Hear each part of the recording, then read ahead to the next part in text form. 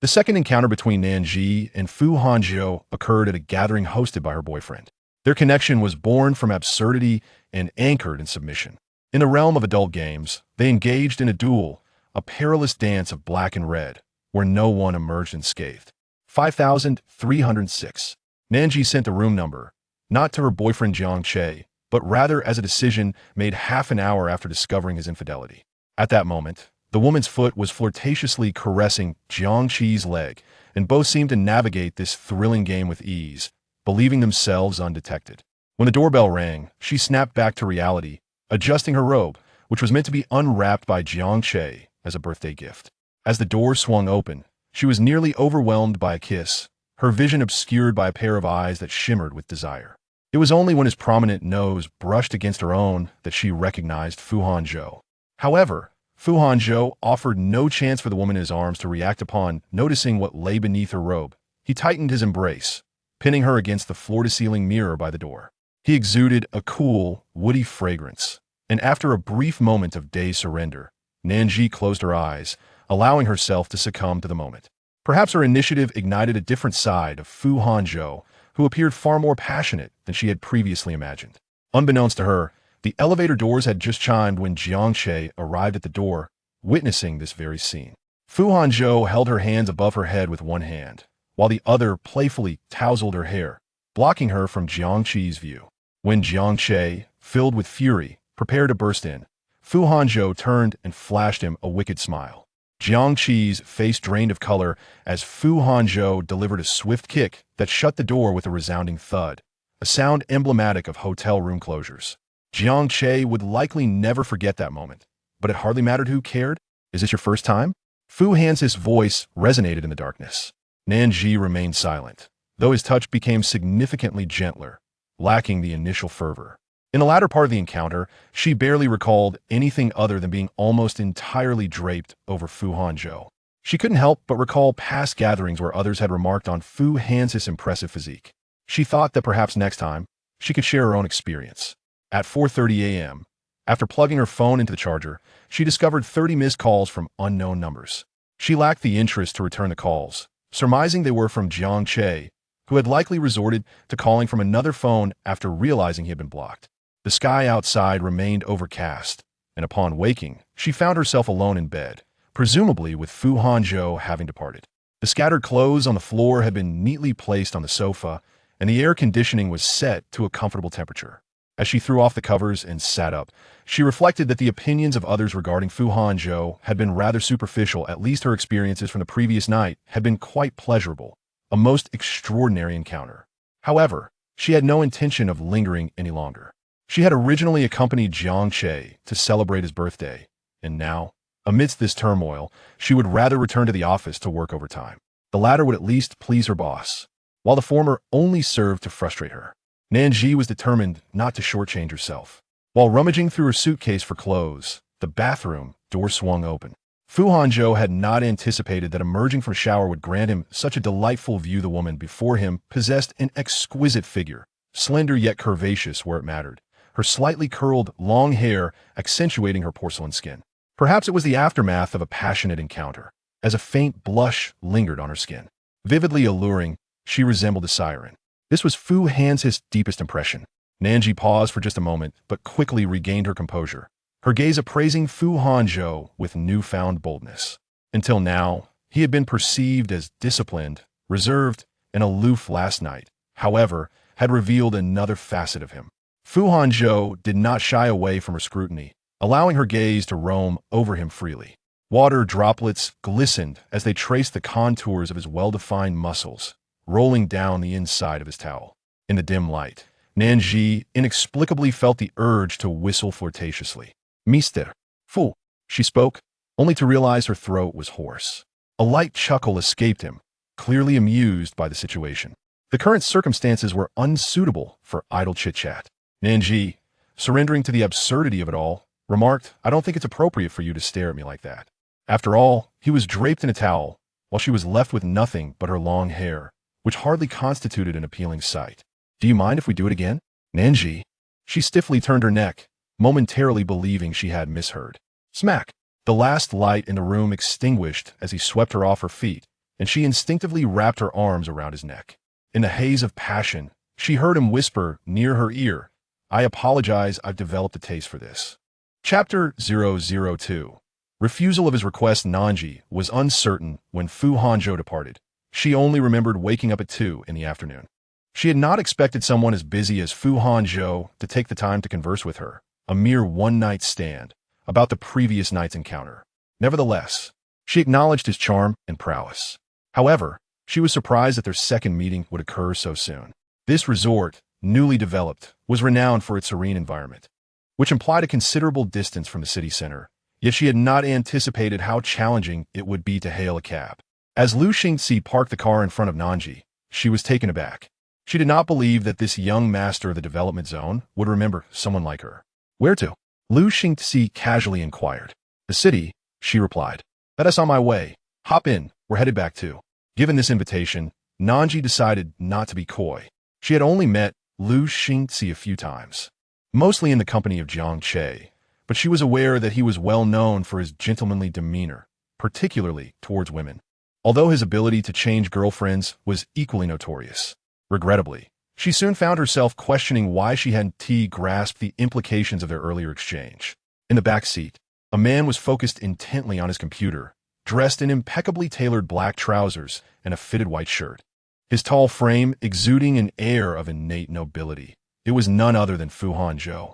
The driver had already placed her suitcase in the trunk, leaving Nan Zhi with no option but to summon her courage and enter the vehicle. As she settled into her seat, the lingering scent of cold wood from Fu Hanzhou, which had enveloped her throughout the night, wafted back to her. The car was silent, and Nan Zhi endeavored to minimize her presence, diverting her gaze to the tranquil scenery outside. Seeking solace for her troubled mind, Lu Xingxi turned back to speak with Nan Zhi, but upon catching Fu Hanzhou's expression, he silently withdrew. The atmosphere was already quiet, and when a phone vibrated, Nan Zhi instinctively reached for her own, only to notice a pair of hands move more swiftly beside her.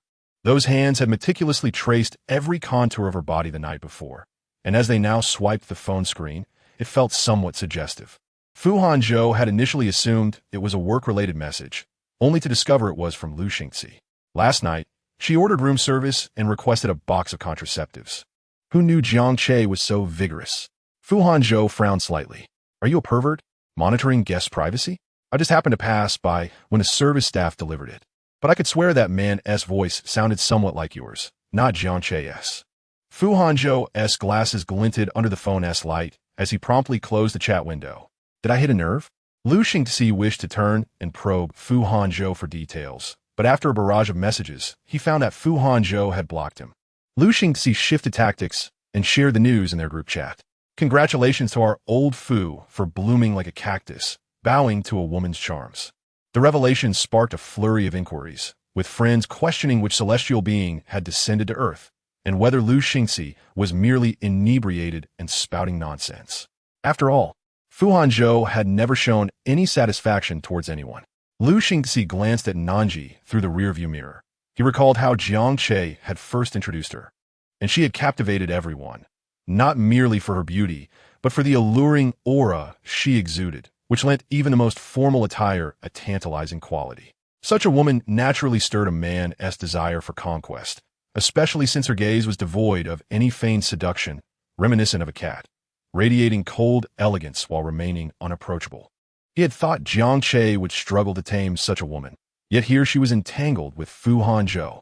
As the phone notifications continued to ping, Nan Zhi felt a shiver down her spine, realizing that Fu Hanzhou seemed to be observing her. Indeed, he was, and as time ticked away, Nan Zhi experienced the sensation of being meticulously scrutinized by a black panther in the jungle, poised to seize its prey at the opportune moment. Just as she summoned the courage to inquire about his gaze, she discovered him with his eyes closed, resting against the back seat.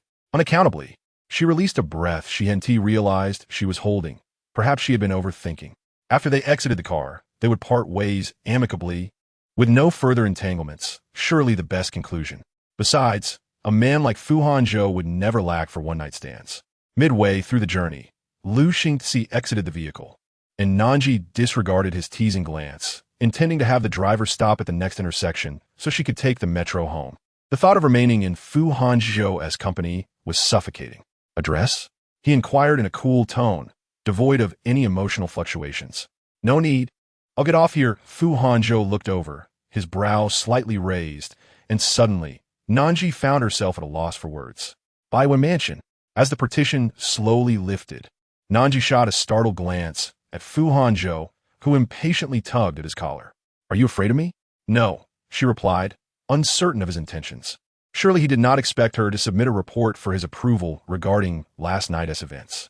Upon hearing her answer, he chuckled lightly, and with his typically indifferent expression, the entire situation felt surreal. "Weren't you quite bold last night?" Chapter 003. Speak for him after a moment of silence. Nan Zhi lifted her eyelids. "If I recall correctly, Mr. Fu, our encounter was consensual. You wouldn't be seeking to settle scores now, would you?" She and Jiang Che had both donned the proverbial green hats for one another, yet she had been cautious, choosing to engage with someone like Fu Hanzhou whom Jiang Che could not contend with. The only miscalculation had been Fu Hanzhou's unexpected presence before her. Fu Hanzhou did not respond immediately. The car continued its smooth journey, and just when Nan Zhi believed he would remain silent, he astonished her with a question. "Would you consider a long-term relationship?" Nan Zhi stared at him in disbelief, never expecting the infamous Fu Hanzhou to propose such a notion. However, she had no intention of delving deeper into Jiang Che's entire social circle, so without a second thought, she replied, "I refuse." Simultaneously, her phone vibrated again from an unfamiliar number, but this time, the sender offered no option for Nan Zhi to decline. Instead, he opted to send a message. "Not answering calls? I'm waiting for you at your apartment entrance. If you have the guts, don't come back. I have my ways to deal with you. Don't think that just because you're with Fu Hanzhou, he'll treat you seriously. Does he really need another woman? Crazy." Nan Zhi took a deep breath, and as Fu Hanzhou averted his gaze, her hand found its way to his thigh. "I think I should retract my earlier statement. Would you like to come to my place for a visit?" Nan Zhi felt that ever since she sent that message, everything had spiraled out of control. Their reflections in the elevator mirror revealed just a small suitcase between them, the air thick with palpable tension. That sensation of being eyed like prey returned. However, compared to the potential threat of Jiang Che lurking around the corner, Nan Zhi would rather bring Fu Hanzhou upstairs. Ding! The elevator halted mid-journey, and a group of people entered. Nan Zhi stepped back to give way, but strong hands firmly grasped her waist, causing her to stiffen. The familiar scent enveloped her, and she felt a delicate touch glide along the zipper of her side. Nan Zhi found it absurd, questioning whether she was hallucinating. In the sleek mirror of the elevator, the man appeared refined and aloof, and no one could fathom the nature of his actions. "Not working today?" a neighbor from upstairs greeted, glancing at Fu Hanzhou. "Your boyfriend? Quite nice indeed." Nan Zhi struggled to maintain her composure, for Fu Hanzhou's hand was subtly inching upward. "Just friends," she managed to utter. The neighbor chuckled, clearly amused. "Ah, I see. The youthful romance." Nan Zhi. Fortunately, the elevator reached their floor, and she softly declared, "We've arrived." Only hearing Fu Hanzhou's low murmur in response, he effortlessly lifted her suitcase with one hand while the other shielded her from the crowd as they exited the elevator. Nan Zhi lived in a building with 2 units per floor. Fu Hanzhou glanced at the doorplate. Just as she opened the door and stepped inside, the man pressed her against the entryway, the sensor light flickering on, and the door closing with a soft thud, his warm breath brushing against her ear. "Friends?" His hand deftly found the zipper. "Can one have a friend like you?" The soft, delicate fabric cascaded down to her ankles as his hand slipped behind her knee, lifting her effortlessly, her long hair arching through the air until she was at eye level with him. "Why the sudden change of heart?" Fu Hanzhou asked directly. Nan Zhi was at a loss for words. She couldn't simply rid herself of one trouble only to invite a greater one. Her fingers instinctively grazed his shoulder, her bright eyes fixed on him, her face undeniably alluring. He wondered if other men could resist such temptation. He certainly felt that his self-restraint, built over 27 years, had become a mere joke. Does President Fu prefer the truth or a lie?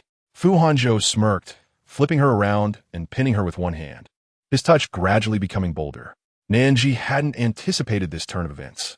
"No, that," she murmured softly, not expecting this man to remember to take precautions. "Take it yourself." Fu Hanzhou handed her a wallet, which she grabbed in a flurry, hastily opening it to find what she expected inside. Men, no matter how pretentious, never forget to bring these. Fu Hanzhou could tell what she was thinking, but he didn't feel the need to explain. He had come prepared, and there was nothing wrong with admitting it. Lost in a whirlwind of emotions, she found herself entirely at his mercy. Just then, a phone on the cabinet by the door rang, and neither of them showed any inclination to answer it. However, the person on the other end seemed relentless. Nan Zhi furrowed her brows, already anticipating who it was.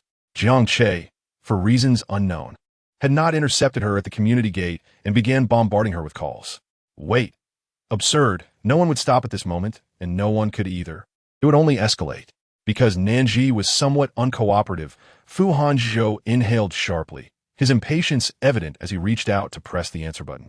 The caller likely hadn't expected Nan Zhi to pick up. After a brief pause, he erupted into a tirade, completely shedding his usual gentlemanly demeanor. You actually know how to answer the phone? Did you dare take Fu Hanzhou upstairs? What were you two doing up there for so long? Nan Zhi, let me tell you, without me, you won't survive at the company. Do you still want to be promoted to administrative supervisor this year? Be smart and send Fu Hanzhou away. There was no need for speakerphone. In the quiet environment, his voice dripped with malice and threat. Nan Zhi's chest heaved in anger. That bastard. Her promotion depended on her own efforts. Yet he had the power to make her life at the company unbearable. Who could blame her for not having a powerful father? Fu Hanzhou grasped her face, looking at her with a half-smile, his thin lips curving slightly. When Nan Zhi met his gaze, she realized her intentions had been uncovered. Don't bite so hard. Fu Hanzhou suddenly warned. Flushing, Nan Zhi felt guilty, not knowing where to direct her eyes. He had stripped her bare, while he remained impeccably dressed, not a hair out of place, making her feel particularly disheveled. Let him hear you. Fu Hanzhou opened his mouth, and Nan Zhi, already biting her lip, suppressed the sounds threatening to escape her throat. Seeing that she remained silent, Fu Hanzhou applied a little pressure, and she finally couldn't help but let out a soft whimper. The sound so sweet it seemed to drip with water, causing the other end of the line to explode. Damn! Nan Zhi, get down here, do you hear me? Nan Zhi cursed inwardly. Why didn't he come up instead? He was only brave enough to shout from downstairs, hurling insults at her. Yet he wouldn't dare call Fu Hanzhou directly, knowing he couldn't afford the consequences. Nan Zhi also recognized Fu Hanzhou's anger. His movements were deliberate and understanding the situation. She wrapped her arms around his neck and, with a hint of playfulness, planted a kiss on the corner of his lips. Help me? Fu Hanzhou's eyes darkened behind his glasses as he removed them, stating, You made a good choice. He would indeed assist her. Otherwise, he wouldn't have entered her room the previous night. He placed the phone to his ear and addressed the caller. Is there something you need? Upon hearing that cold voice, Jiang Che, sitting in his car, immediately hung up in fright. Look at that. He doesn't even have the guts to confront Fu Hanzhou. A flicker of disdain crossed Nan Zhi's eyes. He was a novice compared to her seasoned experience. Adults must take responsibility for their choices, and there was no room for regret. However, Nan Zhi did not anticipate the toll of enraging Jiang Che would be so great. From the entrance to the living room, from the living room to the bathroom, and finally to the master bedroom, by the end, she was utterly drained, lacking even the strength to lift her eyelids. Fu Hanzhou leaned against the headboard, gently caressing her back, and truthfully, if he were a mere duck, she felt she couldn't afford such excellent aftercare with her salary. How about utilizing my feelings? Nan Zhi remained silent, primarily because she was genuinely exhausted, her mind unable to function.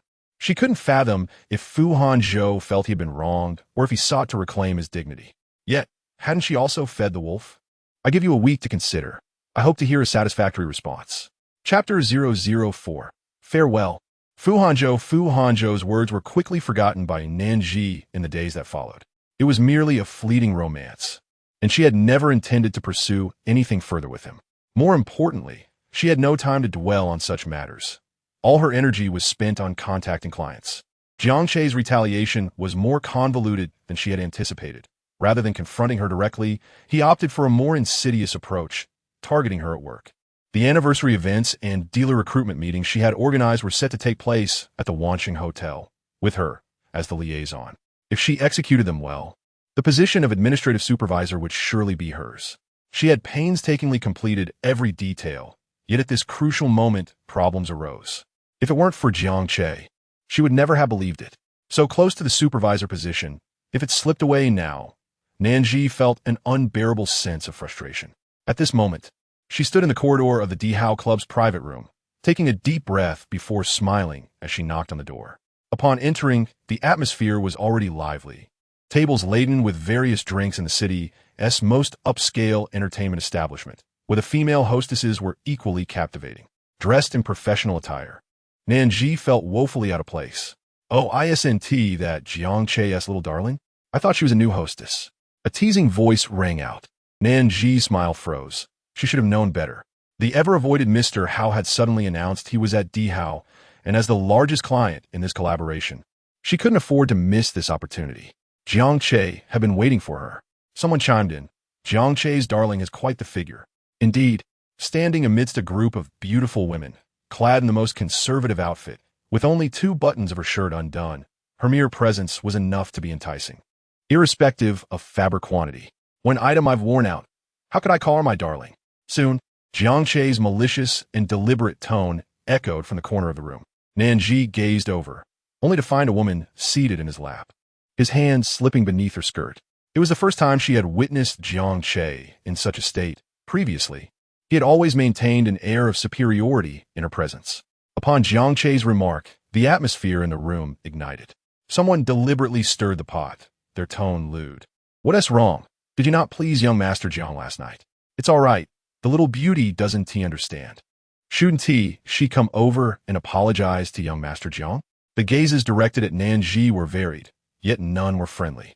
She was aware that tonight was a banquet fraught with danger, yet the current situation seemed dire. Jiang Che had forcefully pushed the woman beside him aside, his fingers rapping against the marble table before him. "What's the matter? Are you frightened? Come here and drink this wine. I shall grant you the opportunity to kneel and beg for forgiveness." What might have been playful banter had crossed into the realm of insult, prompting several men to speak up for Nan Zhi, which only served to infuriate Jiang Che further. It appeared her visage had deceived them all. How could they believe she was anything of worth? Jiang Giscold. After all, they were merely business acquaintances, and none would jeopardize their friendships over a woman. Jiang Che's disdain only indicated that her ill fortune had come upon her. The once vibrant atmosphere of the private room had dimmed. Even the music ceased, and all eyes turned toward Nan Zhi. After a moment of rigidity, she noticed that bodyguards were stationed at the entrance, explaining how easily she had entered earlier. Comprehending this, she walked directly toward Jiang Che, traversing a short distance with an air of captivating elegance. Even Jiang Che had to concede that he had invested considerable emotion in Nan Zhi, yet it was this very woman who had placed such a grievous affront upon him. If he did not retaliate, how could he possibly continue to thrive in H City? "Young Master Jiang," she said, her tone a blend of languor and chill. But when uttered from her lips, it became a provocative weapon against men. The mere thought of her feigning innocence while attaching herself to Fu Hanzhou ignited a fury within him. He longed to strip her bare before all, to demonstrate the nature of their entanglement. Nan Zhi smirked, her lips curving as she asked, "If I drink all this wine, will you spare me?" Jiang Che pressed his tongue against the flesh of his cheek. "You drink first, then we'll see." In an instant, those present erupted in raucous encouragement. "Drink, drink, drink." The women attending were astute, noticing a man lighting a cigarette, and immediately approached to assist. Nan Zhi surveyed the array of colorful liquids in the meticulously arranged glasses, a smile tugging at her lips as she grasped the decanter. Everyone's gaze was upon her, none daring to intervene, likely eager to witness her struggle against the odds. Pouring all the wine into the decanter, she began to drink cup after cup, finding it utterly dull. "What do you think, young Master Jiang?" Jiang Che's expression twisted into derision, intrigued by her antics. "Jiang Che, this is becoming excessive. Someone might actually die from this." They had come to enjoy themselves, not to cause a fatality. Jiang Che, reveling in the moment, was unperturbed by this caution. "If you're scared, you can leave." He was determined to torment Nan Zhi tonight, planning to present her with a most unconventional gift. Nan Zhi stood, offering a smile to the man who had defended her earlier, then positioned herself before Jiang Che. Her eyes, like mist from the southern lakes, now appeared both innocent and alluring. Jiang Che found himself genuinely captivated by her submission, the earlier bravado fading. "How shameless can you be? Do you think that by clinging to Fu Hanzhou, he would come for you? What is his status? I have treated you well, yet you dare to wear the crown of infidelity?" Her smile unwavering. Nan Zhi responded softly, "Indeed, you have treated me well, very well." With that, her expression shifted. She seized Jiang Che's collar and splashed the decanter's contents upon him. The suddenness of the act left him momentarily stunned, but as he regained his composure, he attempted to retaliate. The private room erupted in screams, and amidst the chaos, the door was kicked open. Lu Xingxi had barely begun to speak when he heard Nan Zhi's bold declarations, his gaze shifting to the person behind him, and he whistled. "Jiang Che, you seem to be having quite the revelry. Why was I not invited?" With that, the individuals accompanying him restrained the bodyguards, dismissing them with a pat on the shoulder. Those who had initially intended to assist fell silent, their attention drawn to Fu Hanzhou as he entered the room, the atmosphere thickening with tension. Fu Hanzhou took a seat, his chiseled features obscured by the room's vibrant lights, half in shadow. He appeared to have just finished a social engagement, adjusting his tie with discomfort. However, he soon commanded, "Come here."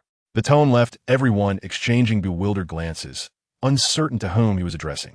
Jiang Che's gaze was fixed on Nan Zhi.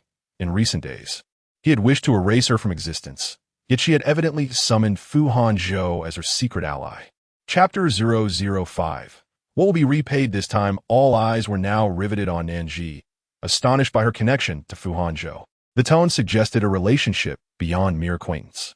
Nan Zhi was equally bewildered. Her earlier confrontation with Jiang Che had merely been an outlet for her frustration, and she had anticipated dire consequences. She had not expected Fu Hanzhou's arrival, nor whether he had overheard her previous remarks. Their eyes met, and Nan Zhi felt a rare sense of awkwardness, unsure where to direct her gaze. Must I personally come to retrieve you? If anyone remained oblivious to the nature of their relationship, they must have been living under a rock. No wonder this woman had the audacity to confront Jiang Che in his own territory. She was evidently relying on Fu Hanzhou's support, though it remained unclear whether their connection was a fleeting romance or a deeper bond.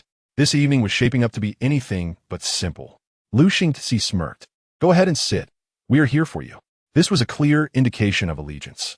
Taking a deep breath, Nan Zhi turned her back on Jiang Che and walked directly to Fu Hanzhou, settling beside him. The tides had turned. The woman who had just been the subject of mockery now occupied the position of honor, observing the others, as some sought to ingratiate themselves. The current atmosphere made conversation ill-timed.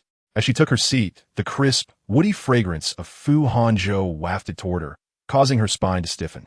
Lu Xingxi glanced at the group standing nearby, finding a place to sit. "Why are you all just standing there? Weren't you having fun a moment ago? Sit down." Jiang Che remained frozen in place, still reeling from the humiliation of being splashed with wine and struck by Nan Zhi. He could not swallow this affront.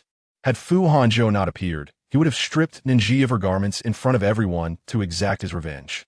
Now, however, the room's focus had shifted entirely to Fu Hanzhou, rendering Jiang Che nearly invisible. The music was halted by the waitstaff, but the revelry must not cease. Otherwise, no one would enjoy the night ahead. Lu Xingxi's gaze lingered on Nan Zhi, clearly entertained. "I told you this woman was exceptional. She could summon the likes of Fu Hanzhou. Yet, it seems she remains oblivious to the gravity of her situation." Perhaps as others began to converse, Nan Zhi exhaled softly. She had quite the audacity to venture here alone. A breath of air brushed against her ear, causing her to shudder. Fu Hanzhou had leaned in closer than she realized. His actions were a declaration of ownership, signaling to all that Nan Zhi belonged to him, at least for the night. Jiang Che's eyes burned with anger. "Brother Hanzhou, are you truly willing to forsake our brotherhood for a woman?" The room fell silent, a palpable tension enveloping them.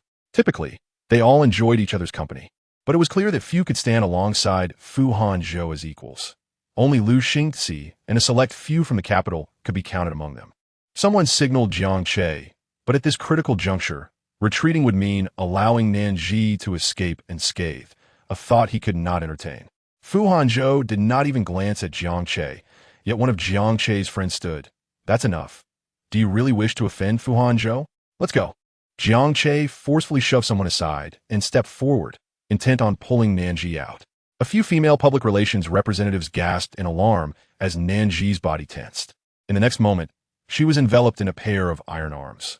Fu Hanzhou's glasses glinted under the lights as his well-trained bodyguards swiftly dragged Jiang Che aside. "Fu Hanzhou!" Jiang Che roared, attempting to rush forward, but found himself unable to move from his spot. I've helped you once more. This time, what will you offer in return? The man's deep, husky voice brushed against her ear.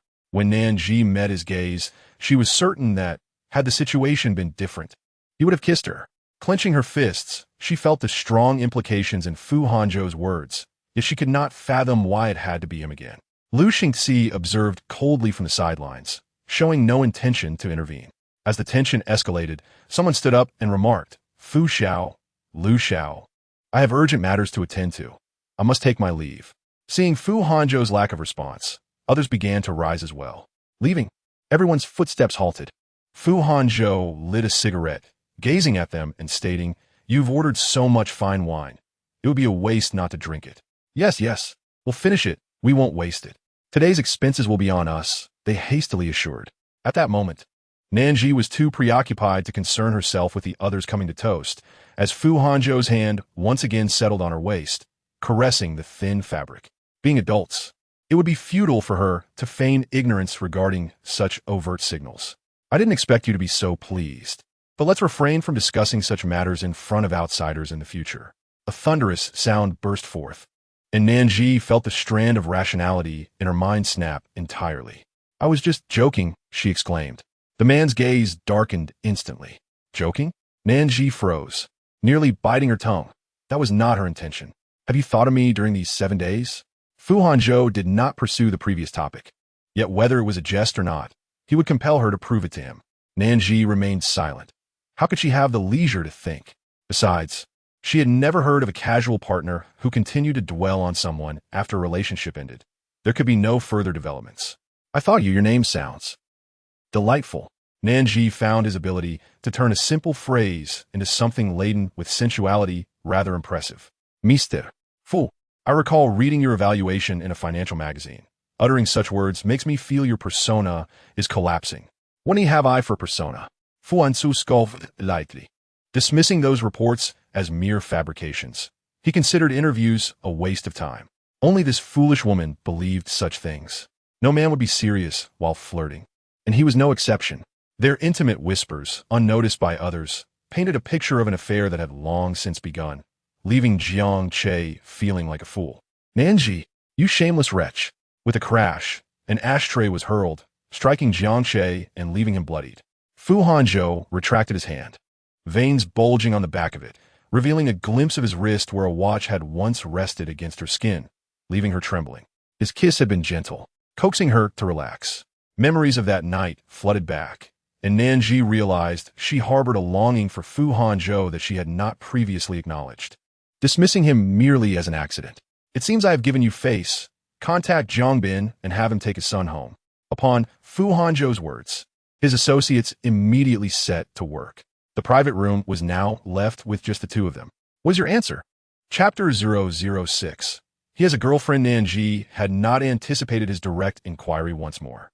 Steadying her nerves, she asked, Mr. Fu, may I pose a question? Speak, he replied, his gaze lingering on her face, though she could not discern the depths of his intent. She was acutely aware that since she met Fu Hanzhou, he had shown no particular interest in her until the day she took the initiative to send him her room number. That had marked the beginning of everything. Even now, while his hand lingered on her waist, he refrained from further actions, seemingly awaiting her command. It felt as if each tug-of-war between them commenced only when she spoke first. Do you like me? Nan Zhi inquired. Fu Hanzhou lifted an eyebrow. You overthink things. Her heart sank, although she had suspected this would be his answer. Hearing him acknowledge it so plainly stoked a sense of indignation within her, feeling reduced to mere plaything. Yet his clear words were preferable to Jiang Che's deceptive claims of love. At this moment, Fu Hanzhou withdrew his hand, as if the flirtatious remarks had never been uttered. I was merely speculating. Given that, I must decline your proposal, Mr. Fu. Fu Hanzhou raised an eyebrow. Have you made up your mind? May I ask your reasoning? Nan Zhi found it amusing. This man could be quite rude at times, yet he would also feign utmost courtesy, seeking her opinion even in intimate matters. As you can see, I have just experienced betrayal, and my trust in men is practically at zero. Thus, I have no intention of embarking on a romantic relationship. But I was referring to a long-term partner. We would engage in passion without the entanglements of romance. The crimson tip of his cigarette glowed amidst the smoke, mingling with the scent of cold wood that clung to him. It was not unpleasant, yet Nan Zhi still felt choked. She realized that continuing to dwell on this issue was a waste of time. If you find rejection to be a painful experience, I can invite you to dinner as a token of gratitude for today's assistance.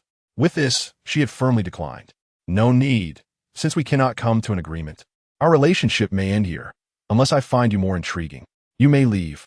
After Fu Hanzhou's words, his gaze no longer lingered on her, and the flicker of desire in his eyes dissipated entirely.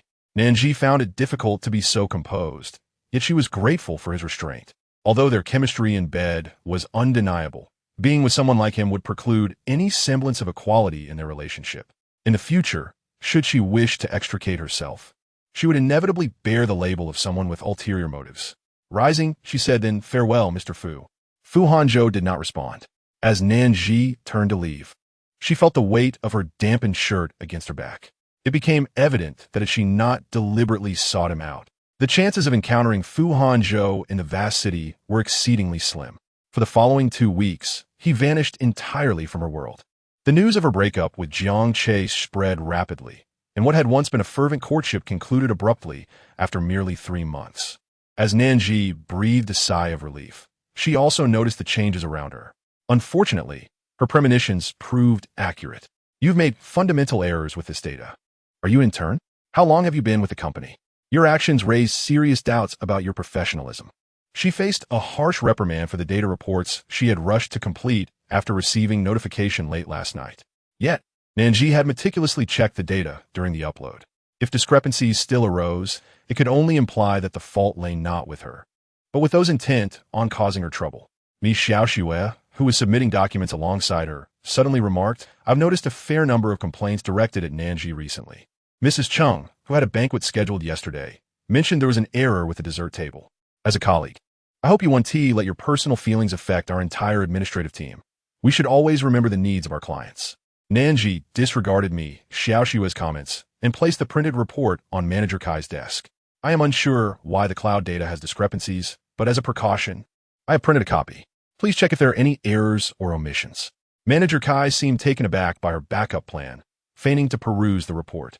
Nan Zhi observed his actions and immediately understood that the recent difficulties she faced were merely a result of Jiang Che's words about their breakup, deliberately complicating her work. As for Mrs. Chung, I personally visited her yesterday with gifts to apologize, and she has already expressed her understanding. Manager Kai paused, tossing the report onto the table, while Ms. Xiaoxue was taken aback by Nan Zhi's unexpected maneuver.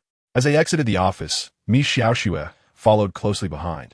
What is the point of your hard work? Jiang Che has already made it clear that your days ahead will only become increasingly arduous. Whether I can endure is my own affair. You need not concern yourself. Is it the first day you've been in the workplace? Having already fallen into the same pit, do you wish to jump in a second time? Do you take me for a fool? Upon seeing her emerge, Lin Yoxia quickly handed over a coffee. Watching Ms. Xiaoxue saunter towards the team leader's office in her high heels, she rolled her eyes and remarked, "She entered through the back door, yet still has the audacity to claim she relies on Jiang Che. Forget it. What is the point of arguing with her? Such individuals are plentiful in the workplace." Lin Yoxia dragged her chair over. What else with Jiang Che acting like a mad dog, snapping at you? Breaking up is quite a common occurrence. Now the planning department is so arrogant, constantly causing trouble for our administrative department, claiming that our proposed solutions lack cooperation, with Jiang Che backing them. They prance about like peacocks. Nan Zhi hesitated to discuss her issues with Jiang Che, noticing Lin Yoxia engrossed in her phone. "What are you looking at?" "Oh, today's headline says Fu Hanzhou is suspected of having a girlfriend, and she is a supermodel." Nan Zhi paused, then opened the document on her desk to check the upcoming schedule and team meetings. Lin Yoxia patted her shoulder. "Did you happen to meet Fu Hanzhou when you were socializing with Jiang Che? Is he really as handsome as in the pictures?" "I didn't pay attention," Nan Zhi replied after a moment. Lin Yoxia nodded, not suspecting anything. "Oh, don't forget about the department gathering tomorrow night. I can tell Ms. Xiaoxue is well prepared this time. Manager Kai, that old lecher, has been eyeing you for quite a while. Now that the news of your breakup with Jiang Che is out, he might seize the opportunity. You need to be clever. If it comes to it, just slip away." Just the thought of the upcoming situation made Nan Zhi feel overwhelmed. Fine. Chapter 007. Is she not your woman?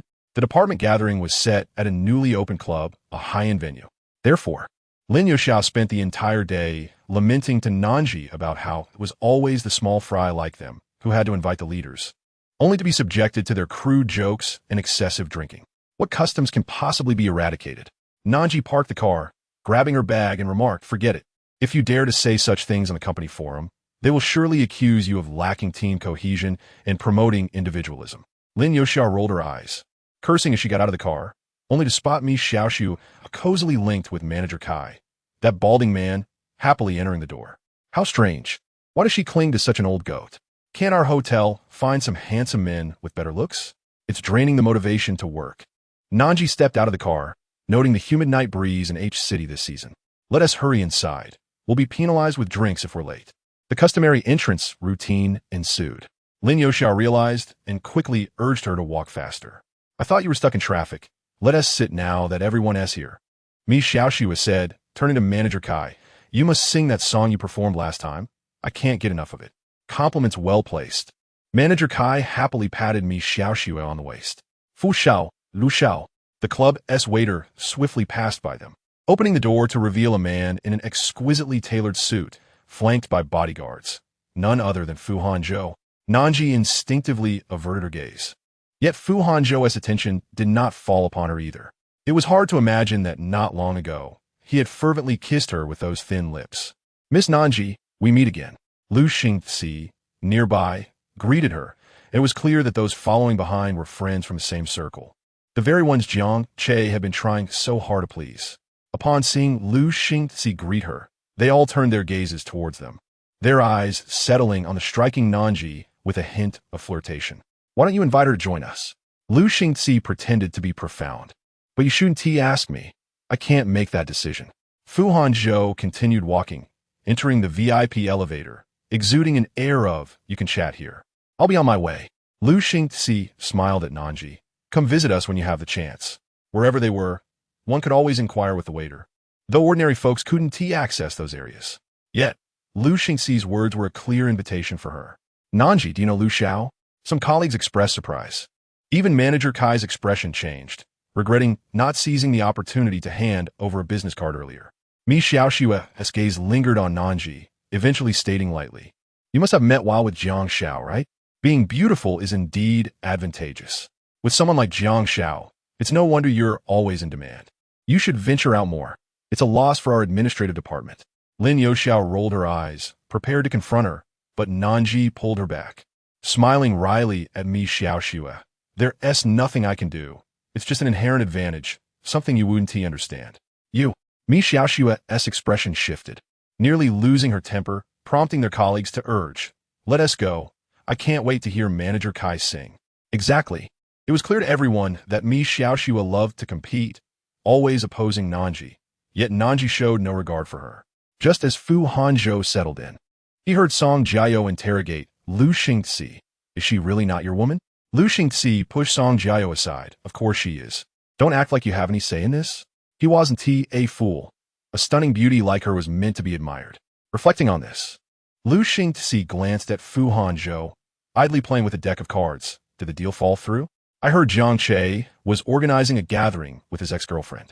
Some even rushed to the Imperial Hotel without concern for business, only to end up sitting there smoking alone. Genuinely curious. Mind your own business. Fu Hanzhou replied coldly. Fine, best not to provoke a man whose desires are unfulfilled. One wrong word, and he might turn hostile. Lu Xingzi then instructed the waiter with a few words. Upon entering the private room, Mi Xiaoxiu immediately took center stage, her singing voice quite good, and she flattered Manager Kai, who, by the end of her performance, appeared as if his face were blooming with chrysanthemums. Lin Youxiao nudged Nan Zhi, signaling her to be cautious. As expected, Mi Xiaoxiu approached with a drink. Since you managed to handle such a troublesome client like Mrs. Chung, we all ought to toast to you, right? Nan Zhi anticipated this move. I'm driving later. I won't be drinking tonight. Mi Xiaoxiu raised an eyebrow. That's rather inconsiderate. Everyone else is 3 rounds in. It seems you don't regard us as your own. Nan Zhi was thoroughly annoyed by Mi Xiaoxiu's meddling. Just as they were at a standoff, the door opened, and the waiter brought in drinks and a platter of desserts. This must be a mistake. We didn't order these. No mistake. These are courtesy of Lu Xiao, along with all the expenses for tonight. Seeing the bottle of wine, which must have cost at least 100,000, the room fell silent. Mi Xiaoxue's face nearly faltered, realizing why Nan Zhi had been aloof about toasting. Lin Youxia, having endured Mi Xiaoxue's antics all night, finally snapped, "Just know that if Lu Xiao is present, he wouldn't ask Nan Zhi to drink. What are you even supposed to be?" Colleagues cleared their throats, and the waiter, smiling, placed the items down and exited. Nan Zhi felt a weight in her heart, unsure of Lu Xingxi's sudden gesture and what it might signify. Logically, their personal relationship had not reached such a level. Mi Xiaoxue, unable to maintain her composure, naturally refrained from approaching them, primarily concerned that Nan Zhi might genuinely forsake Jiang Che for Lu Xingxi, a man of a different caliber altogether. As soon as Nan Zhi took her seat, Lin Youxiao inquired, "What is going on between you and Lu Xingxi?" Nan Zhi shook her head. "I'm not entirely sure, but one thing is evident. With Lu Xingxi delivering wine tonight, the days ahead won't be too difficult." Yet, she pondered how long this would last, her gaze sweeping over a few who averted their eyes, all of whom had recently conspired against her, both overtly and covertly.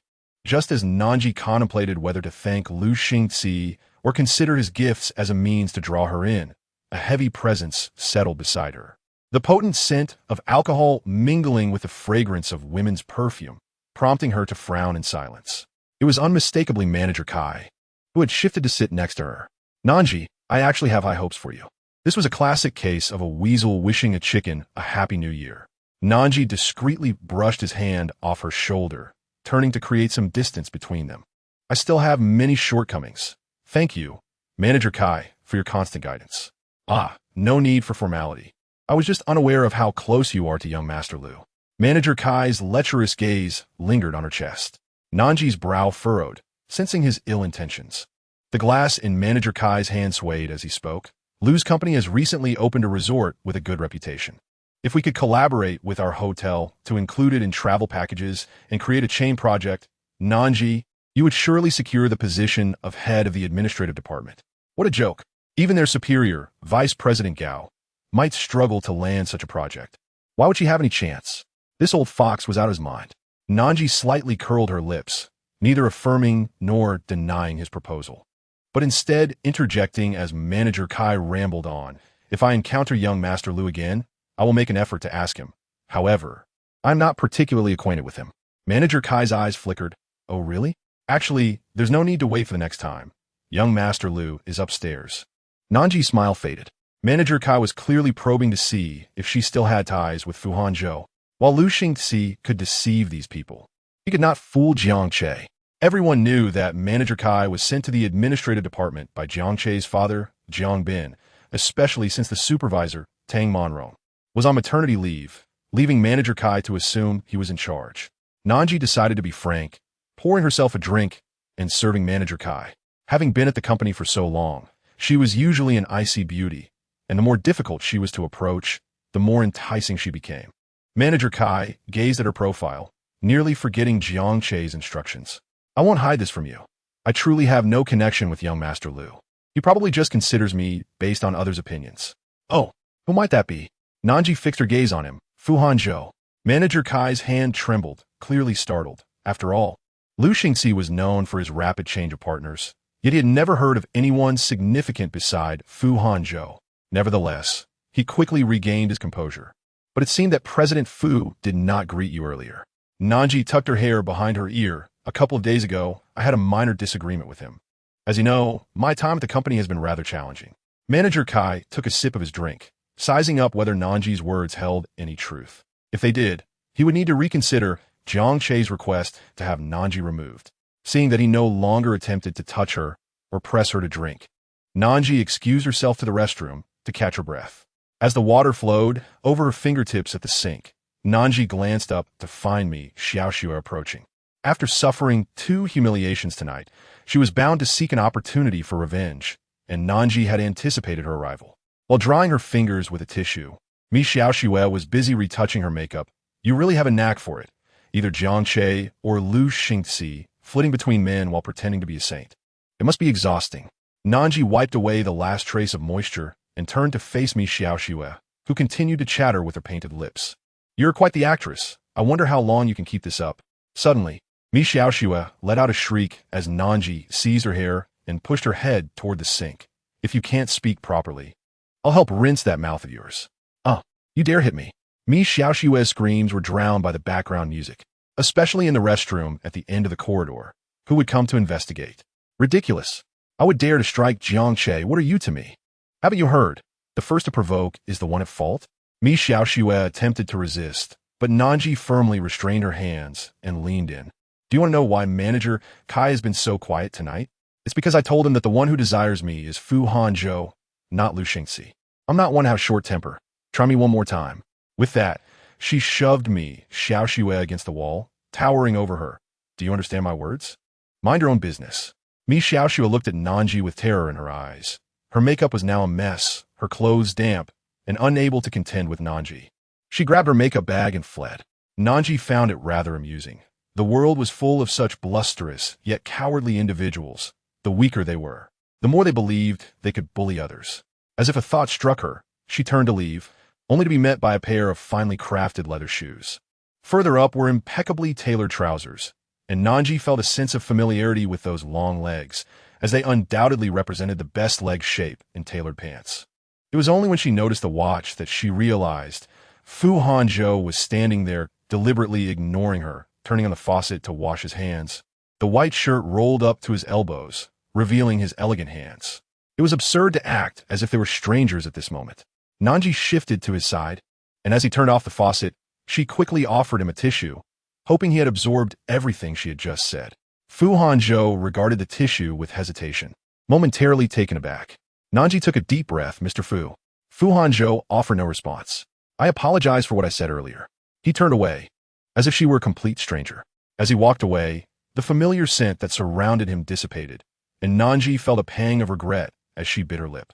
Was it this year's misfortune that every time she tried to speak with someone, she would run into him? Nan Zhi lingered for a moment before discarding the tissue in the trash. She pulled out her phone and found Fu Hanzhou's message page, the last message still displaying 5306. Memories of that night surged back, and she tapped her forehead, then began typing. Meanwhile, Fu Hanzhou returned to the private room, where the atmosphere had already lightened up. Lu Xingxi was seated next to a rising star in the entertainment industry, and upon his entrance, she teased, "Did you take that long in the restroom?" Fu Hanzhou sat down, avoiding the drink offered by the female attendant. Yet for the first time, his gaze wandered over the women around them, his mind conjuring images of Nan Zhi in various forms. Beautiful, sharp-tongued, and fierce, capable of drawing forth passion, yet cold as ice in rejection. Ironically, he found himself ensnared by her. Fu Hanzhou lit a cigarette. Song Jiao and the others were already tipsy, and Lu Xingxi nudged him. "I almost went to the restroom looking for you." The attendant said, "You went to the second floor." The VIP room had a restroom. It was odd he would go outside, let alone to the second floor. Who would believe him if he claimed he wasn't looking for someone up there? "I'm leaving." Fu Hanzhou exhaled a puff of smoke, clearly uninterested in staying any longer. "You're leaving already?" Lu Xingxi was taken aback. Nan Zhi, in the restroom, deleted and rewrote her apology message multiple times. She first explained that she was indeed in the wrong, but felt it inappropriate given her current struggles at the company. Ultimately, she settled on a sincere, three-word message: "I'm sorry." However, Fu Hanzhou had blocked her, and the message never went through. Nan Zhi stared at the red exclamation mark, realizing for the first time how truly difficult Fu Hanzhou was to deal with. Chapter 009. I have always been here after the earlier incident. The departmental gathering quickly dispersed, with colleagues leaving in small groups. When Nan Zhi's phone vibrated, she noticed an unfamiliar number and, fearing it might be a client, quickly answered, "Hello." Yet, all she heard on the other end was a woman's piercing scream, followed by a sinister cackle reminiscent of a horror film, and then a static noise warning her to be careful on her way home. The voice had been altered, making it impossible to discern any recognizable tone. Nan Zhi hung up, her expression impassive, but her heart sank at the thought of that madman, Jiang Che. Having consumed a bit of alcohol that evening, the group planned to take a taxi home. As they waited at the intersection, Nan Zhi pondered Jiang Che's intentions. At this point, she could not bring herself to return and apologize. Her greatest fault was her lack of connections and support. It was Fu Hanzhou's car. someone remarked, and the group turned in unison to watch the vehicle approach. A black Bentley, with a license plate starting with the number 8, flashed its lights, momentarily blinding them before it zoomed past. It seemed to mock the words Nan Zhi had previously uttered in the private room, all of it a self-scripted performance. Mi Xiaoxue's derisive laughter echoed behind them, and it was evident that Manager Kai's expression was equally unfavorable. Lin Yusha, feeling perplexed, asked, "What are you laughing at?" Mi Xiaoxue had endured a night of frustration waiting for this very moment. She couldn't let it slip by. "What am I laughing at? I find it amusing that some people boast without fearing the repercussions, claiming connections with President Fu. They fail to realize that the women vying for Fu Hanzhou's attention could stretch from here to the suburbs and back. Does President Fu even know her?" Just as Lin Yusha was about to retort, a car following the Bentley stopped in front of them. The man in the passenger seat rolled down the window. "Zhao Yu, Fu Hanzhou's assistant." Mi Xiaoxue instantly fell silent, while Manager Kai reacted more quickly, hurrying to the front. "Assistant Zhao, long time no see." As he spoke, he pulled out a cigarette, but Zhao Yu waved him off, turning his gaze to Nan Zhi. "Miss Nan Zhi, if you have any business inquiries, please contact the number on this business card." Nan Zhi was momentarily taken aback, but quickly regained her composure. "Assistant Zhao, may I schedule a meeting with President Fu to express my gratitude in person?" Zhao Yu replied, "I will ask President Fu." Seeing he did not refuse, Nan Zhi exhaled in relief as Zhao Yu departed. As the convoy of luxury cars drove away, her colleagues fell silent. Lin Yusha rolled her eyes, glancing at the pale Mi Xiaoxue. A mere buffoon. Nan Zhi clutched the business card tightly. Although it was merely Zhao Yu's personal number, it represented a step-up provided by Fu Hanzhou. Mi Xiaoxue, clearly unable to remain composed, quickly flagged down a car and left, while Lin Yusha accompanied her until everyone had departed. "You drove here, call a designated driver. If anything comes up, discuss it at the office tomorrow." Nan Zhi helped her close the car door. "Don't worry about me. Go home and drink some hangover soup. Rest assured, my mother waits for me to return before sleeping." Lin Yusha waved goodbye, and Nan Zhi stood for a moment, contemplating whether to call a designated driver. Just as she opened the car door, she noticed something amiss. The passenger seat, which should have contained a bag of meal replacement bread, had its seal closed. One piece had been consumed on the way here, but now the bag was sealed again, and she could hear a faint squeaking noise from inside. Nan Zhi's hair stood on end. She immediately grabbed the bag and locked the car door as she walked outside. Initially intending to head straight to the police station, she sensed footsteps approaching from behind, growing closer. Nan Zhi feigned calmness. There was traffic outside, and the parking lot was filled with people. Perhaps it was just someone passing by. Yet, her life experiences taught her never to take chances. She broke into a run. The empty parking lot echoed with her hurried footsteps until a car's headlights illuminated the scene, and a tall figure stepped out, pulling her into his embrace. Let go of me. Where do you think you're running off to?" Fu Hanzhou's icy voice rang out. Nan Zhi froze, looking up at him. His features were obscured by the bright lights, but his sharp jawline and thin lips were distinctly visible, and his glasses glinted in the light. Her frantic gaze locked with his. "What happened?" Fu Hanzhou asked, frowning slightly. Nan Zhi, momentarily forgetting that he had just blocked her, replied with a trembling voice. "Someone was following me." Fu Hanzhou glanced at two men passing by. "They're just passers-by. You are overreacting." Nan Zhi turned to see that they were indeed just fellow travelers, but her unease did not dissipate. "Someone tampered with my car." Fearing he wouldn't believe her, she tightly clutched the bag and offered it to him. Fu Hanzhou took the bag and opened it, revealing a barely alive mouse within. No wonder there had been a foul odor since earlier. He clenched his jaw, tossing the bag to a bodyguard who had followed them. "Check her car and then call the police." "Yes." Nan Zhi's fingers gripped her phone so tightly that her fingertips turned pale. "Get in the car." Fu Hanzhou opened the door. Nan Zhi hesitated, and Fu Hanzhou narrowed his eyes. "What? Are you going to refuse again? Suit yourself." Just as he was about to leave, she grasped his shirt, looking at him with eyes brimming with tears. "I can't move." "Why not?" "My legs are weak." Fu Hanzhou paused for a moment, then chuckled softly. "You're not very brave, yet your temper is quite fierce. Do you know what happens when you provoke a mad dog? Why do you still want to rile him up?" He scolded her, but then effortlessly lifted her into his arms. Being taller than her, it was effortless for him to carry her. Once in the car, Fu Hanzhou did not set her down, and she found herself almost sitting on his lap. She attempted to shift to the side, but the moment she moved, his sharp gaze fell upon her. Miss Nan refrained from fidgeting unnecessarily in the presence of a man. Nan Zhi was at a loss for words. Didn't President Fu just leave? Fu Hanzhou raised an eyebrow. Are you concerned about my whereabouts? Earlier at the intersection, someone mentioned that the Bentley that left was yours. He owned so many cars that she could hardly remember which one was which. I've always been here. Fu Hanzhou replied cryptically. Nan Zhi nodded. Thank you for today. Suddenly, Fu Hanzhou seemed to lose interest in their conversation, his tone growing colder. I didn't stop here for you. There's no need for thanks. He merely felt restless and lost in thought, not intentionally waiting for her. Nan Zhi, taken aback by his response, fell silent, and an awkward atmosphere enveloped the car. The driver glanced at them in the rearview mirror several times before finally mustering the courage to ask, President Fu, should we head home? Chapter 010. Do you act like this on his bed too? Go to Buyue Mansion. Fu Hanzhou observed Nan Zhi's anxious demeanor and spoke coldly. The car was quiet, and unlike before, he did not engage in flirtatious behavior with her. Instead, he closed his eyes to rest. If Nan Zhi were not sitting on his lap, she would have appreciated the distance between them. Regrettably, she dared not move, remaining tense even when they halted for a red light. Contemplating what explanation Fu Hanzhou would be willing to accept, he had clearly provided her an opportunity to save face tonight. Nan Zhi had never believed that anyone would help someone without reason, especially someone as renowned for his ruthlessness in business as Fu Hanzhou. As a mere one-night stand, she found it difficult to pinpoint what could have prompted Fu Hanzhou to repeatedly extend a lifeline to her. Fortunately, Buyue Mansion was not far away. Upon arriving at the community, the driver brought the car to a halt. Nan Zhi wanted to move, but instinctively glanced at Fu Hanzhou.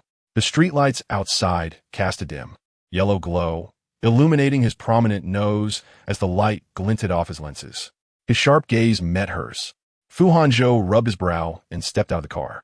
Nan Zhi, with both hands gripping the car door, descended from his lap, feeling a slight numbness in her legs.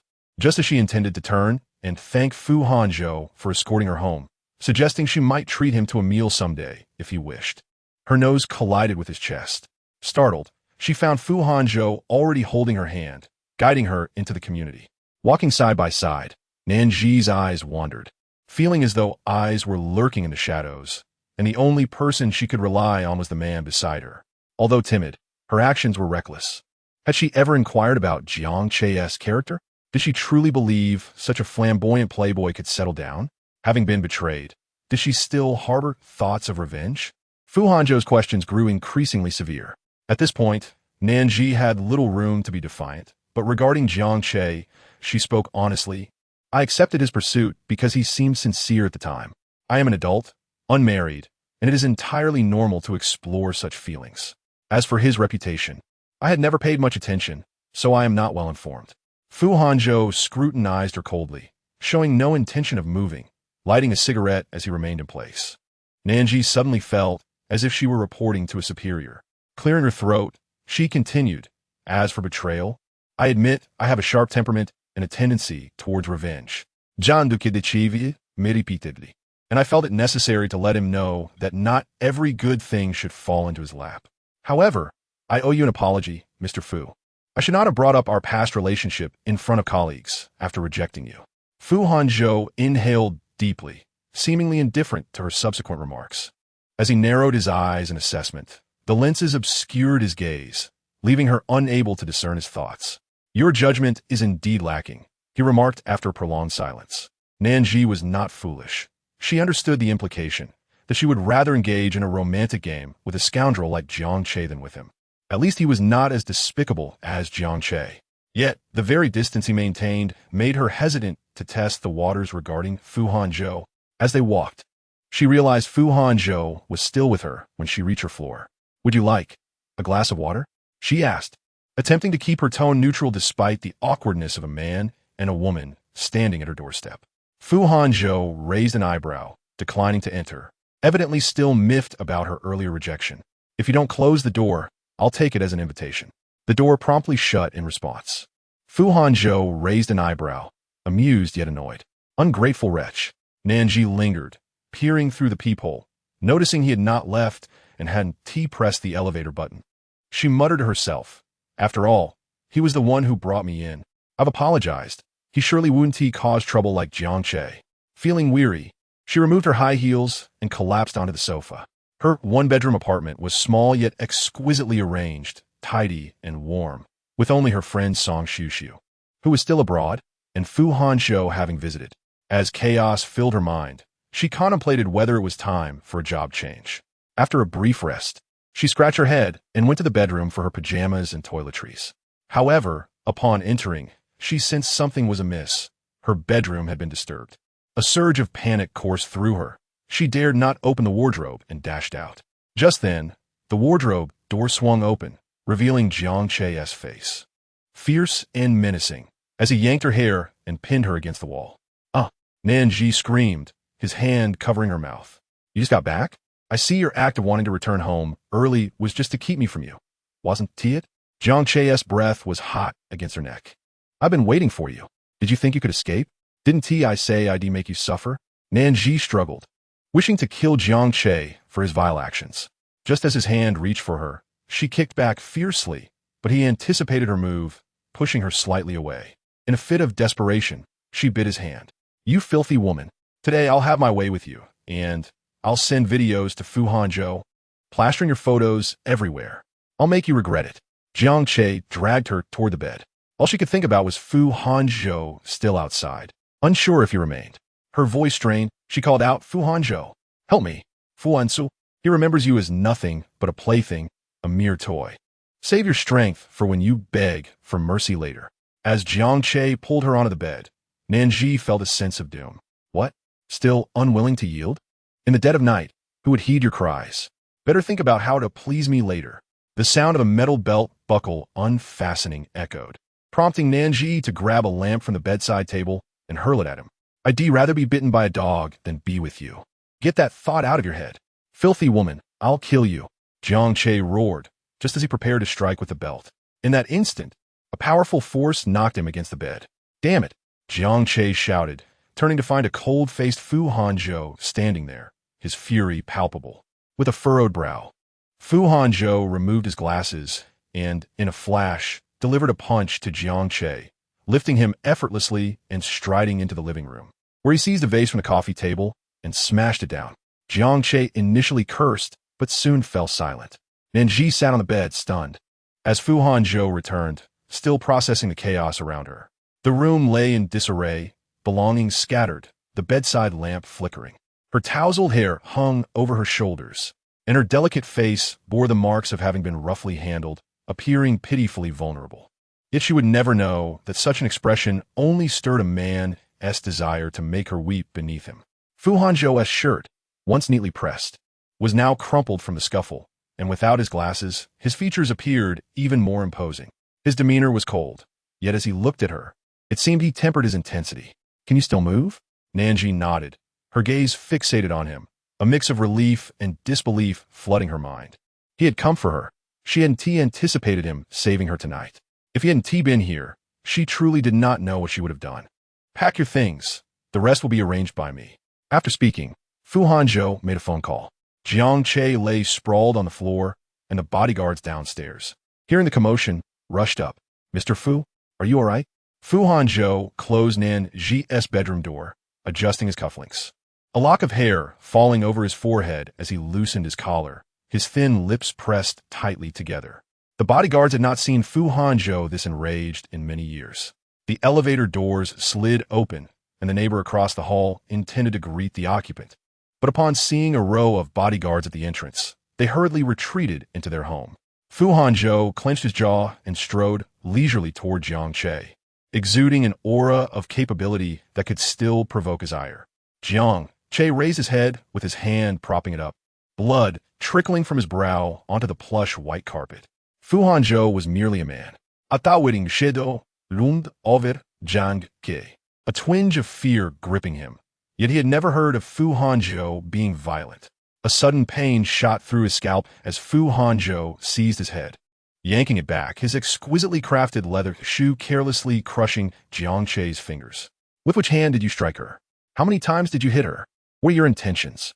Though it was a clear interrogation, his words flowed slowly, as if each syllable was meticulously crafted in his mind before being uttered.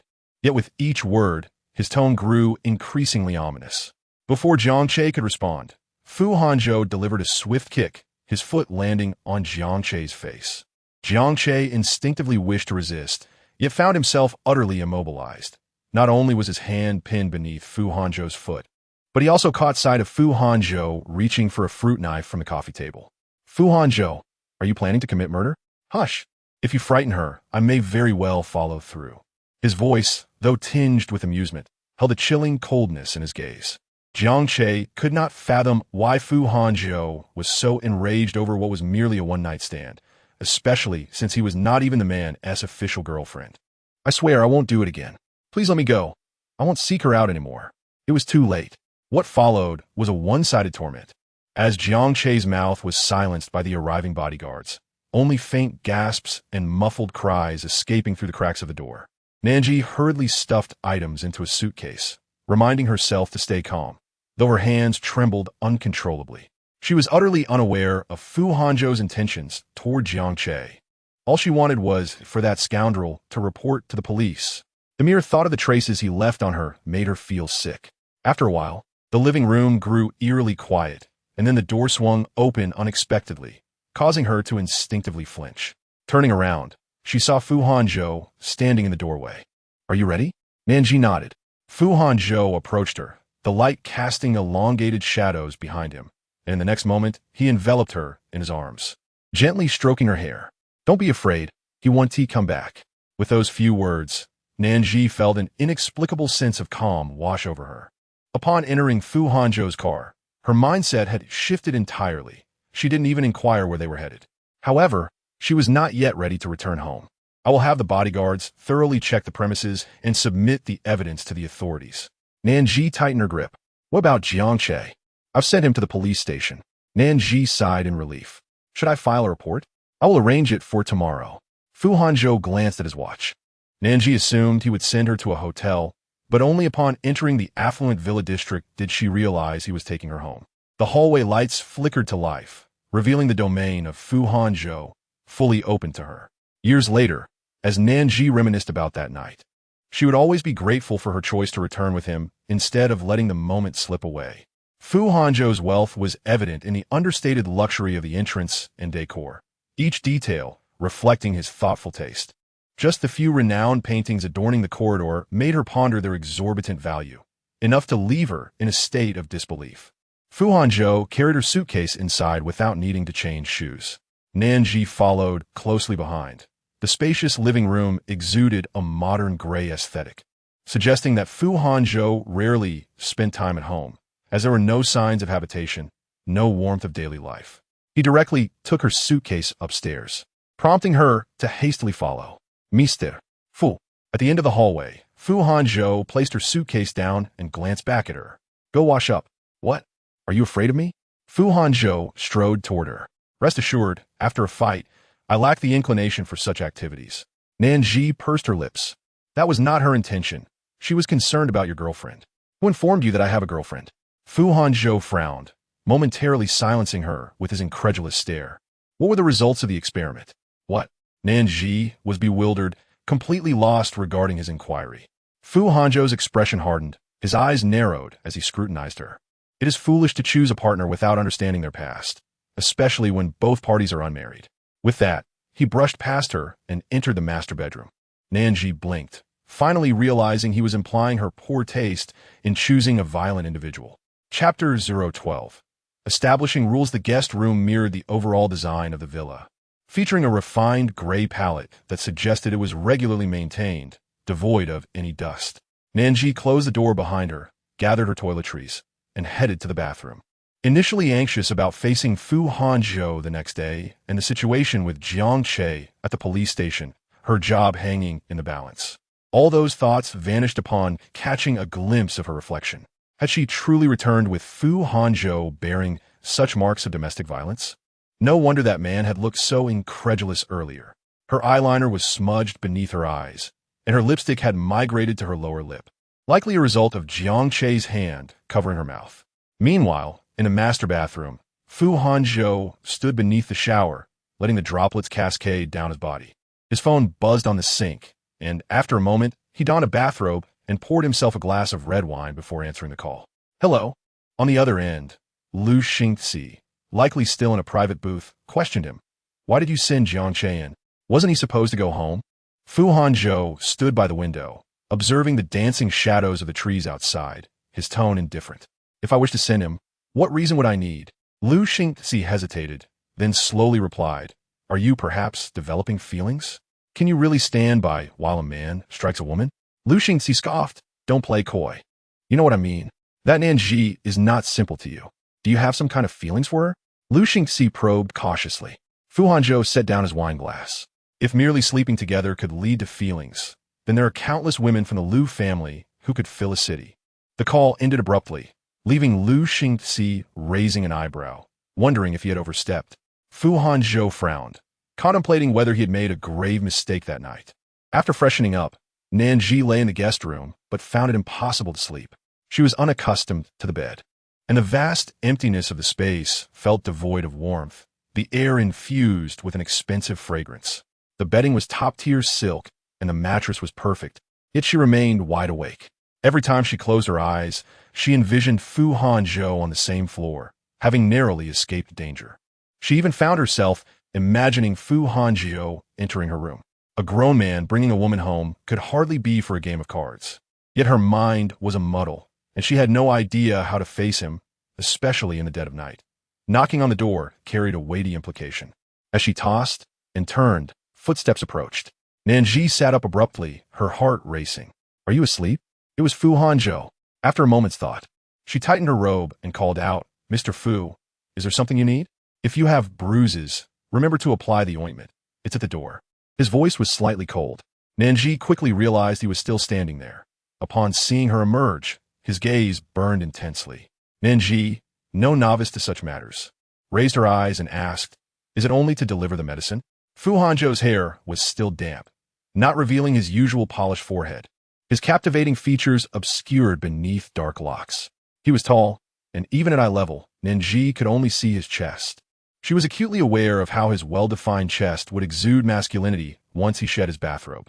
Her delicate, fair toes, adorned with crimson nail polish, were slightly crossed as she awaited his response. Fu Hanzhou raised an eyebrow, his thin lips parting. What if not? Then you can help me apply it, she replied. Who could refuse? The door to the guest room closed, leaving only the bedside lamp flickering in rhythm with their shadows. Nan Zhi found it perplexing how the physical disparity between men and women could be so vast. After every encounter, she felt utterly incapacitated, while he seemed to remain unfazed, capable of repeating the act time and again. As the final flash of white light faded, she recalled that the moon outside had shifted its position. In this unfamiliar place, due to the excessive exertion, she had managed to sleep soundly for once. Upon waking, she noticed Fu Hanzhou was already gone, and the clock read 7:30. She got up to wash up and change the disheveled bed linens. Just as she stepped out the door, she heard voices from downstairs. It turned out Fu Hanzhou's assistant and secretary were present. The man who had been sweating profusely on her last night now sat upright in a suit in the lounge area. Sensing her presence, Fu Hanzhou looked up briefly. Let us leave it at that. You all handle it. Understood. Fu Zong. The room fell silent. Come down, he called. Nan Zhi tucked her hair behind her ear. Good morning. Fu Hanzhou nodded coolly and headed for breakfast. Only then did she notice the dining table was laid out with an array of breakfast items, both Eastern and Western. The life of a capitalist was indeed enviable. Nan Zhi thought of the time she had missed breakfast just to steal a few more moments of sleep and felt a pang of resentment towards him for his wealth. She pulled out a chair and sat down. Aren't you eating? Fu Hanzhou opened the newspaper and replied nonchalantly, I finished eating by 7. Such a commendable routine. If there's nothing pressing today, I'll take a leave from your company to go to the police station to file a report. Assistant Zhao will accompany you. As she bit into a soup dumpling, she asked, How long will Jiang Che be detained? Fu Hanzhou countered, How long would you like him to be detained? She feared retaliation afterward, knowing it wouldn't be for long. Perhaps her pallor betrayed her worries, as Fu Hanzhou's tone softened. Rest assured, any investigation into his family will take time, and he won't trouble you again. With Jiang Che's father embroiled in corruption within the Wanchang group, and the troubles left behind by Jiang Che in his youth, the Jiang family had enough burdens to bear. Nan Zhi understood Fu Hanzhou's style. If he was willing to say such things, he would undoubtedly follow through. What do you wish to eat for lunch? He shifted the topic. Nan Zhi realized he meant they would share lunch together. She pondered his words. If she declined, would it imply he would cease to intervene in Jiang Che's matter? It was an opportunity she could not dismiss. After much deliberation, she spoke. Mr. Fu, may I interpret this as you enjoying our encounters and seeking a consistent partner to fulfill your physical needs, and I am merely your chosen companion, devoid of emotional entanglement? Fu Hanzhou's gaze turned icy. And if so, if memory serves, you initiated every time. Indeed, that was the case. Nan Zhi unabashedly admitted. I acknowledge that you are a splendid lover. My experiences have consistently been gratifying. Based on this standard, our relationship in this regard is equitable, is it not? I am not your kept woman and will not accept your financial gifts. Ideally, we should refrain from intruding into each other's lives, a call when needed perhaps, or a fixed time to meet. What do you think? Choosing to be my lover or a bed partner? You prefer the latter? Fu Hanzhou laid down the newspaper, scrutinizing her, perhaps surprised by her proposition. Nan Zhi anticipated this reaction. Being his lover would grant her access to resources she had never encountered in her 20-plus years. This was a potential pathway to elevate her status while she occupied his attention. She believed that when he eventually departed, he would provide her enough to sustain a lifetime of effort. It was a shortcut, yet perhaps out of a ridiculous sense of dignity and fear of the unknown. She was reluctant to leave her future in the hands of an uncertain variable. Other than their physical connection, she knew nothing about Fu Hanzhou. The pleasure derived from their encounters was insufficient for her to shackle herself. Yes, should Mr. Fu wish to continue our arrangement, I will only accept the latter. What about basic gifts? Can they be avoided? If possible, yes. We seek merely each other's bodies, and gifts complicate sustainability. If we part ways in the future, it could become quite troublesome. Fu Hanzhou brau farou din displezure. I am not one to take advantage of others. Does Mr. Fu intend to pursue a relationship with me? He remained silent, his expression icy, conveying his discontent. Nan Zhi contemplated, your physical prowess is the best gift. It serves as a new outlet for my stress. Fu Hanzhou thought her audacity to praise him in such a manner was remarkable. Jiang Che could be labeled an ex-boyfriend, yet he hardly qualified for such a title. Rising abruptly, Fu Hanzhou declared, suit yourself. With a resounding slam, the door shut, leaving Nan Zhi momentarily bewildered. What had prompted his sudden anger? After breakfast, Nan Zhi went upstairs to fetch her suitcase. When Zhao Yu entered, he subtly reminded, Miss Nan, your residence is still under inspection. Is that Mr. Fu's directive? Nan Zhi inquired. Zhao Yu smiled faintly, offering no reply. Then let us go. Since Fu Hanzhou did not immediately evict her, it indicated his approval of her proposal. In this adult arrangement, both parties sought their needs, and having reached an agreement, there was no reason for her to feel shame. A car awaited her at the entrance, and the daytime scenery was even more picturesque. Once inside, Zhao Yu handed her a document. This is the statement Jiang Che provided to the police last night. He has been arrested, and you need not worry about the rest. Primarily, it concerns last night's attempted assault and stalking. Nan Zhi scoffed at Jiang Che's claim of merely playing with her.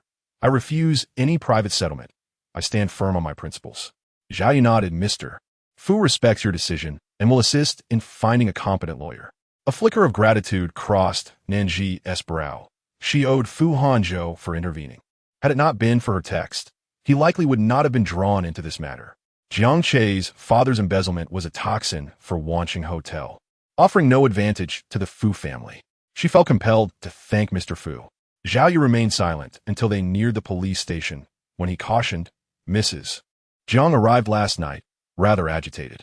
I advise you to avoid direct confrontation. Nan Zhi recalled the few times Jiang Che had taken her shopping, encountering his mother, whose lofty demeanor she had not forgotten. Whether a conflict would arise depended entirely on the other party's actions. She had no intention of provoking them. However, it was evident that the family that raised someone like Jiang Che was far from virtuous. As Nan Zhi entered the police station with Zhao Yu to provide her statement, the sound of high heels echoed in the hallway. So, you're the one accusing my son. Turning around, Nan Zhi saw Mrs. Jiang, impeccably groomed, her hand raised, poised to strike her face. Zhao Yu's expression shifted as he moved to intervene, but Nan Zhi had already seized Mrs. Jiang's wrist, forcefully pushing her back, and then shook her hand. Madam, are you openly assaulting a citizen in a police station? Is this not contempt for the law? You needn't put on airs. Do not presume I am unaware of your intentions. You are deliberately targeting Jiang Che, are you not? How can a woman possess such a malevolent heart? Rather than engaging in this futile argument with me, Mrs. Jiang, you ought to reflect on the actions of your own son. If he had not broken the law, I would have no grounds to accuse him. What are you pretending for? Is it not money you seek? Do you think highly of yourself? Jiang Che is my son, and I know him well. He has always been exceptionally well behaved. Were it not for your kind leading him astray and slandering him, how could he possibly have been apprehended? Absurd. Am I to believe I forced him to surveil and intimidate me? Nan Zhi stood her ground. Mrs. Jiang trembled with rage. Speak plainly. How much do you desire for you to withdraw your lawsuit? All this talk boils down to your greed. Spare me the pretense of moral superiority. Nan Zhi raised an eyebrow and addressed the nearby officer. You have all heard her personal attacks against me. I refuse to meet privately with anyone from the Jiang family and will not accept any mediation. I only trust in the law's judgment, and it shall unfold as it must. Mrs. Jiang's expression shifted, curses still spilling from her lips, but Nan Zhi paid her no mind. Zhao Yu would certainly report the situation at the police station in detail to Fu Hanzhou. When Lu Xingxi entered his office, Zhao Yu's voice was still relaying information. Fu Hanzhou glanced at him, asking, "Are you quite free? Abandoning your own company to come here in broad daylight?" I was left with no choice. Your actions were quite conspicuous, sending both Jiang father and son to detention overnight. Many have come to inquire about the situation. The projects Jiang Che had pulled us into for investment. If they were to fall through, though the funds are not substantial, it would still be displeasing to lose them. I need clarity on the matter. Fu Hanzhou sipped his coffee, stating, if one breaks the law, one must face imprisonment. Does one require further instruction? Lu Xingxi tossed the car keys aside, settling onto the sofa. It seems this young man will be confined for some time. Given Fu Hanzhou's intervention, he would not allow an easy escape for Jiang Che. He would certainly have to pay a price. Moreover, Jiang Gu lacks intelligence. He often puts on a show of sophistication, yet behind the scenes, he is engaged in many dubious activities. Should one investigate closely, it would be challenging to leverage connections for him. Naturally, Lu Xingxi would not plead for Jiang Che on Fu Hanzhou's behalf. Later, Song Jiao and the others plan to go out to sea, claiming it is his girlfriend's birthday. Will you join? Fu Hanzhou thought of Nan Zhi and surmised she should be leaving the police station shortly. He had an appointment. Chapter 014. Jiang Che's matters concern you. After completing her statement, Zhao Yu accompanied Nan Zhi out of the police station, deliberately circumventing the area where Mrs. Jiang was situated. If you have no further matters, I must return to the company. Shall I leave the driver for you? Zhao Yu glanced at his watch. As Fu Hanzhou's special assistant, Zhao Yu's personal time was certainly limited. He had devoted the entire morning to her trivial matters and had many urgent tasks awaiting his attention. No need. You may leave with the driver. Her response was anticipated by Zhao Yu, though he still cautioned, I shall take my leave then. Do not forget your lunch appointment with Mr. Fu. Nan Zhi had indeed forgotten, grateful for the reminder. With Jiang Che's arrest, her personal safety was no longer a concern. The Jiang family would not act against her at this critical juncture, as it would be tantamount to provoking the judicial system. Nevertheless, Zhao Yu left two individuals discreetly guarding Nan Zhi. There were bruises on her chin, and while her neck could be concealed with a silk scarf, her face was beyond remedy. She had taken leave from the HR department and Manager Kai that morning. It was unclear if news of Jiang Che's arrest had leaked, but Manager Kai, unusually accommodating, allowed her to handle her personal affairs before returning to work. Nan Zhi pondered how to express her gratitude to Fu Hanzhou, as she still had the entire day ahead of her. Meanwhile, Zhao Yu promptly contacted Fu Hanzhou.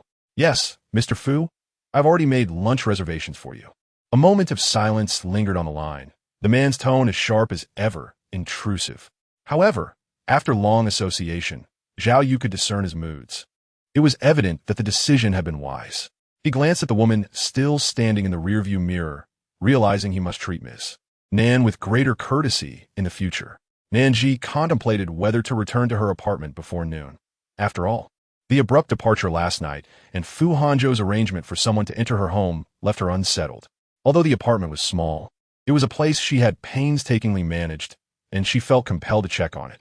However, plans are often thwarted by unforeseen circumstances. When she answered the phone, her spirits remained high. Hello, Aunt. Zhi, do you have a moment? Nan Zhi's smile faded, concern evident in her voice. Yes, Aunt, what is it? Oh, I'm fine. It's about Yutong. She got into a fight at school with a child who has a heart condition. Both Yutong's father and I are out of town, and I need to trouble you to go there. Nan Zhi frowned. Understood. Do not worry, Aunt. After hanging up, Nan Zhi promptly took a taxi to the nearby municipal hospital. She had never been fond of hospitals. The scent of disinfectant and the hurried crowds often bore expressions of indifference and gloom, leaving her feeling oppressed. Thus, she avoided this place unless absolutely necessary. Upon spotting Yang Yutong on a bench in the corridor, she appeared utterly disheveled, her school uniform hanging loosely from her elbows, hair in disarray, and her makeup smeared. Drawing glances from passers-by, yet she maintained a defiant demeanor, glaring and raising her fists as if ready to fight. Yang Yutong. She approached briskly, her expression stern. Upon seeing her, Yang Yutong frowned. What are you doing here? I did not call for you. It must be your meddling aunt again, thinking she is my mother. A mistress should not interfere in our family matters. Nan Zhi's face darkened as she fixed her gaze on Yang Yutong. Silence. I warn you, my aunt and your father are in a consensual relationship.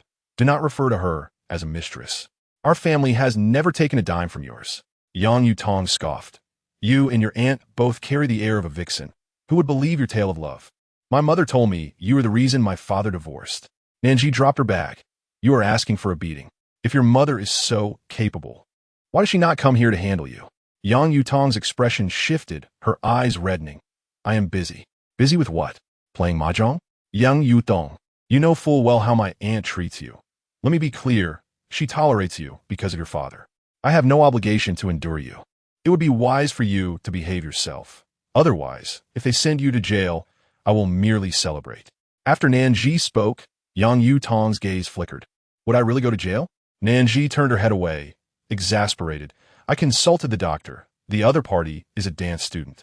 You pushed her down the stairs without a second thought. Yang Yutong, could you not use your brain before acting? Who do you think you are? If you inadvertently ruined her dance career or caused her internal injuries, how would you repay her for a lifetime? Yang Yutong's face flushed. Who could have known that her mockery could lead to such consequences? I see you are unrepentant.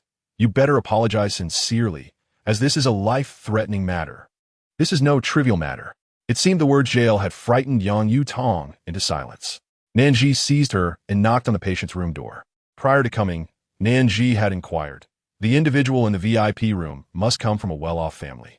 Yet, she did not expect it to be in such a manner. When Xieli Dong turned from the window, his expression one of impatience. He was taken aback to see her. Jiang Che accompanied Nan Zhi to several gatherings, where Xieli Dong and Fu Hanzhou were also present. Their first encounter occurred at the newly opened club by Xieli Dong, whose family, known for their home appliance business in H-City, has long been established and collaborates with the Wanxing Hotel. Xie Xiao.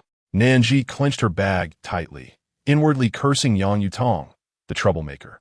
Were it anyone else, Xieli Dong would not have shown them this courtesy and would have had them thrown out immediately. However, for Nan Zhi, Xieli Dong casually turned his lighter in his hand and spoke. Noticing Xieli Dong's demeanor, Nan Zhi carefully chose her words. Xie Xiao.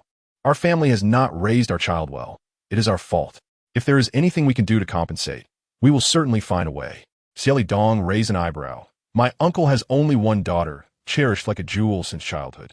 Now, she has to withdraw from a ballet competition, and it is uncertain whether she can continue dancing.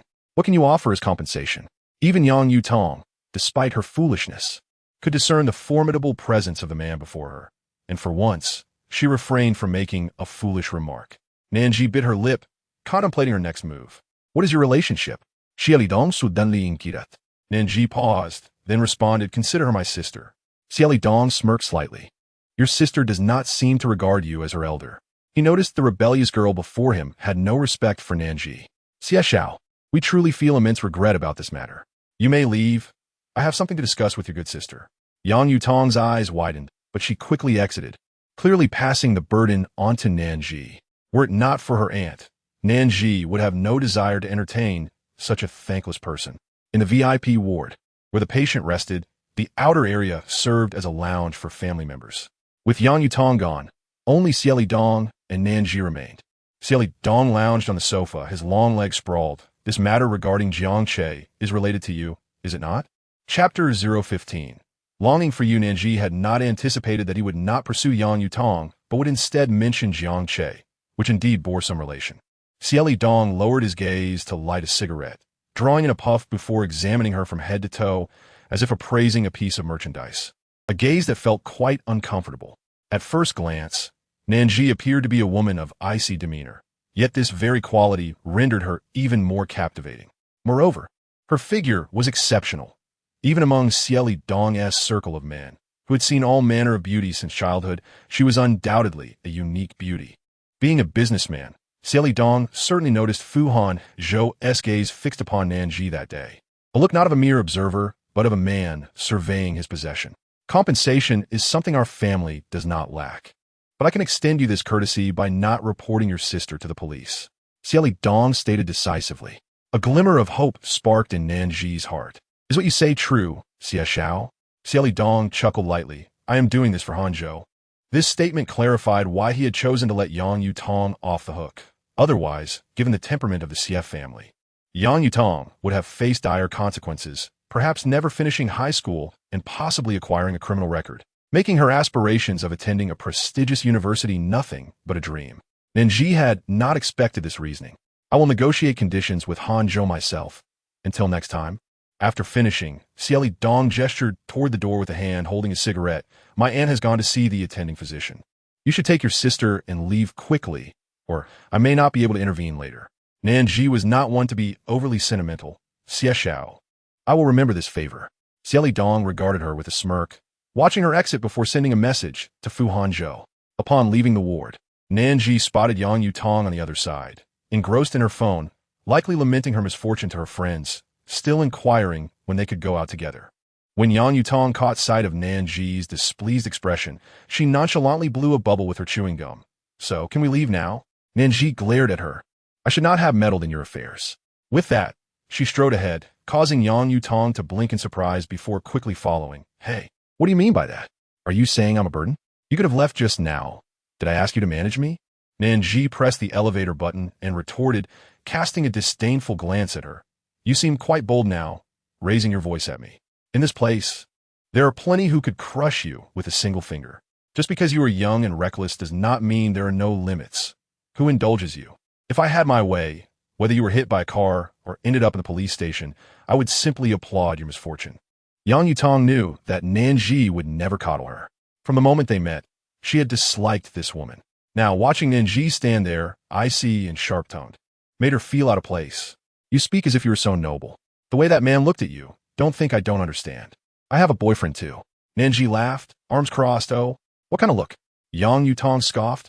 He was appraising your figure. You and your aunt are the same, just foxes. Nan Zhi retorted coldly. Foxes require beauty. If you cannot attain it yourself, you can only resort to bitterness. Yang Yutong was infuriated, bouncing on her feet as the elevator arrived. Nan Zhi stepped inside and glanced back at the furious, trembling Yang Yutong.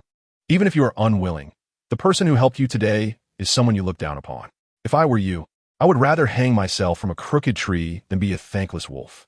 Nan Zhi, there's no need to shout so loudly. I solemnly warn you. This is the last time. Next time, if you are in trouble, do not call for me. She pressed the elevator button, and, as the doors began to close, her straightened back gradually relaxed. Wearing high heels, she hurried from the hospital entrance to the ward area, her ankle still aching slightly. After a brief moment of respite, she rubbed her brow. The real difficulty lay with her aunt, who remained caught in the middle between her and Yang Yutong. In this world, Nan Zhi had but one relative left. If she could, she would not want to make things difficult for her aunt. Yet, the more she tolerated Yang Yutong's temperament, the more emboldened Yang Yutong became. When Nan Zhi exited the elevator, she stood tall once more, her posture unyielding, never revealing a hint of discomfort. Navigating through the bustling crowd of the hospital, she walked against the flow towards the entrance. Upon reaching the hospital door, she noticed that those who had just entered had put away their umbrellas. Unbeknownst to her, a light rain had begun to fall. In H City, the weather during this season was as fickle as a woman's mood. Nan Zhi gazed at the damp ground, recalling the pair of lambskin high heels she had worn the previous evening, shoes reserved for significant company events. She had not expected such misfortune today. Just as she hesitated over how long the rain might last, her phone rang. Miss Nan. Snapping back to reality, she replied, Zhao's special assistant. Zhao Yu. on the other end of the line, patiently asked, "Is there something that has delayed you?" As he spoke, he glanced at the man waiting in the dining area. Truth be told, the only person who could make Fu Hanzhou wait was a significant client, and Nan Zhi was the first in that regard. He doubted that Nan Zhi, with her clever demeanor, would take the approach of indulging in petulance on her first day with a man. It was then that Nan Zhi recalled her lunch appointment with Fu Hanzhou. However, she quickly regained her composure. "I suddenly decided to cook a meal for President Fu myself." Zhao Yu was taken aback. "Are you certain?" "Yes, given the rather unique circumstances on my end. I will contact President Fu personally shortly." "Do not worry." Zhao Yu sighed in relief. "All right." Fu Hanzhou had received a message from Xieli Dong a few moments prior.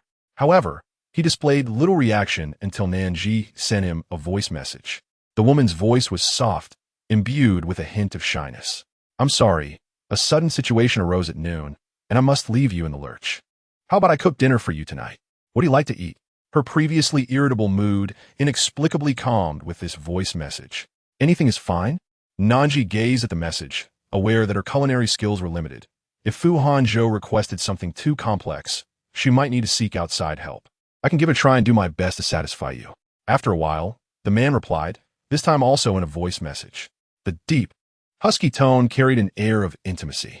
"I do prefer to eat you." Chapter 016. She was very obedient. For a moment, Nan Zhi was at a loss for words. His statement left her unsure of how to respond appropriately. Fortunately, Fu Hanzhou soon ended the call.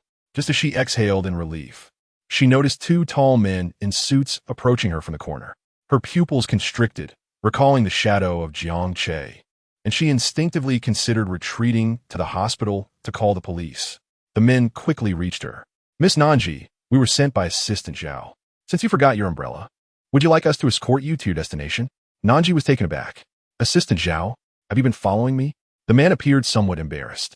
"We are employed by Fu's private security, concerned for your safety. Unless absolutely necessary, we would not show ourselves." Though Nan Zhi felt a bit displeased, she acknowledged the current circumstances were indeed unusual. "I need to return to President Fu's villa. Please drop me off at a supermarket nearby." "Understood." Once in the car, Nan Zhi remembered to message her aunt, informing her that the family had decided not to pursue the matter, but Yang Yutong should still be made aware of the situation. She could not always be cleaning up after her.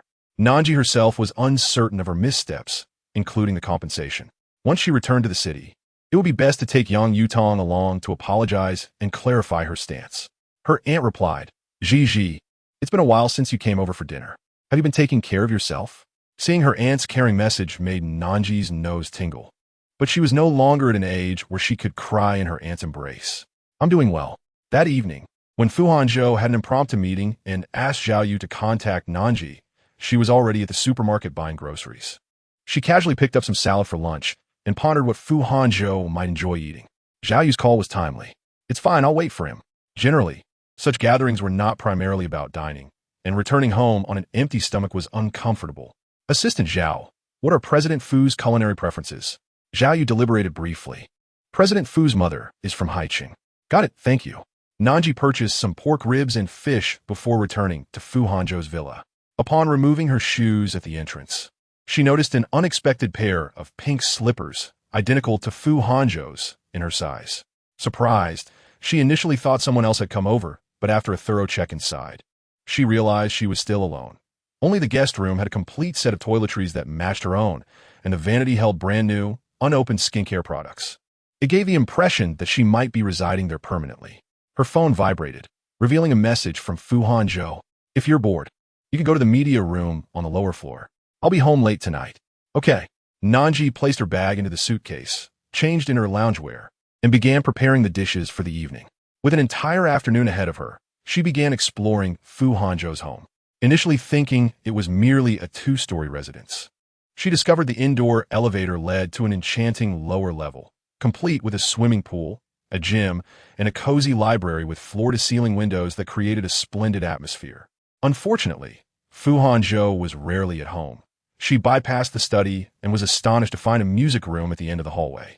Does Fu Hanzhou play the piano? Her gaze fell on a cello covered by a white cloth. A flicker of melancholy in her eyes as she quietly closed the door to the music room before heading to the media room. She selected an obscure film, wrapped herself in a blanket, and began to drift off to sleep. That night, Fu Hanzhou stared at his phone, knowing that no one at the table could outdrink him. Is President Fu preoccupied with something important tonight? Given Fu Hanzhou's usual lack of female companions, no one ventured to speculate about a woman. Not particularly, Fu Hanzhou replied lightly, taking a sip of his drink before adding, I found a little wildcat last night. I wonder if she'll be bored at home. The term wildcat held numerous interpretations, and the astute attendees exchanged glances, realizing the conversation would not shift to other establishments.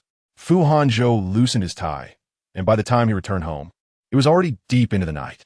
The dining table was set with 4 or 5 plates. He glanced over them and noted they coincidentally matched his tastes, albeit cold. He first checked the guest room, finding the bed untouched. Growing slightly anxious, he searched room after room until he found the small woman fast asleep in the media room. Having removed her makeup, her naturally fair skin glowed with a delicate sheen, her lips slightly parted in rhythm with her breathing. Her petite feet were tucked under the blanket, stirring a reaction in him. Nan Zhi sensed a presence drawing closer and opened her eyes just as Fu Hanzhou leaned down to lift her. The food has gone cold, she muttered, a hint of displeasure in her tone. Such a casual demeanor was something she never exhibited when fully awake. Fu Hanzhou's gaze darkened slightly, his voice husky. I'll go heat it up. Nan Zhi nodded and sat up. I'll make you some hangover soup. She immediately recognized the scent of alcohol on him. Although Fu Hanzhou hadn't drunk excessively, he raised an eyebrow at her comment. Can you tell what kind of wine it is? Having worked in a hotel, she had studied wine tasting. After a moment as thought, she replied, Romanicani.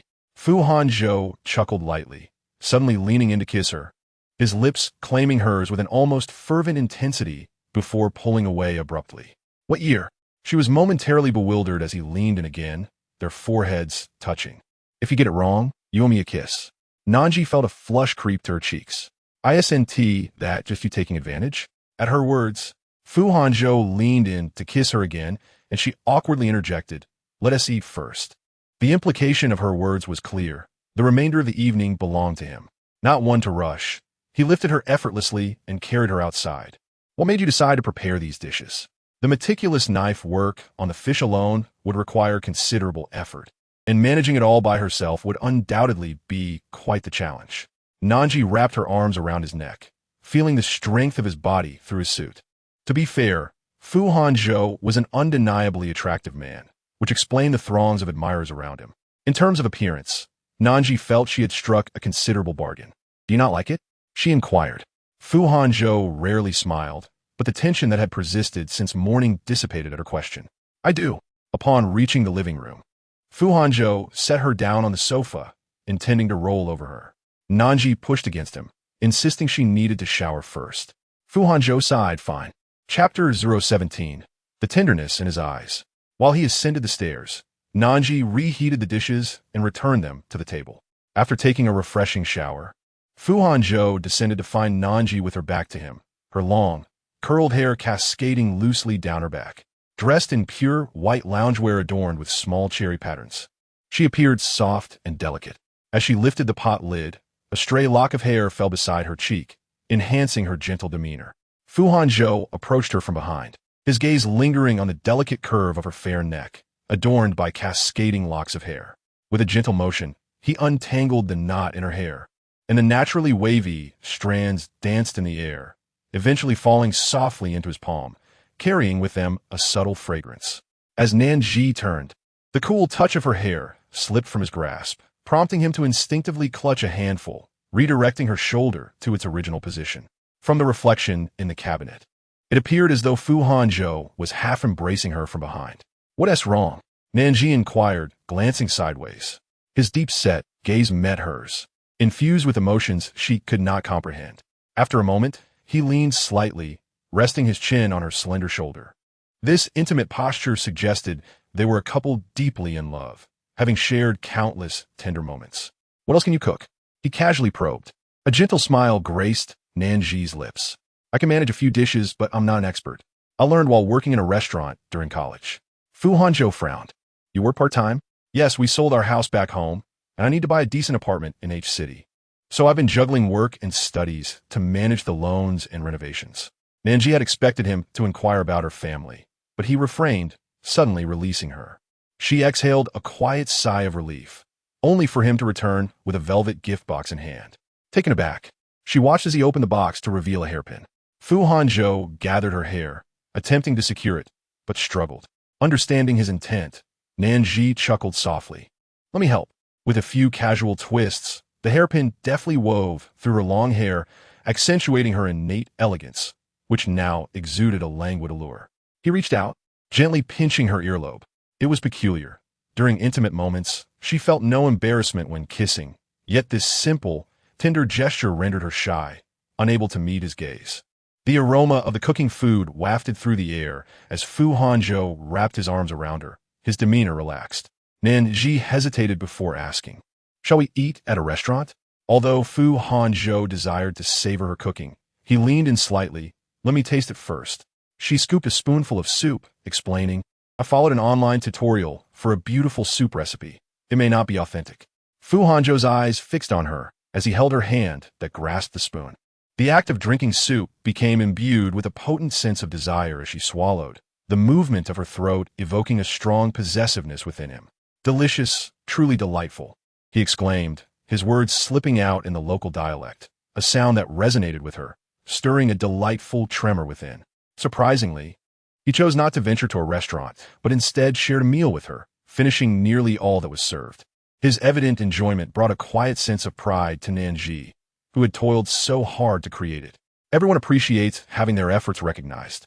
It was not their first time entwined in each other's fingers, and Nan Zhi's warm breath fogged the glass, reflecting the intensity of their shared rhythm. They expended their last reserves of energy in the embrace, and for a long time, Fu Hanzhou held her, gazing out at the cold moonlight filtering through the window. Her skin was pale and delicate, as if one could squeeze water from it, and Fu Hanzhou found it irresistible. Yet, she possessed a fierce temperament, especially when tired and disturbed by his teasing, promptly slapping his hand away. The previously tender atmosphere in the room shifted abruptly, becoming tense with her unexpected outburst. Nan Zhi immediately felt alert, instinctively apologizing.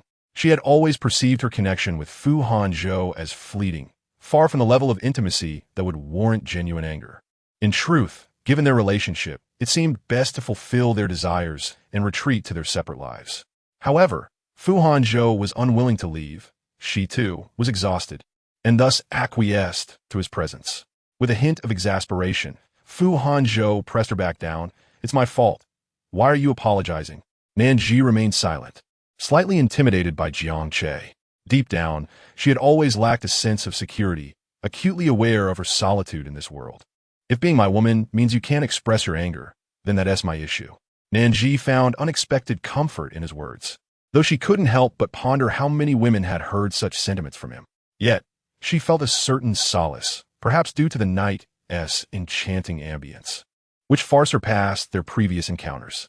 He was gentle and patient, harmonizing beautifully with her current emotional state, awakening her desire to share.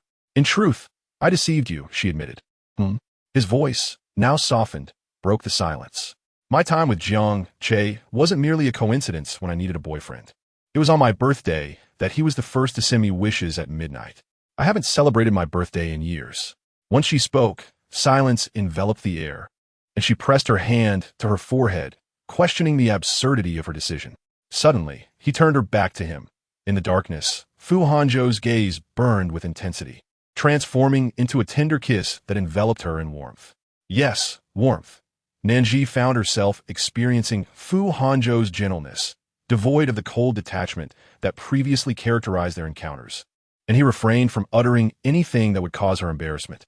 This shift allowed her to genuinely feel. The previous days had been indulgent, and the following morning, after freshening up, Nan Zhi sat across from Fu Hanzhou at the breakfast table. He had returned to his usual stoic demeanor, clad in a black shirt tucked neatly into his collar. In her typical tone, she remarked, "I'm heading home today." Fu Hanzhou glanced at her, questioning when she would return. "Well, you can contact me if I'm available." This phrasing was unfamiliar to Fu Hanzhou since taking over the company. Nevertheless, he nodded, gesturing for her to finish her breakfast. As she surveyed the high-protein, carb-laden spread, she opted for a vegetable salad. Fu Hanzhou frowned. "Is that all you're eating? Are you a bird?" Nan Zhi found herself at a loss for words. "Mr. Fu, don't you have women around you who maintain their figures?" Surely, you don't think I feast daily without gaining weight? Her body fat percentage consistently hovered around 18 as she meticulously controlled her caloric intake. Fu Hanzhou had never paid attention to the attire or figures of women around him. He never wasted a moment on things that did not interest him. For beauty? He pondered. Nan Zhi nodded. I simply hold myself to high standards. But when do you even work out? She noted that he was always gone by the time she woke up. I have a habit of morning runs while you're sleeping, he replied, observing her expression of realization, a smirk playing at the corners of his lips. Nan Zhi intended to finish her meal and call for a ride, but was surprised when Fu Hanzhou offered to drive her. She checked her watch, glancing behind him. Just the two of us today? Fu Hanzhou grabbed the car keys. Let us go. It's on the way. The Van Shun Group's hotel, naturally, was not located in a remote area, but rather within a bustling commercial district, making it convenient for both. Besides, she had a suitcase to carry. Thank you very much. Once in the car, the conversation dwindled until they neared the hotel, at which point Fu Hanzhou asked, have you considered changing jobs? Nan Zhi answered earnestly yes, but not strongly enough to make an immediate switch. I've worked hard for the position of department head, and based on my previous performance, I should have a chance. I don't want to give that up just yet. Moreover, she was keenly aware that society, from ancient times to the present, adheres to the law of the jungle.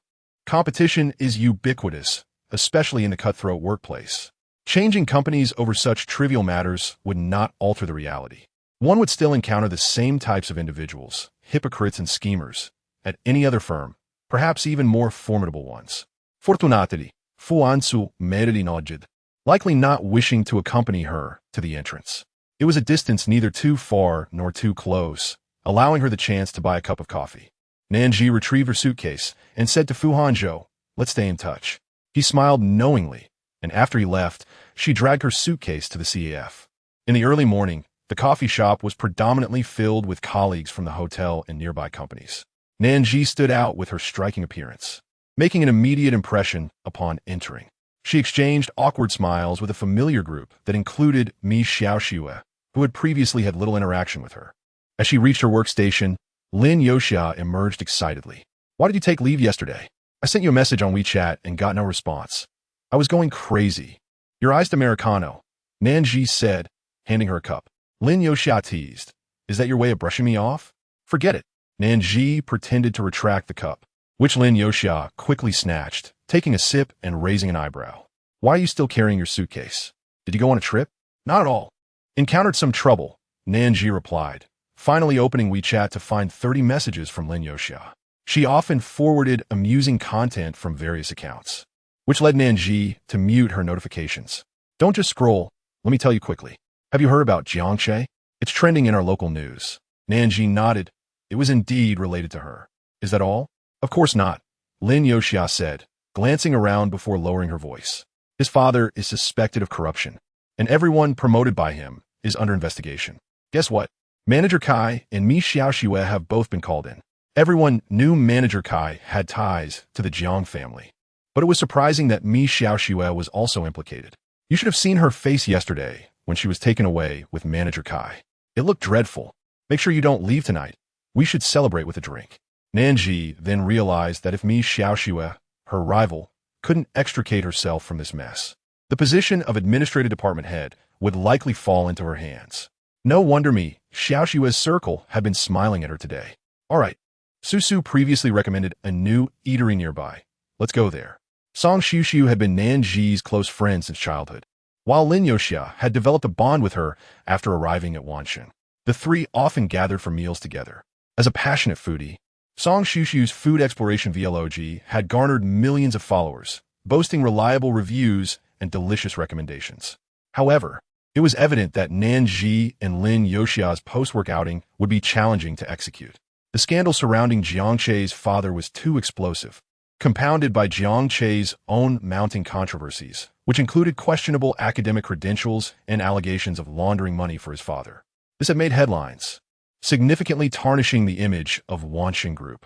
Upper management had initiated internal investigations, and it became evident that Nan Zhi, who had publicly dated Jiangche, was also employed at the company, specifically under Manager Kai in the administrative department. When called in for questioning, Nan Zhi felt a flicker of hope, but had little to fear. Yet, once she was summoned, the gossip in the office was harsh. Do you think she skipped work yesterday to help him launder money? After all, she has been with Jiang Che for 3 months. He must have spent a considerable amount. I said it before, women like her never end up well. Lin Yoxia, known for her fiery temper, slammed her hand on the table and stood up. What are you talking about? Your words stink worse than someone who hasn't brushed their teeth in 3 days. Naturally, those who spoke ill of her would not confront Lin Yoxia directly, quickly retreating to their phones to continue their slander. Fuming, Lin Yoxia decided to vent her frustrations on social media, aiming to expose these envious individuals. Nan Zhi took the elevator to the top-floor office area, where she was assigned to a small, isolated office devoid of internet connectivity. Inside sat 2 men and 1 woman, employees under a senior manager whom Nan Zhi recognized. Are you Nan Zhi? Please take a seat. Nan Zhi maintained her composure as she sat down. Honestly, having 3 people scrutinizing her felt akin to being in an interrogation room. Do you know why we've called you here today? One of the men inquired. With an innocent expression, she replied, I'm not quite sure. Nan Zhi, at this point, there's no need for pretense. You've been dating Jiang Che for 3 months. Are you aware of any of his private actions that may harm the interests of our group? These are the details we need to uncover. Since they had laid their cards on the table, Nan Zhi decided to reciprocate with frankness. She placed her phone, which had been recording, on the table. Observing their expressions shift, she shrugged and continued, I trust you have recording devices as well. It is only fair that both parties are on equal footing to avoid any misrepresentation of audio. Furthermore, you are not a judicial body and have no right to demand my cooperation, but I am willing to share what I know about Jiang Che. Chapter 19. Why shield Jiang Che? The 3 exchanged glances, weighing Nan Zhi's assertive stance. How long have you been dating Jiang Che? During your relationship, did he ever give you substantial gifts or money? Has he mentioned what he does regularly? Nan Zhi suddenly scoffed, looking back at them directly. Assistant Yuan, it seems my earlier statement might have given you a misunderstanding. I merely expressed my willingness to cooperate with your investigation regarding Jiang Che, not to be interrogated as if I were a criminal suspect. Your attitude is highly unsatisfactory. Pausing for emphasis, she stood up. Therefore, I will no longer cooperate with you. I hope when you report back to the higher-ups, you present the recordings in their entirety. Assistant Yuan was taken aback by her defiance, frowning. What is this attitude? Nan Zhi crossed her arms, unwavering. Your attitude is a reflection of mine, Assistant Yuan. Is this how women approach conflict resolution? So, emotionally? Nan Zhi found herself at a loss for words. She turned to the female colleague beside her, who was also frowning. Do you agree with Assistant Yuan's comments? Assistant Yuan, convinced he had done nothing wrong, perceived Nan Zhi's stance as desperate and intentionally delaying. However, to his surprise, the female colleague, who was supposed to be on his side, replied earnestly, I find no fault in what Nan Zhi said. Moreover, your previous remarks were quite insulting. Women in the workplace often face more hostility than anticipated, with many men unconsciously exhibiting disdain for females in various aspects. They often feel entitled to critique women, even to the point of public disparagement, while simultaneously exhibiting a double standard in their own behavior. Nan Zhi's assertion caused a rift within the investigative trio. Attention shifted to the 3rd individual as Assistant Yuan inquired. What is your perspective?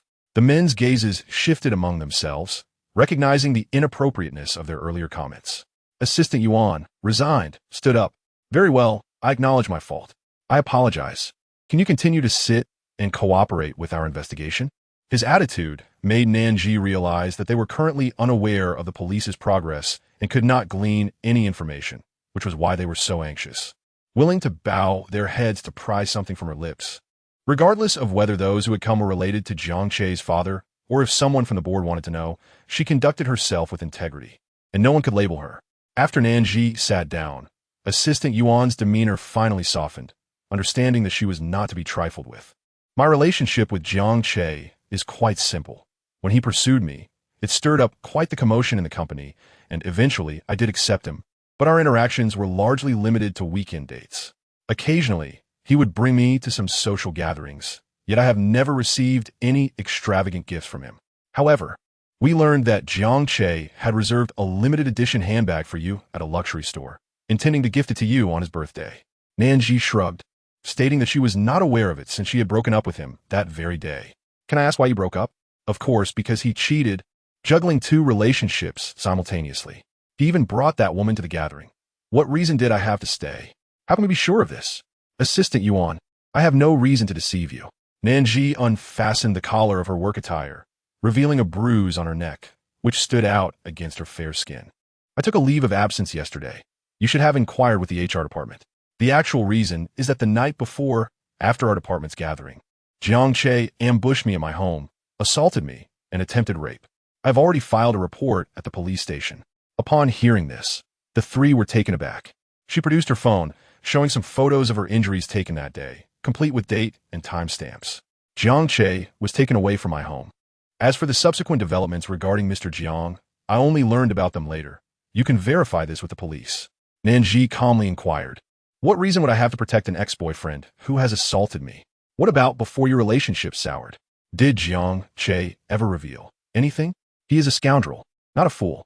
If he could divulge his criminal methods to a girlfriend he had been seeing for less than 3 months, I wouldn't need to report him. Assistant Yuan had no retort, realizing that nothing could be extracted from Nan Zhi. Following her interrogation, upon returning to the office, she was met with a myriad of scrutinizing gazes. The more the situation escalated, the straighter her back became. As soon as she sat down, she could hear the whispers surrounding her. Lin Youxiao was so furious she could barely speak. She followed Nan Zhi to the restroom and vented, "Damn these people. Once you're promoted, you must make them pay." Nan Zhi suddenly recalled her early days at Wansheng, wearing jeans and a white t-shirt, carrying a commuter bag purchased online, and clutching a breakfast bag as she entered the elevator. Their piercing gazes could penetrate her very being. They scrutinized her bag, her status, her attire, and her watch. Every strand of hair became a target for their judgment, leading to hushed groups sharing disdainful looks. Nan Zhi had been wounded by such stares before, but now she was impervious. More importantly, their opinions held no significance. She would not live her life for them, and their value judgments bore no weight on her spirit. There was no reason to be upset. It was not her first day at work, and would they dare confront her directly? Don't be angry, okay? Lin Youxiao took a deep breath. Aren't you even a little sad? If I encountered such a situation, I'd be infuriated to the point of shaking. Nan Zhi fell silent for a moment. Because I have faced far more terrifying experiences, watching them unfold helplessly. She tossed the tissue into the wastebasket. Let us go. Upon returning to her workstation, Nan Zhi began reviewing last week's tasks. It would be disingenuous to claim it had no effect on her, but she certainly wouldn't engage in a heated confrontation. While she didn't think that enduring would make these people relent, she also didn't wish to give them the satisfaction of seeing her falter. By the afternoon, a mass email circulated among the staff, and someone reposted it on the Wansheng group forum, escalating the situation. The title of the post was direct and attention-grabbing. Dreams shattered in the aristocracy, boyfriend imprisoned, immediately replacing him with a sugar daddy. The true face of the female king exposed. Nan Zhi initially thought it referred to her and Fu Hanzhou being photographed that day, but upon clicking, she sighed in relief. The images were candid shots, depicting her from 2 months prior, still in her Wansheng group uniform, stepping out of a luxury car. The comments below were nothing short of rancid, targeting her appearance and branding her as promiscuous, claiming she was merely seducing men. The internet, shielded from the humanity of the other side, serve as a weapon to unleash the hidden gray areas of people's hearts upon an unfamiliar woman. Standing on a moral high ground, they subjected her to derogatory shaming to gratify their own discontent. Lin Youxiao was so enraged she nearly smashed her keyboard, immediately reaching out to the group's security department to inquire how such a vile post could even be pinned. Facing the peculiar gazes of her colleagues, Nan Zhi issued a public statement, including her taxi records from 2 months ago, matching the license plate in the photos. On that day, Wansheng Group had a recruitment fair, and she had been there to pick up a client utilizing a premium vehicle, which had also been reimbursed by the company. Moreover, she demanded an apology from those behind the post, warning that she would pursue legal action to protect her rights. Within the company, aside from the upper management, all departments within Nan Zhi's purview likely saw her statement, and the tide of public opinion shifted dramatically, though the original poster remained silent. Nan Zhi directly called the police. She did not shy away from anyone during the call.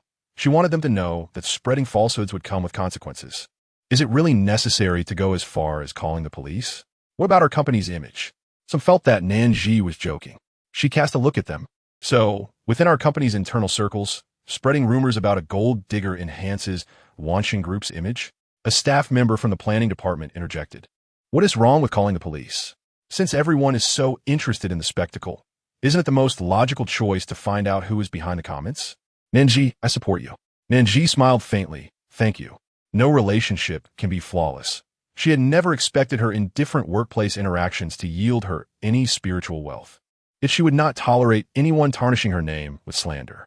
She could forfeit her job, but she must reclaim her dignity. Lin Yoxia was stunned, then immediately jumped up and cheered. Well done. When she checked the post again, it had been promptly deleted by the group. And Nan Zhi received a call from Tang Monrong. Tang Monrong, a Chinese-American, presently serves as the head of the administrative department.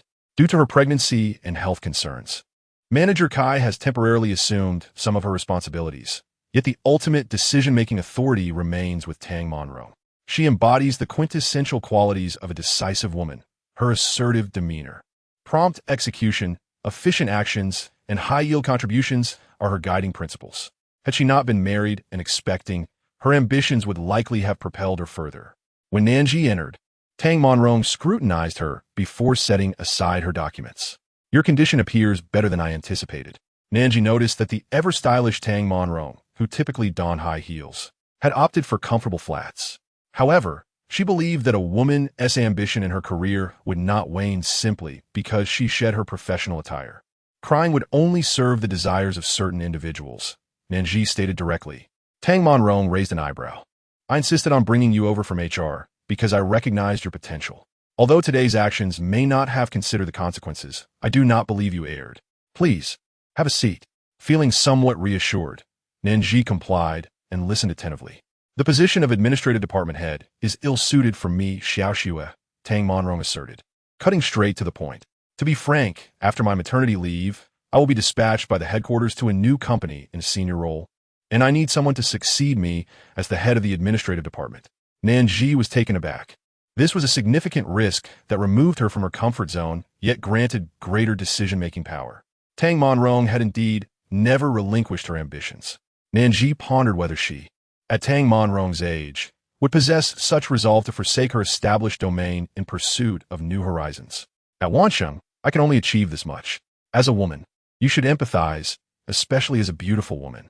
Attractive women often face stereotypes, perceived as less intelligent, emotional, and subject to various negative judgments, which can make their professional journeys markedly more challenging. Currently, in the upper echelons of Wansheng Group, there exists only one female executive who merely holds shares. Dang Manzong, having occupied her position for 7 years, has reached the pinnacle of her career. Manager Kai's division of power and the promotion of Mi Xiaoxue indicates that someone aims to seize a slice of the administrative department. However, Tang Monrong is unwilling to relinquish what she has earned. If she gives, it must be to someone with whom she can establish a future collaborative relationship. And Nan Zhi has become her prime candidate. After observing her for so long and knowing of her past with Jiang Che, Tang Monrong was prepared to seek alternatives, especially upon learning that Nan Zhi had recently ended her relationship with Jiang Che. In an instant, Nan Zhi grasped the implicit message within Tang Monrong's words.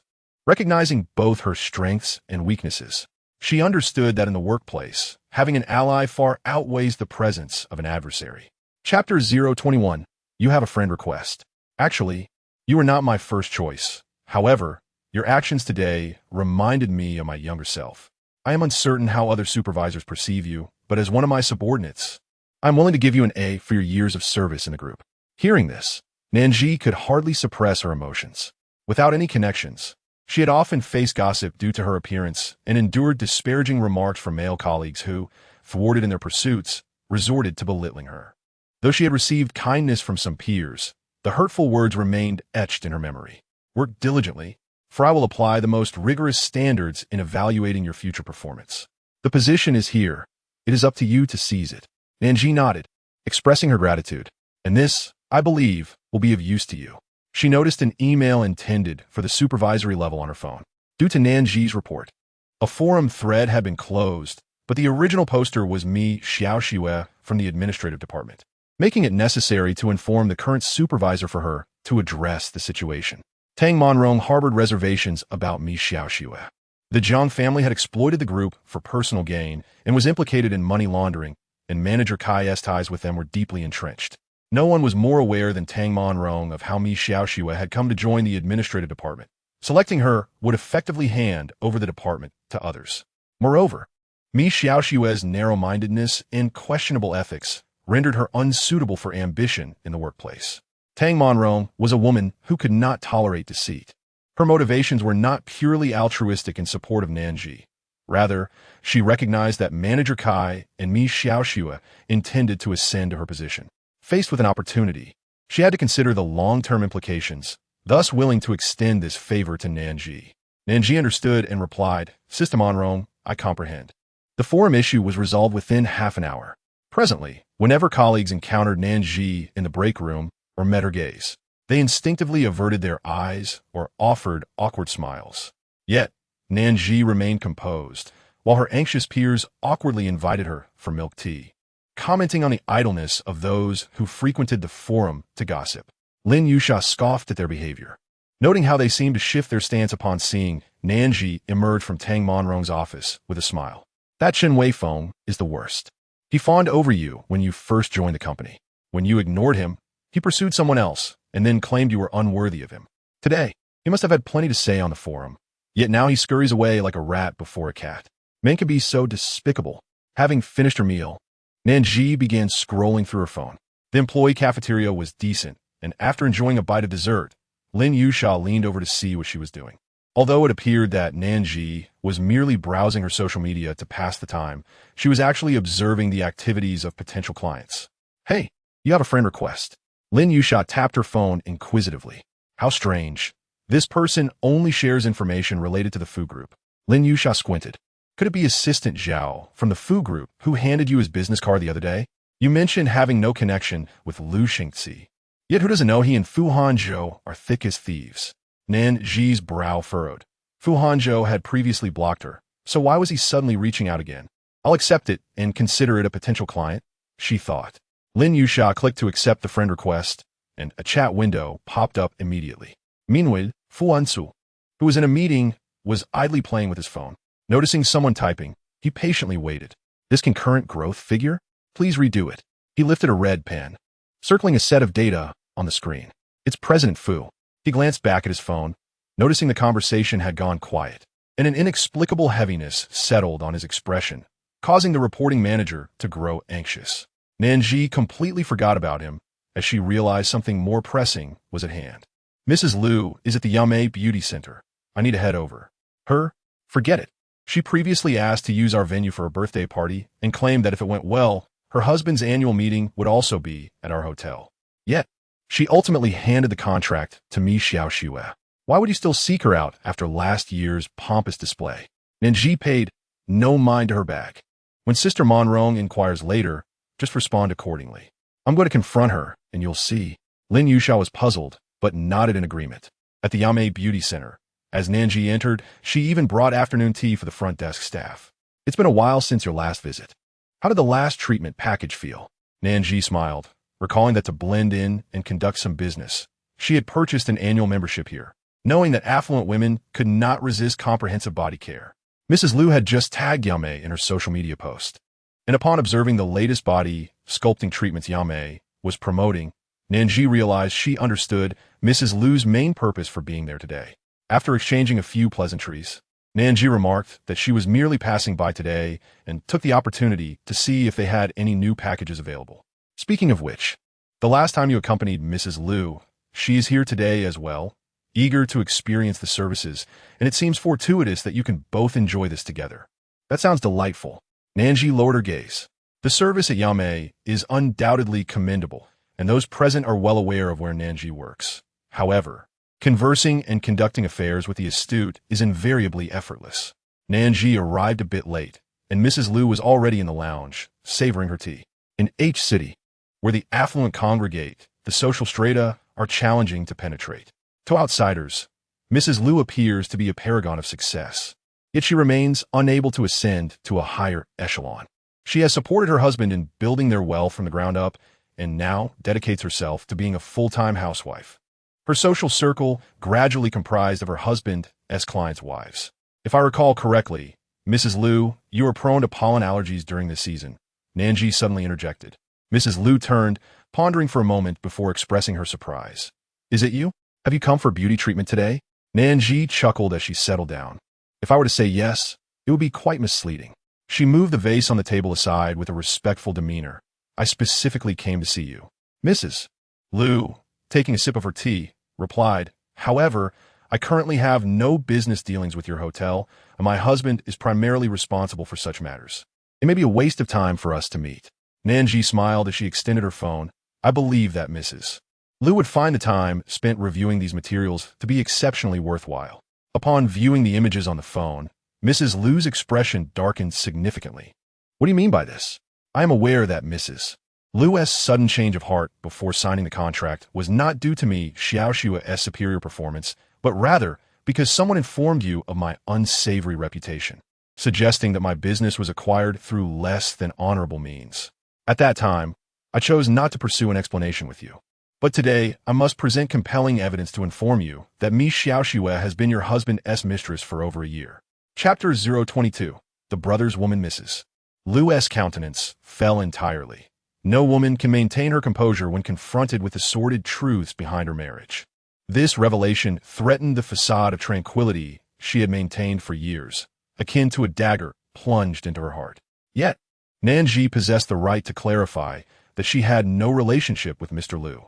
Mrs. Lu noticed that the photographs were of high clarity, depicting intimate moments in a car, with her husband's hand having ventured beneath Mi Xiaoshua's clothing on several occasions, the implications of which were painfully obvious. What do you desire?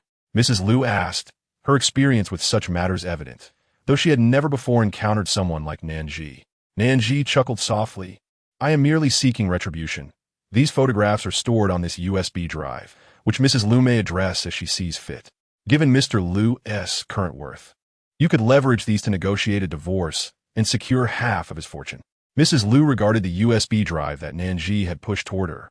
When did I express a desire for divorce? Nan Zhi, frequently engaged in business dealings, was privy to numerous pieces of information, especially concerning gossip. There are no secrets that the world can keep hidden. Observing Nan Zhi's composed demeanor, Mrs. Lu felt an increasing agitation. The rumors surrounding the Lu family's impending divorce had circulated widely, especially after Mrs. Lu had sustained injuries and remained confined at home for half a month. Now, possessing stronger evidence, she only needed to investigate her husband's private account transactions to uncover the origins of Mi Xiaoshua's luxury car, handbag, and jewelry. I underestimated you. Do you have a vendetta against this Mi Xiaoxue? Mrs. Lu regained her composure swiftly. Indeed, the actions she has taken have been projected onto me, and I cannot tolerate that. How can you be so certain that I will acquiesce to your wishes and be your instrument? Mrs. Lu inquired, her gaze fixed on Nan Zhi.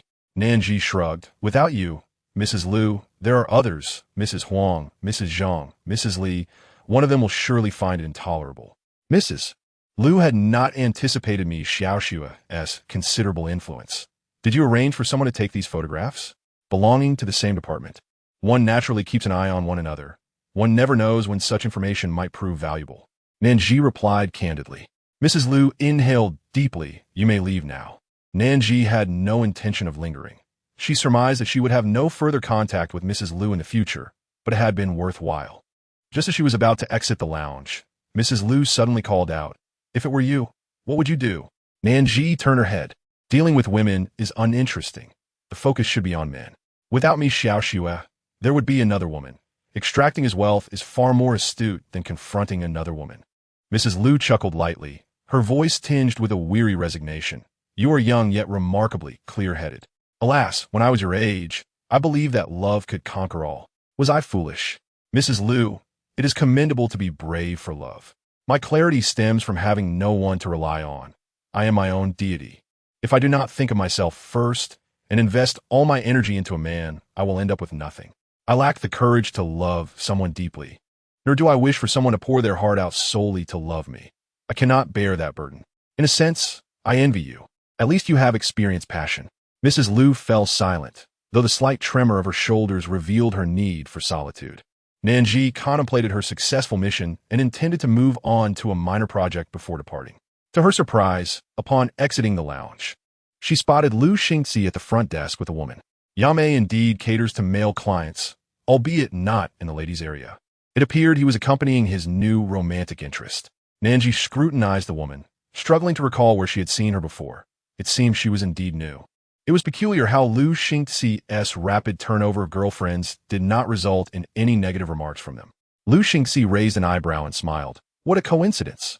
He then disregarded Nan Zhi, releasing the woman he had been embracing, and instructed the front desk, upgrade this lady to a supreme VIP diamond card. Nan Zhi was taken aback. This card represented a premium level of clientele at Yame, complete with valuable gifts each quarter, far beyond what someone of her stature could afford. The woman beside him visibly altered her demeanor, casting a somewhat aggrieved glance at Lu Xingxi. He affectionately reassured her, "Don't misunderstand. She's my brother's woman." The front desk staff, ever cheerful, promptly attended to the request. Nan Zhi felt speechless. "Mr. Lu, there's no need for such extravagance. Yame is my sister's establishment. There's no need to be so formal." Lu Xingxi paid no heed to her words, instead answering his phone, "I'm on my way up." Lu Xingxi hung up and added, "After your spa treatment, don't leave. We'll be upstairs." Nan Zhi remained silent. Lu Xingxi had already patted the woman's shoulder, saying, "I'll be waiting for you." His tone was unmistakably flirtatious, leaving no room for misinterpretation.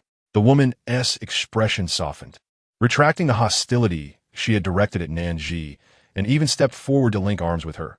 "What should I call you?" "Nan Zhi. Zhou."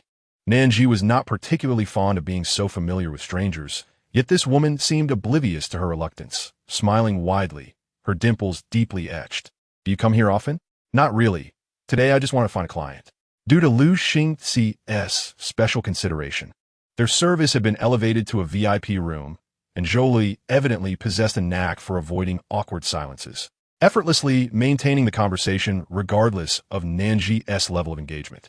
As Nan Zhi pondered whether Lu Xingxi had invited her upstairs because Fu Hanzhou would also be present, she mused that their meetings occurred with alarming frequency.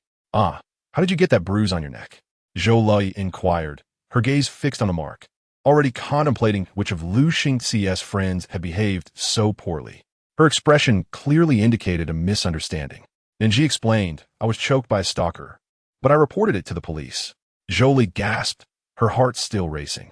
In today's society, girls must protect themselves. "By the way, what do you do?" Upon hearing the name of Nan Zhi's company, Zhou was astonished. "So you work for Wansheng? I thought you were a model." Nan Zhi smiled, but remained silent. However, Zhou was discreet and did not inquire about which friend Lu Xingxi was associated with. Nan Zhi closed her eyes, relishing the massage. When it concluded, Zhou insisted on taking her upstairs. Nan Zhi soon discovered that the upper floor housed a sports center, and there were Fu Hanzhou and Lu Xingxi emerging from the changing room, their gazes locking. Chapter 023. What is so appealing about changing clothes? It was Nan Zhi's first time seeing Fu Hanzhou in sports attire, sans glasses, just a sweatband on his forehead, a sight that could lead one to believe he was still a university student. Nan Zhi was momentarily taken aback, while Lu Xingxi noticed them and waved to Zhou, who quickly became engrossed in conversation with him. "Darling, go change." Lu Xingxi kissed Zhou's forehead. "All right, wait for me." Zhou waved at Nan Zhi before hastening inside. Nan Zhi, feeling somewhat awkward, averted her gaze from Fu Hanzhou, who seemed to be glaring at her. "All right, stop staring, or you might just mesmerize her," Lu Xingxi jested. "Ready to change?" In this exclusive VIP area, even the attire was custom-made. Just as Nan Zhi intended to mention her lack of tennis clothing, a server presented her with a set. Zhou had already ventured into the lounge that Lu Xingxi had arranged, leaving Nan Zhi standing awkwardly, brushing her forehead. "Miss, this way, please." The attentive server opened a lounge for her. Nan Zhi nodded and accepted the clothing, stepping inside. The lounge was larger than she had anticipated. Rather than a simple resting area, it resembled a complete room. The bathroom featured frosted glass, a spacious bed, and the balcony overlooked H-City's iconic architecture. Upon opening the wardrobe, she discovered it was already occupied with a men's suit and shirt. She inhaled the familiar scent of Fu Hanzhou, which eased her nerves as she proceeded to change in the bathroom. Admittedly, the tennis outfit was somewhat risque, resembling a cheerleading uniform, with a pink skirt that left most of her legs exposed. After tidying her hair and tying it up, she stepped out to examine herself in the fitting mirror. She grimaced, feeling the outfit was too juvenile, having not worn such a pastel style since middle school. Initially, she thought it was merely short, but now it felt outright embarrassing. The size was ill-fitting, with the top sliding up and feeling constricting. She could not possibly wear this outside, fearing it might evoke peculiar interpretations from Fu Hanzhou. As she turned to check the back view, she was startled to find Fu Hanzhou seated on the bed, silently observing her. Catching sight of him, she clutched her chest and retorted, "Mr. Fu, didn't anyone inform you that startling someone can be dangerous?" Her usual demeanor of wanting to distance herself from him suddenly became animated. Fu Hanzhou chuckled lightly. "I was merely assessing how the outfit fits. I didn't sneak in." Nan Zhi hadn't heard anyone enter and glanced at the frosted glass, reluctant to confront Fu Hanzhou about his potential eavesdropping. "You're cursing me in your mind, aren't you?" he bluntly pointed out. "Absolutely not. Am I that kind of person?" she retorted defiantly. "Quite likely," he countered without flinching. Nan Zhi widened her eyes, incredulous that he could think so. Fu Hanzhou leaned back lazily. "You look rather delectable like this." The pink attire did not suit someone with less fair skin, but on her, it accentuated her radiant complexion. Nan Zhi felt it was inappropriate for him to make such remarks in broad daylight, especially with Lu Xingzi's group waiting outside. If he lost his composure, she would be the one embarrassed. "It doesn't fit well," she cleared her throat, "and I'm not particularly fond of pink." Most of her wardrobe consisted of black, white, and gray, prioritizing quality and versatility over quantity, with accessories mainly being pearl earrings that complemented her elegant appearance. Her features were not aggressive, but rather appealing. Fu Hanzhou found himself unable to tire of her. He stood up and approached her. As Nan Zhi reached him, he enveloped her in his arms, resting his chin on her shoulder. "Aren't you supposed to be working?" he inquired, diverting the topic. She replied, "I came to meet a client. These wealthy ladies often frequent beauty centers, and they have plenty of time to listen." And then she encountered Lu Xiao. Fu Hanzhou inhaled her familiar fragrance, which delighted him. Nan Zhi felt his breath near her ear and slightly recoiled. Fu Hanzhou pressed her against the bed. "I'll have someone bring you a fitting outfit." Just as she nodded, he added, "Shall I help you out of this?" By the time she realized she had stepped into his trap, it was too late. His hands were already reaching in. "What are you doing in there? Don't mess up the game." Lu Xingzi's voice echoed from outside. Their movements froze, and Fu Hanzhou cursed under his breath, hastily adjusting her outfit while waiting. He contemplated confronting Lu Xingzi, but his hem was tugged, and he looked down to see Nan Zhi's fair hand grasping him. Her nails adorned with a delicate pink hue, quite charming. "If you go out like this, cough, you'll be laughed at," she warned. Fu Hanzhou glanced down, wondering if he might appear foolish. Nan Zhi's eyes widened in disbelief at the audacity of Fu Hanzhou's words. Lu Xingzi continued knocking, and Fu Hanzhou retorted from behind the door, "Scram." "All right, whatever you say," Lu Xingzi chuckled, his voice fading away. With the atmosphere disrupted, they lost their previous focus. After the server provided a more suitable outfit, Nan Zhi went to the bathroom to change, even switching off the light. "You're not letting me see now. Isn't that a bit late?" Fu Hanzhou teased. "What is so interesting about changing clothes?" Nan Zhi muttered, quickly switching into another outfit while still tying her hair. "Why didn't you take the hairpin?" Fu Hanzhou asked. Nan Zhi casually replied, "It looks expensive. I have no use for it. Besides, didn't we agree?" Fu Hanzhou watched her as she styled her hair in front of the mirror, exposing her smooth forehead. He reached out, trailing his fingers along her spine, causing her to twist away. "Are you ticklish?" he teased. Nan Zhi, unwilling to back down, replied a little. "I'm done now. Let us go." Fu Hanzhou opened the door. "Ready to find a client? Have you found them?" "Well, it's not really a business discussion, just some lingering issues." Since she was reluctant to elaborate, Fu Hanzhou did not press further. Chapter 024. "I will want to kiss you upon arriving at the tennis court." They were met by a group of people, led by Xie Lidong. Upon encountering Fu Hanzhou with Nan Zhi, Xie Lidong slightly raised his hand in greeting. It appeared to be a business event, as he had not yet removed his suit. Those around him brightened at the sight of Fu Hanzhou and approached him for conversation, leaving Nan Zhi to stand obediently by his side, observing the cordial exchanges. It was rare to see President Fu here. "I happen to have some free time today," Fu Hanzhou remarked with a smile, appearing in good spirits. The others cast a knowing glance at Nan Zhi, then refrained from intruding further into Fu Hanzhou's personal life. Before departing, Xie Lidong said, "Thank you." Fu Hanzhou remained silent, while Nan Zhi took the initiative to express her gratitude. "Thank you," Xiao, for your help last time. After all, it had caused his cousin a heart condition. Mere words of thanks seemed insufficient. Xia Lidong raised an eyebrow and looked at Fu Hanzhou. Did you not inform her? Fu Hanzhou said nothing. Xia Lidong continued. There's no need to thank me. The one to thank is the person beside you. I mentioned before, I'm a businessman. With that, he nodded slightly at Fu Hanzhou, suggesting a meal together next time. Sure, Fu Hanzhou replied, wrapping an arm around Nan Zhi's waist as they moved forward. Nan Zhi looked up at him, but could only see the resolute line of his jaw. The height difference between them was evident. Xia Lidong was tall and exuded an air of authority, while Fu Hanzhou embodied a blend of coldness and unique gentleness that could make one feel entirely at ease, provided he chose to. Yet, he remained inscrutable, often. Through the lens of his demeanor, Nan Zhi found it challenging to discern his thoughts. Feel free to ask anything, he encouraged. Anything? Nan Zhi instinctively inquired. Of course. You possess that privilege, he affirmed. She proceeded to ask about the Xie family's satisfaction. How did you manage to appease them? It was merely a collaborative project, yielding profits. Over $1 billion is sufficient to silence the Xie family. Lu Xingxi's teasing voice chimed in from behind, while Zhou Lei chuckled beside him. Nan Zhi was taken aback, staring at Fu Hanzhou. His actions only deepened her sense of indebtedness. Fu Hanzhou tousled her hair and shot a glare at Lu Xingxi. Mind your own business. As Lu Xingxi reached to drape an arm around him, Fu Hanzhou deftly evaded. Keep your distance. Zhou Lei, now more animated than before, remarked, So, you are Fu Xiao's person. I was just pondering who she might be. After all, Fu Hanzhou was different from Lu Xingxi. The women around him were either business partners arranged by the company for professional events, while Lu Xingxi's companions were overtly casual, indulging whims without a care for permanence. Zhou Lei knew well she would not be the last woman in Lu Xingxi's life, but she wouldn't regret parting with him. Who would praise Lu Xingxi's generosity after a breakup? Being associated with him came with fame, attention, and a substantial settlement. However, she couldn't decipher Nan Zhi's background.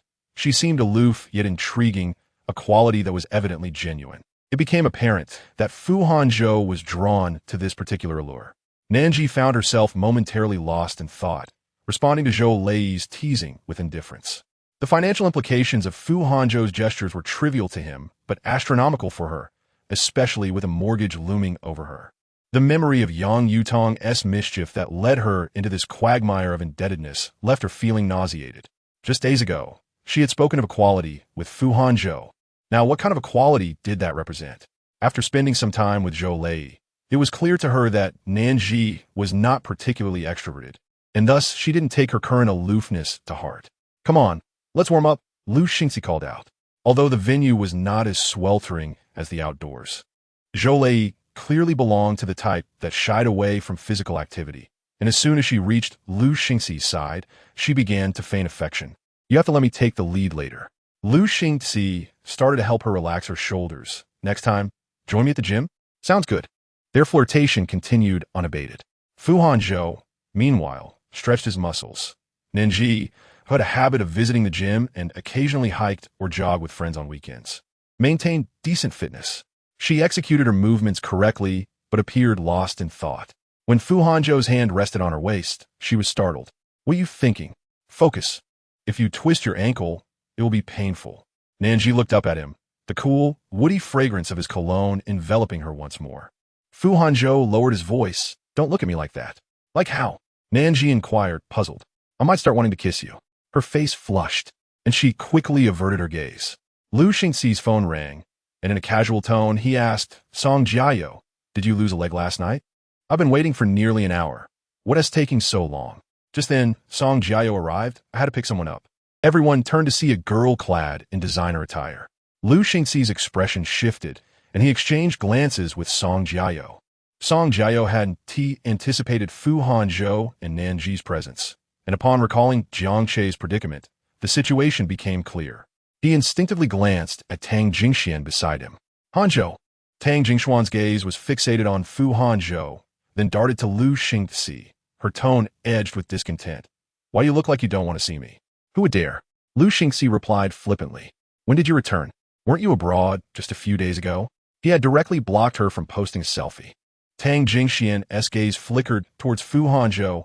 Oh, just needed a break. After 2 days of boredom, I decided to come back. Hanzhou, who is this? Nan Zhi looked up and extended her hand. Nan Zhi. Tang Jingxian shook her hand dismissively, her critical gaze scanning Nan Zhi without revealing much insight. Lu Xingxi pulled Song Jiao aside. You didn't think to give me a heads up before bringing her? Song Jiao sighed in resignation. She heard I was meeting you for basketball and started pestering me last night. What could I do? What's the deal between Hanzhou and Jiang Che SX? Could it be a setup? Why not ask Fu Hanzhou directly? Yes, not that type. If Jiang Che hadn't messed up, would Fu Hanzhou need to fabricate anything? So what now? Tang Jingxian is here. You handle it. I can't be bothered with her temper. If it weren't for the old man of the Tang family, few could tolerate her. Song Jiao began to regret his choices. Chapter 025. Is this considered intimacy? Tang Jingxian remained silent, as did Fu Hanzhou, but his stance subtly leaned towards Nan Zhi. Suddenly, Tang Jingxian chuckled lightly. Hanzhou, you're still the same. Remember when I pulled a muscle during practice? You were quite concerned for me. Miss Nan, have you played tennis before? The nuances of her address instantly highlighted their relationship. Nan Zhi and Fu Hanzhou had reached an understanding. She was aware that she could not deny being Fu Hanzhou's little lover without risking misunderstandings. And excessive explanations might appear ungrateful. Besides, men often compared notes privately, and if her words caused Fu Hanzhou to lose face, her debt would only deepen. In hindsight, when she was with Jiang Che, she had never been this considerate of him. Now, as a weekend companion to Fu Hanzhou, she found herself worrying about potential ridicule. Since Fu Hanzhou had not introduced her, Nan Zhi naturally refrained from engaging in petty verbal sparring with Tang Jingxian. She distanced herself slightly from Fu Hanzhou. No, Miss Tang, I was simply clumsy earlier and couldn't perform the movements correctly. President Fu was concerned I might hinder his game and couldn't help but guide me. Her tone was detached yet mature. Fu Hanzhou's expression darkened in an instant, his gaze fixed on her, seemingly displeased with her manner of handling the situation. Tang Jingxian appeared quite at ease. Observing her demeanor, one might speculate that she hailed from modest beginnings. Ignoring her, she directly approached Fu Hanzhou, grasping his arm. Brother Hanzhou, I will also be participating in a competition later this month. I specifically came to practice today. Would you accompany me? As she spoke, she pressed his hand firmly against her body. Nan Zhi felt somewhat out of place standing there. Fu Hanzhou frowned. You're old enough to know better. What sort of behavior is this? Tang Jingxian, seemingly accustomed to his tone, replied cheerfully, what's wrong with it? Everyone knows we grew up together. Besides, I'm about to graduate, and my father mentioned he wants me to learn from you. Fu Hanzhou retorted coldly. If you wish to enter the Fu Corporation, you must rely on your own abilities. Otherwise, with your lackadaisical approach, I cannot afford employees of your caliber. What? You won't even grant me a position as a secretary? Isn't that merely a matter of your word? Surely I can manage that. Tang Jingxuan's petulance surfaced. Fu Hanzhou withdrew his hand, asserting, the Fu Corporation does not operate on favoritism. You must go through the formal recruitment process. If you do not meet the requirements, you may as well intern at your father's company. I doubt you'll starve. With her mediocre qualifications, having barely scraped through her studies abroad, how could she possibly expect to join the Fu Corporation? Even her father, an executive there, held no sway. Fu Hanzhou would not tolerate such individuals under his watch. Lu Xingxi knew she would face disappointment. Fu Hanzhou had never regarded her with any seriousness, and had she been capable, there would have been no need for Nan Zhi's presence today. Hey, if you're going to play, hurry up and change. As the atmosphere grew tense, Lu Xingxi feared that Tang Jingxian would disrupt their hard-won gathering and urged her to change quickly. As she left, Tang Jingxian shot a glare at Nan Zhi. Nan Zhi, feeling bewildered, wondered if she had offended her in any way. What's the comparison? There's now one more person, Song Jiao muttered. Lu Xingxi clicked his tongue and summoned Li Dong, estimating that the business discussion was nearing completion. As the two conferred, the atmosphere between Nan Zhi and Fu Hanzhou became increasingly delicate. What were you hiding from just now?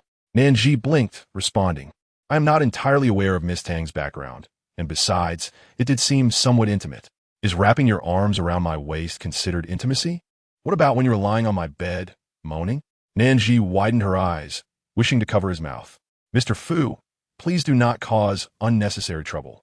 Their relationship naturally required some emotional nuance. They couldn't simply shake hands upon entering a room and then ask, shall you undress first? In front of familiar faces. How could one declare their claim? That was not the role of a girlfriend. Her identity was clear to all. Furthermore, if he intended to use her as leverage to deter others, a signal would have sufficed. With no indication from him, how could she deduce his intentions? She refused to carry the burden of his unspoken grievances. Just as they were speaking, Xie Dong arrived, and several men gathered to converse, which eased Nan Zhi's tension. If Fu Hanzhou were to say anything further, she might struggle to handle it. Everyone awaited Tang Jingxian, and Lu Xingzi was growing impatient, directing his frustration at Song Jiao for bringing her along. At last, the wealthy young lady arrived, clad in a custom tennis outfit of soft pink, complete with white wristbands and pigtails, radiating youthful exuberance. Finally, she was here. They could call for some practice partners, as the court was sufficient for their needs. However, the distribution of players became a challenge. Song Jiao proposed drawing lots, pairing those with matching colors. Tang Jingxian, however, had other plans, immediately grasping Fu Hanzhou's arm. Of course, Brother Hanzhou will be with me. You all can divide yourselves as you please. Song Jiao scoffed, noting how her intentions were always transparent. That won't do. We agreed to draw lots. Lu Xingzi disregarded her and organized the mixed doubles teams, prompting each to draw colors. As Nan Zhi reached for a slip, Fu Hanzhou did so simultaneously, their hands brushing briefly, sending a jolt through her. She dismissed it as her imagination when she saw his expression remained unchanged. She opened her slip to reveal red. Tang Jingxian, who had been watching her intently, suddenly relaxed. When she turned to observe Fu Hanzhou again, she noticed the familiar look of displeasure on his face. On the men's side, Song Jiao grinned, revealing he also drew red. He approached Nan Zhi. So, how's your tennis? I've placed a bet. If you win, I'll treat you to dinner. Nan Zhi had witnessed the stakes of their bets, which often involved extravagant wagers. The pressure mounted. Honestly, I'm not that great. Perhaps you should reconsider your bet. Her earnestness amused Song Jiao, who had expected her to be a fragile porcelain doll, but found her refreshingly straightforward. Meanwhile, Lu Xingzi's team was struggling, partly due to Zhou Lei's lackluster performance. Song Jiao, crafty as he was, seized every opportunity to capitalize on her weaknesses. Despite Lu Xingzi's skills, he couldn't compensate for Zhou Lei's shortcomings. However, it was all in good fun. As long as the four enjoyed themselves, that was what mattered. No one paid attention to the atmosphere on the adjacent court. Xie Dong and Fu Hanzhou had almost immediately clashed upon taking their positions, both men maintaining stoic expressions. The practice partners on Xie Dong's side were attentive, while Tang Jingxian was not there to play tennis but to focus solely on Fu Hanzhou. Meanwhile, Lu Xingzi knew how to keep his girlfriend content, while Fu Hanzhou remained indifferent to Tang Jingxuan's presence. As her princess syndrome flared, she failed to return a volley from Xie Dong, catching only Fu Hanzhou's detached gaze, which caused her to lose composure. I need a break. Xie Dong, impatient with the whims of a delicate woman, began one-on-one practice with his partner instead. Fu Hanzhou ignored Tang Jingxian, grabbing a bottle of water, his attention still fixed on Nan Zhi. His throat moved slightly as he focused intently, while Tang Jingxuan's eyes burned with jealousy as she followed his gaze to Nan Zhi, who was re-entering the court with Song Jiao. She admitted, as a woman, her first reaction upon seeing Nan Zhi was one of admiration. It was no wonder the men were captivated. Yet, that did not imply she would harbor any affection for Nan Zhi. What she found most unbearable was the presence of Fu Hanzhou, a man who, when devoid of any emotions in his gaze, could be rationalized as simply having a particular disposition. However, upon discovering that he could indeed exhibit special feelings, the realization stung her deeply, causing an acute discomfort that pierced through her heart. Hey, come practice with me. Tang Jingxian directly summoned a practice partner and headed to the court adjacent to Nan Zhi and the others. They were so engrossed in their game that they hardly paid attention to Tang Jingxuan's side. The more Nan Zhi played, the more her form improved. Her attire accentuated her figure without revealing too much skin, and her long hair danced gracefully with her movements, capturing the attention of many onlookers.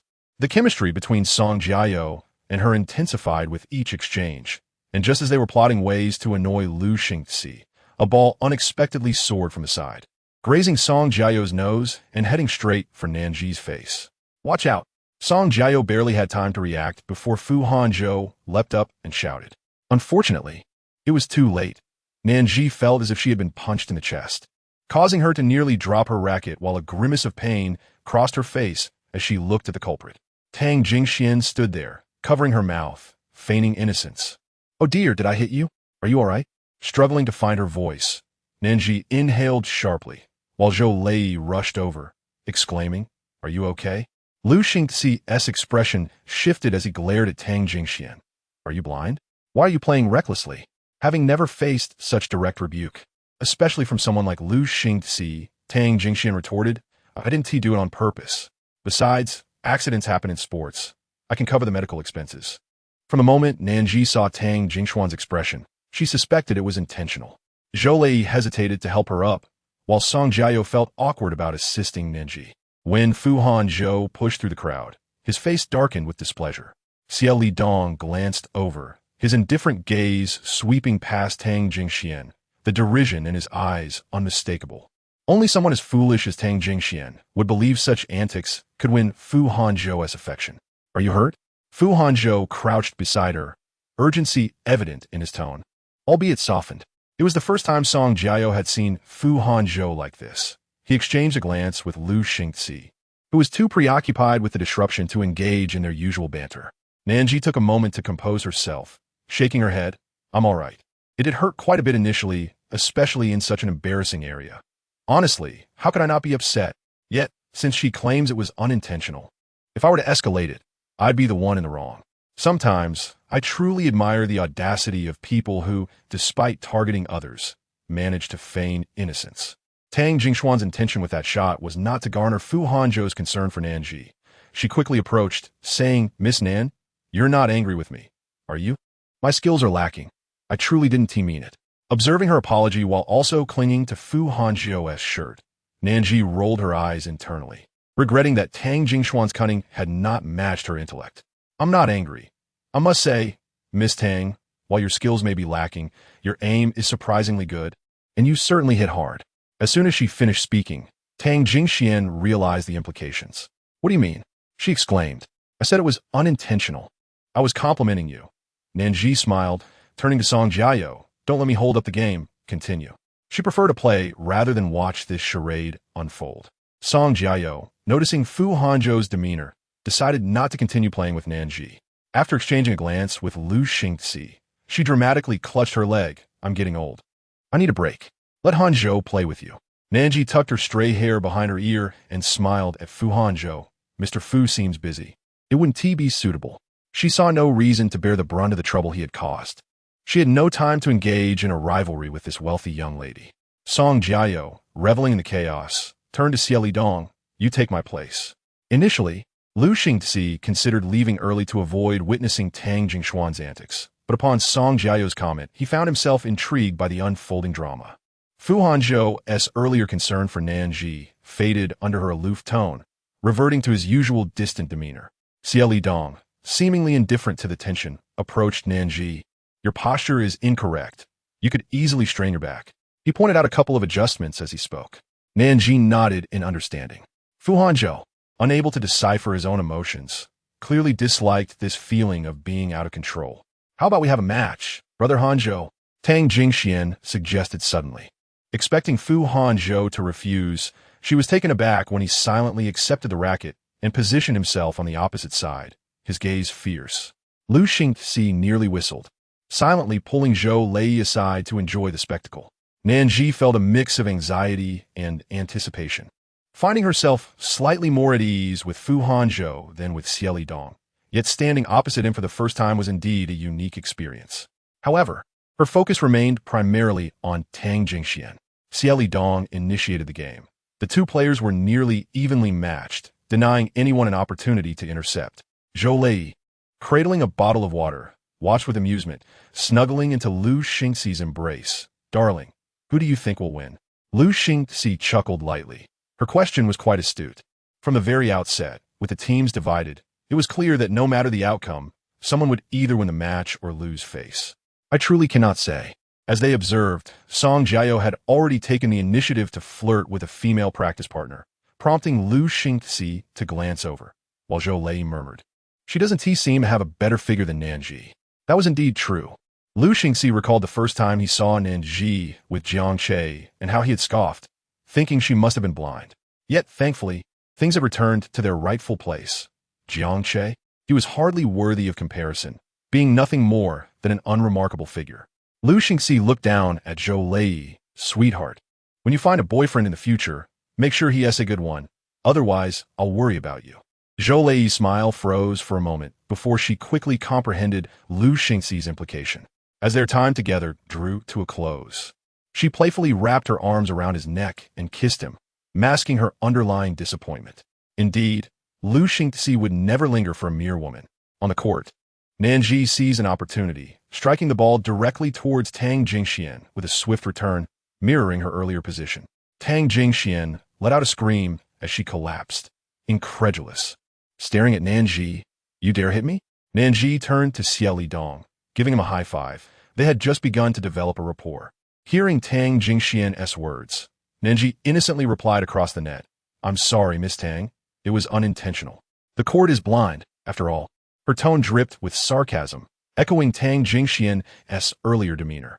However, to Lu Xingxi's ears, it sounded delightful. Finally, someone was putting her in her place. Truth be told, Lu Xingxi was a man of substance, uninterested in petty squabbles with Tang Jingxian. Yet, he found it impossible to shake off her persistent presence, as she clung to Fu Hanzhou wherever they went, subjecting him to her relentless antics. Today, she finally witnessed her own downfall. Even with money offered, he refused to leave. After Nan Zhi finished speaking, she did not wait for Tang Jingxuan's reaction and continued to play. If Fu Hanzhou dared to pull her back, she would sever ties with him. She could repay kindness, but she could not tolerate the arrogance of a green tea bitch. Fu Hanzhou cast a glance at Tang Jingxian and continued to receive the ball, while Tang Jingxian clutched her chest, realizing that no one was paying her any attention, which only fueled her anger. As she rose, another ball came her way, this time hitting her arm. She cried out again, and Zhou Li couldn't help but laugh. Nan Zhi had quite the temper. Lu Xingxi raised an eyebrow, noting the stark contrast between her appearance and demeanor. He recalled the first time he saw her, resembling a fairy, graceful and ethereal. However, that image was shattered when she nearly smashed a bottle over his friend's head. Zhou Lu, he was astonished, really? There's no exaggeration. Her desire for revenge is intense. Nan Zhi showed no courtesy toward Tang Jingxian, sending ball after ball her way. Though none were particularly forceful, some were merely intended to intimidate Tang Jingxian. Tang Jingxian was aware of Nan Zhi's intentions, and in her fury, she sought another ball, disregarding the court's rules and aimed directly at Nan Zhi. After dodging, Nan Zhi laughed. "Miss Tang, your aim seems to have faltered." With that, her smile vanished, and she served again. As the game progressed, Fu Hanzhou and Xie Lidong found themselves with no room to maneuver, leaving Nan Zhi to dominate the match against Tang Jingxian. Tang Jingxuan's frustration grew as she faced utter defeat, but thankfully, Nan Zhi decided to call a day. Breathing heavily, she remarked, "Miss Tang must be tired. Let's take a break. It's just entertainment. No need to push too hard." She too was drenched in sweat and planned to take a shower before heading home. Zhou Yi, having enjoyed the spectacle, approached and suggested they head to the lounge to change clothes. Xingxi mentioned they would eat together afterward. Nan Zhi wiped her face with a towel. "Never mind. I want to go. I have studying to do tonight." "Oh, haven't you already started working?" Nan Zhi smiled wryly. Even while working, there's no shortage of things to learn. To accommodate clients, she had several language courses to take and necessary certification exams, all stepping stones for her career advancement. She was acutely aware that she was already behind. Her only advantage was her diligence. If she abandoned that, she would merely drift through her position, oblivious to the day she might be discarded by society. Zoli nodded, understanding her perspective. The lounge was just ahead, and she cheerfully said, "I'll change first and wait for you." "All right." As Nan Zhi left, she caught a glimpse of Fu Hanzhou, presumably off smoking with Xie Lidong, so she hurried to leave. Chapter 028. You're just playthings. She quickly showered and changed, neatly folding her discarded clothes before grabbing her bag to leave. During this time, Fu Hanzhou had not made any attempt to contact her. She intended to leave quietly, avoiding further confrontation with that mad dog Tang Jingxian, who was akin to a thorn in her side. Fu Hanzhou was not her man. Why should she bear the brunt of his romantic entanglements? He was merely a bedfellow. Cursing internally, she stepped out to find Zhou Lu waiting for her. Just in time. Let us go." Zhou Luyi draped her arm over Nan Zhi's shoulder as they exited the lounge into a sunlit atrium, a place where the affluent could always find amusement, clearly constructed for their leisure amidst the steel city. As they descended the stairs, Nan Zhi informed Zhou Luyi, "I'll be leaving soon." Surprised, Zhou Luyi asked, "Aren't you joining us for dinner?" "No, I have other commitments tonight." Nan Zhi had an online course to attend, and she was not joking. Luyi, unable to make decisions herself, explained that Lu Xingxi had sent a message for her to bring Nan Zhi along. "But we should at least inform President Fu." She insisted. Nan Zhi thought to herself that Fu Hanzhou was likely too preoccupied with Tang Jingxian at that moment. Despite her arrogance, Tang Jingxian was at least gentle and cautious around Fu Hanzhou. She didn't want to intrude and disrupt their dynamic. Just as she was about to decline, she felt a sudden shove from behind, losing her footing in her high heels, which emitted a sharp sound as she instinctively clutched the railing to avoid tumbling down. Had she not held on, the consequences would have been dire. Whirling around, she discovered the culprit was none other than Tang Jingxian. Zhou Luyi was stunned, not hesitating to scold. "What do you think you're doing, pushing someone?" After all, she was aligned with Lu Xingxi, who had no fondness for Tang Jingxian. So she felt no need to hold back. Tang Jingxian smirked, her sweet face taking on an unpleasant air. "She hit me twice. I merely returned the favor." As if that statement lacked weight, Tang Jingxian leaned slightly forward, glaring at Zhou Luyi, who was seething with anger. "Do you think you're something special? The women that Song Jiao and Lu Xingxi have brought before me far outnumber those in this establishment, but they're merely bed warmers. How dare you question me? You're not even in the same league as me, understand?" With the arrogance characteristic of a privileged daughter, she flaunted her background, declaring her superiority over Zhou Luyi and Nan Zhi, whom she saw as nothing more than filthy playthings. Zhou Luyi, nearly in tears from the anger, retorted, "What gives you the right to speak to us like that? Aren't you just shamelessly pursuing Fu Hanzhou? Has he even glanced your way? At least I was pursued by Lu Xingxi. What about you? Clearly, you're not even worth a second look." Tang Jingxian had thought herself elevated, delivering her words with eloquence, but she was unprepared for Zhou Luyi's sharp rebuttal that struck at her most vulnerable spot. "You." Tang Jingxian's face flushed with rage, and she raised her hand to slap Zhou Luyi across the face. Likely unsatisfied, she attempted to strike again, but Nan Zhi steadied herself and positioned Zhou Luyi behind her, glaring at Tang Jingxian. "Apologize, Tang Jingxian. Dan Jing Sun Lao Et Mokkin Li." As if she had heard the most absurd joke. "I see you've both lost your minds. As I said, you're not worthy, ah." Before she could finish, Nan Zhi yanked her collar, pinning her against the railing, leaving her back suspended in mid-air, supported only by her waist.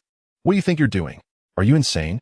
Zhou Luyi was taken aback, not expecting Nan Zhi to act so boldly. She had only thought of confronting Tang Jingxian verbally, perhaps even pulling her hair. With a stoic expression, Nan Zhi stared at the surveillance cameras overhead. "We live in a society governed by law, Tang Jingxian. Before you act out, perhaps you should engage your brain first. Do you really think the Tang family can operate above the law? Even if today's footage never sees the light of day, the heiress of Tang Pharmaceuticals, relying on her family's wealth to commit acts of aggression, will face repercussions. Whether true or not, your family's stocks will certainly suffer. At that point, not only will you have to apologize in person, but you'll also have to release a statement and endure online backlash. Are you bold enough to shout your threats to the world? I'm already showing you leniency by asking for an apology." Tang Jingxian, taken aback, retorted, "Are you threatening me? Do you think I'm afraid?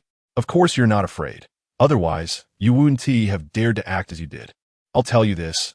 I have no powerful family behind me, so the repercussions for me won't be as severe as they will be for you.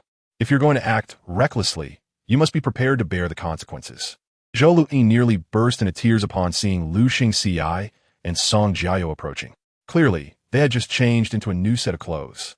And upon witnessing the tense standoff among the three women, they sensed that things had gone awry, especially with Zhou Luyi's face bearing the marks of the confrontation. Lu Xingxi was a man who delighted in pampering women. Upon witnessing her run over in tears, he furrowed his brow and gently cupped her face, inquiring if Tang Jingxian had struck her. Zhou Luyi nodded and briefly recounted the earlier incident. Song Jiao quickly stepped in to mediate, suggesting that Nan Zhi should release her. As the scene was becoming quite uncomfortable, Nan Zhi, not expecting Song Jiao to side with her, expressionless, let go of Tang Jingxian. Little did she know, this madwoman intended to strike her again, prompting Nan Zhi to drop her bag and prepare to retaliate. Lu Xingzi yanked Tang Jingxian away with such force that she nearly fell to the ground, admonishing her to cease her madness and suggesting that if she had issues, she should address them at home. He warned that if anyone brought her to his gatherings again, he would sever ties with them. Song Jiao awkwardly rubbed his nose.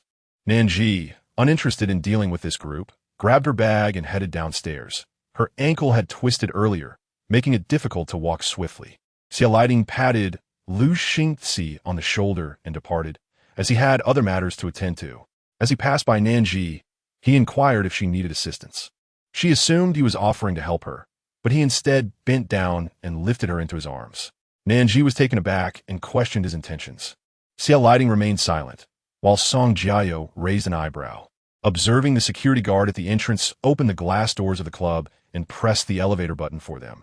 Suddenly recalling that Fu Hanzhou had previously mentioned he would head to the parking lot and instructed him to have Nan Zhi come down to meet him.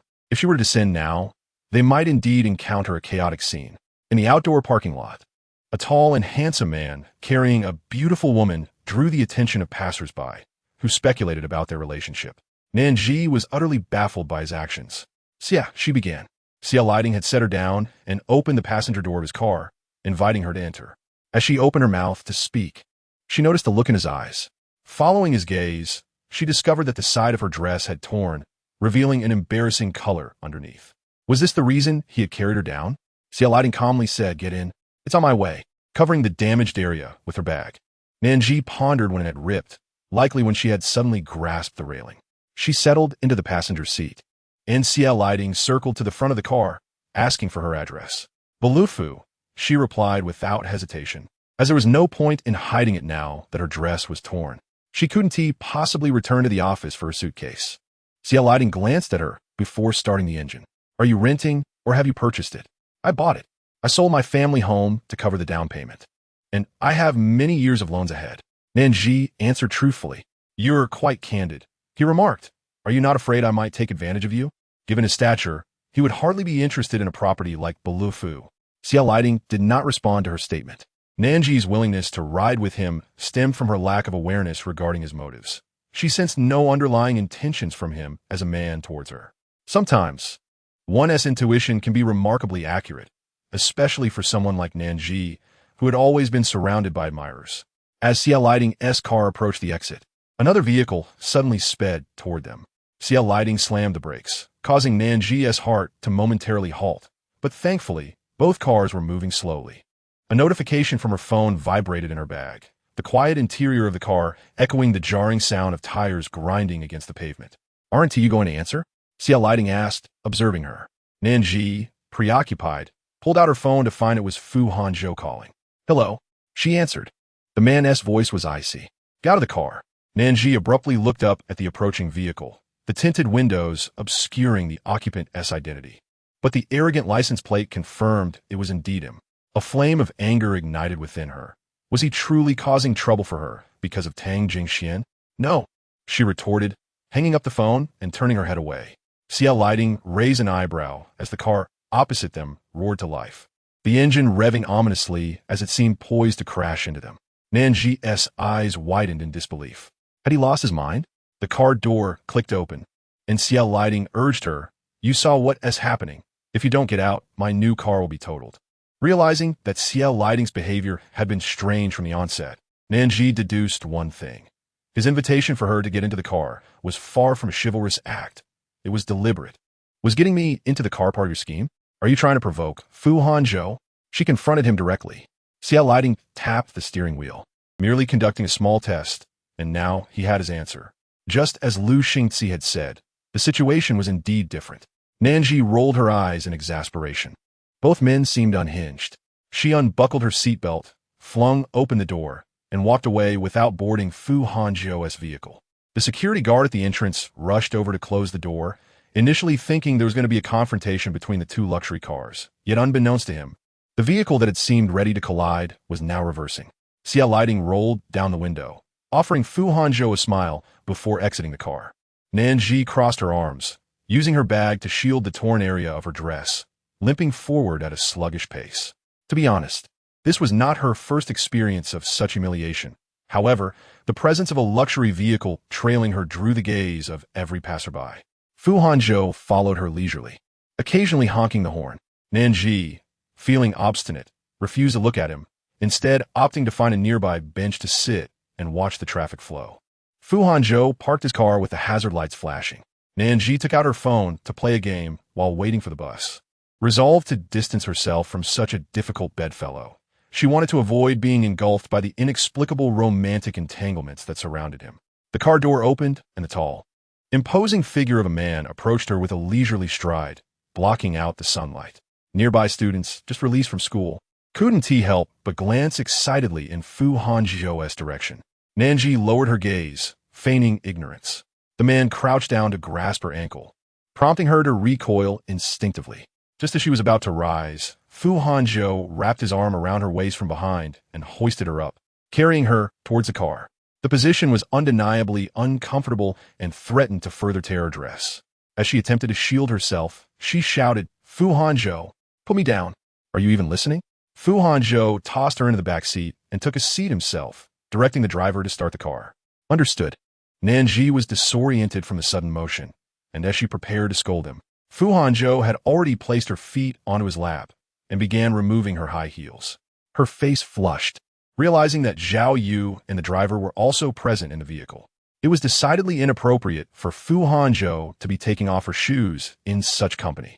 "Don't move." Fu Hanzhou shot her a glance as he applied an ice pack to her ankle.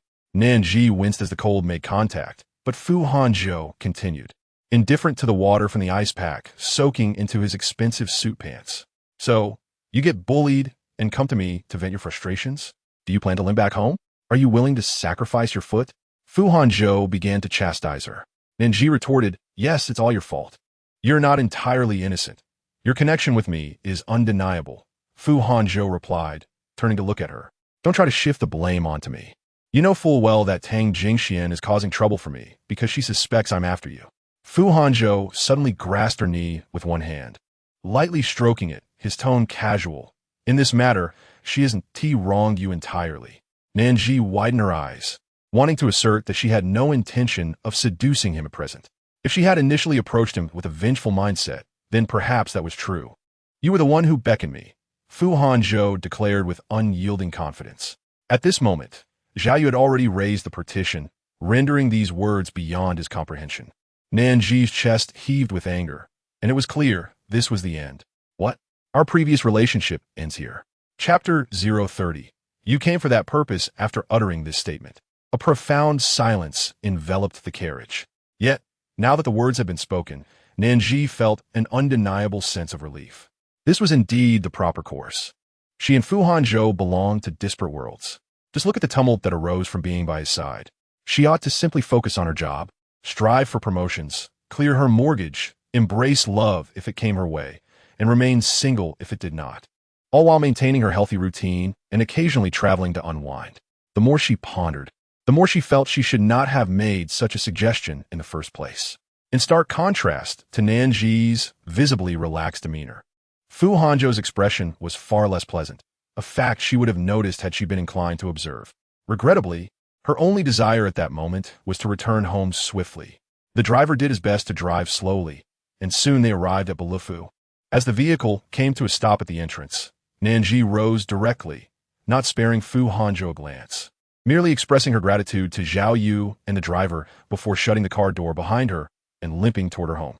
Zhao Yu swallowed hard and turned to glance at Fu Hanzhou, uncertain of his superior's reaction to being dismissed by a woman. Fu Hanzhou remained unresponsive, the back seat seeming to house no one at all. Zhao Yu sat uneasily, awaiting the sage's decree. Upon arriving home, Nan Zhi discovered that the previous disarray had been tidied up. The air was fragrant, and one would assume that the police would come to gather evidence, preserving the scene as it was when Jiang Che departed. Evidently, Fu Hanzhou had sought assistance in cleaning. A sudden wave of guilt washed over her.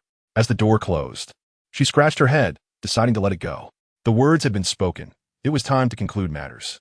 She slipped off her shoes, savoring the comfort of her feet finally resting on the ground after a day in high heels. Yet, she remained suspicious. scanning every corner of the room for any hidden surveillance cameras, focusing particularly on the tissue box and obscure nooks, thoroughly inspecting the bathroom and bedroom. Once assured that Jiang Che, that twisted individual, had left no trace behind, she switched on the lights. As she stepped onto the balcony to collect her clothes from a few days prior, she assumed Fu Hanzhou had already departed and did not bother to check. However, had she chosen to glance, she would have noticed his car still parked outside. Returning to her room, she felt apprehensive about opening the wardrobe, yet steeled herself to do so, confidently retrieving her change of clothes for the bathroom. She even contemplated the possibility that she would forever harbor a shadow of fear when opening her wardrobe, all thanks to Jiang Che.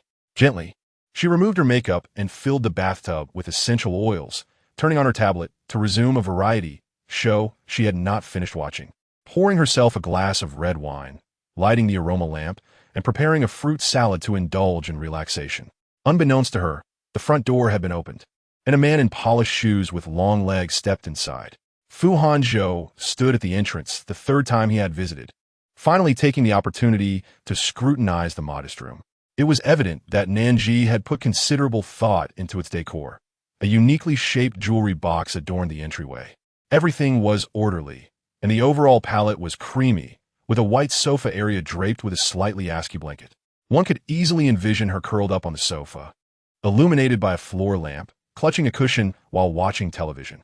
The kitchen showed signs of regular use, the pink milk pan hinting at warmth, and the double-door refrigerator adorned with magnets from various locales, accompanied by instant camera photographs. Fu Hanzhou's gaze lingered on a few old photographs, likely depicting a younger Nan Zhi. Her long black hair cascading down, her face serene and innocent. He snapped a picture of the photographs with his phone, noting her handwritten captions on travel snapshots. As he continued to observe, a chuckle escaped him, filling some of the void he felt regarding Nan Zhi. He placed the items he held on the coffee table, casually picking up a file she had left there, listening to the occasional sounds of water and laughter from the bathroom. The coldness in Fu Hanzhou's eyes softened in an instant. Her modest salary must have been carefully allocated to furnish this space, indicating that she valued it deeply. A robotic vacuum cleaner rolled past his feet, and Fu Hanzhou envisioned her finishing her shower, passing through the living room to brew a cup of coffee, or preparing sandwiches in the kitchen each morning. Nan Zhi sang to herself, luxuriating in the bath until she felt utterly serene, then began applying body oil, favoring the scent of grapefruit. Unconsciously, she recalled the fragrance that lingered on Fu Hanzhou, shaking her head as she donned a face mask while her hair absorbed moisture from a drying cap. Suddenly, the bathroom door swung open, and Nan Zhi, humming a tune, emerged to find Fu Hanzhou seated on the living room sofa, perusing documents. She gasped, nearly cracking her freshly applied face mask in surprise. "You, how did you get in here?" she exclaimed, bracing herself for the possibility that Fu Hanzhou might seize her by the throat, prompting her to vow eternal caution towards men. Fortunately, Fu Hanzhou merely replied with calm composure, "Your original door lock was kicked in by me. Zhao Yu replaced it and conveniently provided me with a key." Nan Zhi was utterly oblivious to this fact. The lock had been changed, and she was astonished. "Why so surprised? Didn't you notice the new lock? No wonder you were singing away in your home, blissfully unaware of who could enter. With such a lack of vigilance, how can you live alone?" What was with Fu Hanzhou's tone of reprimand? After a moment's pause, Nan Zhi responded, "Mr. Fu, even if Assistant Zhao gave you a key, you should not have entered without my consent." Fu Hanzhou did not directly address her. Noticing his silence, Nan Zhi mumbled, "I just said we are done." At this point, Fu Hanzhou finally lifted his gaze to meet hers, retrieving a stack of documents from the side and glancing through them. Nan Zhi felt a twinge of suspicion, but took the documents he offered. Upon seeing the contents, she gasped. This contract detailed the financial arrangement with Xieli Dong, and should she sever ties, she would be burdened with an unfathomable amount of debt. How could she have ever perceived Fu Hanzhou as a gentleman? He was, in fact, an elegant rogue. Look at him, sitting there with an innocent demeanor, only to reveal his predatory nature once undressed. Fu Hanzhou anticipated that she would lash out in anger. Raising an eyebrow, "Have you devised a strategy to evade responsibility?" To his surprise, Nan Zhi simply tossed the documents aside, reclining next to him like a resigned fish out of water. "You came here for that purpose, and I've just finished. If you're coming, then come quickly." With that, She ruthlessly kicked his trousers, leaving a damp mark infused with the scent of her carefully chosen bath oil. Chapter 031. You should seize the opportunity. Her feet, naturally pale and adorned with red nail polish, accentuated the graceful curve from her instep to her ankle. Though he had never paid much attention to women's feet before, he found hers particularly appealing. Suddenly, Nan Zhi felt her ankle being grasped, and her body slid down as Fu Hanzhou effortlessly pulled her from the opposite end of the sofa. She widened her eyes, alarmed that her facial mask might be affected, fearing the emergence of wrinkles. However, Fu Hanzhou disregarded her astonishment, reaching for the medicinal oil on the table and applying it to his hands to begin a gentle massage. As Nan Zhi watched him from the side, an inexplicable sense of guilt washed over her. She would have preferred him to berate her, calling her an ungrateful wretch, rather than silently tending to her wounds. With nothing else to do, she decided to turn on the projector, and soon, the living room screen illuminated with the program she had previously been watching. Fu Hanzhou's large hand rested on her ankle, applying just the right amount of pressure as he needed it. Before long, Nan Zhi began to feel drowsy, clutching a pillow as her eyelids drooped. By the time she regained her senses, the situation had shifted. Fu Hanzhou's hand had migrated well beyond her ankle, inching higher. When he brushed aside the thin layer of fabric, both of their breaths quickened. In the later moments, she could hardly recall how he had thoroughly ravished her on the sofa. What lingered in her memory was the sweat trickling down his forehead onto her skin at a critical moment. As he compelled her to utter words she typically found too shameful to speak, her voice hoarse and her waist nearly breaking under the strain before he finally relented. The waning light of the sunset streamed through the window, illuminating her like a maiden from a Western oil painting, even the fine fuzz on her fair skin glimmering with a golden sheen. Her eyes were hazy, her breath slightly erratic, and her entire being felt languid. After covering her with a blanket, Fu Hanzhou rose to tidy up the disarray, eventually pouring her a glass of water in the kitchen. Nan Zhi sipped half the glass, only to disdainfully push his hand away. Fu Hanzhou sighed, recognizing her spoiled nature. Nan Zhi could barely muster the energy to lift her eyelids, wishing only for a moment's rest, unconcerned about Fu Hanzhou's intentions. It wasn't until a steaming bowl of fragrant noodles was placed before her that she sat up in astonishment. "Did you make this?" she asked. Although Fu Hanzhou intended to respond, his gaze lingered on the exposed skin, deepening his expression. Nan Zhi quickly pulled back, securing her bathrobe, and announced her plan to take a shower. "Don't follow me," she warned, guarding her privacy. She was genuinely hungry. If he joined her, the noodles would be cold. She washed up quickly, her hair nearly dry from earlier. Upon her exit, Fu Hanzhou was seated at the dining table, his coat hung by the door, sleeves rolled up to his forearms, and a cup of coffee in hand. Instant coffee she recognized from her own sourcing. "Can you drink that?" she queried, believing someone like him would prefer freshly ground coffee. Hearing her hoarse voice, Fu Hanzhou offered her a glass of water to soothe her throat. As she swallowed, her cheeks flushed, and she began to eat the noodles, raising an eyebrow at the slightly clumpy texture, but overall, the flavor was commendable. "You can cook noodles?" she inquired. "Indeed," he replied, reverting to his usual taciturn demeanor. Nan Zhi didn't expect him to shower her with compliments, aside from moments in bed. He was as unyielding as a block of wood. She swiftly finished the bowl of noodles, only to find Fu Hanzhou had already cleared the dishes when she remembered to wash them. Leaning against the kitchen doorframe, she fixed her gaze on him, contemplating her next words. "What are you thinking?" Fu Hanzhou asked. "I was considering taking a candid photo of you washing dishes in the kitchen to see how much I could earn from the gossip circles. Trust me, bed photos will yield far more than dishwashing images." Nan Zhi rolled her eyes and retreated to her room to change into yoga attire. Post-meal exercise was essential. Today, she opted to work out at home rather than run outside.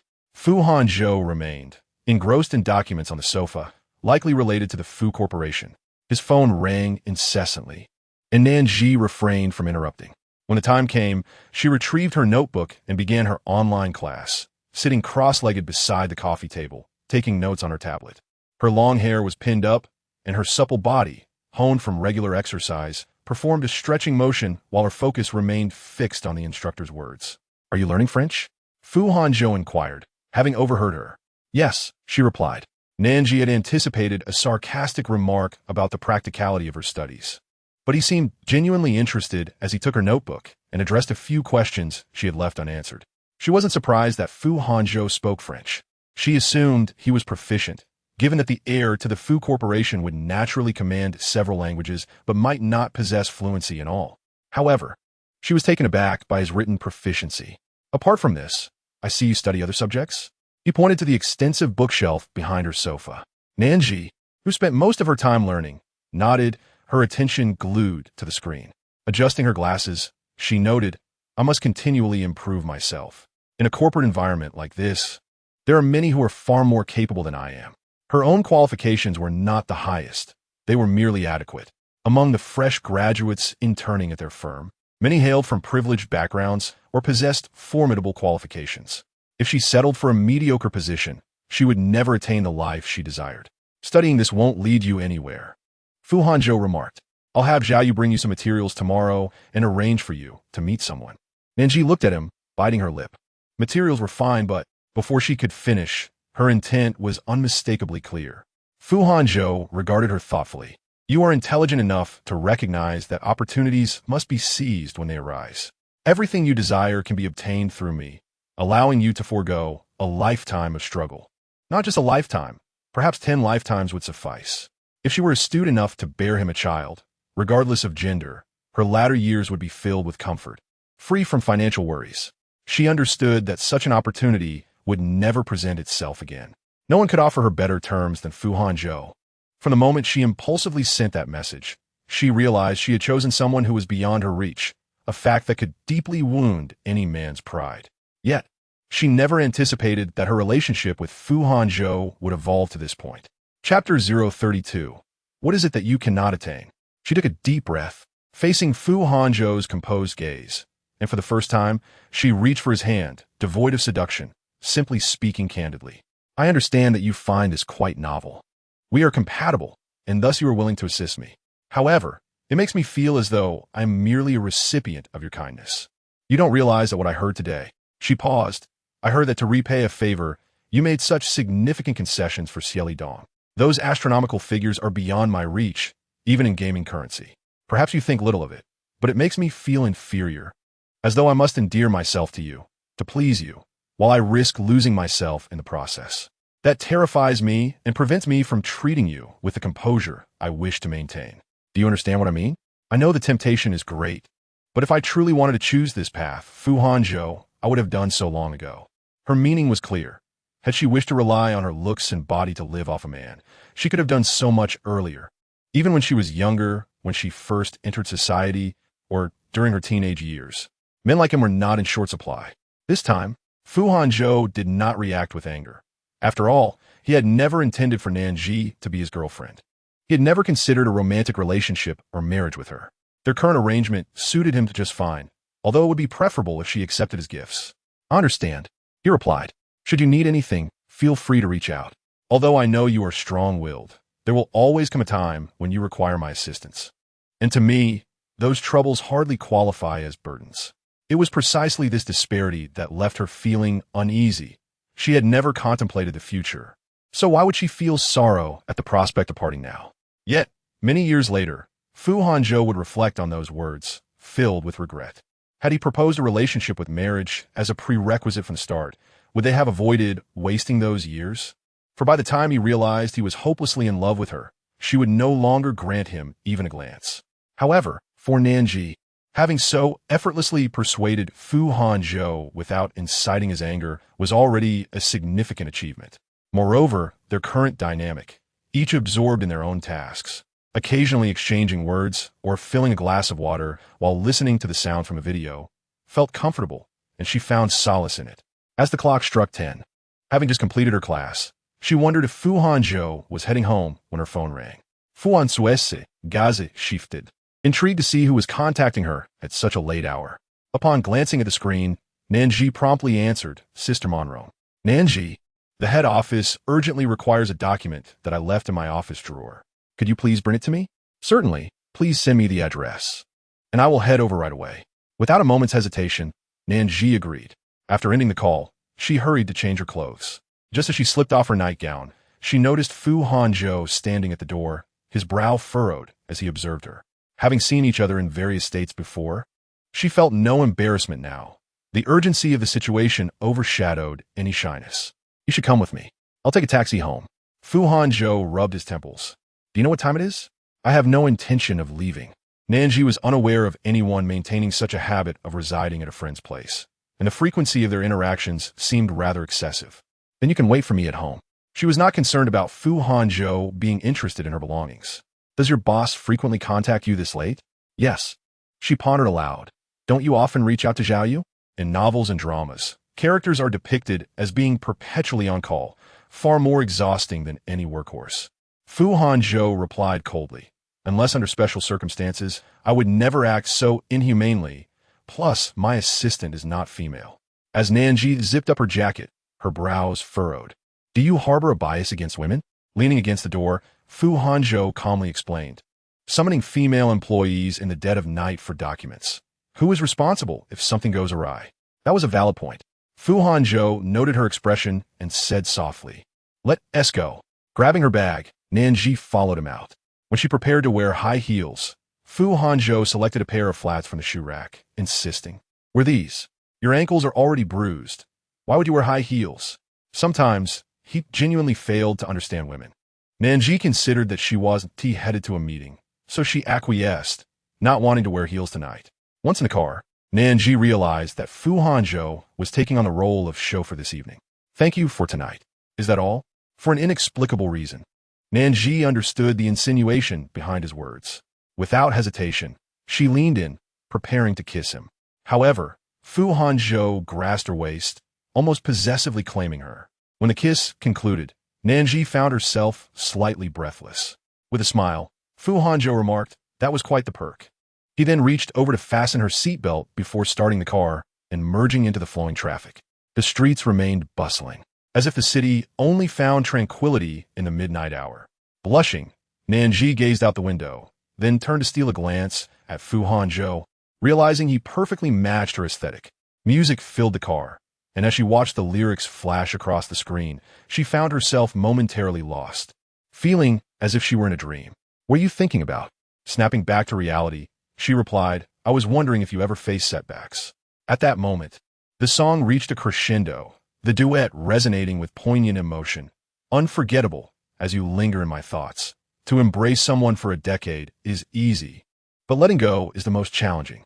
Fu Hanzhou's eyes, obscured behind his glasses, reflected an inscrutable emotion, his tone devoid of discernible anger or joy. Curious, Nan Zhi asked, What is it? I assume someone like you, born in Rome, would never lack for anything. After all, his economic foundation was such that it surpassed what others could achieve in a lifetime, and he bore an air of nonchalance as if all desires were met. Fu Hanzhou gazed at her intently, yet remained silent. Nan Zhi thought he was unwilling to share. Perhaps it was something concerning the company's upcoming business strategy. Realizing her inquiry might have overstepped. Never mind. She yawned, wiping away the tears brought on by fatigue. You could refuse your boss. It isn't something you are obligated to do. True, but if I don't seize this opportunity, she may not consider me next time she needs something. That is the harsh reality of the workplace. I must strive harder than others. Have you considered joining Fu Corporation? Fu Hanzhou suddenly posed a question. With her academic background and work experience, Nan Zhi could indeed enter Fu Corporation, but the position would likely be modest. Besides, she had been at Wanqing long enough to observe the prospects of becoming a department head, albeit within a subsidiary. If she went to Fu Corporation and Fu Hanzhou and she parted ways or had a falling out, would she then seek another job? Fu Hanzhou seemed to sense her thoughts. You know in your heart that no matter how hard you work at Wanqing, it remains limited. Their long-standing rigidity and resistance to innovation, along with evident gender biases, contrast sharply with Fu Corporation, where I am present. Your opportunities would undoubtedly be greater. This marked the second time Fu Hanzhou had broached her future prospects, all under his watchful eye. Yet, Nan Zhi was unwilling to engage in a heartfelt discussion. She could sense that Fu Hanzhou was making concessions, at least not throwing money at her. Isn't Fu Corporation against such implicit rules? That applies to others. There's a difference in familiarity. You should contemplate it. He left the statement open-ended, and Nan Zhi found no need to reject it outright. Often, she disliked making choices.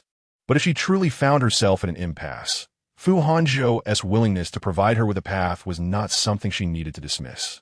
The company soon arrived, and this time, Fu Hanzhou parked closer, directly at the entrance. Nan Zhi opened the car door, asking him to wait a moment while she swiftly returned. Fu Hanzhou nodded, watching her enter the company before turning to check his phone. He noticed that Lu Xingzi had gone a bit overboard, sending him dozens of WeChat messages, broadcasting his frantic state after realizing that both he and Nan Zhi had vanished, inquiring if they were together. Fu Hanzhou simply replied with a location pin, working late. Lu Xingzi, what is up? Are you two engaging in a modern platonic relationship, rather than heading to a hotel for the long night? You're working late instead? Impressive. President Fu, I must be getting old. Fu Hanzhou closed the chat window, concluding that conversing with Lu Xingzi was an utterly unproductive endeavor. Nan Zhi soon emerged, greeting the security guard at the entrance. Sorry to keep you waiting. Your boss's address? Nan Zhi sent Fu Hanzhou the coordinates for Sister Monrong's home, estimating a 20-minute drive. You should rest for a bit. I won't be able to sleep for just a few minutes. Sister Monrong's residence was quite tranquil, nestled in a villa area. After parking the car, Fu Hanzhou heard Nan Zhi softly say, I'll be back shortly. Okay. The man stepped out with her, watching as she entered before leaning against the car to smoke. Sister Monrong appeared to be slightly anxious. As soon as Nan Zhi entered, she seized the document and began reviewing it. Once she finished her phone call and concluded her discussions, she apologized. I'm sorry to pull you out at night. I forgot to offer you a drink. Nan Zhi smiled. It's perfectly fine. Work is work. If there is nothing else, I'll take my leave now. Shall I call you a car? Sister Monrong reached for her phone. No need. Nan Zhi quickly replied, prompting Sister Monrong to observe her closely. I came with a friend. Sister Monrong raised an eyebrow. A boyfriend? What does he do? Seeing the curiosity etched on her face, Nan Zhi mustered her courage. He is really not my boyfriend. Then a suitor? Don't worry. I'm not so strict as to disallow my subordinates from dating. It seems I've interrupted you two tonight. Sister Monrong stood, preparing to escort her out. Nan Zhi, anxious about Fu Hanzhou waiting, hurried toward the exit. What happened to your foot? This afternoon, I accidentally sprained my ankle. Do I need to take a leave? No, I should be fine by tomorrow. Let us leave it at that. See you tomorrow. Nan Zhi waved at her and walked towards Fu Hanzhou's car. From a distance, Tang Monrong couldn't clearly see the person's features, but the tall figure leaning against the car exuded a lazy charm, indicating he was undoubtedly a handsome man. Even in silhouette, he seemed to surpass Jiang Che. Tang Monrong didn't linger. She intended to close the door when she saw Nan Zhi approach the man, who then cupped her face and kissed her, a display of desire so intense that a hint of crimson was visible between his fingers. The scene resembled a movie, and after waiting for a moment while Nan Zhi struggled, Tang Monrong averted her gaze. Her face flushed as she shut the door. Did your company's people leave? Her husband asked as he descended from upstairs. Tang Monrong smiled gently. Yes, she even said it was your boyfriend who brought her home. They were passionately kissing at the door. I saw it from the balcony earlier, and thought it was Fu Hanzhou. He looks quite similar. As Tang Monrong poured water, she shot him a glance. You must have misjudged. How could Fu Hanzhou appear in our circle? Nan Zhi was indeed beautiful, with an exceptional demeanor. She could easily pursue a career as a star, yet clinging to Fu Hanzhou seemed unnecessary.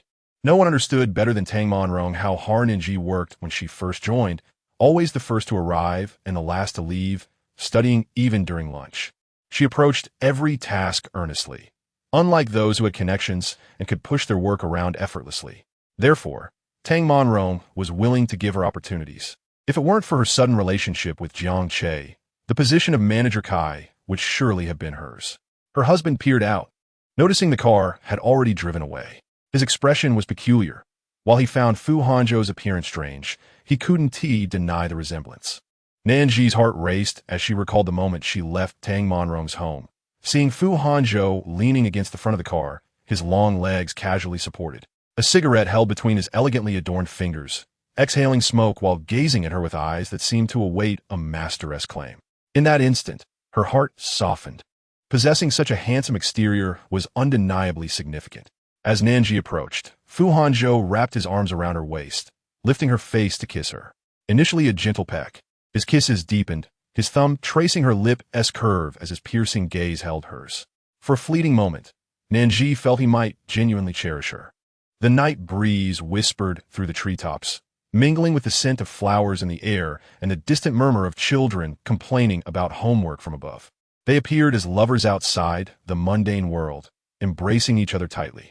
Yet as this thought ignited within her, she doused it with the realization that falling for a friend with benefits was absurd, especially when a friend was Fu Hanzhou. "Let us head back," she murmured, lowering her gaze. Fu Hanzhou held her hand, responding with a simple, Chapter 034. When she becomes the fool? On Friday afternoon, Nan Zhi had just exited Tang Monrong's office when she noticed Lin Yoxia ordering a cup of coffee, looking despondent as she greeted Nan Zhi. "Take it easy. Can you sleep tonight after drinking that?" Lin Yoxia rolled her eyes dramatically. "I wish I could, but it's the end of the month again. We're just the donkeys of the production team. There's no time to catch our breath. I dream of being Fu Hanzhou," she sighed.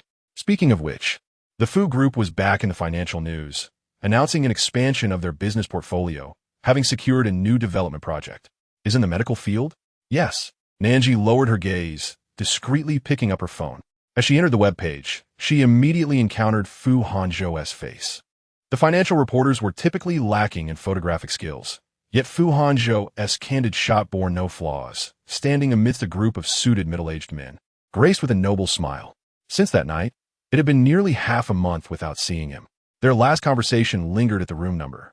During this time, the most talked-about topic at Wanxing Group was the Jiang family's case, and Nan Zhi had visited the police station for inquiries, accompanied by the lawyer arranged by Zhao Yu, thus avoiding any encounter with Mrs. Jiang. Colleagues had begun to express sympathy for Nan Zhi. "It's fortunate you broke up with Jiang Che. You escaped the clutches of a scoundrel early, or else you'd be in a terrible situation." Indeed, they glanced at Nan Zhi, seeking some reaction to satisfy their gossiping instincts. Yet her indifference was a disappointment. She appeared uninterested in everything related to Jiang Che. Moreover, during this period, Tang Monrong had taken Nan Zhi everywhere, clearly intending to promote her. With Manager Kai reassigned, it seemed the position of department head would soon fall to her, rendering their comments cautious while she was present. Once Tang Monrong departed, they would all be under Nan Zhi's authority. Nan Zhi remained composed until the matter was finalized. Everything else was mere conjecture. With that thought, she closed the news page. After all, Fu Hanzhou was just a fleeting interlude in her life, and she needed to focus on her own path. Just as Nan Zhi opened a document, Lin Yoxia suddenly stood up, exclaiming, "Quick, look at the forum." Her loud voice drew the attention of others in the office. "Oh my, this is too exhilarating." As Nan Zhi opened the forum, she was greeted with photos of Mi Xiaoxue with various men posted outside a hotel, akin to distributing flyers. And the images had been circulated online by those with ulterior motives. Nan Zhi's brow furrowed. She had waited so long, thinking Mrs. Liu would choose to endure yet again. But regardless of whether Mrs. Liu was involved, Mi Xiaoxue was finished this time. Hey, you all still sitting there? Go check the first floor. There's a fight." Someone rushed in with excitement, and Lin Yoxia grabbed Nan Zhi to go see. The administrative department was conveniently located on the second floor, allowing them to view everything happening in the first floor lobby. As they returned from outside, Mi Xiaoxue, clad in designer brands, had just entered the company when she was seized by those waiting for her, hair tugged as she was assaulted. The sound of slaps echoed like firecrackers, and her screams pierced the air. By the time Tang Monrong heard the commotion and came out, the security personnel had already intervened, separating the fighters. Mi Xiaoxue lay on the ground, utterly humiliated, unable to move. "Why are you stopping us? Call your responsible leader. I want to know what Wanxing Group intends to do with such an employee. Is it to seduce clients' husbands? To ruin other people as families? ISNT that Mrs. Wang?" "Which Mrs. Wang?" "Wasn't T. Wang Dong of Wanheng Building Materials hosting a business meeting at our hotel last August?" "Mrs. Wang attended. I was the one who received her." "Good heavens, how many men has she been involved with?" "ISNT that Mrs. Li from Li Tai Pharmaceuticals?" Lin Yoxia no longer needed coffee to stay awake. Nothing was more invigorating than gossip. Since Mi Xiaoxue remained part of the administrative department, Tang Monrong was obligated to handle the situation. After summoning the ladies involved, the hired thugs also arrived in the reception area, while Lin Yoxia proactively served fruits and snacks. When Mi Xiaoxue was led into Tang Monrong's office, she could still hear the loud curses mixed with her cries from within. Many gathered in the administrative department to inquire about the situation. Lin Yoxia shook her head at Nan Zhi. This time, she's as good as dead. With such a scandal erupting, it would be a miracle if Wanxing still tolerated her. It was unclear what Tang Monrong had said inside, but when the ladies emerged, their expressions were blank, yet their stance remained unwavering. Manager Tang, we don't wish to escalate the matter, but Wanqing must also take responsibility. Rest assured, we will certainly provide a satisfactory response to several individuals. After Tang Monrong finished speaking, she deliberately cast a glance at Nan Zhi before entering the office, and immediately after, Mi Xiaoxue's cries grew even louder. Surely someone is targeting me. I truly did not. Did not? Are you certain of that? Tang Monrong did not wish to speak too harshly. Mi Xiaoxue's sobs gradually subsided, but I am doing this for the business.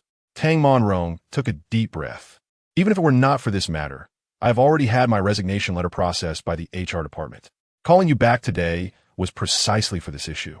You disregarded the company's regulations on the forum and spread rumors about a colleague, which is simply intolerable. Mi Xiaoxue was taken aback, and then realized that her scheme against Nan Zhi had been exposed. Tang Monrong had long wished to dismiss her. Now that the opportunity had presented itself, she would not let it slip away.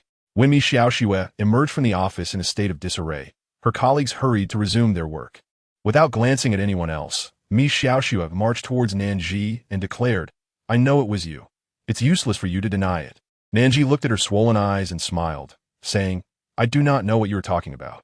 If one wishes to keep a secret, one must not do anything to warrant suspicion. How amusing it is that she is allowed to slander me based on photographs, yet I am not permitted to retaliate. What kind of logic is that?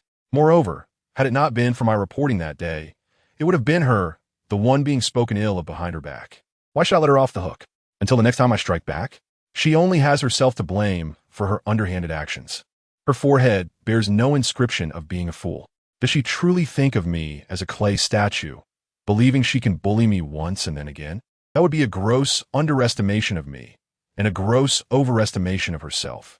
Chapter 035. He seemed not to recognize her. You harmed me. It was you who harmed me. As Mi Xiaoxue spoke, she picked up her bag to throw at Nan Zhi, but fortunately, Lin Youxia had already sensed her agitation and quickly grabbed her from behind, urging the others to assist.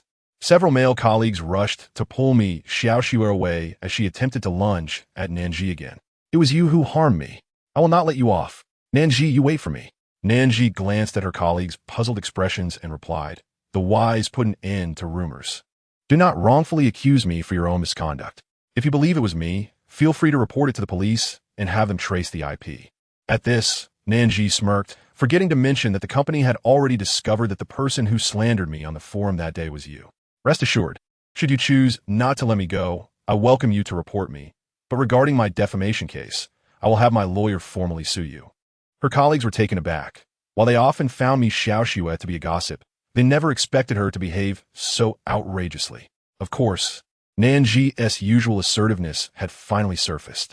Typically quiet, she threatened to report and sue, making it clear that no one would dare speak ill of her again. This was precisely the effect Nan Zhi desired.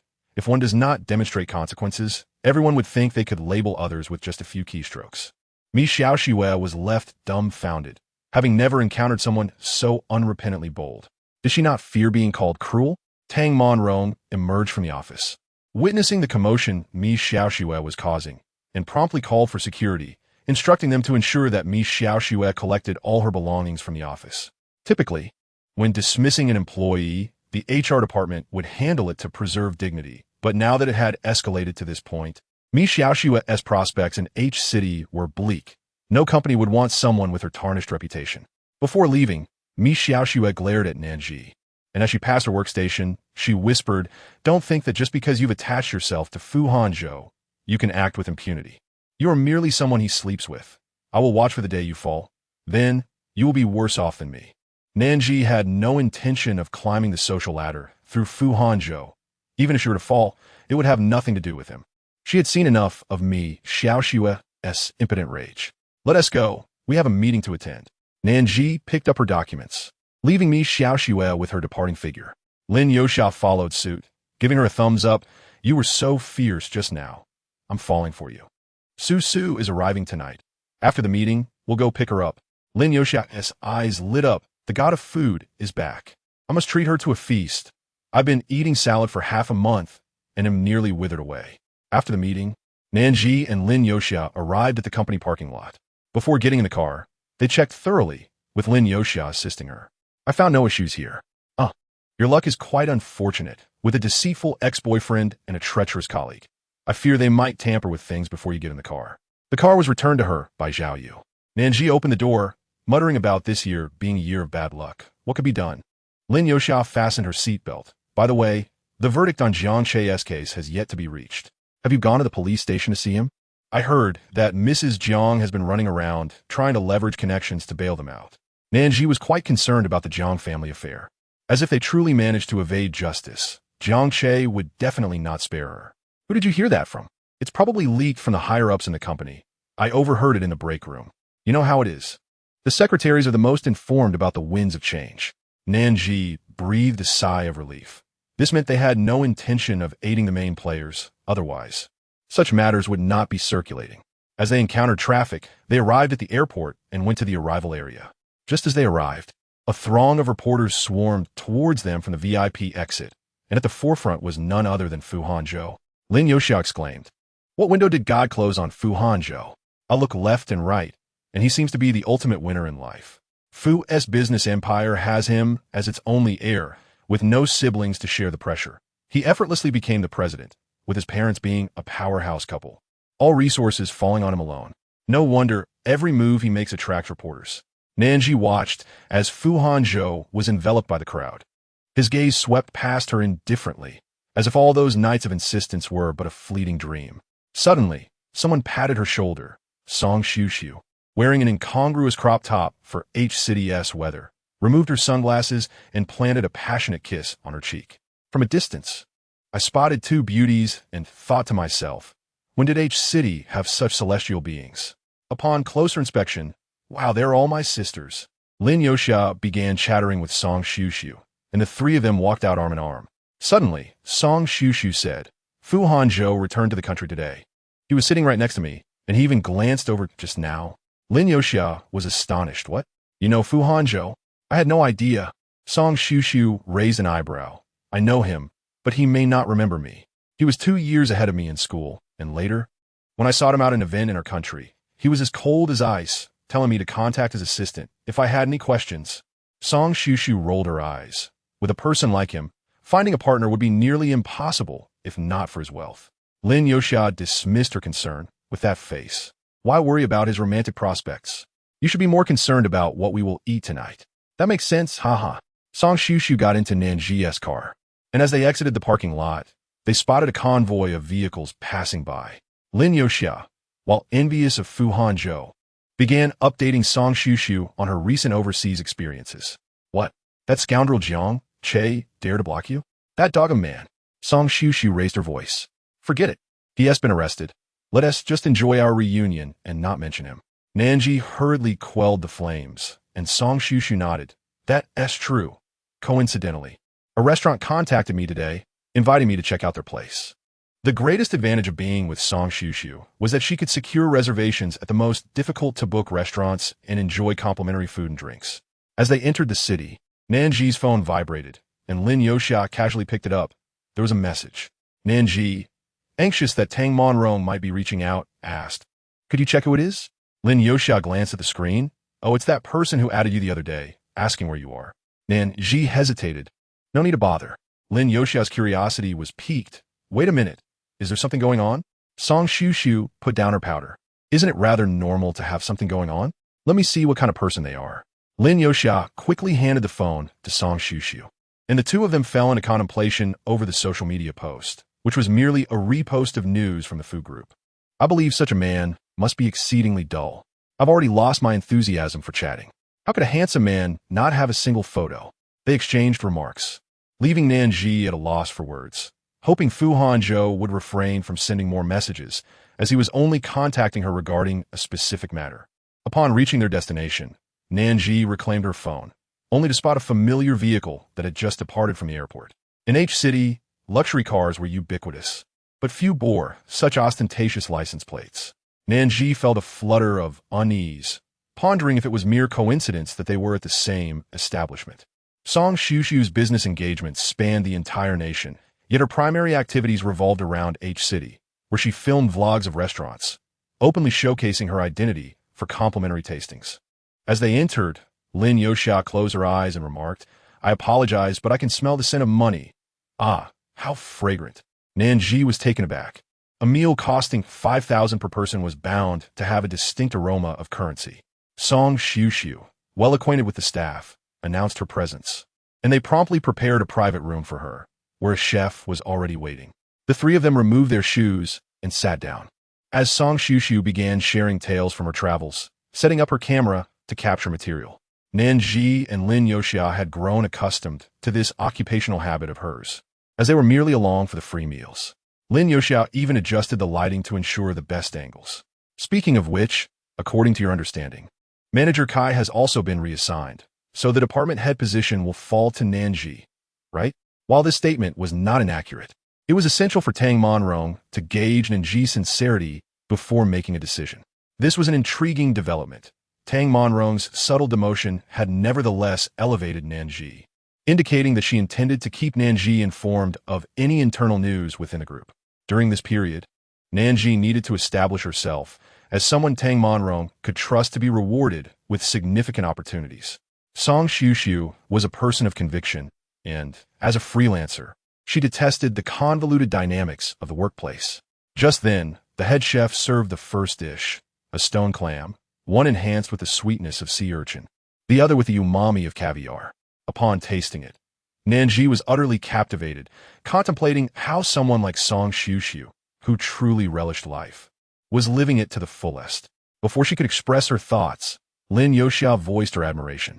Song Xiu had been a left-behind child during her younger years, living across from Nan Zhi. Later, her father moved south to S-City, where he found fortune in real estate, allowing them to secure a stable life. When Song Xiu entered middle school, she joined her father in S-City, yet they maintained contact with Nan Zhi. Who could have anticipated that Nan Zhi would later face her own family upheaval? After graduating from university, the two reunited in H-City. Nan Zhi settled there with her aunt, while Song Xiu recognized H-City as a fertile ground for new media development. Her father, fearing for her well-being, transferred ownership of their property in H-City to her, allowing her to collect rent each month. Lin Yoxia, a native of H-City, faced pressure from her parents to return home and take the civil service exam, with weekly reminders to go on blind dates. Yet she had no interest in finding a partner. The three of them, having not seen each other for some time, each bore their own burdens, which led to shared laughter at the absurdity of it all. Just as the atmosphere became just right, the door to their private room swung open abruptly, and they turned to see a surprised figure. Tang Jingxian, frowning as she focused on Nan Zhi, rolled her eyes and exclaimed, "What are you doing here?" Nan Zhi pursed her lips, equally perplexed. With an expression of someone who had caught a cheating partner, Tang Jingxian confirmed that only two women were with Nan Zhi, then turned to leave. Song Xiu was baffled. "Isn't that Tang Jingxian?" Lin Yoxia, unaware of her identity, asked, "Who is she?" As Song Xiu savored a bite of the delicately textured shrimp, she remarked, "She's the daughter of Tang Pharmaceuticals, utterly infatuated with Fu Hanzhou. She follows him everywhere, like a stalker, and everyone in our circle avoids her." Having received some insights from her father, Song Xiu occasionally participated in local business events and was familiar with many wealthy heiresses, so she had heard all the gossip surrounding Tang Jingxuan's obsession with Fu Hanzhou. If Fu Hanzhou were so easy to pursue, he'd be flipping cards every night before bed, she quipped. Meanwhile, Tang Jingxian, in a fit of frustration, glared at the waiter. "What's the matter? Didn't you pay enough?" The waiter, caught in a bind, explained that she had insisted on being told which private room Fu Hanzhou occupied. "Miss, please don't put me in a difficult position." "Oh, it just hit me," Tang Jingxian exclaimed, her friend suddenly chiming in. "Wasn't he that woman just now Jiang Che's ex-girlfriend? She used to hang out with us, always acting aloof, thinking her beauty made her superior." Tang Jingsun Pao said. "What was she wearing?" "She was in a white shirt with long curly hair, the prettiest one."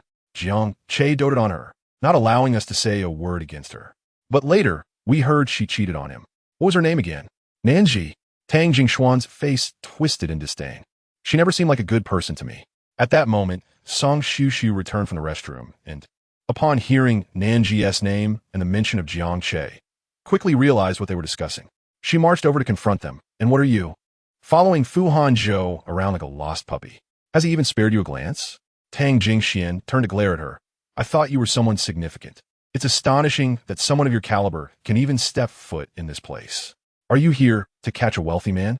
The innocent waiter wished he could vanish into thin air. I'm here as a guest for a tasting. Far better than you chasing after men who don't even want you, only to sulk behind their backs. Song Shushu shot back, her words striking a nerve with Tang Jingxian. Unable to swallow her pride, Tang Jingxian stepped forward, ready to slap Song Shushu, who stood her ground. Pushing aside Tang Jingshuan's friends and grabbing her collar, preparing to strike first. As the tension escalated, the waiter hurriedly stepped in to mediate. Nan Zhi and Lin Yoxia, alerted by the commotion, emerged to find Tang Jingxian and her entourage confronting Song Shushu. In the chaos, it was unclear who separated them, but a rather handsome man intervened. What's going on here? Tang Jingxian grasped his arm. Brother, they're bullying me. Tang Xiao glanced at Song Shushu, surprised. When did you come back to the country?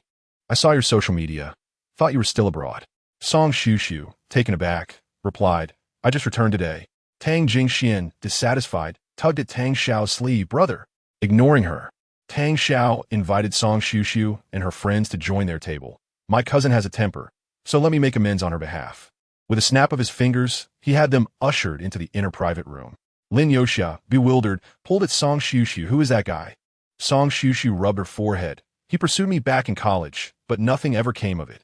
Lin Yoxia's curiosity was ignited. Looks like he still has feelings for you. But his cousin has a bone to pick with us. I never cared for him, Song Shushu replied, but he sure knows how to make things complicated. Perhaps it's just a case of their family's genetics being off. Two flies that cannot be driven away. However, as the servers brought in the items, Nan Zhi exchanged glances with her companions, deciding to seize an opportunity to speak before leaving. Yet, upon entering the private room and spotting Fu Hanzhou seated there, her feet acted quicker than her mind, and she turned to leave. Chapter 37. He touched her under the table. Lin Yoxia gasped, recognizing Fu Hanzhou, a man frequently in the news. He sat in the corner, his thin lips pressed together, clad only in a shirt due to the warmth of the room. His long, slender fingers lightly tapped the table, his gaze obscured behind glasses, rendering his expression unreadable. Yet, for women, the assessment of men often revolves around physique, appearance, social standing, and the inherent magnetism of their hormones. People are naturally drawn to strength. Amidst a group of men, the most striking figure is bound to attract attention. Conversely, men's scrutiny of women is more direct. Eyes linger on legs, chests, and faces. In that instant, Nan Zhi felt the weight of many gazes upon her. Today's gathering was a welcome feast for Fu Hanzhou, a chance to support a friend's restaurant. Unexpectedly, Tang Xiao returned with 3 others, including Tang Jingxian. Song Jiao quickly messaged Lu Xingzi to come and join the spectacle. The event, held under the banner of Fu Hanzhou, attracted a substantial crowd, including those who had mingled with Jiang Che. With trepidation, Nan Zhi followed Song Shushu to a corner. Tang Xiao chuckled. I hope you don't mind. I brought a few friends. Not all. Some were aware of the unspoken tension between Fu Hanzhou and Nan Zhi, discreetly sipping their drinks while instructing the servers. As Tang Jingxian's group entered, they fixed their stares on Nan Zhi and her companions, but refrained from speaking in front of the men. Instead, Tang Jingxian approached Fu Hanzhou. He merely raised an eyebrow, prompting laughter from those nearby, preventing her from squeezing into the space. Song Shushu scoffed. See? There's no substitute for first-hand experience. Everyone present was someone Lin Yoxia felt she could not engage with, wishing only to escape the discomfort. Even the finest delicacies would be unpalatable to her now. Why not introduce your guests? Someone inquired of Tang Xiao. I didn't expect to run into them. Tang Xiao replied with a smile, gesturing to Song Shushu. She raised her glass, introducing herself as a food blogger, a profession still novel to the others, who had yet to encounter a beautiful woman with such culinary prowess. Song Shushu, undeterred, struck up a conversation with Tang Xiao's group. Learning that Nan Zhi and Lin Yoxia were both employees of Wansheng, several individuals exchanged business cards, suggesting they consult with them for future events. Nan Zhi felt a flicker of satisfaction at this gathering, recognizing the potential for business. However, while the conversation thrived on one side, the atmosphere on the other was less than pleasant. Song Jiao, feeling uneasy, was relieved when Lu Xingzi arrived, shedding his shoes and cheerfully announcing, "What a lively gathering." Song Jiao eagerly welcomed him. As typically, seats near Fu Hanzhou were reserved for him. Yet, Lu Xingzi, scanning the seating arrangement, suddenly positioned himself behind Nan Zhi, grinning. I prefer sitting near beautiful women. May I switch seats? At the mention of her name, Nan Zhi turned, her temper flaring. If the room had been empty, she would have unleashed a torrent of curses. Song Jiao, relishing the unfolding drama, urged, "Come on, don't keep him waiting. I fear he might cling to you." With the audience's eyes upon her, Nan Zhi could not afford to lose her composure. She reluctantly shifted towards Fu Hanzhou, moving slowly under the eager gazes of Lin Youxia and Song Xiuxiu. Upon reaching him, the familiar scent of cedar enveloped her. Just as she was about to sit, Tang Jingxian interjected, "Brother Hanzhou dislikes strangers. Let me switch places with you." Nan Zhi was about to acquiesce when a hand gripped her calf, causing her to tense. Fu Hanzhou's cold voice cut through the air. "No need." Everyone knew Fu Hanzhou's disdain for Tang Jingxian, yet she remained oblivious, convinced that her persistence would win him over. Tang Jingxian, seemingly entranced, could not heed any warnings, fixating on Nan Zhi as she settled beside Fu Hanzhou. The server brought a new set of utensils, and Nan Zhi felt as though she were sitting on pins and needles. Song Jiao initiated a conversation about Wanshan Group, and Nan Zhi responded half-heartedly. Suddenly, he remarked, "Hanzhou, wasn't it said that the business association hasn't finalized the venue for the joint event? Perhaps we could entrust it to Wanshan?" His words drew the attention of all present. Lu Xingzi raised an eyebrow in agreement. Nan Zhi's heart raced. The H-City Business Association was essentially a conglomeration of corporate activities, discussing plans for the coming year, a lucrative opportunity coveted by numerous hotels. "Certainly, Miss Nan. If you have the time, you could draft a proposal," Fu Hanzhou stated, his tone still frosty, yet the absence of outright rejection hinted at possibility. Nan Zhi felt her palms sweat, incredulous that Fu Hanzhou would allow her to draft a proposal, which implied that if successful, the opportunity would be hers. Tang Jingxian, seated nearby, appeared ready to erupt. Taking a deep breath, Nan Zhi replied, "I will reach out promptly." Tang Jingxian leaned slightly forward. "I heard someone mention that Miss Nan's ex-boyfriend is Jiang Che. Have you ever worried about him?"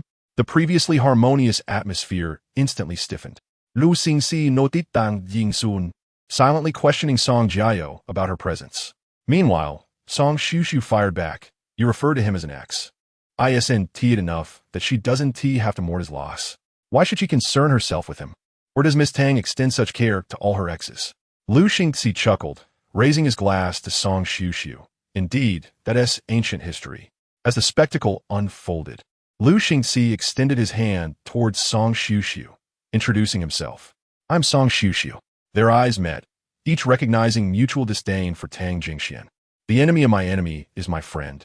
They released each other's hands and discreetly sipped their tea, both sensing a familiarity in each other's voices, but dismissing it. Nan Zhi was determined not to let Tang Jingxian cling to Song Xiuxiu.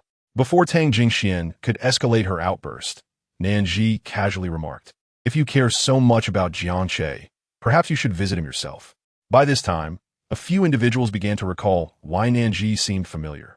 Those who had witnessed her confrontation with Jiang Che chose to feign ignorance, wary of the chaos Fu Hanzhou could unleash. Tang Xiao frowned at Tang Jingxian. "You've had too much to drink." Tang Jingxian turned, a hint of grievance in her gaze as she addressed Fu Hanzhou. "Brother Hanzhou, my mother's birthday is next month. Perhaps you could see if you're free that day?" As she spoke, Nan Zhi's hand trembled slightly while holding her chopsticks, not from fear, but because another hand was sliding up her thigh, and its owner maintained a stoic expression while gazing at Tang Jingxian. Fu Hanzhou's time was hardly ever available, and Tang Jingxian's joy was evident despite his lack of outright rejection. Yet, Nan Zhi swiftly brushed away Fu Hanzhou's hand, unintentionally hitting his wristwatch, causing her to nearly tear up from the pain. Chapter 38. Love makes one mad. As she prepared to retract her hand, Fu Hanzhou's warm palm seized her fingers, rendering her unable to escape. Flushed with urgency, she felt as though Tang Jingxian perceived her as a vixen feigning shyness to ensnare men. Her nearby companions noticed and whispered, "Look at her. She can't seem to stay away from men, not even in front of you." Indeed, Jingxian, if you do not show her the consequences, she will think you're easy to bully.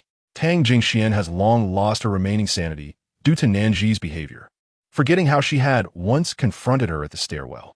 In her eyes, this woman behaves one way in front of men and another in front of women, a quintessential two-faced individual. Yet men seemed to fall for her act. When she had threatened her that day, the arrogance in her eyes and her fierce gaze were unmistakable. Now, what is she pretending for? Tang Jingxian directly picked up the serving chopsticks and offered a piece of sashimi to Fu Hanzhou, saying, "Brother Hanzhou, this restaurant uses wild Boston tuna, exceptionally fresh. You should try it." Everyone at the table watched to see if Fu Hanzhou would accept the offering from Tang Jingxian. Seizing this moment, Nan Zhi pinched Fu Hanzhou and then withdrew her hand, inwardly cursing this shameless man for his good fortune with women. Here, he was, enjoying the attentive service of a childhood friend from a wealthy family, while simultaneously flirting with a casual acquaintance beneath the table. As Nan Zhi chewed on her black abalone, she found it difficult to swallow. Why was she subjected to such indignity? Was she only worthy of being secretly teased? Just as she pondered this, Fu Hanzhou turned the dish and surprisingly pushed the so-called Boston tuna towards her, indicating that he had noticed how pleased Miss Nan appeared with the dishes here and encouraged her to eat more. Tang Jingxuan's face instantly paled. This was not the first time Fu Hanzhou had disregarded her, but he was typically cold and indifferent to everyone, showing little enthusiasm. However, this was the first time he had publicly offered her kindness to another woman, one she held in contempt. This burning humiliation nearly stripped Tang Jingxian of her composure. Nan Zhi stared at the tuna before her, her lips twitching, feeling as though she were sitting on pins and needles before everyone. She even suspected that Fu Hanzhou was doing this intentionally as retribution for her not responding to his messages. To Tang Jingxian, her demeanor appeared as if she were reaping benefits while feigning innocence, prompting a disdainful huff. "Could it be that you have never had sashimi before? It won't poison you." Upon hearing this, the others felt a bit awkward, realizing that Tang Jingxuan's remarks were indeed inappropriate, as if she were determined to ruin the atmosphere. At that moment, Song Shushu spoke up, asking if the chef who prepared the sashimi was the same master in no way from Shanwei. Everyone was there to dine. Who could differentiate who had prepared the food? The waiter promptly confirmed it. Lu Xingxi, curious, inquired if there was any particular significance. His knife skills could claim second place in H City. No one would dare claim a first, he remarked. Just looking at the preparation of the black abalone demonstrated a culinary explosion for the taste buds. Conversely, the tuna at this season appeared lackluster. You might as well try the wild sweet shrimp from Daifukun in Japan. Finding such fresh shrimp in H City speaks to this restaurant's prowess.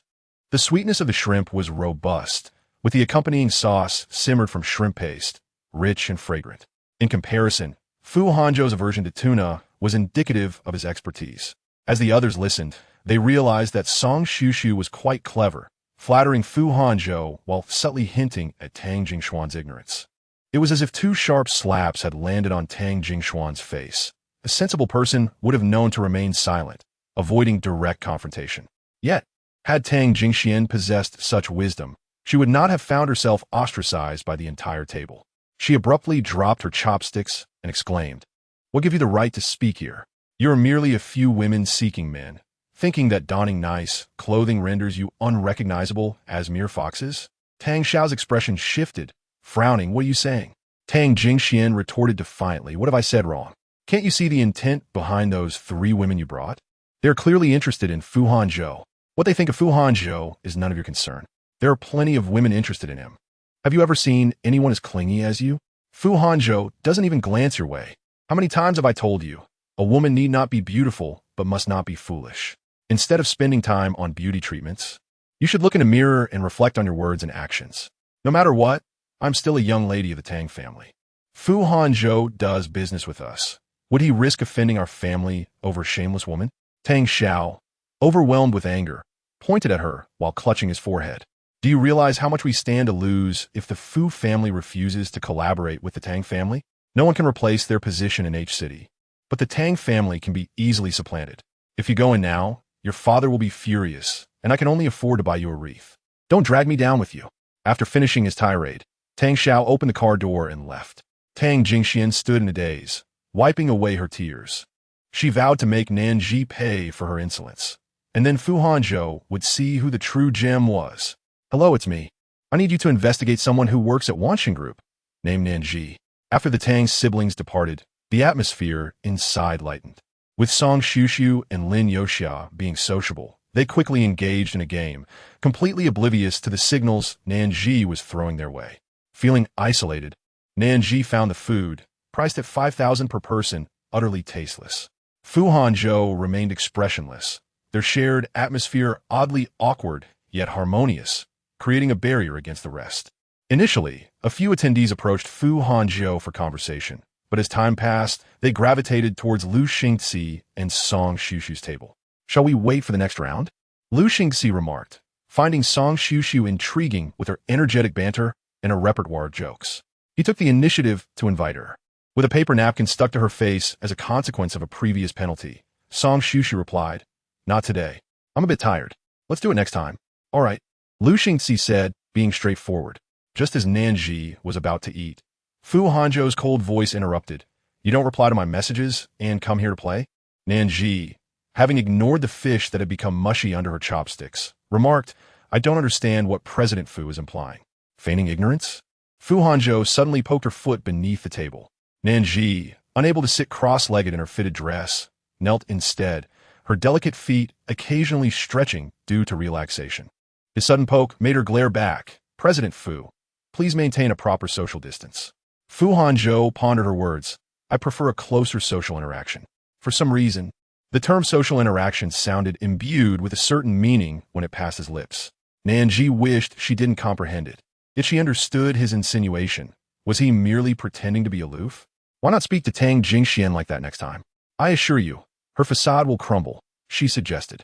Fu Hanzhou neither affirmed nor denied her statement, leisurely consuming his meal, which he hadn't shown much interest in earlier.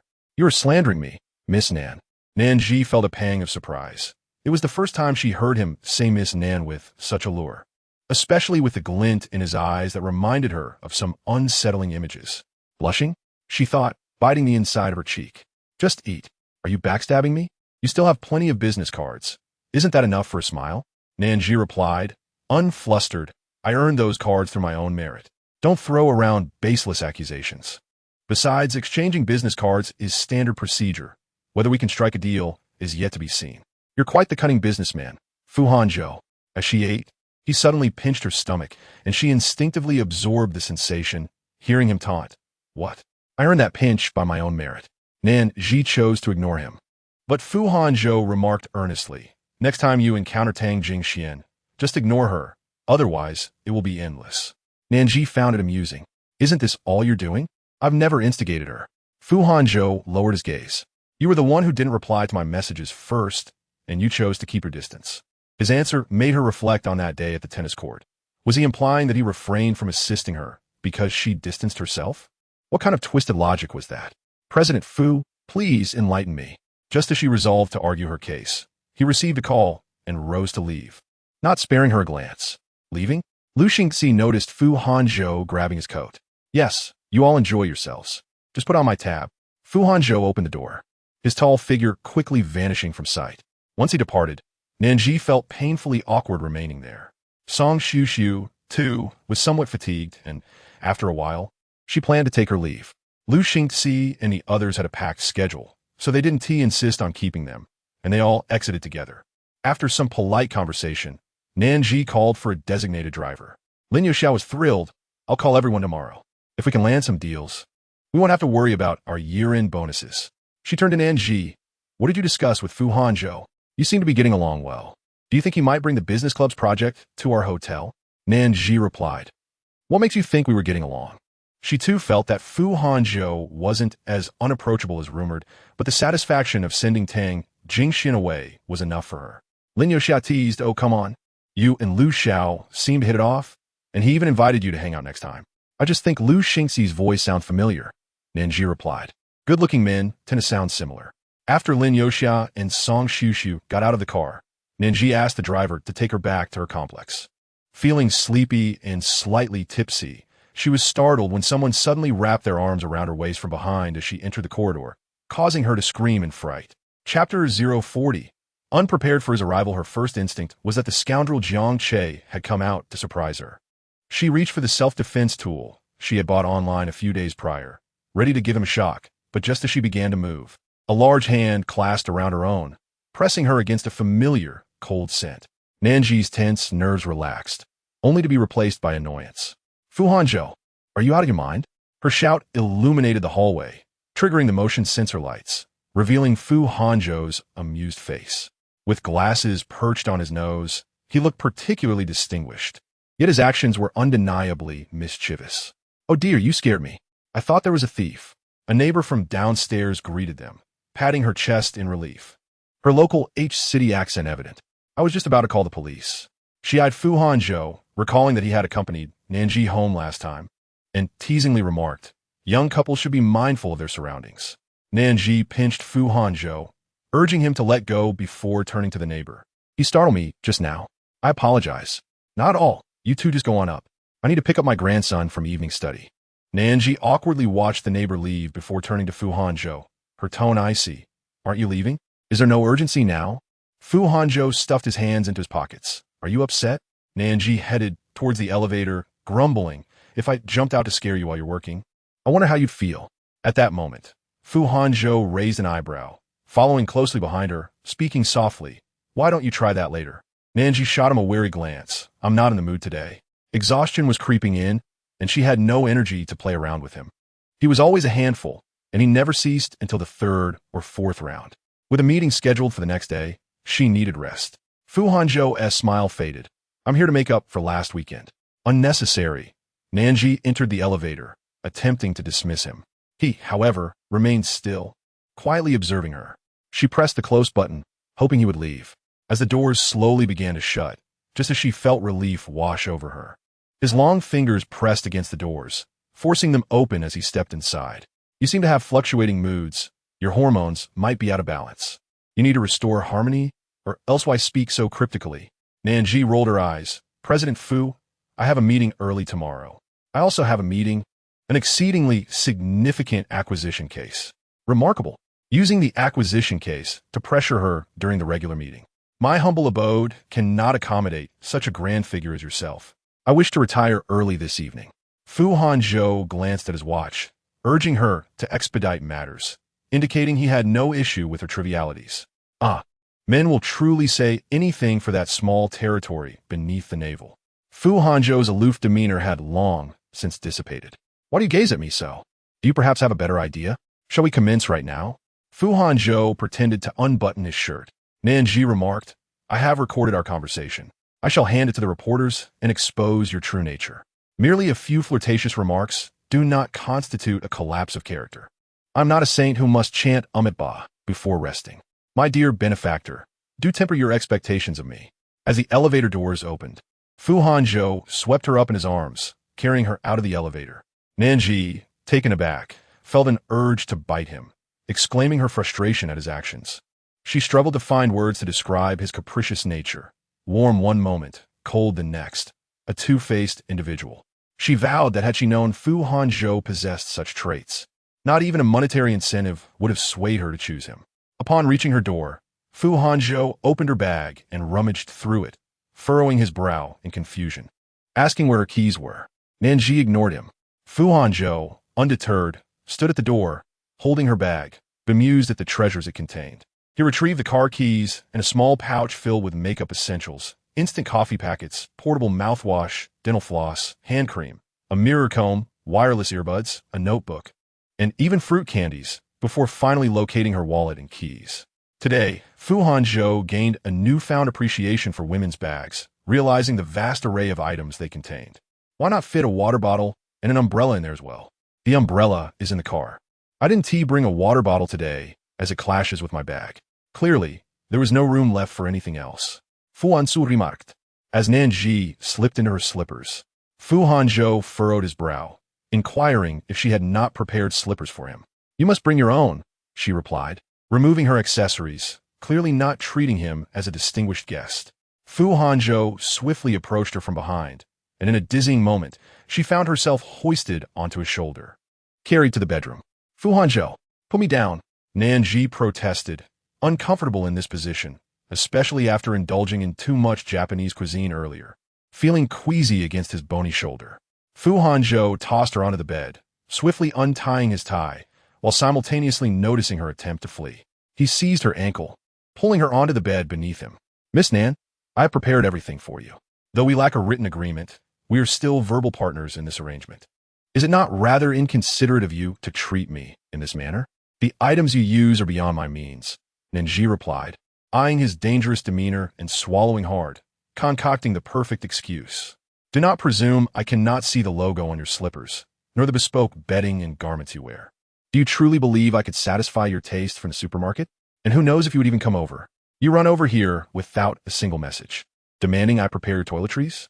Just friends with benefits. You seem to think highly of yourself." Fu Hanzhou raised an eyebrow. "Tomorrow I will have Zhao Yu bring them over. Why must it be at my home? This is a one-bedroom apartment. Your belongings cannot possibly fit here." "I do not mind," he replied, loosening his belt.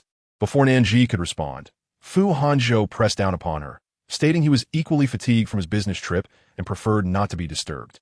His warm breath on her neck sent shivers down her spine, leading her to believe he was about to act, only to find he simply closed his eyes and drifted into slumber against her. "Wake up! You are far too heavy." Fu Hanzhou granted in response. "I will take a shower. Do not run away. This is her home. Where could she possibly go?" However, since he only intended to sleep, Nan Zhi relaxed. Chapter 041. I thought you couldn't part with him, fearing she would awaken without energy for work the next morning. Nan Zhi ventured into the kitchen to brew some hangover tea, while the occasional sound of water from the bathroom made her cheeks flush. She felt it necessary to set boundaries with Fu Hanzhou. In public, he was Mr. Fu, but in her domain, he was merely a friend with benefits. He lacked the qualities of being obedient, sensible, or discreet. Just as she was contemplating this, the tea was ready, and she instinctively poured 2 cups. The bathroom door swung open, revealing Fu Hanzhou, bare from the waist up, drying his hair with her pink towel while wrapped in her bath towel below. Nan Zhi's brow furrowed in disbelief, exclaiming, "How dare you use my bath towel for that? How am I to use it now?" Fu Hanzhou raised an eyebrow, then let the towel fall. He feigned an intention to remove it, prompting Nan Zhi to quickly interject, "No need. Keep it on, it's a gift." Fu Hanzhou eyed the hangover tea on the table, questioning her excessive courtesy. Nan Zhi rolled her eyes, asserting that both cups were for her. "Aren't you concerned about sleeping tonight after drinking?" Fu Hanzhou continued to dry his hair, droplets cascading from his movements, some trickling down his physique. Nan Zhi cleared her throat. "I engage in aerobic exercises before bed. I sleep soundly." Fu Hanzhou looked down at her. "Are you insinuating that we did not exercise together earlier? You have quite the imagination." Nan Zhi took a sip from her cup and retreated to her room to fetch her pajamas. Noticing Fu Hanzhou still lingering outside, she entered the bathroom, where the air was thick with steam. She glanced at the clothes hanging on the rack, her mind flooded with images of Fu Hanzhou bathing earlier. This was not the first time he had showered in her bathroom. Previously, the two of them had ended up on her bed, soaked and covered in bubbles, ruining a bedsheet in the process. Nan Zhi slapped her cheeks, shaking off the thoughts, and turned on the shower. The warm water washed over her, easing the day's tension. Fu Hanzhou finished his cup of hangover tea and took hers to wash as well. When Lu Xingxi called, he switched the phone to speaker mode, immediately hearing the chaotic noise on the other end. "Why did it take you so long to answer? Did you go to find Sister Nan Zhi?"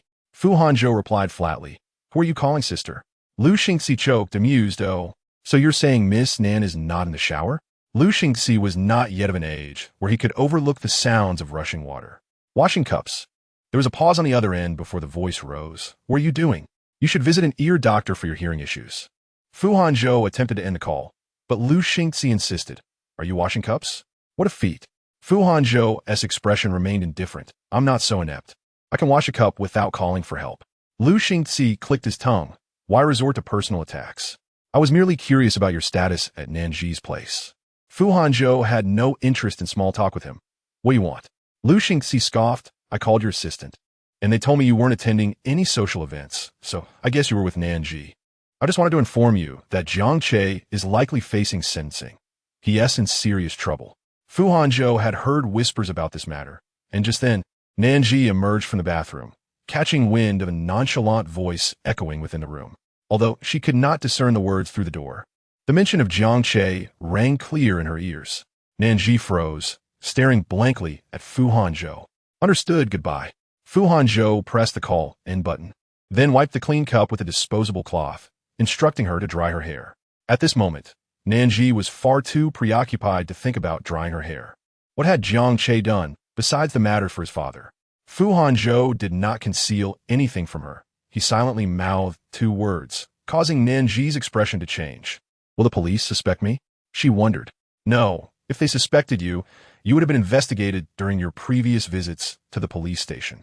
Don't worry about it. As Fu Hanzhou approached her to retrieve the hairdryer, Nan Zhi's thoughts were still consumed by Jiang Che. It only dawned on her that he intended to dry his own hair after she handed the hairdryer to him, and he pulled her to sit on the sofa. The warm breeze caressed her scalp, and Nan Zhi was at a loss for words. He would be sentenced to at least 8 years by the time he was released. The Jiang family would likely no longer exist. She hadn't anticipated that he would bring it up himself. Fu Hanzhou's knowing gaze fell upon her. Do not blame yourself. Everyone must bear the consequences of their actions. I am not blaming myself. I fear that he might seek revenge when he gets out. Nan Zhi was perplexed as to how he interpreted her concern as a softening of her heart.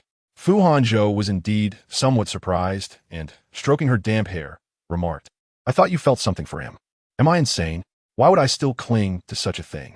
If I truly cared for him, what would that have to do with you? Do I have love struck written on my forehead? Nan Zhi staunchly defended her dignity. Her choices in relationships were her own, and she had only inquired about Fu Hanzhou's relationship status because she was certain he was single. As for Jiang Che, any remnants of affection had long since faded. Moreover, Jiang Che had been deceitful. Had she known his true character before they began dating, she would have run away instead of waiting for the New Year's dinner to honor him. After being confronted with her fervent rebuttal, Fu Hanzhou scoffed. Women are often contradictory. You looked down on him back then, yet you still agreed. Please do not bring up past issues. It might lead me to think you're feeling jealous. She retorted coolly, and the air fell into an inexplicable silence. She shot a strange glance at Fu Hanzhou, as if seeking confirmation of her thoughts. However, the man merely parted his lips, revealing a hint of disdain. You're quite confident. Feeling her pride wounded, Nan Zhi sprang to her feet. I'm going to sleep. She marched heavily back to her room, kicking the floor as she went before diving under the covers. Moments later, the door creaked open, and a tall figure entered, shutting the door behind him. The bed dipped under his weight. Although they both used the same shower gel, Nan Zhi felt his scent was distinctly different from hers. Fu Hanzhou remained still, and she sighed with relief, closing her eyes and drifting off to sleep. After a while, a pair of long arms wrapped around her waist, pulling her closer, his legs entwining with hers, leaving her breathless. This position is uncomfortable, she protested. Fu Hanzhou ignored her, burying his head in her neck, either sleeping or engaging in something else. Nan Zhi cursed him internally, unable to resist the urge to argue. If they continued bickering, they would be awake until dawn. So she shifted slightly in that uncomfortable position, ultimately finding a relatively satisfactory place to sleep. In the middle of the night, Nan Zhi was awakened by the vibration of her phone. Trapped in Fu Hanzhou's embrace, she struggled to move, her body numb. After a few moments of wrestling, she reached for the phone and answered, Hello? The voice on the other end sounded as if it were in a bar, raucous and loud. After she spoke, there was a brief silence before a sharp voice pierced through. Who are you? Why are you answering Hanzhou's phone? The sudden outburst left Nan Zhi stunned. She brushed her hair back and realized she had answered Fu Hanzhou's phone. The woman on the line continued to shout, and Fu Hanzhou, frowning, turned over and opened his eyes, his face displaying irritation at being awakened. Feeling somewhat guilty, Nan Zhi handed the phone to him, signaling for him to take it. Fu Hanzhou raised an eyebrow, placing his hands behind his head, wearing an expression that suggested she was responsible for this mess. Cursing him silently, Nan Zhi glanced at the screen, noting that the number was not saved. However, the voice was unmistakably Tang Jingxian. Nan Zhi considered confronting her directly, but opted for discretion instead, squeezing her throat to speak. Miss, please calm down. President Fu is currently in a meeting. Could you kindly leave your name and contact information? I will relay it to him once he is free. The line fell silent, and the woman on the other end responded suspiciously. Who are you? I'm Vicky, the new secretary in the president's office. Tang Jingxian was relentless. I haven't heard of you. Tell Hanzhou to pick up. I'm at the bar drinking too much. If he doesn't tea come from me, I'll 1 leave. Nan Zhi rolled her eyes, meeting Fu Hanzhou's teasing gaze before abruptly hanging up the phone. Still not going to answer? The phone rang again, and Fu Hanzhou swiped to block the number, then pulled Nan Zhi closer, a smile on his tone. Vicky, Why did you use my phone without my permission? I thought it was mine. Nan Zhi was unwilling to shoulder that blame. She had no interest in snooping through his phone. Vicky, this was your error. Fu Hanzhou's hand glided down her back, stroking leisurely. Nan Zhi unexpectedly realized he seemed to be playing some sort of office romance game with her. Vicky, why are you silent? Fu Hanzhou tilted his head and kissed her directly. Nan Zhi pushed against his chest. Aren't you going to answer? What if something happens? Irritation flickered in Fu Hanzhou's eyes. Do you trust her? I receive calls like this daily. If I respond to everyone, I might as well change careers and become a chauffeur. But what if something goes wrong? Nan Zhi attempted to break free from his embrace, but Fu Hanzhou simply pressed down on her. As adults, we must take responsibility for our actions. I am not her father. I have no obligation to manage her. He pinned her hands above her head. Vicky, focus on your work.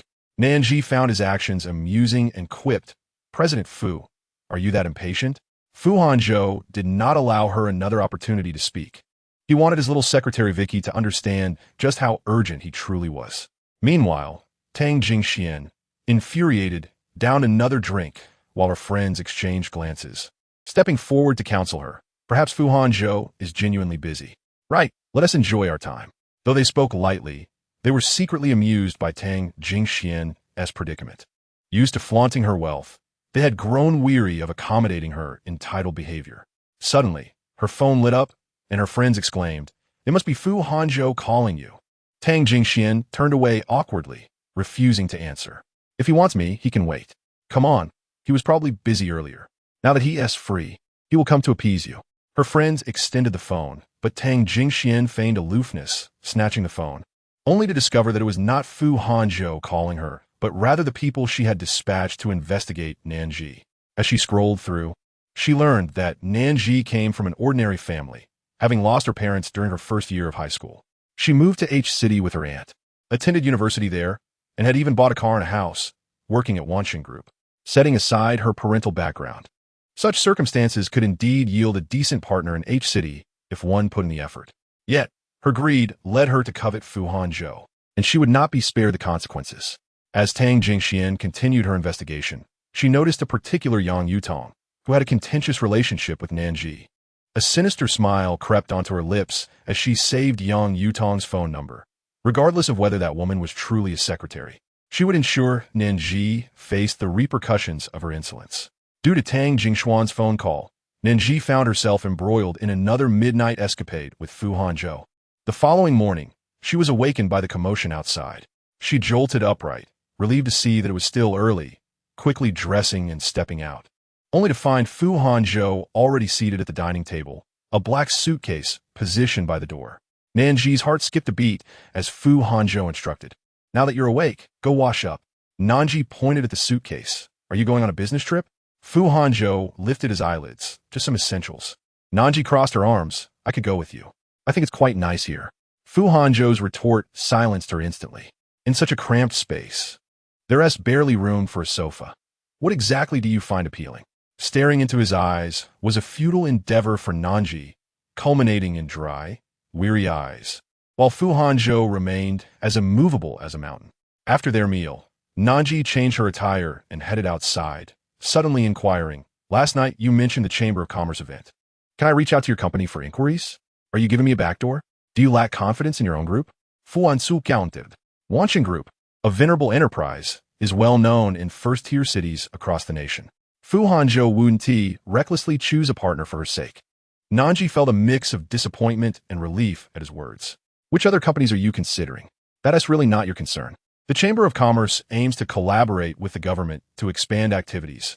Naturally, information circulates within the industry. The higher-ups at Wanxin Group had already contacted the Fu family, and Fu Hanzhou had merely agreed to a casual suggestion last night. However, if your event proposal is exceptional, the odds are still quite favorable. I thought you'd sweet-talk me into handing over the project, and then I could firmly decline, Nan Zhi remarked casually. As they entered the elevator, Fu Hanzhou raised an eyebrow. Aren't you the one who claimed you couldn't be swayed by poverty or coerced by power? When signing agreements, you treat money as mere refuse. Didn't you just say you must have confidence in your company, and thus refuse to accept the hidden rules? Nan Zhi, a true embodiment of the saying, a little sunshine brings forth brightness, received a playful pat on her backside from Fu Hanzhou as he exited the elevator. Do you need a ride, Vicky? Hearing him still utter that nonsensical English name, Nan Zhi rolled her eyes and pressed the car key, giving him a brisk retreat. No need. I have my own car. Chapter 043. Not my concern. Fu Hanzhou watched her car drive away, not a single glance cast in his direction. Not far off. Zhao Yu approached once Nan Zhi departed. Mr. Fu, he greeted. Fu Hanzhou stepped toward his car, casually remarking, keep a close watch on the case with Jiang Che. I don't want to see him again in H-City. Understood, Mr. Fu. Having parked her car, Nan Zhi encountered Lin Youxia, who was purchasing coffee. Upon seeing her, Lin Youxia was visibly excited and quickly handed her the coffee she had just ordered. Have a drink to perk you up. I couldn't sleep a wink last night. Too thrilled. I went through all their social media posts. It's no wonder Fu Hanzhou's circle is so impressive. If I could close even one deal, my bonus this year would be secured. Nan Zhi also contemplated small businesses, considering events like this as a positive prospect. As for Fu Hanzhou's mention of the Chamber of Commerce event in H-City, with its multitude of participating enterprises, the diverse opinions made it a significant project. Not one she could negotiate at her level. She hadn't even thought in that direction. Upon arriving at the office and exchanging greetings, she heard commotion from Tang Minyong's office, sounding like an argument. Lin Youxia asked a colleague, what is going on? The colleague shrugged. Seems like Manager Kai left quite a mess. No wonder, Nan Zhi thought. Tang Minyong is using this opportunity to rally the office staff who previously fawned over Manager Kai. Nan Zhi intended to reach out to the other party, but unexpectedly, as she settled down, her phone buzzed with messages. Several people indicated they would come to Wansheng to sign contracts. There were quarterly meetings, training sessions, promotional events, and summary meetings, even press releases and team-building activities. The volume of these orders surpassed what Nan Zhi had negotiated in a year. Lin Youxia also had substantial gains. Those who hadn't received Nan Zhi's business card contacted her directly. The two spent the entire morning jotting down client needs without a moment's pause. Now I understand the meaning of rising tides lift all boats. We just had a meal with Fu Hanzhou, and they're being so accommodating, Lin Youxia exclaimed, looking at the thick stack of notes, brimming with excitement. Nan Zhi, on the other hand, felt restless. She decided to privately message Fu Hanzhou. Did you send someone to book the venue for activities? Fu Hanzhou didn't reply immediately. After a moment, she learned that someone had come looking for her in the reception room.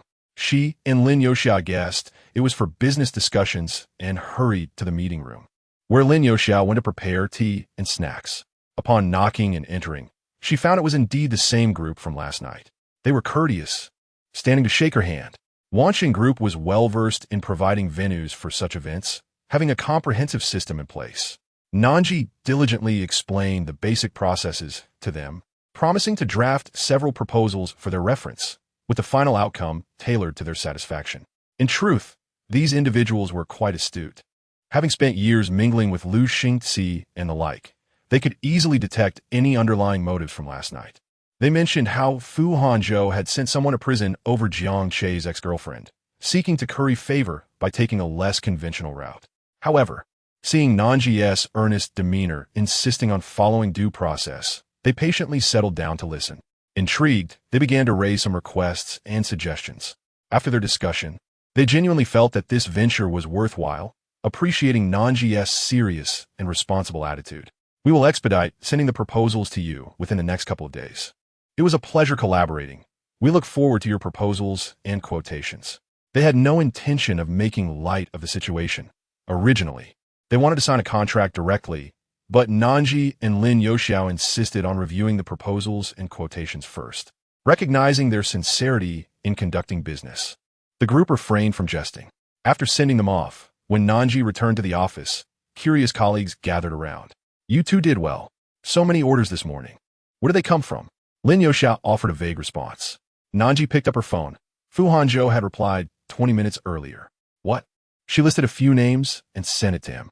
Just the people from last night's dinner. They really came to the company today to discuss business. Not my concern. Fu Hanzhou denied any involvement in sending them over. Nan Zhi felt a sigh of relief and opened a document to begin coordinating with the planning department colleagues. After a busy morning, Nan Zhi hadn't even had a sip of water. Just as she planned to refill her coffee, someone brought it over. Su Jingyi said, I see you're busy. I poured it for you. Nan Zhi smiled, thank you.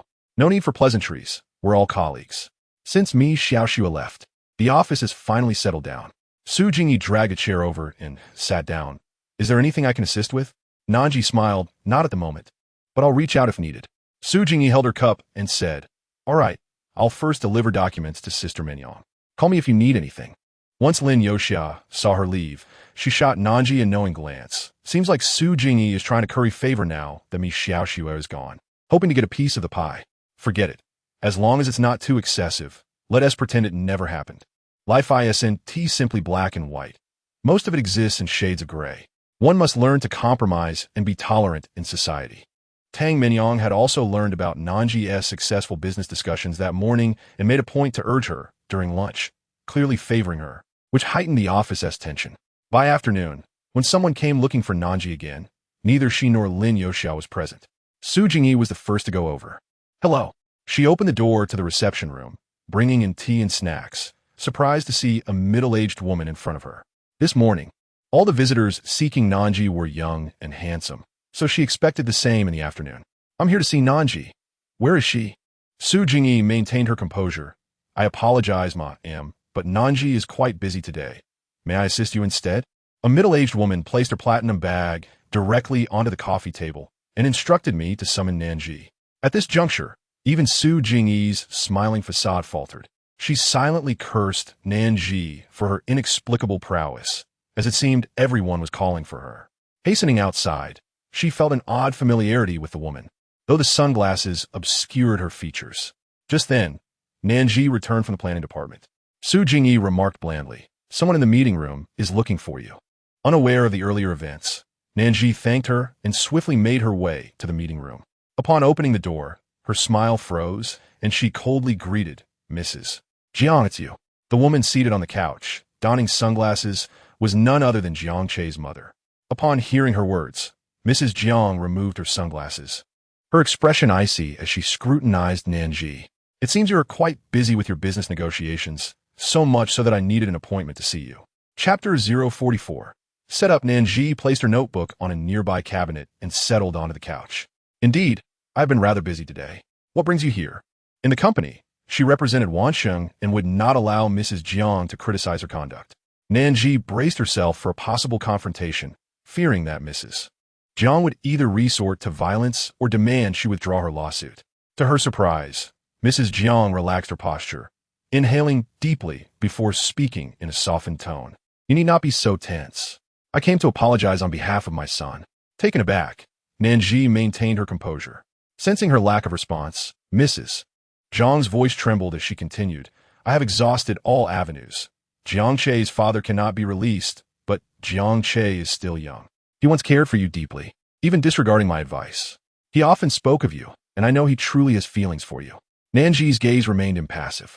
If he truly cared, he would not have strayed nor inflicted pain upon her post-breakup. Mrs. Jiang, devoid of makeup, appeared haggard, the toll of her husband's and son's troubles evident. I recognize that I have wronged you, and Jiang Che has as well. However, you are still well, so might you consider granting him another chance? I assure you he will change. He will not appear before you again. He is my only son, and I acknowledge my failures in raising him. But Miss Nan, I implore you, as a mother, to withdraw the lawsuit. Furrowing her brow, Nan Zhi replied, even if I were to withdraw the lawsuit, Jiang Che would remain incarcerated. The actions he concealed from me, both during and after our relationship, cannot be ignored. I cannot dictate whether he should be imprisoned. Miss Nan, as long as you have the will, you can appeal to Fu Hanzhou. If he intervenes, Jiang Che's sentence could be reduced, and he could be released sooner. His life has only just begun. He is in his 20s and cannot be allowed to end like this. Upon hearing Fu Hanzhou's name, Nan Zhi's expression turned cold. Mrs. Jiang, I cannot influence Fu Hanzhou, nor can I absolve Jiang Che of his crimes, which the police have thoroughly investigated. He is an adult, and he must understand that his actions bear consequences. Perhaps you should contemplate how to navigate the days ahead. Seeing Nan Zhi's refusal, Mrs. Jiang gritted her teeth and suddenly knelt before her. Startled, Nan Zhi jumped to her feet. Mrs. Jiang, please rise. This matter is beyond my control. Mrs. Jiang grasped her hand. I know you have a way. You must plead with Fu Hanzhou.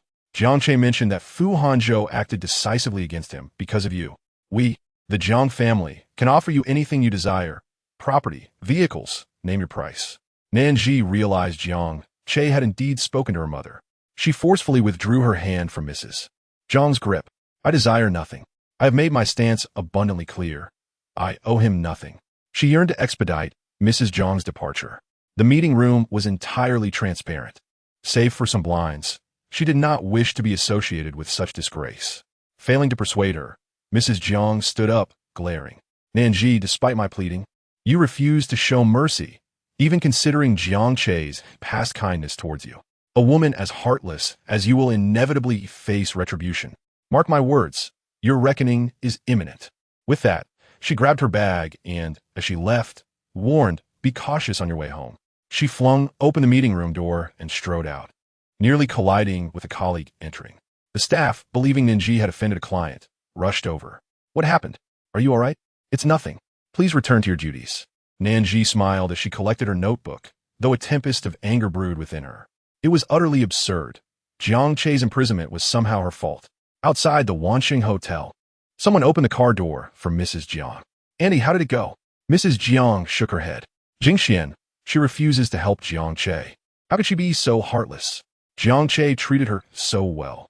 Now that she has attached herself to Fu Hanzhou, she seems to have cast him aside. He is still so young. If he serves time, his future will be ruined. I should have never allowed him to return home. Staying abroad would have been better. Tang Jingxian, who had accompanied Mrs. Jiang to visit Jiang Che and now sought to persuade Nan Zhi, initially aimed to vex her by causing a stir at work.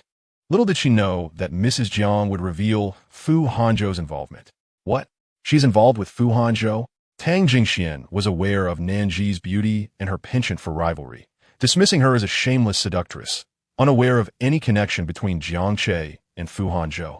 In her obsession with Fu Hanzhou, she thought others would remain silent about her pursuit, yet upon learning this news, her mind raced with suspicion. So Nan Zhi is indeed complicit. Jiang Che told me that she used him to attend parties and subsequently entangled herself with Fu Hanzhou, leaving Jiang Che feeling betrayed. My son is exceptional. He would not lack for companionship. Is her beauty truly enough to justify her actions? Fu Hanzhou has crossed a line, targeting our Jiang family over a woman. While Mrs. Jiang continued her lament, Tang Jingxian was consumed by rage. So, she has been colluding with him all along, putting on a facade before us. Opening the car door for Mrs. Jiang, she added, Fu Hanzhou must have been deceived by that vixen. He once had a decent relationship with Jiang Che. Mrs. Jiang remained non-committal, and Tang Jingxian continued. Annie, Nan Zhi has been with Jiang Che for several months. With him in prison, how can she remain unscathed? Mrs. Jiang sniffed. With Fu Hanzhou backing her, what can we do? Tang Jingsun in does it? I've heard bits about Jiang Che's situation. What if Nan Zhi was involved? In the rearview mirror, Mrs. Jiang and Tang Jingxian locked gazes, both recognizing the glint of malice in each other's eyes. Tang Jingxian wisely ceased her remarks. Though impulsive and foolish, she understood that fabricating accusations was unnecessary. She merely needed to await Nan Zhi's downfall. Fu Hanzhou would eventually seek a suitable match, and although her family may not be on par with the Fu family, they were certainly more compatible than that wretched woman, whose past would forever haunt her. As the end of the workday approached, Nan Zhi received a phone call in the corner of the office. I just got off the plane. Come over for dinner tonight. It's been ages since we last gathered. I want to see you, Nan Hui said. Nan Zhi cheerfully agreed. Sure, I'll come over right after work. Do you need me to bring anything? No need. Just come as you always do. I'll head back first, replied Nan Hui, who seemed a bit busy. After hanging up, Lin Yosha asked, Is your aunt inviting you over for dinner? Yes, Nan Zhi replied. It's been a while since you mentioned her. You should hurry back. I'll take care of your part for now. Please send my regards to your aunt. Nan Zhi, feeling no need for formality, said, All right, I'll treat you to a meal next time. Once off work, Nan Zhi first stopped by a flower shop to buy a bouquet, and then picked up some fruit before driving to the Yang residence. The Yang family lived in an old villa district of H City, and each visit left her with mixed feelings. Is that you, Nan Zhi? It's been so long since I last saw you. A middle-aged woman greeted her with a warm smile. Aunt Jiang? Nan Zhi responded in surprise. Yes, I've returned. Chu Jin graduated and is looking for a job. He insisted on staying here, so I came back to take care of him, Aunt Jiang explained. By the way, you look even more beautiful now. Nan Zhi nodded, and Aunt Jiang glanced at her car. Your aunt mentioned you're working at Wanxing Hotel now. That's a big company. Just a small position, Nan Zhi replied modestly. You always had excellent grades, and you even helped our Chu Jin with his studies. It seems you haven't seen each other in quite a while. As she spoke, Aunt Jiang waved to someone behind her. Chu Jin, come over. Nan Zhi is here. As Nan Zhi turned to look, the evening sun cast a warm glow, painting the nearby houses in a golden hue. Chu Jin stood not far away, clad in a black hoodie. The once boyish youth now exuded a manly charm, with short hair revealing his handsome features and sun-kissed skin. When his gaze met hers, it felt as though he could see right through her. Nan Zhi smiled at him, but he suddenly averted his eyes, glancing at the items in her hands. Do you need help with that?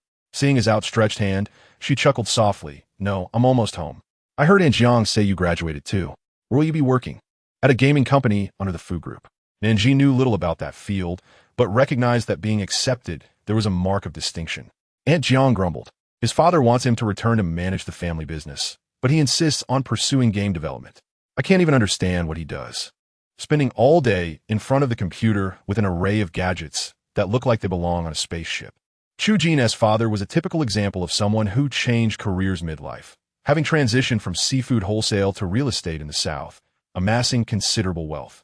The family moved to pursue better opportunities, and Chu Jin had become somewhat of a local figure. As Nan Zhi listened to Aunt Jiang's complaints, she reminisced about her university days, recalling weekends filled with lively banter and Aunt Jiang's occasional calls to retrieve Chu Jin from the basketball court for dinner. Mom, why are you bringing this up? Chu Jin in the du. Aunt Jiang shot him a glare before turning to Nan Zhi. I haven't seen your aunt in a long time. Let us go chat with her. Would you like to come over for dinner? It's just me and Chu Jin at home, so it's quite dull. I'll come find you later, Nan Zhi replied, feeling that declining such a warm invitation would seem impolite, especially since she had no plans for the evening. Great. I remember you love my sweet and sour ribs. I just bought some pork today. Chu Jin followed closely behind, his gaze lingering on Nan Zhi. It wasn't tea until Nan Zhi emerged that Aunt Jiang cheerfully engaged her in conversation. Chu Jin has grown so tall. You just moved back, right? Now you'll have someone to talk to. Come in and sit down. As she entered, Nan Zhi helped by taking off her shoes at the narrow entrance and accidentally bumped into Chu Jin. Sorry, it's all right, he replied, gently grasping her elbow until she steadied herself. Yang Zhigua was in his study, and as he came downstairs, he greeted Nan Zhi with a smile. You've come. Why bring flowers and fruit? You're making it feel like a guest visit. Hello, Uncle Yang, she said, returning his greeting. Take a seat. Your aunt has been talking about you nonstop, he added, patting Chu Jin on the shoulder. Glancing around, Nan Zhi noticed that Yang Yutong hadn't returned from school yet, and she breathed a sigh of relief. Truth be told, every visit ended with an argument with her, leaving her with a lingering sense of unease about the house. It wasn't fear, but rather the constant conflict that made her wary of disrupting the harmony between her aunt and Uncle Yang. Aunt Jiang was quite the chatterbox, and her lively anecdotes revealed she had been doing well in her time away. Nan Zhi must have a boyfriend by now, looking so lovely. I'm sure there are many suitors, Aunt Jiang remarked. Nan Zhi quickly stood up, pretending to wash the fruit. Aunt Jiang, please don't say such things. I don't have a boyfriend.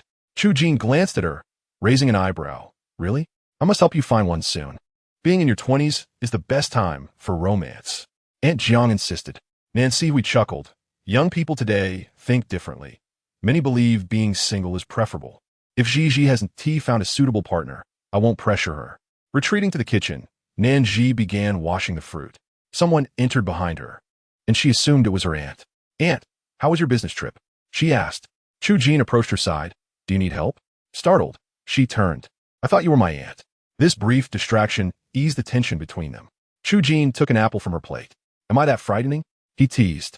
Not at all, she replied casually. Do you have a girlfriend? Chu Jin glanced at her. No. What about those girls from school? They always followed you. I thought you'd have at least a few by now. Taking a deep breath, he replied, I don't associate with them, and I'm not aware of anyone who likes me. What about you? I'm afraid of meeting the wrong person, she shrugged. You're only 3 years older than me. 3 years makes me your elder. Let us finish washing this and take it out. Chu Jin hesitated, but eventually carried the fruit outside.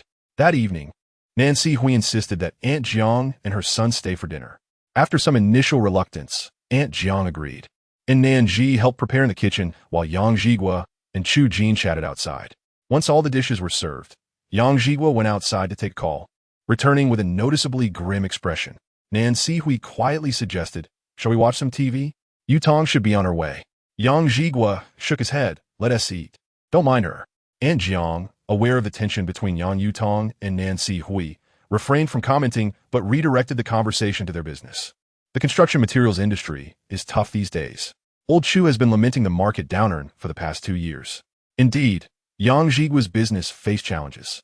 A shipment had gone to waste, and the trip with Nan Zhi was partly due to this setback. Moreover, Yang Yutong had fallen out with the CF family. Zhaoxing Yang Zhiguo sleepless nights.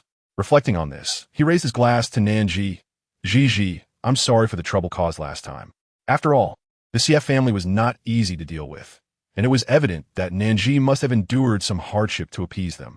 Uncle Yang, we are all family here, so there's no need for formalities. After all, you are not present, and it would be inappropriate to ignore her." As soon as Nan Zhi finished speaking, a sharp, cold snicker pierced the air. Everyone turned in unison to see Yang Yutong. Her hair dyed a vibrant pink with blue highlights, adorned with numerous pendants and a row of sparkling earrings that jingled as she entered. With heavy makeup on her face, she carelessly tossed her bag onto the sofa, sinking into it, nonchalantly propping her legs on the coffee table while engrossed in a game on her phone, not sparing them even a glance. Nan Zhi lowered her gaze to focus on her meal, while Jiang Lian awkwardly glanced at the furious Yang Zhigua and the hesitant Nan Zhi. She licked her lips and said, "Yutong, come over for dinner." Chewing bubblegum, Yang Yutong ignored the commotion entirely, refusing to eat. With a loud clatter, Yang Zhigua slammed his chopsticks onto the table and strode over to her, snatching her phone away and tossing it aside in her shocked gaze. "What are you doing?" Yang Yutong shrieked. Yang Zhigua pointed at her, exclaiming, "What am I doing? Just look at yourself. Do you even resemble a student anymore? Do you have any idea of your actions? You're acting like a street ruffian, not even greeting anyone. All that education has gone to waste." Yang Yutong's chest heaved with anger as she retorted, "I don't look like a student? What about you? Do you look like a father? Before I even arrived, I heard you complaining to outsiders about how I am a burden to you, how I am an eyesore in this house. If you think that, then why not just tell me to leave?" Nan Zhi interjected, "Yutong, your father is on a business trip and is worried about you. He almost fell down the stairs in his haste to know your situation. How can you say such things? He cares about you. Shut up. This is between my father and me. Do you have any right to interrupt?" Upon hearing this, Yang Zhigua raised his hand as if to strike Yang Yutong. Jiang Lian could no longer sit idly by and exclaimed, "Let's talk this out. We are family after all. Yutong, you remember me, right? You used to come over to play with Chu Jin when you were little. We finally gathered for a meal today. Let us not cause a scene." Jiang Lian motioned towards Yang Zhiguo, Zhaoxing Yang Yutong to come closer. It was then that Yang Yutong realized that the visitor today was Chu Jin. She stared at him in a daze, her mouth opening but no words escaping. Eventually, she was gently pushed into the seat beside him by Jiang Lian. Seeing that Yang Yutong was no longer clashing with Yang Zhigua, Nan Zhi breathed a sigh of relief and pulled Yang Zhigua back to his seat. "Now that everyone is here, Yutong, Aunt Jiang and your brother Chu Jin have missed you dearly.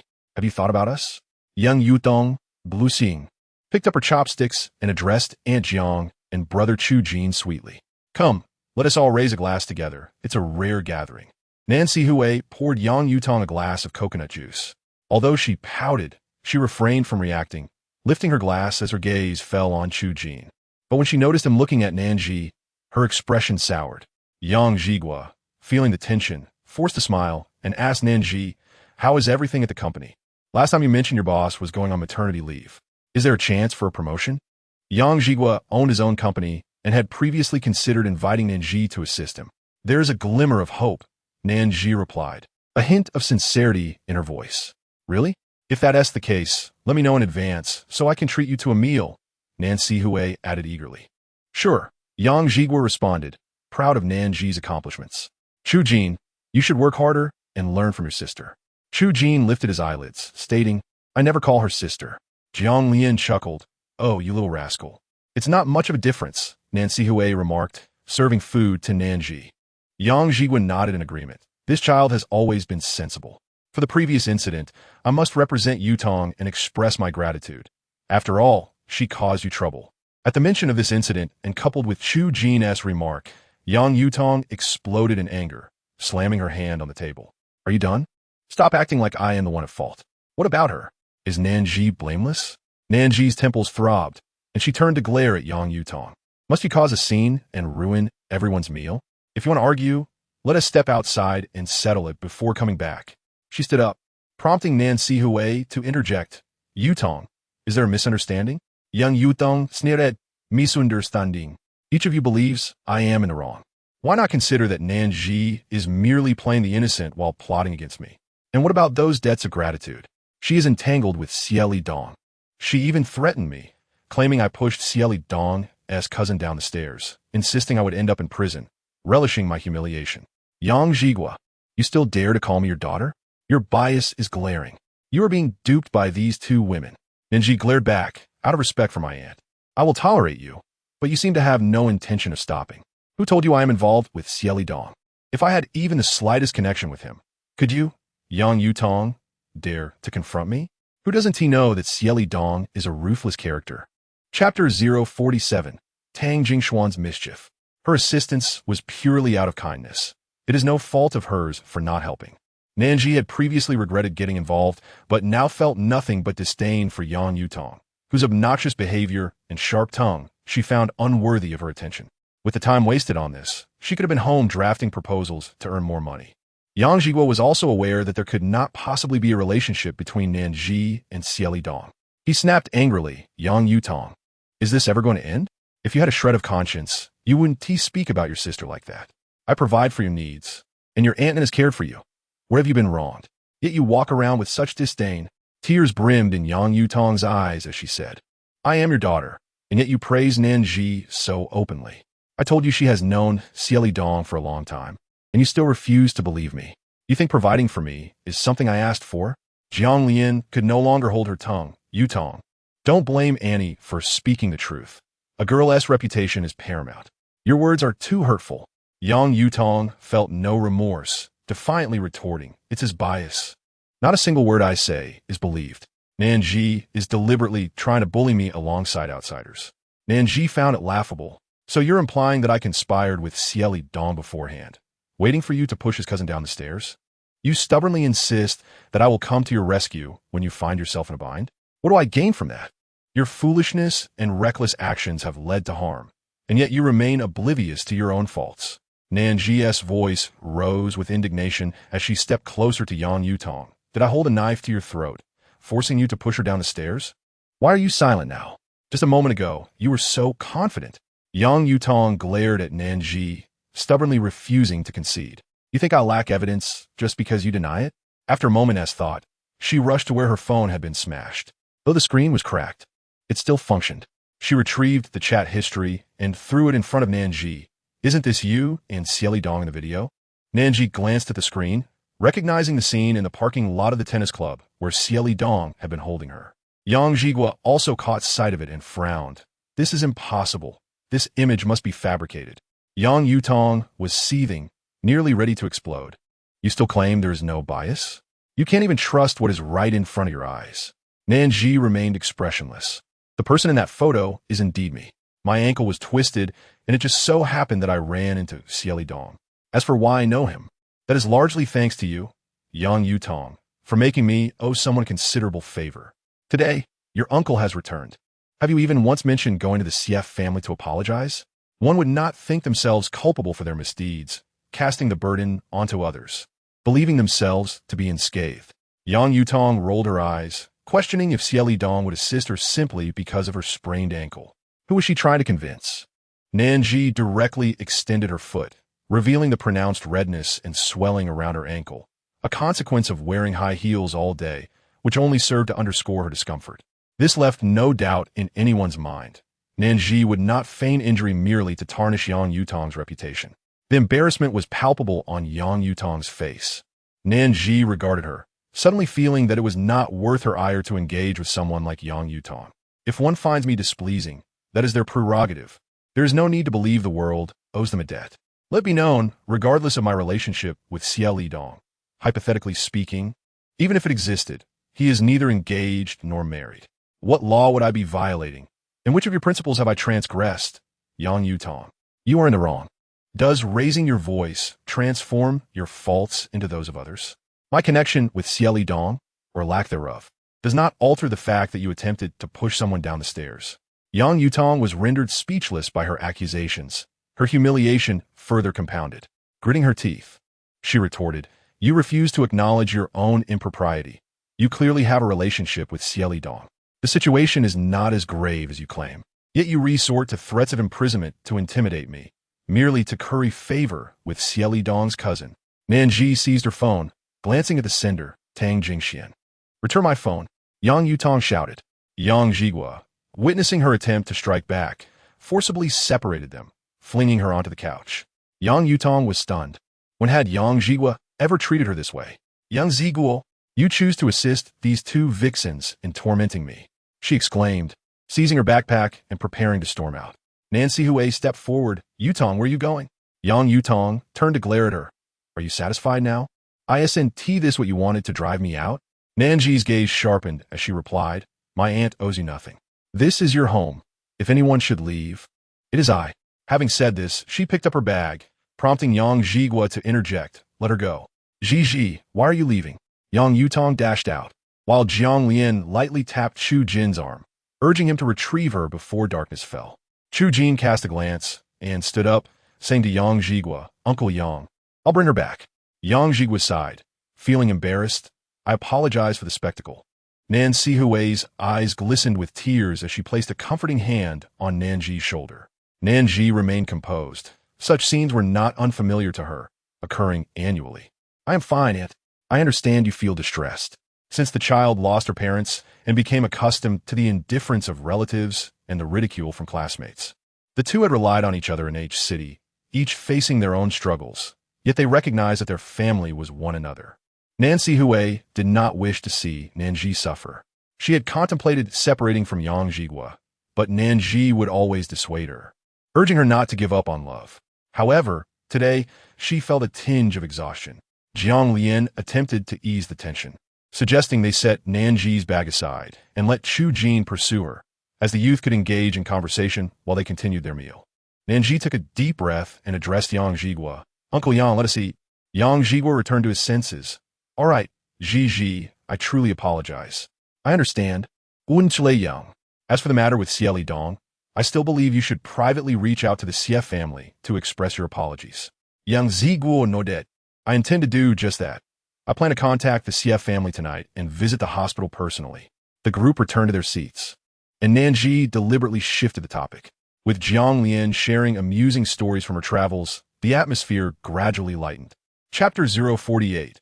He likes Nanji. Chu Jin caught up with Yang Yutong, who was sobbing as she ran outside the community gate. "Let go," she insisted. "Chu Jin." His grip firm pulled her back. "I want to return. Let me go." With a stoic expression, he replied, "Yang Yutong, it has been years since we last met. What has become of you?" His words flushed her face with embarrassment. "What do you mean? Are you saying I am no longer worthy of your regard?" Chu Jin scrutinized her exaggerated makeup and frowned. "In the past, I thought you were merely a bit headstrong. Now, it seems you have lost all sense." Yang Yutong widened her eyes, shaking off his grasp. "You don't think I'm oblivious to your feelings for Nanji. Yes, today I am confronting her. Go ahead and adore her. I don't care." Chu Jin, hand in his pocket, scoffed. "So was you all along." Yang Yutong froze. "What? The one who wrote me love letters back then, urging me to meet you in the alley, was not Nanji. It was you, masquerading under her name. Wasn't he it?" As soon as he finished speaking, Yang Yutong erupted. "No, that was not me." A fierce glint flashed in Chu Jin's eyes as he seized her collar, towering over her. She could only stand on tiptoe, gazing up at him in fear. "I have pondered this for quite some time. Nanji's character could never engage in such antics, and she does not harbor feelings for me. Regardless of whether your actions were a prank or a means of amusement, know this. Should you ever cause trouble for Nanji again, I will ensure you regret it." Yang Yutong opened her mouth. "What do you intend to do to me? My father knows your mother." Chu Jin released her with a shove. "Who would believe your words? This is all you're doing. Did you chase me down just to say this?" Yang Yutong felt her heart sink. Chu Jin turned to leave, casting one last remark. "If you wish to live like refuse, go to the red light district. There are old men there who would lament their inability to find someone as self-destructive as you." He did not look back, leaving Yang Yutong staring at his retreating figure, trembling with rage. She despised Nanji. Everyone favored her, even Chu Jin. Chu Jin returned quickly. not bringing Yang Yutong back. Yang Jigua, knowing his daughter well, assumed she was either off misbehaving or visiting her mother. Jiang Lian inquired, and Chu Jin casually replied, couldn't bring her back. That child. Jiang Lian sighed, let us eat. After the meal, Nan Zhi insisted on packing various items for Nan Zhi. Living alone, I worry about you. I prepared some dishes and brought some things from my business trip. She filled Nan Zhi's trunk to the brim. Chu Jin, watching from the side, suddenly asked, where do you live? Nan Zhi answered casually, at Buyuan Mansion. Near Wanju Square? Yes, if you have time. Reach out to me when you're in the area. Nan Zhi smiled. Let us exchange contact information. They added each other as friends before bidding farewell. As Jiang Lian and Chu Jin drove home, she sighed. Nan Zhi is such a good child, yet she lacks parents. Otherwise, she would have to struggle so much. Chu Jin dismissed her concern. What of her lack of parents? She's doing just fine. You wouldn't understand. Without parents, she is vulnerable to bullying and often finds herself alone. Many families would look down on her. Chu Jin frowned. Are you seriously considering introducing her to someone? What's wrong with that? Isn't your Aunt Lee's son a suitable match? Those two bought their college degrees. They are beneath her. Don't speak nonsense. Chu Jin retreated to his room, reiterating, just don't introduce anyone to her. Jiang Lian acknowledged something, though he was unaware of what. Chu Jin opened Nan Zhi's moments, observing her occasional posts of autumn leaves or gatherings with friends, confirming there were no traces of men before a slight smile graced his lips. Upon returning home, the house was shrouded in darkness, and Nan Zhi felt a twinge of discomfort, as if traces of Fu Hanzhou lingered. She turned on the light and noticed the black suitcase in the corner. Silently moving it to the storage cabinet, she had no desire to display his belongings in her home. In a relationship that could dissolve at any moment, it was best not to intrude upon each other's lives. After finishing her personal grooming, she noticed a chat group on her phone involving Song Su and Lin Yoxia, who were fervently discussing their weekend plans. Nan Zhi typically went with the flow. As long as they decided, she was content. There was also a message from Chu Jin asking if she had arrived home.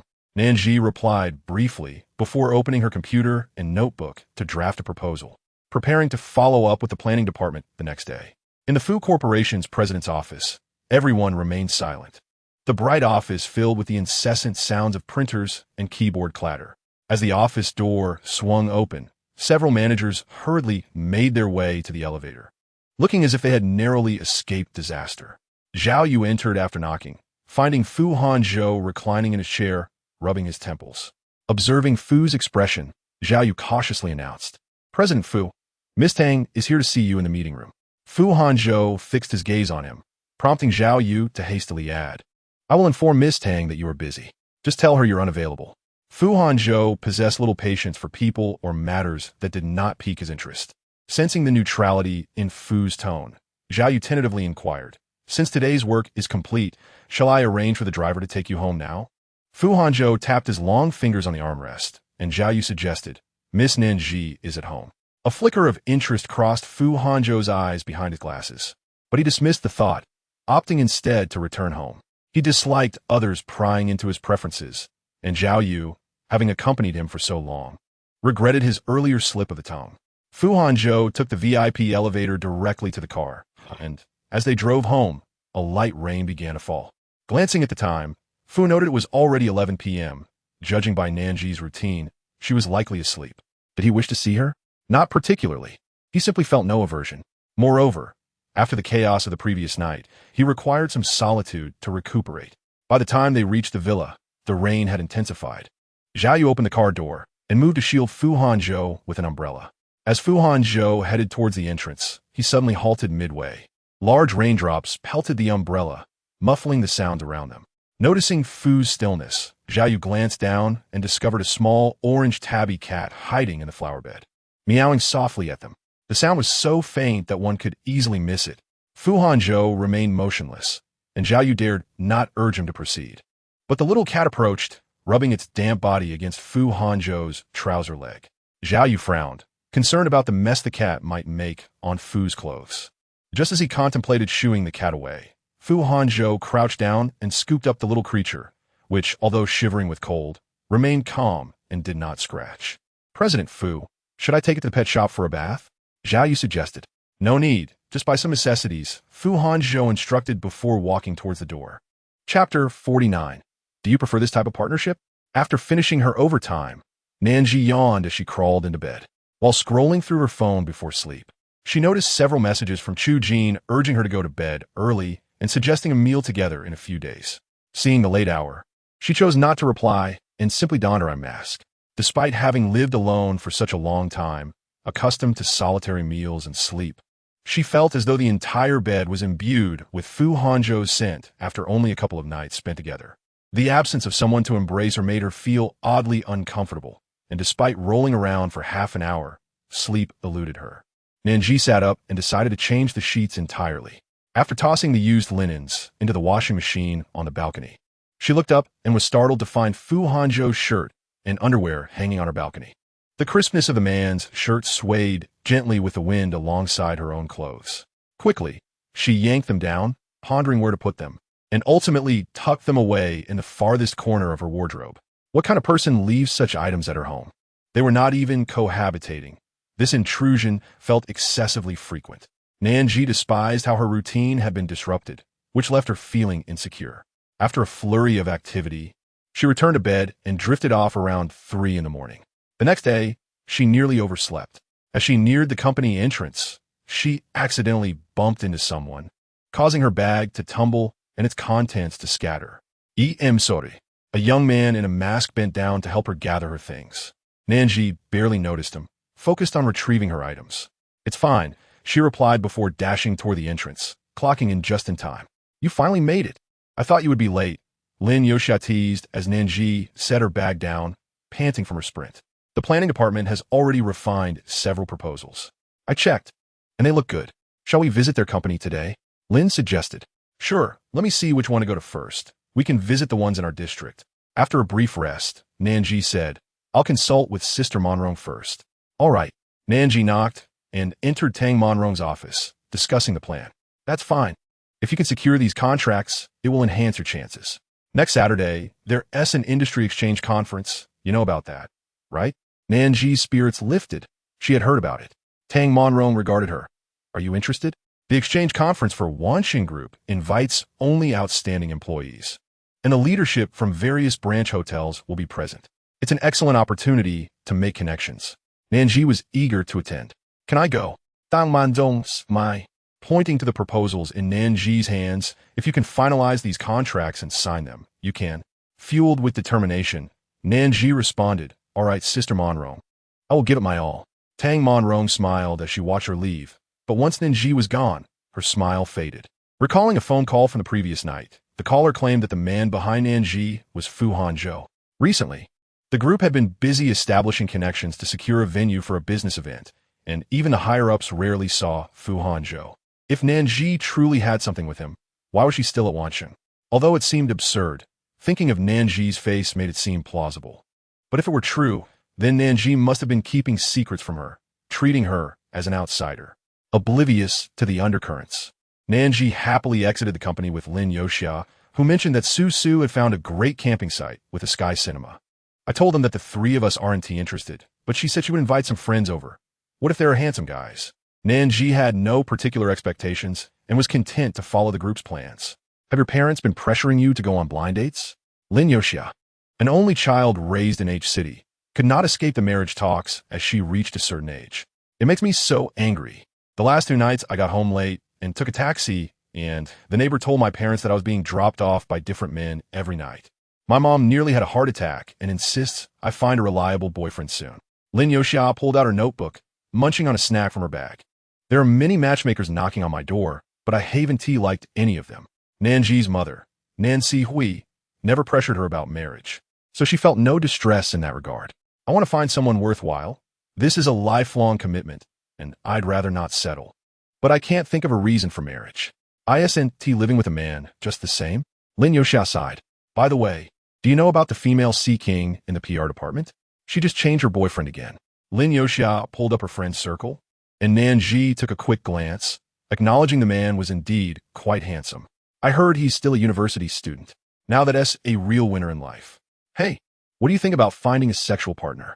Do you personally accept this weekend couple model, separating from daily life not interfering in each other's affairs, yet intertwining intimately in bed?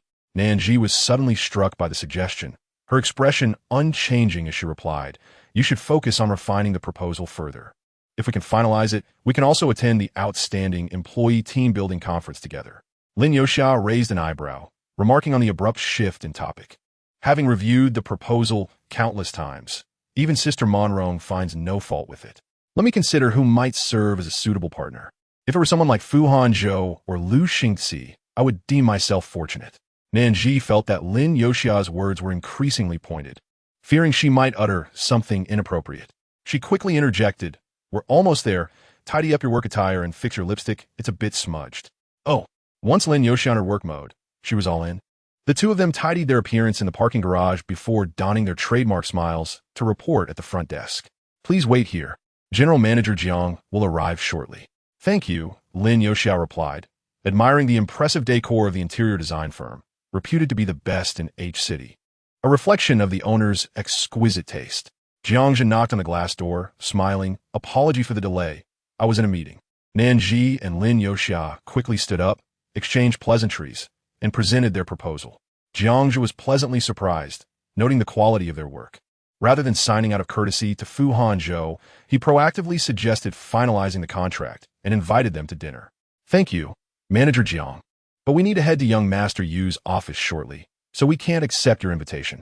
Jiang understood they were busy fulfilling orders and did not press the matter, but as he escorted Nan Zhi out, he quietly said, "We couldn't dine together this time, but please don't refuse next time. Consider it a favor." With such an overture, Nan Zhi felt compelled to agree. "All right, next time, I'll treat you." Then it's settled. Jiang insisted on accompanying them to the parking lot. Chapter 050. He has arrived upon Jiang's return. The front desk teased, "Boss, could that be your girlfriend?" Jiang, known for his approachable demeanor and handsome looks, was on friendly terms with the young women in the office. He chuckled, "Don't be ridiculous. Her boyfriend far surpasses me." The front desk staff exchanged incredulous glances. Who could possibly be more impressive than Jiang? They speculated if it could be someone of higher status, unable to discern which affluent family Nan Zhi hailed from. After Jiang left, the two women pondered. Wait, why is she being taken away by the police? They watched in shock as Nan Zhi was escorted into a police car, immediately calling Jiang. "Did you see that? Just now?" Jiang's voice brimmed with disbelief. After hanging up, he sought Fu Hanzhou's contact information to inform him. Seated in the police car, Lin Yoxia and Nan Zhi exchanged bewildered looks. They had been taken by the police for questioning, but no one had divulged the specifics of the situation. Upon arriving at the police station, they were separated for interrogation. Nan Zhi could hardly believe she would be the one in the interrogation room. A female officer entered.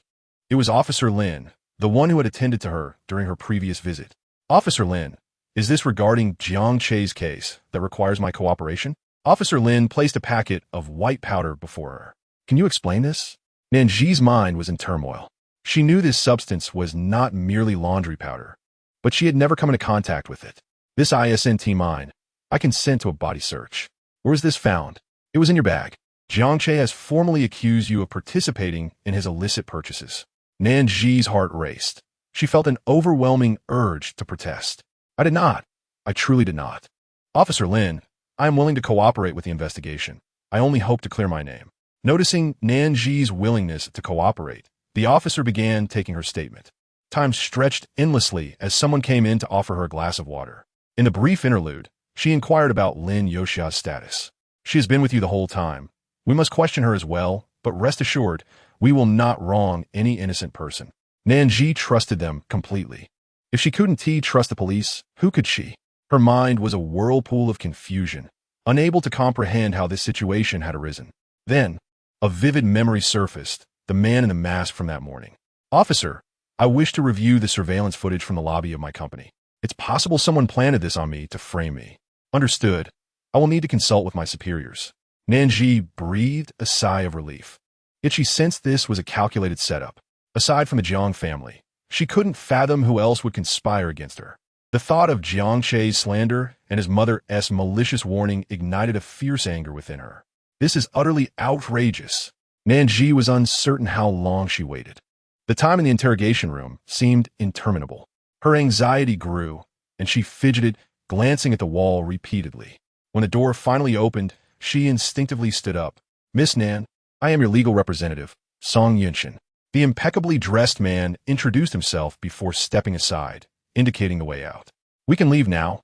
Mr. Fu is waiting outside." Nan Zhi's body went rigid as she accepted his business card, noting he was from a prestigious law firm renowned in H City, known for his unyielding success in the courtroom. "I can leave?" she asked, as if processing his words for the first time. Song Yunshin's striking features broke into a formulaic smile. "Yes." As she followed him outside, she suddenly recalled something. "What about my colleague? Miss Lin has just left. You can contact her once you return home."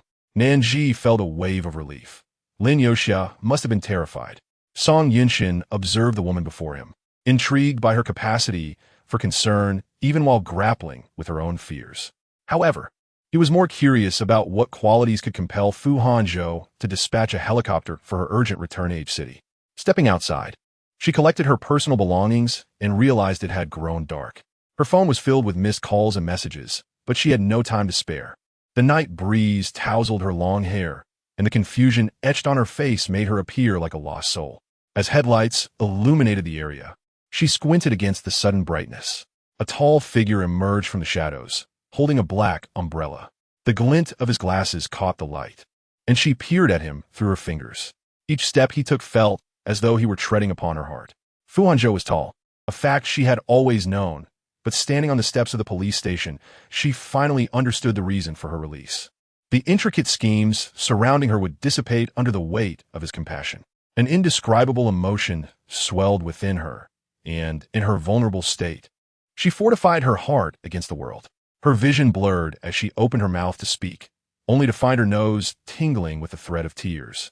Fu Hanzhou shielded her with the umbrella, gently squeezing her hand, which clutched the hem of her clothing tightly. The rain, illuminated by the car lights, appeared almost crystalline, and she could feel the warmth emanating from his hand, as if he were imparting all his strength to her. Were it not for the throngs of onlookers, she would have willingly collapsed into his embrace. "Mr. Fu," Song Yunshin, maintaining his serious demeanor, remarked, "I leave her in your care. Contact me if needed." "Thank you." Fu Hanzhou acknowledged with a slight nod. Song Yunshin wasted no time, swiftly departing with his assistant. Fu Hanzhou turned to Nan Zhi, sighing, "It's all right now." Her composure, strained for so long, broke with his simple reassurance. The tears she had held back cascaded down her cheeks as she stepped down from the steps, enveloped in his arms. The black long coat enveloped her, shielding her from prying eyes. In that tumultuous night, Nan Zhi suddenly felt that there was nothing to fear. After helping her into the car, Fu Hanzhou bent down to enter. Nan Zhi curled up in the corner, her tear-filled eyes gazing at him. Fu Hanzhou reached out, clasping her hand, and held her close without uttering a word. Gripping his collar, she felt her tears uncontrollably rolling down her nose, followed by an overwhelming wave of sorrow that made her cry even harder. Chapter 051. Like a stray cat, Fu Hanzhou remained silent, waiting until she was exhausted from crying before lifting her chin to examine her swollen eyelids. His fingertip gently brushed against her cheek, catching a single tear. Nan Zhi sniffled, attempting to stifle her sobs, unwilling to blow her nose in front of him, and quickly turned away. "I thought you were going to wipe your nose on me," she exclaimed, suddenly turning back, her face flushed with embarrassment. Fu Hanzhou glanced at the collar of his shirt, and Nan Zhi noticed a large wet patch. She was about to speak when he handed her a tissue, saying, "Go ahead and cry. I won't disturb you." The tension she had felt earlier dissipated, and she was grateful for the time he allowed her to process her emotions. As the vehicle drove through the streets, passing a roadside stall, her stomach let out an involuntary growl, prompting her to cover her mouth in embarrassment. Fu Hanzhou lowered his gaze and commanded, "Stop the car." The vehicle came to a gentle halt, and Nan Zhi turned, looking up at him with a pitiful expression. Suddenly, he recalled the shivering little stray cat from the previous night, meowing as if it had exhausted all its strength. "What would you like to eat?" he asked softly. If Nan Zhi had listened closely, she might have detected a hint of amusement in his voice. She sniffled again, her eyes fixated on the skewers and milk tea at the stall, and out of gratitude for her rescuer, she asked, "Are you going to eat?" Uncertain if Fu Hanzhou would indulge, he opened the car door and stepped out. After a brief hesitation, Nan Zhi followed suit. The rain had affected the stall's business, with few customers around. A bodyguard held an umbrella for Fu Hanzhou as he took it and draped it over Nan Zhi's shoulders as they approached the stall. Her gaze roamed over the skewers. It had been years since she had last had such food. She hadn't eaten much for lunch at the police station, and dinner was an afterthought. Now, she felt ravenous enough to devour an entire cow, disregarding any concerns about her figure. The stall owner casually remarked, "Take whatever you want." Nan Zhi glanced at Fu Hanzhou, unsure if she was allowed to. "Can I take it?" she asked hesitantly. "Yes," he replied, watching as she quickly grabbed her desired food, silently noting her preferences. After paying the stall owner, Nan Zhi found a relatively clean spot to sit. She took out a wet wipe from her bag to clean the seat for Fu Hanzhou, but he caught her hand. "No need," he said, sitting down. "No special treatment. Just eat." Having been wrongfully taken to the police station earlier, he was not at the point of needing a fragile woman to care for him. Nan Zhi was surprised that he didn't mind the roadside food and murmured, "I was worried you might think it's dirty." Fu Hanzhou casually replied, "I've eaten here before, in a narrow alley where there were bottles everywhere. I'm not as picky as you think." Nan Zhi was taken aback, not doubting his words, but curious. "What did you go there?" "Before I went abroad in my senior year, near a music room," he said, preparing to light a cigarette. That was an old district, filled with narrow alleys, and looking up, the tangled wires made it hard to distinguish which belonged to whom. The mornings were mixed with the aroma of breakfast, as people bought groceries and commuted on bicycles. Nan Zhi stared, her thoughts drifting as she said, "I can imagine that scene. I've been to similar places before." Fu Hanzhou remained silent as the stall owner quickly brought her food. She took small bites, wishing for a drink, but hesitating with Fu Hanzhou present. Once she began to perspire from her meal, she finally asked, "Aren't you going to have some? It feels awkward eating alone." Fu Hanzhou simply replied with a sound of acknowledgement and then leaned in, taking a piece of meat from her mouth. Nan Zhi watched in astonishment as he leaned closer, his stern face approaching hers, and then his lips brushed against hers. Realizing what had just happened, she immediately began to cough. "It tastes pretty good," he commented.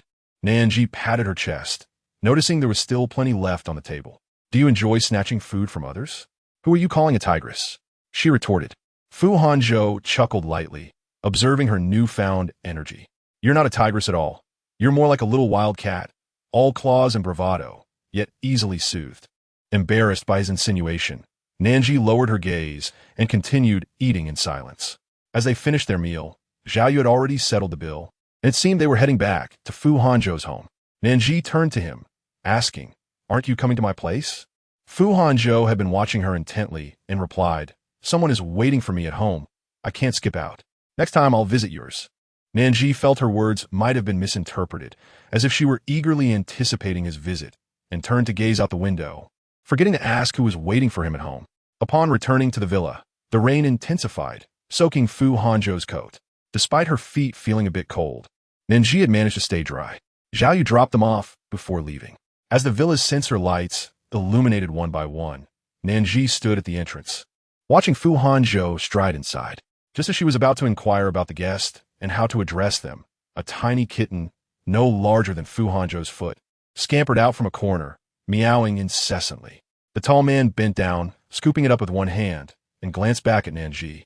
"Hurry and take a shower. Wait for me in bed." He disappeared into the kitchen, retrieving ginger from the refrigerator. Nan Zhi quickly changed into her slippers and followed him, her eyes on the little orange kitten that Fu Hanzhou had set back on the ground. The kitten, unafraid, leapt on her lap, its sharp claws snagging her stockings as it climbed up her leg. Feeling a prick on her skin, she grabbed the kitten by the scruff of its neck and pulled it into her embrace. "Where did you come from?" she asked, smiling as she petted its soft fur. "Found it in the flower bed," Fu Hanzhou replied. Nan Zhi noticed the luxury cat bowl in the corner of the room, and with a slight smirk, she said, "You've certainly chosen a wealthy owner." Fu Hanzhou shot back, "Yes, far more discerning than some people." His tone was teasing, prompting Nan Zhi to fall silent. "Did I not tell you to shower? Or do you want me to assist you with that?" he quizzed, frowning. Nan Zhi looked around nervously. "Didn't you say someone was waiting for you? I'm worried I might run into them while I'm in the shower." Fu Hanzhou chuckled, pulling her closer and lifting the kitten. "Have you seen them now? Would you like a bowl of milk, big baby?" Nan Zhi's face flushed crimson as she clutched the kitten and hurried upstairs. Fu Hanzhou tossed his coat onto the sofa and returned to prepare ginger soup. During this time, his phone rang. "Hello, Mr. Fu? We VE located the individual. Take them away. I'll contact you when I arrive, he instructed. Chapter 052. Tidied up after finishing the call. Fu Hanzhou carried the ginger soup upstairs. The sound of running water echoed from the bathroom, and the kitten clawed at the bed sheets. Fu Hanzhou picked it up and placed the soup on the bedside table, patiently waiting for Nan Zhi to emerge. Occasionally, muffled sobs resonated from the bathroom, suppressing anger and frustration. Fu Hanzhou glanced down at the kitten gnawing at his slippers, annoyance bubbling within him. His belongings were sacred to him. He despised any form of intrusion. No matter how slight, it was intolerable. Rising, he approached the bathroom door, feeling the soup cooling. After a moment, Nan Zhi's voice called out, "I'll be out soon." The door swung open, and a wave of warm, humid air enveloped her. She lowered her head, clad in a delicate pink silk nightgown, and approached the bedside. Her voice tinged with surprise. "Were you making this for me just now?" "Yes, drink it up. You mustn't catch a cold," Fu Hanzhou replied as he stepped outside. She rose to her feet and inquired, "Where are you going?" Noticing the fear in her eyes, he reassured her, "I'm just going to take a shower. Play with it for a while, and I'll come back to keep you company." Nan Zhi grasped the hem of her garment, trying to maintain a calm facade. "All right." Fu Hanzhou turned to leave, a flicker of darkness crossing his gaze. He had intended to step out earlier, but seeing her fear, he decided to delay dealing with the situation. Returning to her seat, Nan Zhi cradled the kitten in her arms. "How can you be so adorable?" The little cat nestled closer, and as she sipped the ginger soup, the spicy warmth spread through her, enveloping her stomach in comfort.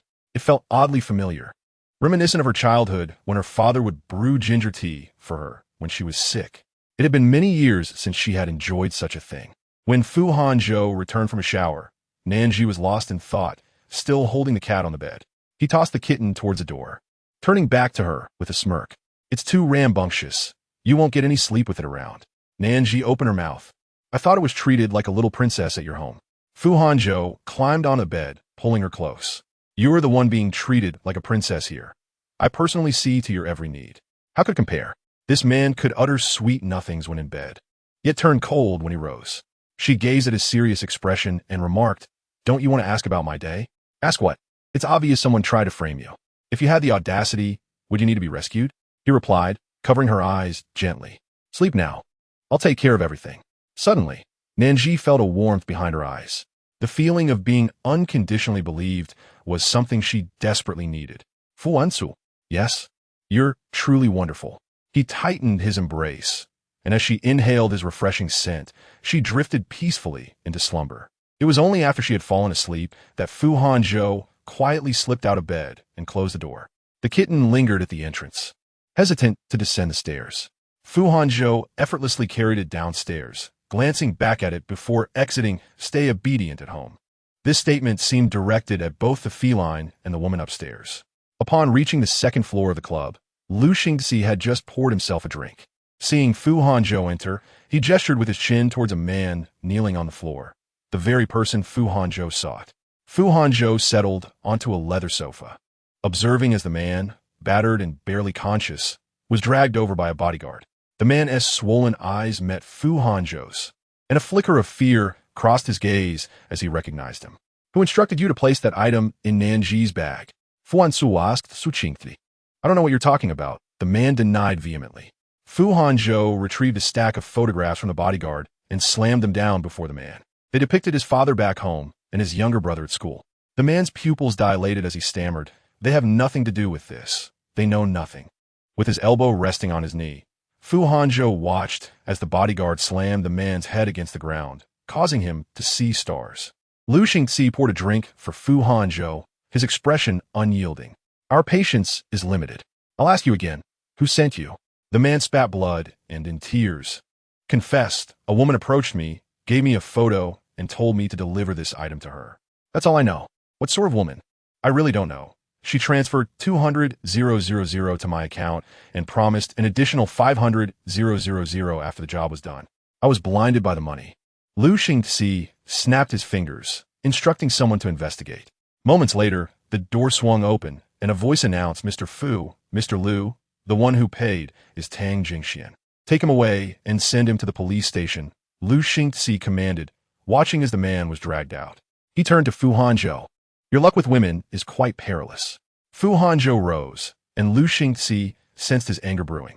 Tang Jingxuan's father had an illegitimate child outside the family, and due to her mother's unyielding stance, she had not been brought home. Recently, she had accrued considerable debts. As the door closed, Lu Xingxi reclined against the sofa. Although Fu Hanzhou had said nothing, he understood that the Tang family was in for a rough time. Tang Jingxian only realized something was amiss after learning that Nan Zhi had been bailed out. She immediately booked a flight, intending to escape abroad. However, upon arriving at the parking lot with her luggage, she was swiftly subdued and forced into a vehicle. When Nan Zhi awoke, Fu Hanzhou was still lying beside her. Not wanting to disturb him, she gently turned to check her phone, finding it early still. She reached out to Lin Yoxia, inquiring if she was awake. Lin Yoxia responded quickly, "I didn't sleep all night. I'm devastated after standing up a client yesterday." "Isn't that a duck that flew away?" Nan Zhi lamented. "I'm so sorry. It's my fault. Yesterday's incident was related to Jiang Che." Lin Yoxiao immediately erupted in anger. "What does this have to do with you? That scoundrel is the one framing you." However, she added, "At least they're good-hearted people. That lawyer song is really nice. He is incredibly handsome, and I've decided to become his devoted fan."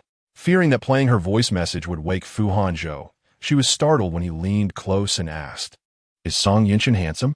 Nan Zhi nearly dropped her phone, hastily closing the chat window and turning to him. "You woke up without a sound." Fu Hanzhou replied nonchalantly, "Are you guilty about something? You seem quite jumpy." Noticing his dark circles, she felt guilty for possibly causing him trouble. "I've been a bit timid lately. What would you like for breakfast? I'll prepare something." Fu Hanzhou grasped her hand. "If you receive any strange calls lately, do not answer. I'll assign a few more bodyguards to accompany you. They won't disrupt your daily life, all right?" Seeing his serious demeanor, she returned to her seat. Is it possible that the Jiang family is becoming desperate? Chapter 053. Fu Hanzhou's counterattack. Fu Hanzhou pondered for a moment before lifting his eyelids. Dan Jingsun. Nan Zhi took a while to process this. Why would Tang Jingxian be involved? What connection did she have with the Jiang family? After all, it was Jiang Che who reported her to the police. Now, Fu Hanzhou was implicating Tang Jingxian. When had these two colluded, her mind was racing. Jiang Che's mother was cornered, and it was impossible for Tang Jingxian to exploit that situation. Fu Hanzhou, perhaps still tired, lay back down. "I have a part in this too, but I will handle it. I'm sorry." Nan Zhi was at a loss for words. Was she crazy? How could someone act so recklessly? Setting aside her relationship with Fu Hanzhou, what motivation did Tang Jingxian have to target her? The malicious slander and accusations were two entirely different matters, even bordering on contempt for the law. She simply could not fathom how an adult could act so lawlessly. "I just found out about this last night, and I'm still addressing it. So whether at work or meeting clients, my people will be with you. You cannot refuse." Nan Zhi had no intention of refusing. She only wanted to borrow someone to send Tang Jingxian straight to the police station. Perhaps due to the sudden news, Nan Zhi remained silent, and Fu Hanzhou did not press her speak. He had matters to attend to, and, after sending her to the company, he instructed Zhao Yu to inform all subsidiaries of the Fu Group to cease any collaboration with Tang Pharmaceutical immediately. Additionally, he contacted the media to release scandals about Tang Jingxuan's father, effectively blacklisting the Tang family. Lin Yoxia, having not slept all night, bombarded Nan Zhi with questions upon seeing her. "I wonder if the police will call us in. That lawyer Song said not to worry. If we go, he will come too." Lin Yoxia awkwardly remarked, "When did you become so wealthy, secretly making money behind my back?" Nan Zhi was lost in thought until Lin Yoxia nudged her back to reality. "What did you say?" "I asked how you could afford to invite Song Yinshan." Lin Yoxia raised her eyebrows mischievously. "Is he single?" Suddenly being called out, Nan Zhi blinked and replied, "I didn't invite him." Lin Yoxia leaned back. "Then who did?" "Your uncle?" A college classmate of mine invited him. But I swear, I only found out that Song Yinshan was coming when he took me out. It wasn't intentional to scare you." Lin Yoxia was stunned for nearly a minute before suddenly springing to her feet, stifling a scream, and whispered conspiratorially, "Which college classmate? Is there something going on? Does he like you?" "Don't say that. He just happens to know Song Yinshan. Next time I invite him for a meal, I'll bring you along." "Fine. I've already apologized to the clients and rescheduled them. We definitely can't flake out today." Nan Zhi had the same intention.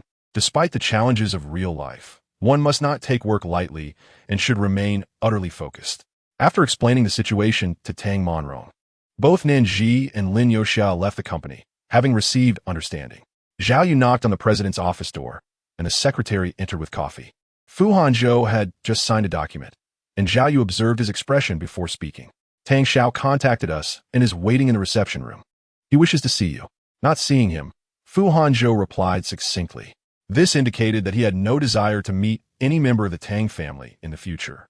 Zhao Yu anticipated this response, thinking that Tang's daughter had ultimately overstepped her bounds.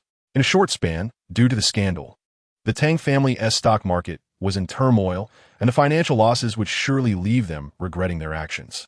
At the Mingding mansion, Mrs. Jiang donned sunglasses, preparing to go out and network when the police arrived at her door. Mrs. Jiang, you are suspected of involvement in a framing and intimidation case. Please accompany us for an investigation. Mrs. Jiang immediately removed her sunglasses, bewildered. What are you talking about? I don't understand. However, her explanations were futile.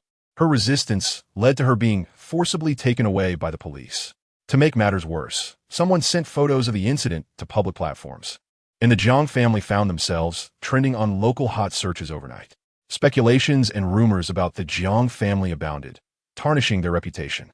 With a father guilty of embezzlement, a son breaking the law, and a mother equally disgraceful, the entire family was shunned. At that moment, Nan Zhi and Lin Youxiao had just signed a contract and, stretching lazily outside the client's office, decided to find a CAF for afternoon tea. Fortunately, their schedules were staggered, allowing them to supervise the exhibition setup later on. Lin Youxiao went to buy milk tea, and before returning, she bombarded Nan Zhi with several messages. Look at this. Nan Zhi clicked the link, revealing news of Mrs. Jiang being taken by the police, tearing away the last shred of the Jiang family's dignity. The police reported that anyone who undermines judicial fairness and attempts to mislead the public, framing law-abiding citizens, would face consequences. Nan Zhi's hands trembled slightly as memories of last night, as unjust accusations and the skeptical gazes of others flooded back, bringing a sense of relief and gratitude for the vindication. Lin Youxiao sent another message. Serves them right. I think this time Jiang Che is really facing the music. Even the students buying milk tea around me are discussing it. Upon seeing the name Jiang Che, Nan Zhi felt nothing but numbness. However, the scandal involving the Tang family piqued her interest. She clicked to read through it and pondered whether it was Fu Hanzhou's doing or if the Tang family had simply failed to maintain their facade, allowing their adversaries to unearth their dark secrets. Regardless, it was a stroke of good fortune. Nan Zhi could never forgive Tang Jingxian. Had she been Fu Hanzhou's girlfriend or fiancée, Nan Zhi would have felt guilty and kept her distance, cutting off all contact. But what was Tang Jingxuan's current standing to so shamelessly tarnish her? Did she not realize that failing to clarify this matter could lead to damaged reputation, job loss, or even social death? Nan Zhi was no pushover. She had never sought to harm anyone. The downfall of the Tang family brought her a sense of joy. And as for the ultimate fate of the Jiang and Tang families, she trusted that the law would deliver fair judgment. Suddenly, she recalled Jiang Che's remark about Fu Hanzhou. His methods are ruthless. He is certainly not as gentlemanly as he appears. Those who offend him suffer dire consequences. A shiver ran down her spine as she remembered her recent outburst at Fu Hanzhou. Chapter 054. The deceiver. With the successful signing of the contract and the news of Mrs. Jiang's arrest, Nan Zhi returned home in high spirits. Fu Hanzhou had not contacted her all day, and she wasn't about to inquire if he would come.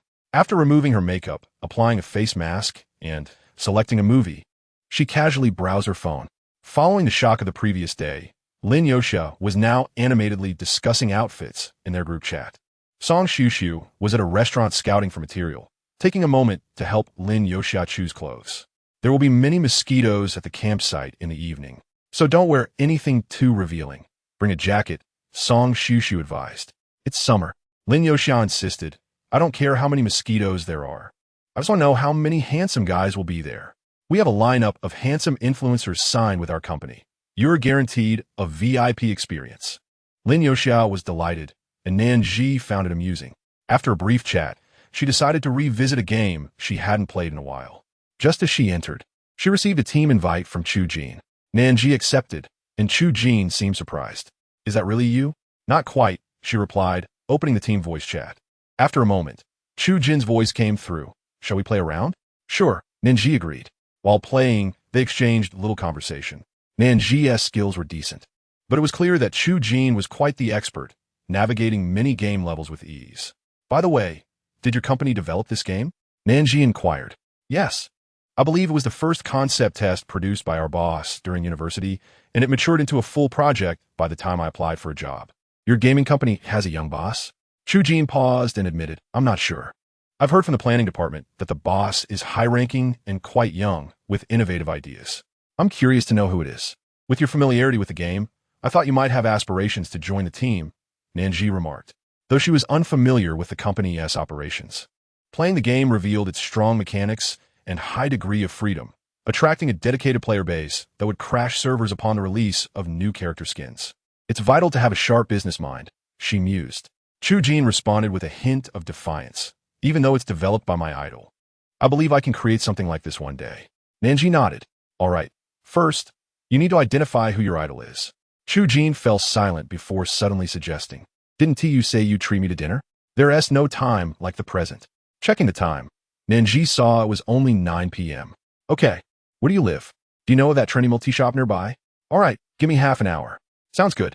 Nan Zhi set her phone down, changed into a t-shirt and jeans, casually tied her hair up, and decided against makeup since she already had a face mask on. When she arrived at the milk tea shop, Chu Jin was already waiting, clad in a white hoodie, a mask on, and absorbed in his phone, having just rejected a girl asking for his number. Am I interrupting your romantic endeavors? Nan Zhi greeted with a smile. Chu Jin put away his phone, looked at her, and noted her fresh appearance and fair skin, realizing she resembled a student more than a city professional. I am devoid of romantic fortune. Your boyfriend does not mind you coming out at such a late hour, does he? I already mentioned that I have no boyfriend. Nan Zhi pondered. Chu Jin's lips curled slightly as he remarked, I thought you were just brushing aside Aunt Nan's inquiry. No one is pursuing you. Indeed, my temper is quite poor, and I'm not one to make a move. Who would chase after me? What are you eating? I'm familiar with this area. As Chu Jin was about to retort, she diverted the topic, and he thought it inappropriate to steer the conversation back, so he casually replied, I'll leave it to you. I'm fine with anything. Nan Zhi was contemplating Chu Jin's culinary preferences over the years, recalling that he used to have a penchant for spicy food. Let's go for the dry pot bullfrog. It tastes delightful.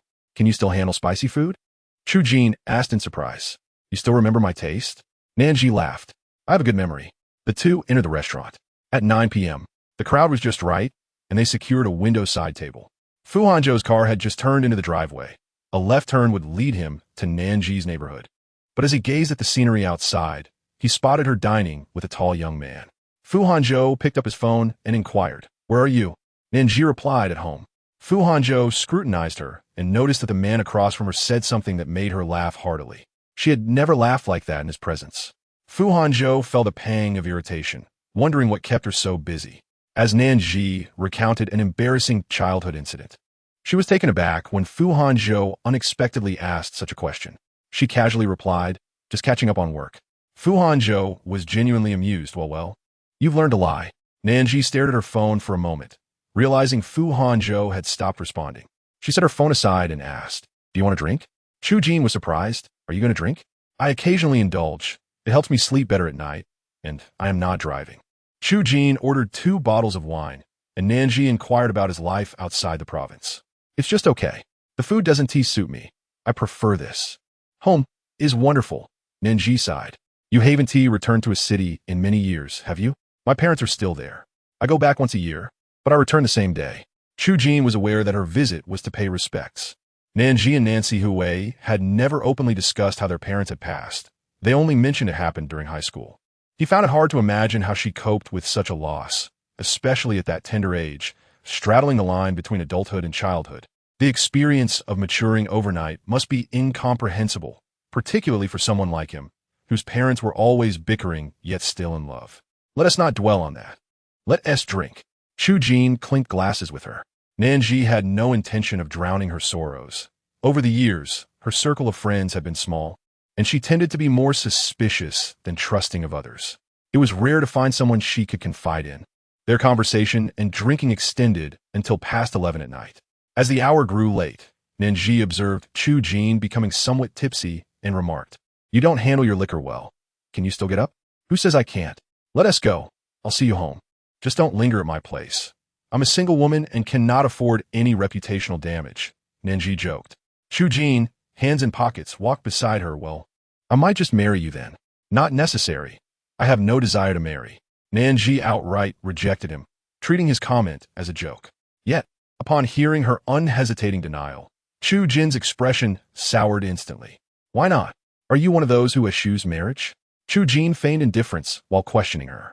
I haven't thought about it. I'm quite content as I am and not considering anything else. Nan Zhi did not regard him as a man. Freely sharing her thoughts. Chu Jin raised an eyebrow and hesitated. But what if you meet someone?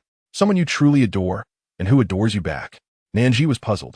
Surely no such person exists. My one true love will always be myself. Chu Jin, you lack romantic sensibility. Nan Zhi nodded without hesitation. Indeed. Chu Jin suddenly felt disinclined to converse further. Nan Zhi went into a convenience store and purchased 2 ice pops. Here, I remember you used to love this flavor.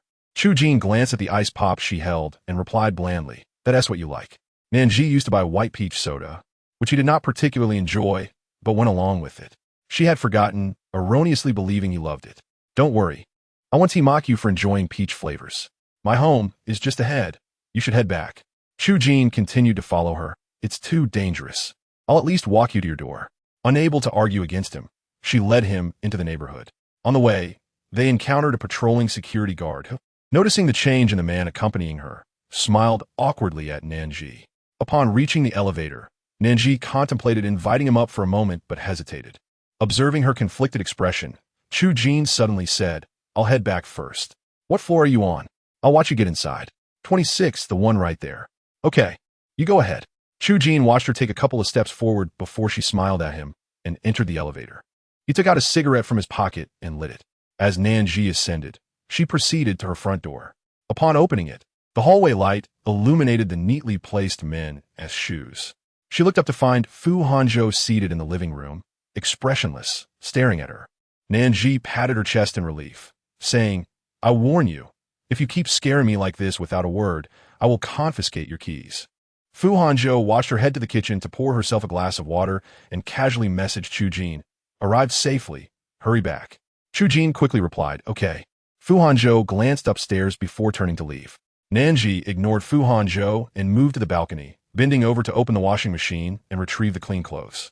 Just as her hand reached in, Fu Hanzhou's long fingers slid open the balcony door, gripping her wrist and lifting her effortlessly onto the railing. Frightened of falling, she clutched his neck and exclaimed, what are you doing?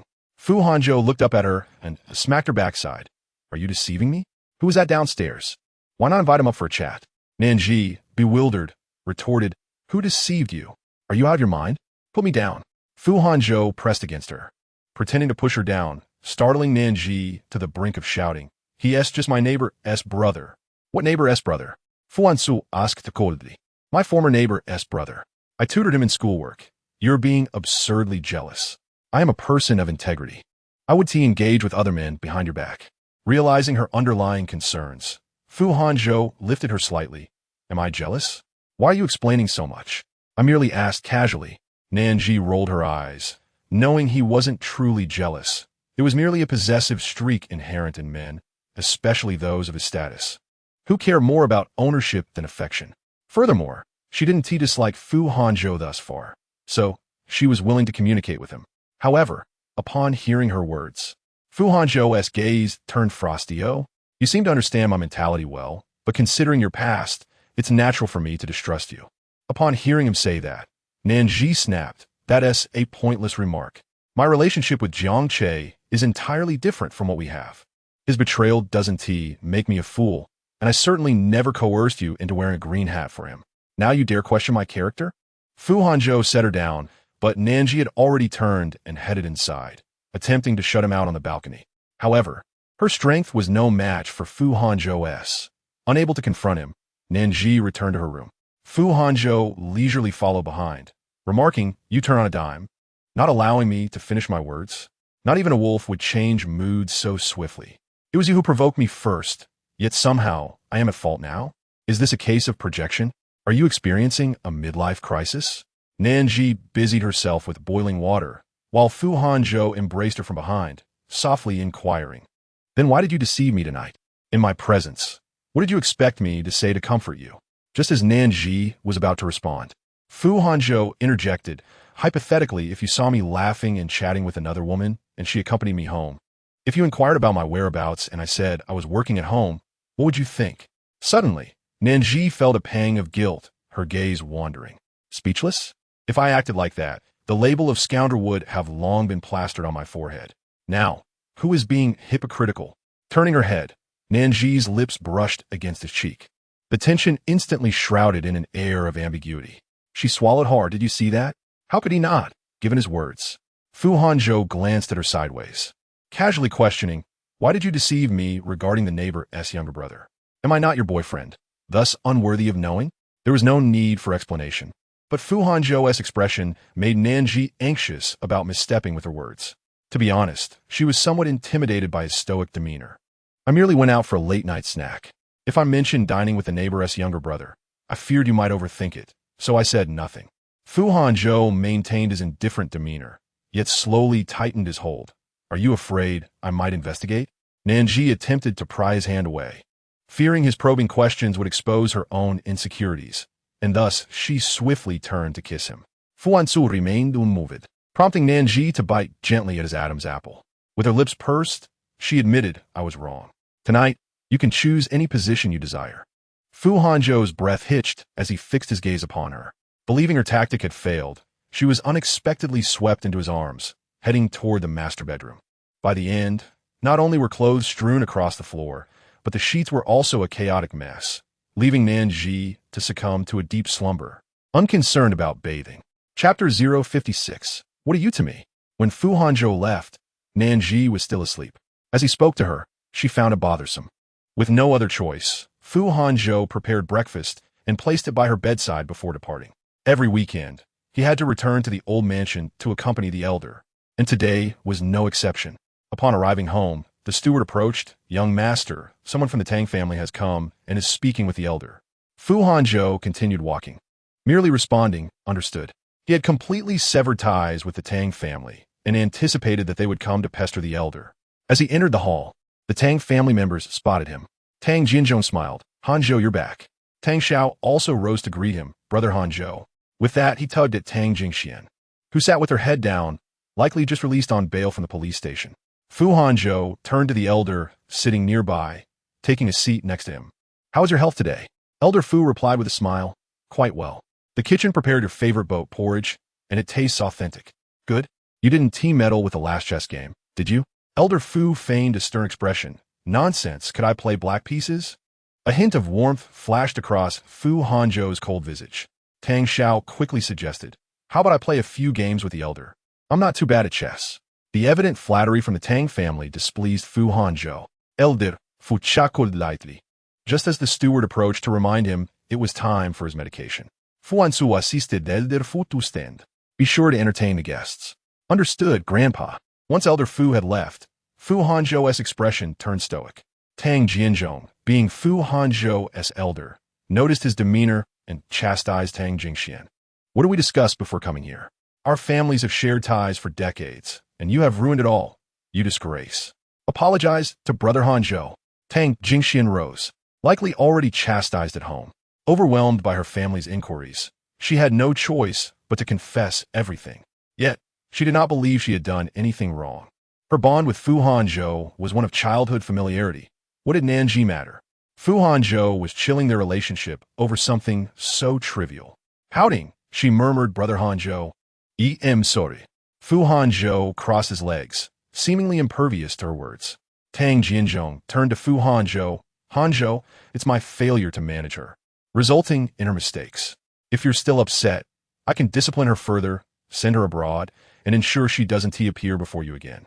Will that suffice? In the eyes of the Tang family, this punishment seemed severe. However, Fu Hanzhou merely raised an eyebrow. Uncle Tang, I'm not certain what you're implying. Tang Jinzhong's smile faded as he spoke earnestly. Hanzhou, over the years, our families have cooperated sincerely. Whatever you desire, I shall comply, but I hope you won't push us too hard. Fu Hanzhou chuckled lightly. Uncle Tang, I've noticed your family has profited significantly over the years. How much of that funding has made its way into your private pockets? The Fu family does not concern itself with such trifles, It's a matter of reciprocity. My grandfather often says we share a common place, and the bonds of the older generation should extend to the younger. I see this as the end of the line. I remember my grandfather's kindness. Hence, despite the troubles your family has faced, the Fu family has done its part to shield you. Your daughter may be oblivious, but you cannot be. Tang Jinzhong's face faltered. He was older than Fu Hanzhou and should have stood on equal ground with Fu Hanzhou's father. Yet now he found himself pleading for leniency from Fu Hanzhou, all due to the foolishness of Tang Jingxian. Yes, Hanzhou, you are right, but she's my only daughter, spoiled since childhood. Can you not overlook her missteps? Fu Hanzhou lifted his gaze, addressing Tang Xiao. Have I not warned her before? Did you not inform your uncle? Tang Xiao, awkward, met Tang Jinzhong's gaze, mustering the courage to say, it is indeed not the first warning. Tang Jinzhong felt his heart race. I said it once, and she jumped around like a flea, causing trouble for me. You want me to endure a second slap? Uncle, the logic does not follow. Tang Jinzhong swallowed hard, then abruptly slapped Tang Jingxian across the face. Get out. Go abroad now, you troublesome fool. The slap was forceful, sending Tang Jingxian sprawling onto the sofa, her long hair obscuring her face. Shocked, she covered her cheek and turned to glare at Tang Jinzhong, tears spilling from her eyes. With others still cleaning, Tang Jingxian's humiliation was palpable. Brother Hanzhou, are you really willing to forsake over 20 years of our family's bond for a woman? When I was young, you used to bring me candies. Fu Hanzhou's gaze remained cold. Since you've put it this way, I might as well be forthright. I doubt your mind can comprehend nuance. What are you to me? You call me brother, yet since I took over the Fu family, have I not treated your family well? Have I neglected you? Tang Xiao quickly interjected, certainly not. The Tang family had declined, if not for the Fu family. They would not enjoy their current status. So, since I have wronged you in no way, who I associate with or glance at is none of your concern. Why act as though you were the main wife? With that, Tang Jingxian was rendered speechless. She bullied me, and I couldn't take it. You couldn't take it, so you resorted to slander? Do you realize that is illegal? How old are you? Don't you know what you should and shouldn't do? I shall not assist your family any longer. My patience has been exhausted. I have spoken once, yet you did not heed my words. I have spoken twice, and still, you remain unresponsive. Even now, you persist in arguing, convinced of your innocence. In my view, those who break the law must face the consequences. I am merely a businessman, not part of any underworld. With that, Fu Hanzhou rose and left decisively. Tang Xiao wanted to stop him, to plead, but found himself unable to move. After all, he was only the cousin of Tang Jingxian, not her brother. Embarrassed, Tang Xiao stood up. He needed to seek out Lu Xingzi. Tang Jinzhong, in despair, covered his head, while Tang Jingxian stood frozen, anxiously exclaiming, Brother, father, why are you silent? I don't want to go to prison. I realize my mistakes. Please don't abandon me. The steward approached Mr. Tang. From now on, your affairs are no longer my concern. Do as you wish. Tang Jingxian was taken aback, but, father, she started it. Tang Jinzhong refused to listen further, for he believed everything was lost due to her folly. Tang Jingxian remained, while Fu Hanzhou was unwilling to let her go. As a result, she would be unable to leave the country, forced to await summons from the police. According to the testimony, she had engaged in framing someone, and prison time was inevitable. Chapter 057. Do you have a man? The campsite party was on the verge of taking off, and Song Shushu managed to coax the recently contracted Nan Zhi and Lin Youxiao out for shopping. You two are so difficult to schedule with. I've been waiting here for nearly half an hour, Song Shushu complained. Lin Youxiao replied weakly, we are merely the chais of capitalists. When do chais enjoy good days, being able to come out at this hour is already a blessing. She took a bite of her meal, inhaling deeply, I'm still alive, and the food is exquisite. Everything we ordered is delicious. Stop grumbling. I've been exhausted from editing materials lately, Song Shushu teased. After dining, the three of them wandered aimlessly. Lin Youxiao mentioned she had packed her luggage with mosquito-repellent, anti-bite ointment, a portable medicine box, and a light jacket. Oh no, I forgot to buy a sexy swimsuit. Reminded, Nan Zhi realized she hadn't purchased a swimsuit either, prompting all three to enter the lingerie store. Lin Youxiao had a commendable figure, yet she was petite compared to the taller Nan Zhi and Song Shushu, which influenced her choice of swimwear to accentuate her upper body. Song Shushu favored vibrant colors. while Nan Zhi opted for comfortable and simple styles. Each had their distinct taste, offering opinions to one another. "Young Master Lu, what are you looking at?" The manager beside him inquired. Lu Xingxi lifted his phone, focusing on Nan Zhi, zooming in and capturing a picture to send to Fu Hanzhou, hinting at his favorable prospects for the evening, urging him to return early. The woman beside Lu Xingxi was no longer Zhou Lei, but rather a slightly mixed-race beauty. He draped an arm around her shoulders, urging, "If you see something you like, feel free to buy it." The woman beamed, "You're so kind, young Master Lu." Lu Xingxi felt quite pleased with himself. Matters that could be resolved with money were trivial. Had it not been for his inspection of the family mall, he wouldn't have encountered such a situation. He noticed that Nan Zhi seemed rather fond of Fu Hanzhou. If he were in her shoes, he too would seize the opportunity. "Just carry on," Lu Xingxi said, choosing not to disturb Nan Zhi and her friends as he exited through the other elevator. Nan Zhi continued selecting swimwear, while Song Shushu mischievously slipped a new strap bikini into her selection, one that showcased Nan Zhi's fair skin and long legs. "I'm just saying, aren't you tired of these monochrome styles? Add some color to brighten your dull life." As she spoke, she also selected several sets of provocative lingerie to include in Nan Zhi's purchases. When Nan Zhi attempted to return them, she discovered both friends had also picked them.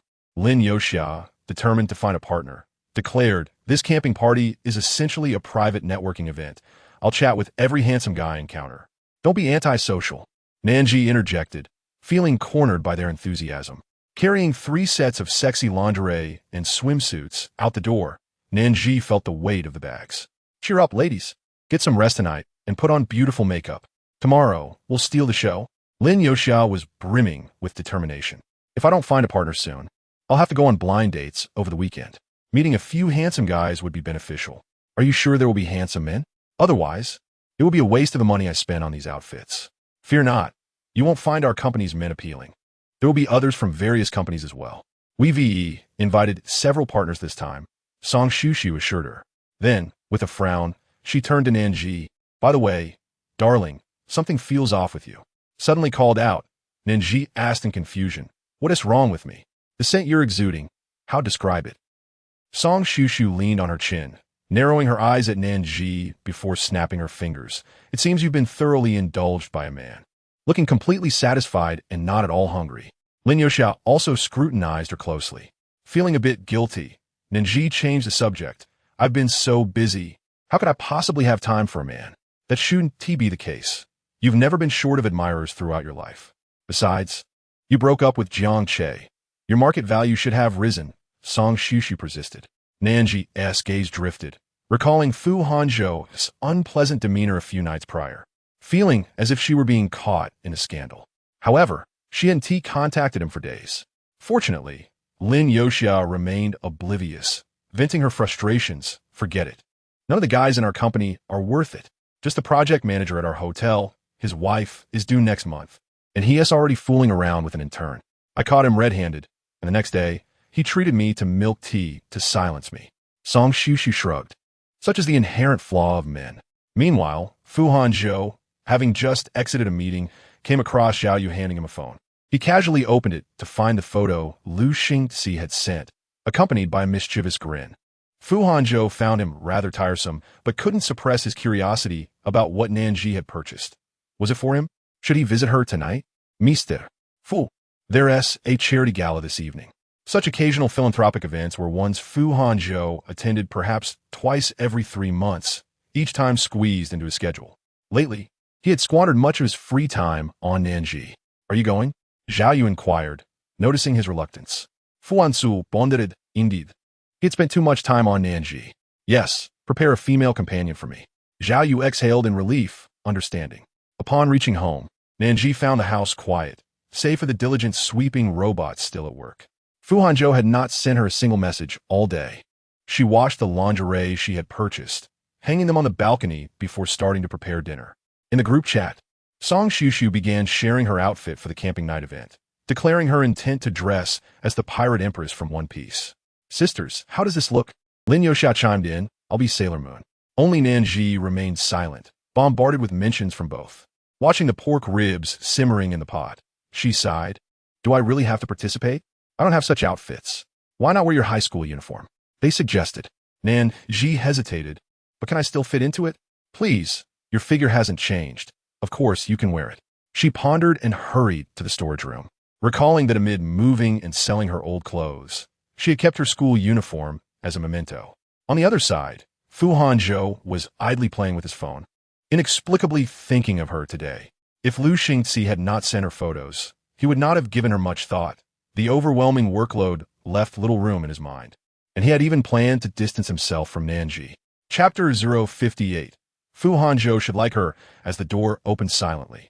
The Marshall Stanmore speaker in the room continued to play cheerful dance music, reflecting the owner's presumably joyful mood. Fu Hanzhou frowned, having hurried back to see what she was doing. He envisioned a scene where she would eagerly send him off, inquiring about his return time, or sending him a message to prepare a hangover soup. Yet this woman was indifferent, completely unaffected. She truly embodied the notion that one could be intimately entwined at night, yet remain strangers by day. It is often said that a man's desires and affections are separate. Yet this woman made Fu Hanzhou experience the contempt that those who lament unworthy partners often feel. Her coldness was disheartening, intensifying his discomfort and undermining his efforts and dedication towards her. He loosened his tie and strode into the room, intending to change into a more suitable suit for the evening rather than appearing in her neighborhood or outside her door. Hearing the commotion, Nan Zhi poked her head out from behind the wardrobe and asked, "You're here?"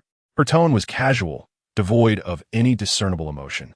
Fu Hanzhou felt a surge of irritation, wishing to tear away the calm facade she wore. Acting on this impulse, he approached her directly.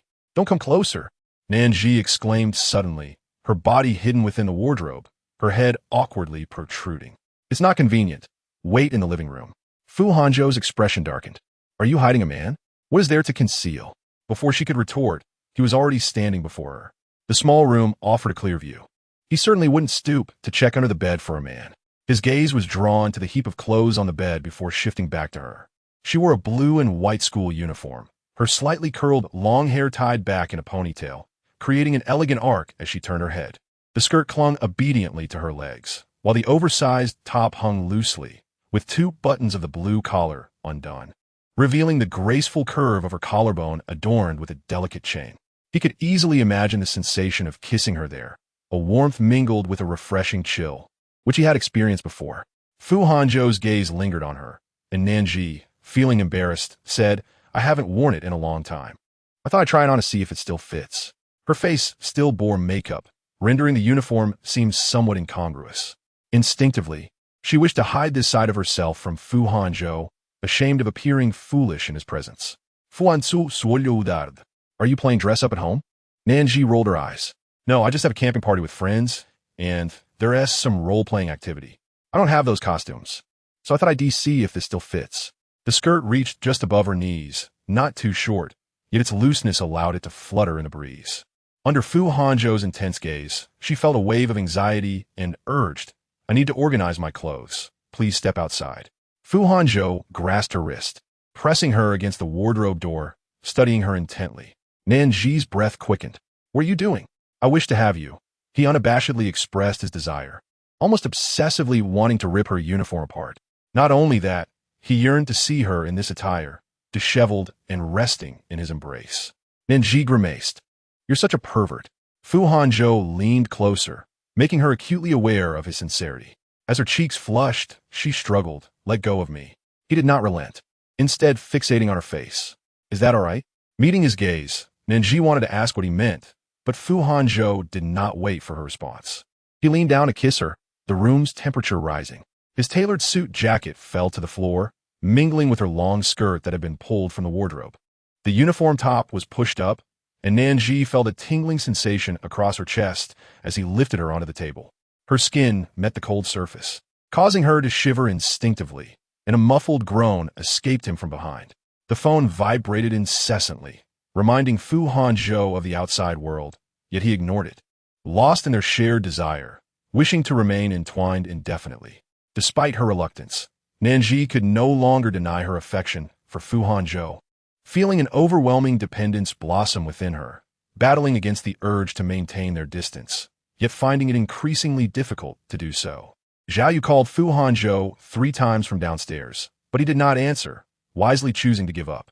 Returning to the car, Zhao Yu began contacting the event organizer. Having long been familiar with such tasks as Fu Hanzhou's assistant. Is President Fu not going? The driver inquired. Zhao Yu squinted up at the building. No. Miss Nan is indeed beautiful. That little Lu's girlfriend has plenty of admirers, yet Miss Nan remains the most stunning. The driver marveled, and Zhao Yu chuckled. Do you wish to find someone like her? As a man, he had to admit that Nan Zhi's beauty was striking, captivating to both men and women alike. But her unique aura was what truly set her apart. The driver shook his head. I'm not so fortunate. Being able to drive for President Fu is already a privilege. Fu Hanzhou was not stingy with those around him, and he was exceedingly selective when choosing employees. Over the years, many women had attempted to climb into Fu Hanzhou's bed, but he detested inappropriate behavior in the workplace, which was why Zhao Yu had been able to rise through the ranks. Zhao Yu clearly understood that if Fu Hanzhou liked someone or was interested in something, he would hold on tightly. He was uncertain how far Nan Zhi could go, but Fu Hanzhou's affection for her clearly exceeded his expectations. Otherwise, he would not be so capricious, nor would he go to such lengths for her. Chapter 059. Fu Tian, please complete this exam paper. We need to conduct a preliminary assessment. Fu Hanzhou took the paper with his long fingers, his expression somewhat apathetic. He felt a wave of irritation. It wasn't that he couldn't do it, but rather that he had mastered these questions long ago.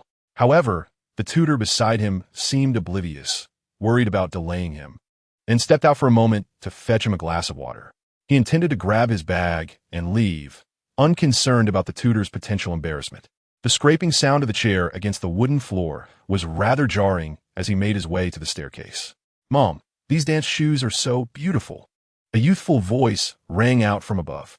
Fu Hanzhou looked up to see a pair of slender legs beneath a white dress. To demonstrate her affection for the shoes, she performed a graceful, stretching motion, causing the flowing skirt to sway. Fu Hanzhou quickly turned away, his ears flushing red. Why are you out here? The tutor reappeared at the opportune moment.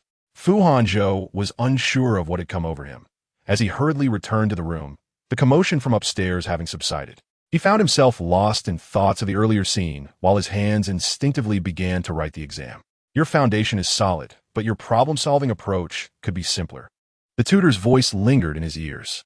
That day, Fu Hanzhou decided to continue his lessons. Initially, he intended to just stop by and leave, but after deciding to extend his sessions, he surprisingly felt no regret for this decision. He repeatedly replayed the details of that afternoon in his dreams, the staircase, the floating particles in the sunlight, the swirling dress, and her fair skin. At the age of 18, he finally became aware of the most distinct differences between men and women, igniting a conceptual impulse within him. Thus, each time he passed that staircase, he would steal a glance upward. However, she was often attending classes, while he rarely ventured to school, harboring a disdain for his hyperactive peers. His own lessons concluded well before her return, ensuring absolute one-on-one comfort. Occasionally, his tutor would mention her, and gradually, the fragmented puzzle of his impression of her began to take shape from these minor details. Such days drifted by, bland yet steady, until one weekend when he discovered her playing the cello on the balcony above. A surge of curiosity washed over him. He yearned to glimpse her visage. Feeling a flutter of apprehension, he approached the stairs, convincing himself that merely a fleeting glance would suffice. Yet, when he reached the glass door, he hesitated, torn between pushing it open and retreating. The voice he had dreamt of countless times echoed in his ears. Upon awakening, he found himself locked in a gaze with Nan Zhi, her eyes laced with feigned anger. I'm hungry. Let me go, she murmured, struggling slightly. Both were devoid of clothing, and her movements sent a shiver through him. What time is it? Just past 8. He raked a hand through his hair, pondering what lay within the refrigerator. Nan Zhi dashed to the bathroom, declaring, There's only enough for me. Let us order takeout. Unsanitary. Let us buy groceries instead. He followed her into the bathroom, applying shower gel to her skin. Where are your hands wandering? She glared at him, her eyes slightly swollen from recent tears. Next time, be gentler, he replied softly. Rolling her eyes, she retorted, You must have a peculiar preference. Are you perhaps luring students under the guise of a playboy, Uncle Fu? With a sudden grip, he reprimanded her. Enough nonsense. I am a law-abiding citizen without such inclinations. I don't believe you. Well, only towards you. Disinterested, she dismissed him. aware that men would say anything for trivial matters. After nearly 40 minutes of lingering in the bathroom, they finally emerged.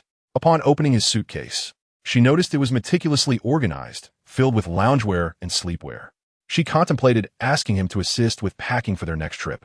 Having just washed his hair, he casually dried it and exited the house alongside her. The security guard recognized her companion, the same Fu Hanzhou from their previous encounters, his gaze laden with unspoken implications. As if she were a siren gracefully navigating through the company of different men without mishaps. Outside the supermarket, Nan Zhi retrieved a portable bag from her pocket.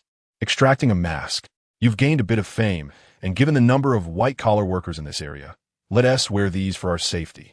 Fu Hanzhou frowned at the pink mask adorned with cartoon characters. No, he feigned to move towards the entrance, but Nan Zhi grasped his arm. What is wrong? Why won't you wear it? Not the pink one. Fine, but it's a cute cherry rose, she insisted. As he quickened his pace, she clung to him, arguing, what if someone from your company sees us? That could be troublesome. What is the benefit? Another round tonight? In school uniforms? He countered, hands in pockets, feigning a mercantile demeanor. I genuinely cannot today. As he turned to leave, she clutched his arm, pressing her face against his shirt, pleading, please, brother. He paused, a smirk playing on his lips. Do you enjoy this tone? I could oblige. Sensing an opportunity, she inquired, do you like it? But calling you brother doesn't warrant me wearing this ridiculous pink mask. Add a little incentive. Cursing him under her breath, she pouted. How about brother Hanzhou? Senor Fu? Fuxuizang. His lips curled into a smile, though he remained silent. You wouldn't want to hear teacher Fu or principal Fu with you? She teased. He looked down at her with a hint of amusement. Perverse. I have no such peculiar tastes. Yet, he took the mask from her, indicating she should wear it. With a triumphant grin, she stood on tiptoe. You need to lower yourself. Fu Hanzhou spread his legs, bending slightly to allow her to put the mask on him.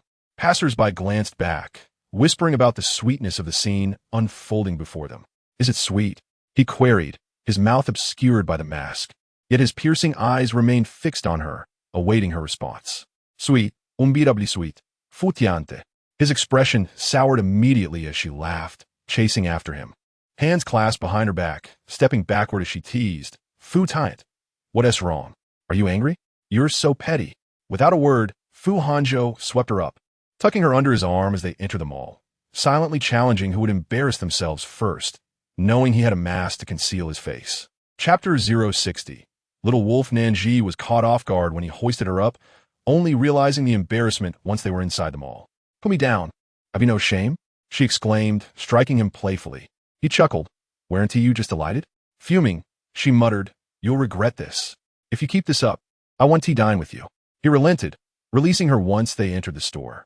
With her cheeks flushed, she averted her gaze and headed toward the supermarket. Fu Hanzhou, tall and unhurried, followed her, maintaining his own pace, his eyes never straying from her. Unable to shake him off, she gathered her hair, feigning indifference. I want to hold it against you. Thank you, he replied with a light laugh. What do you want to eat? I'm not picky, but feeding you in one go can be exhausting, he remarked, a hint of lament in his tone, as if suggesting her appetite was insatiable. Infuriated, she shot back. Are you mocking me? He raised an eyebrow. I'm merely stating facts. Who was it that wouldn't let go of me earlier? Taking a deep breath, she suddenly calmed. Do you know when my acting is at its best? Realizing her intent, his narrowed eyes fell, warning her of the consequences of her words. If you wish to walk tomorrow, I suggest you refrain from speaking ill of yourself, as I'm not known for my leniency. Nan Zhi, unfazed by the threat, retorted. How can speaking the truth be considered boasting? She locked eyes with him, her defiance evident, and daringly stood on her toes. I'm still hungry, brother. You're lacking. With a swift motion, he clasped her waist, pulling her close, gritting his teeth. When we return, don't you dare call for a halt. I want to listen. Whoever calls for a stop is a dog. Nan Zhi glared at him, and Fu Hanzhou, intrigued, remarked, You said it. Yes, I said it. Let go. She swatted his hand away and marched toward the shopping cart. He quietly followed, offering commentary as she selected ingredients. Despite wearing a mask, her aura and fashion were unmistakable, drawing the attention of those around them. Shall we buy dumplings? We always end up exhausted after cooking, and the fridge is filled with salads. It won't satisfy anyone. Are you craving dumplings? Don't buy frozen ones. I'll make some to set aside. Nan Zhi casually mentioned that it was unnecessary for her and Fu Hanzhou to be so attentive to each other, especially since they had not yet reached that level of intimacy. Fu Hanzhou, ever accommodating, inquired if she knew how to make dumplings. She expressed her preference for fillings such as shrimp and corn or pork with chives. Fu Hanzhou replied effortlessly, "I'm fine with whatever you make." Nan Zhi nodded, suggesting they buy some dumpling wrappers. As she pushed the cart forward, Fu Hanzhou took over, asking if she wanted to sit inside. Nan Zhi glanced at a couple who had just passed by, with the girls seated in the shopping cart. She pointed out that adults were not allowed to sit in the carts, advising Fu Hanzhou to adhere to supermarket rules and not act childishly. Fu Hanzhou, who had been attempting to charm her, thought to himself that she was ungrateful, labeling her a white-eyed wolf. Disregarding his internal musings, Nan Zhi turned away to find the dumpling wrappers. However, before she could disappear from his sight, she suddenly returned with a look of alarm, swiftly darting past Fu Hanzhou and hiding behind a row of display cabinets, leaving a fragrant trail in her wake. Fu Hanzhou furrowed his brows and took a couple of steps back, observing her suspicious behavior. "Are you stealing?" he quipped. Nan Zhi gestured for him to be quiet. "My colleague is shopping ahead." Realizing her concern was about being spotted, Fu Hanzhou suggested, "If you need to buy something, just text me and I'll go first." Nan Zhi found this idea quite agreeable. Her apprehension was not about encountering her colleague, but rather about Fu Hanzhou being seen with her, potentially leading to unwanted speculation about their relationship. After all, Fu Hanzhou's attire was conspicuously expensive, and the observant eyes in the office would easily connect the dots. To her relief, Fu Hanzhou nodded in agreement, though he felt a twinge of irritation at her lack of awareness regarding his feelings. He pushed the cart away, and soon after, Nan Zhi sent him a list of groceries. Fu Hanzhou replied with a firm no carrots. Nan Zhi, taken aback by his pickiness, teased him about not being told that such behavior was improper. She offered compromise. "How about yam?" Upon reaching the produce section, Fu Hanzhou meticulously selected yams, even researching how to choose the best ones as if he were presiding over an international conference, rigorously analyzing the data presented to him. Meanwhile, Nan Zhi remained vigilant, not paying attention to how much he was buying or when he would be finished. Just as she was about to peek at him, a familiar voice called out. Nan Zhi, startled, she turned to find Ming Xian from the finance department standing behind her. He chuckled at her surprised expression and remarked, "You look so shocked to see me." Nan Zhi awkwardly smiled, explaining that she was simply caught off guard by his sudden appearance. Ming Xian mentioned that he thought he saw someone who resembled her and came over to confirm. Following his gaze, Nan Zhi noticed she was holding a pack of men's underwear, quickly stuffing it back onto the shelf, hoping he would leave soon. Their interactions were minimal outside of department gatherings, and she preferred to keep things brief. Yet, Ming Xian seemed oblivious to her discomfort and continued, "Do you live nearby?" Nan Zhi, sensing trouble, instinctively replied yes. Ming Xian, eager to share, elaborated on how he had chosen his apartment for its proximity to the office and had made a full cash purchase because it was the best complex in the area. Nan Zhi nodded, hoping he would take the hint and move on. However, Ming Xian, undeterred, pressed on, "Are you alone?" Feeling anxious, she quickly replied, "Yes."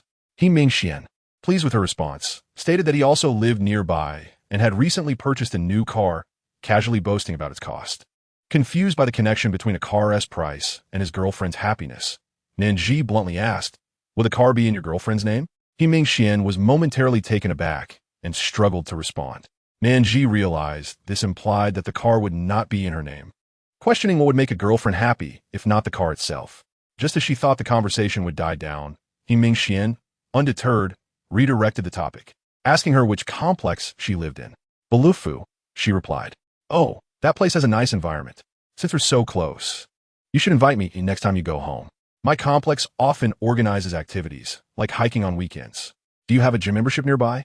Unprepared for his relentless chatter, Nan Zhi replied, "I have a car, and I prefer running on my own rather than going to the gym." Just as she wished to escape the conversation, Fu Hanzhou returned, having selected the groceries, only to find her animatedly conversing with a man who was barely taller than her, making it seem like they were sharing a moment of camaraderie. Fu Hanzhou scrutinized the man before approaching them. Just then, Ming Xian, in the midst of discussing his neighborhood's promising real estate prospects, was interrupted by Fu Hanzhou's deep voice. "Your colleague?" Ming Xian, taken by surprise, looked at Fu Hanzhou. Despite wearing a pink mask, could not conceal his striking features, triggering an immediate sense of competition in He Mingxian. Nan Zhi's worst fear had materialized, her heart racing. Yet, He Mingxian, unfazed, inquired, "Is he your boyfriend?" Fu Hanzhou remained silent, allowing her to navigate the situation. Nan Zhi glanced at Fu Hanzhou, noting his amused expression, and replied, "He's my cousin." He Mingxuan's face lit up with a smile. "Oh, so it's your cousin." He reached out to shake Fu Hanzhou's hand, not caring whether Fu Hanzhou reciprocated. Upon noticing Fu Hanzhou's luxurious watch, he exclaimed, "Wow, that watch looks like a limited edition." Nan Zhi quickly shielded Fu Hanzhou's wrist, maintaining a calm demeanor as she remarked, "It's a knockoff, you know how it is." He Mingxian nodded. "Of course, one must maintain appearances. But cousin, next time, try not to purchase such knockoffs. They are clearly fake at first glance." As they conversed, a playful pat on Fu Hanzhou's chest left her astonished by its firm texture. She teasingly remarked, "Cousin, you must be hitting the gym regularly. Those muscles are quite impressive, rivaling my own." Fu Hanzhou's forehead twitched with irritation. Nan Zhi, nearly startled into a hiccup, quickly added, "I've finished my shopping. We should head home now." He Mingxian approached, coincidentally announcing, "I'm all set too. Let's go together." Nan Zhi scratched her head, wishing she could send this annoying fellow flying with a punch. "What car does my cousin drive? Which company does he work for?" Fu Hanzhou inhaled deeply, fixated on Nan Zhi. Seizing the moment when He Mingxian was distracted, silently begged for mercy, hoping for his leniency. Fu Hanzhou ground his teeth, vowing to deal with her later. Nan Zhi nodded, fearful of his wrath. "Cousin?" He Mingxian, seeing Fu Hanzhou as silence, pressed further with curiosity. Fu Hanzhou shot back. "How old are you?" He Mingxian quickly replied, 31. A man at 31 is still in his prime, right? My mother thinks I'm a good match for someone as young as Nan Zhi. Fu Hanzhou sneered inwardly, recognizing the ulterior motive behind his words. How shameless to covet a 25-year-old at his age. Nan Zhi interjected, "That's not appropriate. A 6-year age gap can be troublesome." He Mingxian's expression faltered. "Is that so? I'm not really superstitious. As long as the person is suitable, that's what matters." Nan Zhi pretended not to understand. When it was time to pay, Fu Hanzhou glanced at the shelves before selecting a box to add to their purchases. He Mingxian, oblivious to Nan Zhi's feelings, teased, "Cousin, you're quite the catch." Fu Hanzhou thought to himself that at 27, he hardly considered himself an elder. Let He Mingxian play the role of a younger brother, but as for his woman, he could forget it. Nan Zhi was mentally kicking herself, secretly pinching Fu Hanzhou, only to find his core muscles were rock hard, making it impossible to pinch any flab. "I'm not ticklish," Fu Hanzhou stated bluntly. Nan Zhi withdrew her hand. "Hello, your total is 368 yuan. Do you have a membership card?" The cashier inquired. Just as Nan Zhi was about to respond affirmatively, both He Mingxian and Fu Hanzhou simultaneously presented their cards. Particularly, Fu Hanzhou's black card caught her eye, and without a second thought, she snatched it, proceeding to scan for payment. "Who do you think you're trying to scare with that black card?" Fu Hanzhou frowned. "I don't usually let women pay for me." Nan Zhi responded with a forced smile, "Then you might as well start getting used to it from now on." He Mingxian joked, "You two siblings have such a great relationship." Fu Hanzhou. "Nan Zhi, how did you figure that out?" He Mingxian patted Fu Hanzhou's shoulder, whispering, "Cousin, did you get that car from counterfeit shop? How did you manage that? Can you help me get one too? It would look good to show off." Chapter 62. Is this your kind of style? Fu Hanzhou glared at the hand resting on his shoulder, wishing he could shed this garment right then and there.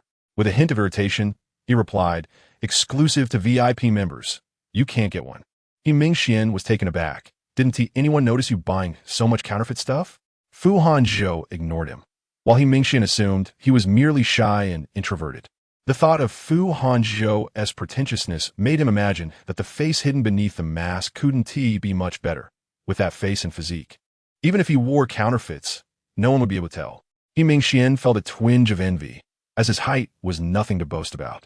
Upon exiting the mall, Nan Zhi sighed in relief, eager to pull Fu Hanzhou away. But He Mingxian interjected, "My car is parked just by the road. I can give you a ride." He walked a short distance before turning back to wave, "Don't be shy. We're all friends here." Fu Hanzhou glared at Nan Zhi, conveying that she was the one who had gotten into this predicament, and he had no intention of intervening. Nan Zhi felt pressured, insisting, "No need, we can walk back. It's not far. The Buyuan mansion isn't too far. It will take some time to walk." Come on, let me help, He Mingxian urged, ignoring their reluctance and moving closer to take the bags. Fu Hanzhou suddenly relaxed his grip, allowing He Mingxian to carry everything alone. The bags contained many fresh ingredients chosen by Fu Hanzhou, though not overly heavy. The addition of beverages was clearly overwhelming for He Mingxian. Yet, he stubbornly insisted. It's fine. It's not heavy. Let us go. Nan Zhi observed the veins popping from his neck, feeling awkward. Maybe I should help you? No. You're just a little girl. Don't break yourself. I usually lift heavier weights at the gym. It's nothing, He Mingxian retorted. Fu Hanzhou scoffed, hands in his pockets, trailing behind. Nan Zhi, seeing He Mingxian's stubbornness, glanced at Fu Hanzhou, her expression questioning why he was so nonchalant. Fu Hanzhou shot her a glance. It's not like I made him carry it. He Mingxian exerted himself to finally load the items into the car, just as he opened the passenger door. Intending to invite Nan Zhi in, Fu Hanzhou slid into the seat first, adopting an air that suggested He Mingxian was merely his chauffeur. He Mingxian, caught off guard, glanced between them awkwardly. Nan Zhi forced a smile, quickly settling into the back seat, silently wishing to return home swiftly and escape this awkward situation. Once inside, He Mingxian fastened his seatbelt and remarked, "There's a new gym open nearby, run by a friend of mine. It's not too expensive, around 10 million a year." Fu Hanzhou maintained an impassive demeanor, clearly unimpressed. He Mingxian continued, "Next time, I'll invite you both along. I can get an 8% discount. By the way, what company is your cousin working for? What's the stock code?" Nan Zhi quickly remarked, "He does odd jobs and runs around. When there's no business, he stays home." Fu Hanzhou inhaled sharply, turning to glare at Nan Zhi. Excellent. He had already devised a plan for tonight as punishment for the little wolf. He intended to turn her over and over again. At this moment, Fu Hanzhou was blissfully unaware of the childishness of his thoughts. The next moment, He Mingxian spoke again, as if he had struck a nerve, his tone dripping with superiority. "Oh, in that case, let me know if I come across any good job opportunities. I can connect you, cousin. Your matters are my matters. Your cousin is also my cousin." It had been years since Fu Hanzhou had heard such self-assured words whispered in his ear. He could hardly count how many. This evening, He Mingxian had truly taken the lead.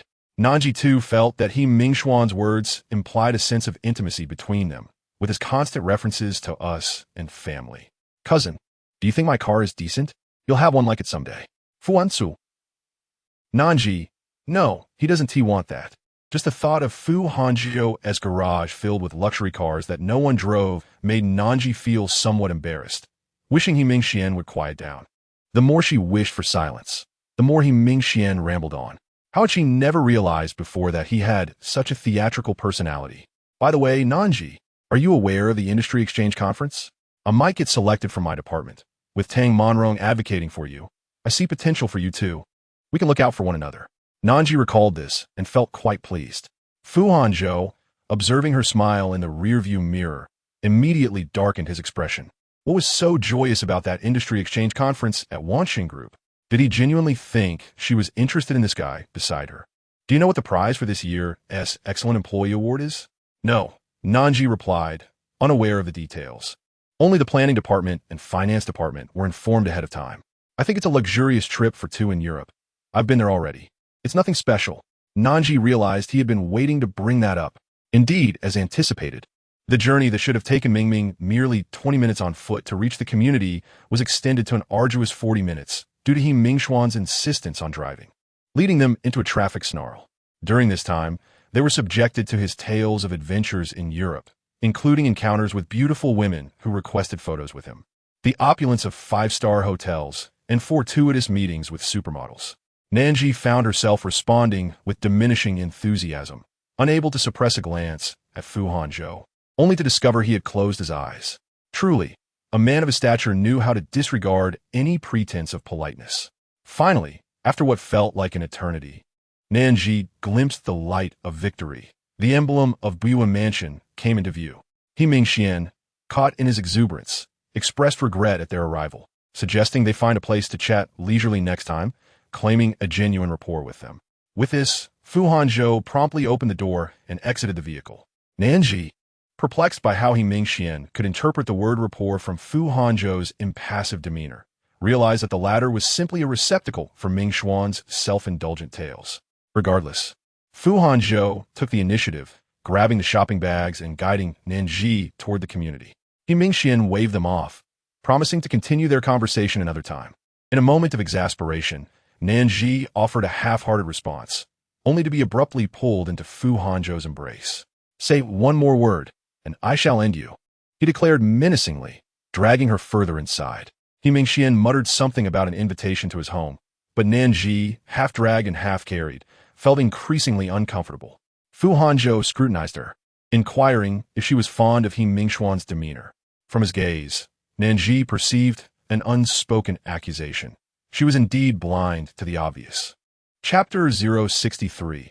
An unexpected blind date. Nan Zhi choked on her words, wishing to chastise him for his absurdity. Noticing her discomposure, Fu Hanzhou recognized the absurdity of his statement but remained unwilling to relent, seeking to discomfort her in return.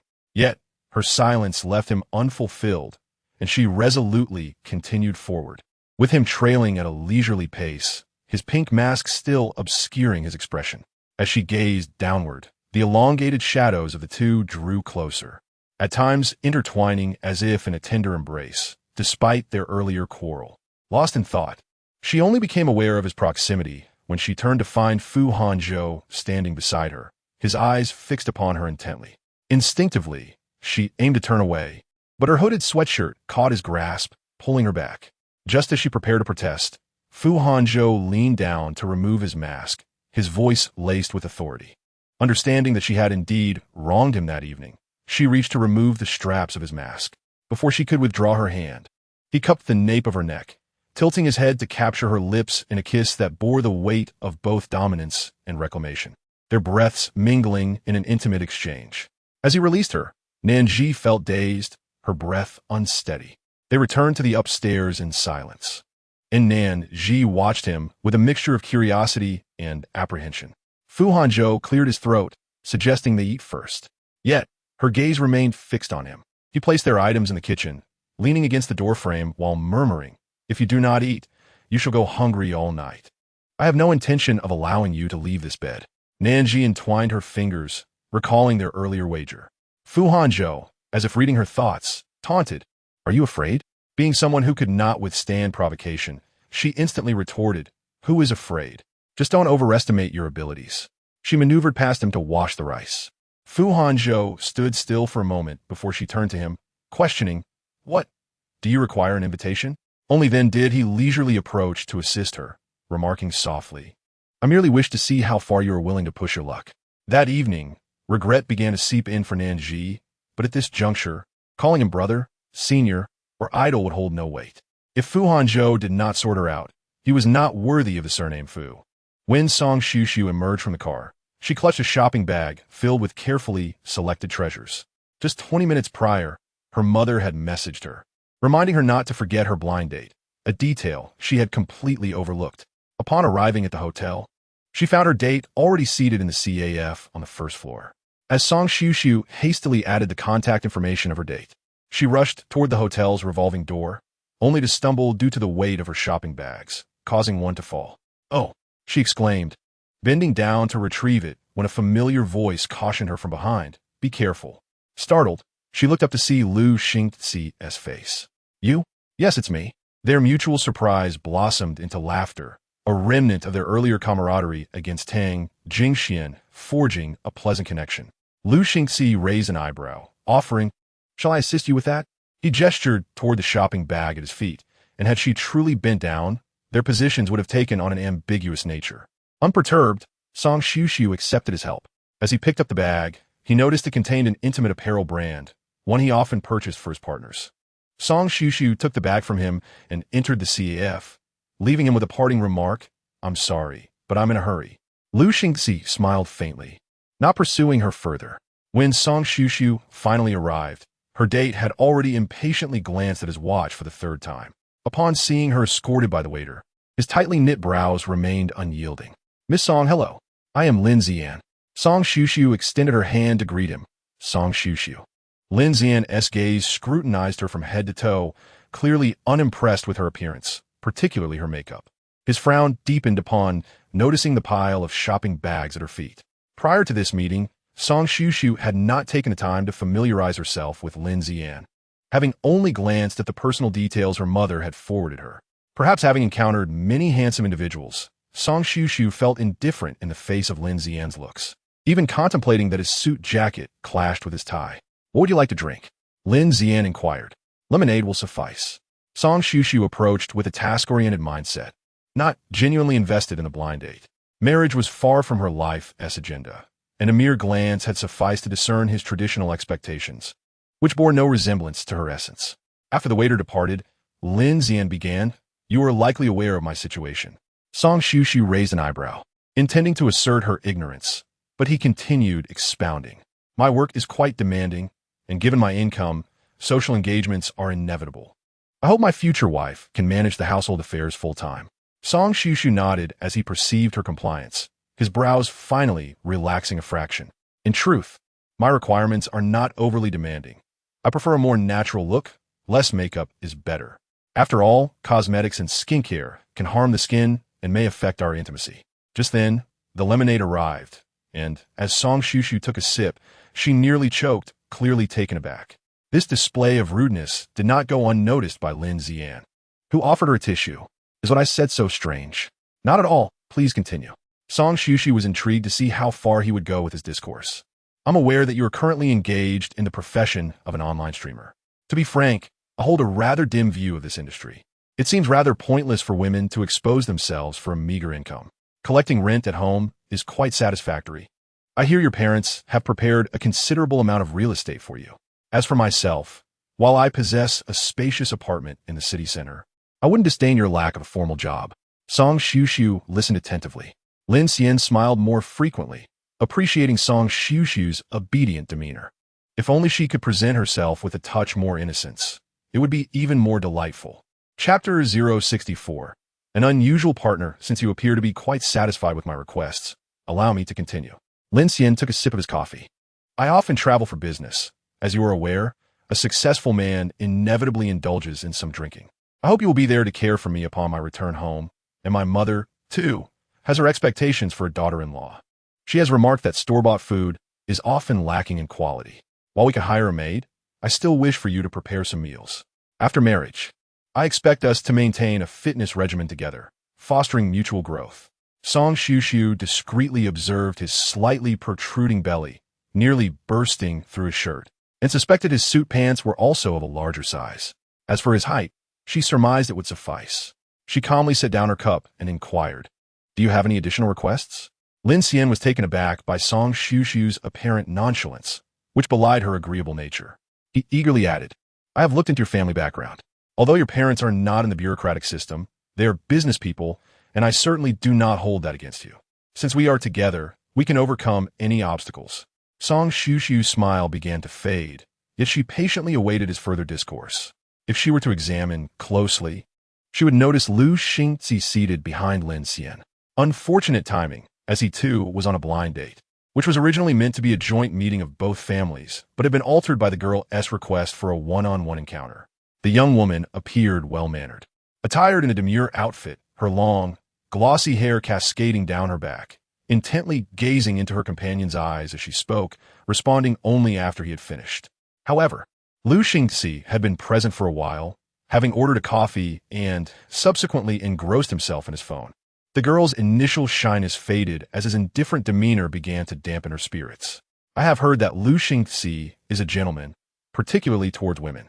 With a subtle smile, Lu Xingzi reassured her, "My driver will safely escort you home shortly, and the gifts I have prepared are already in the car." Truth be told, his continued presence here stemmed from a curiosity regarding the mundane dialogue of the suitor opposite him, especially when he mentioned the girl's substantial property holdings in contrast to his solitary apartment. If not for the girl sitting across from him, Lu Xingzi would have turned to observe the unfolding scene. At that moment, the girl raised her head and asked, "I do not require any gifts. I only wish to know what is lacking in me."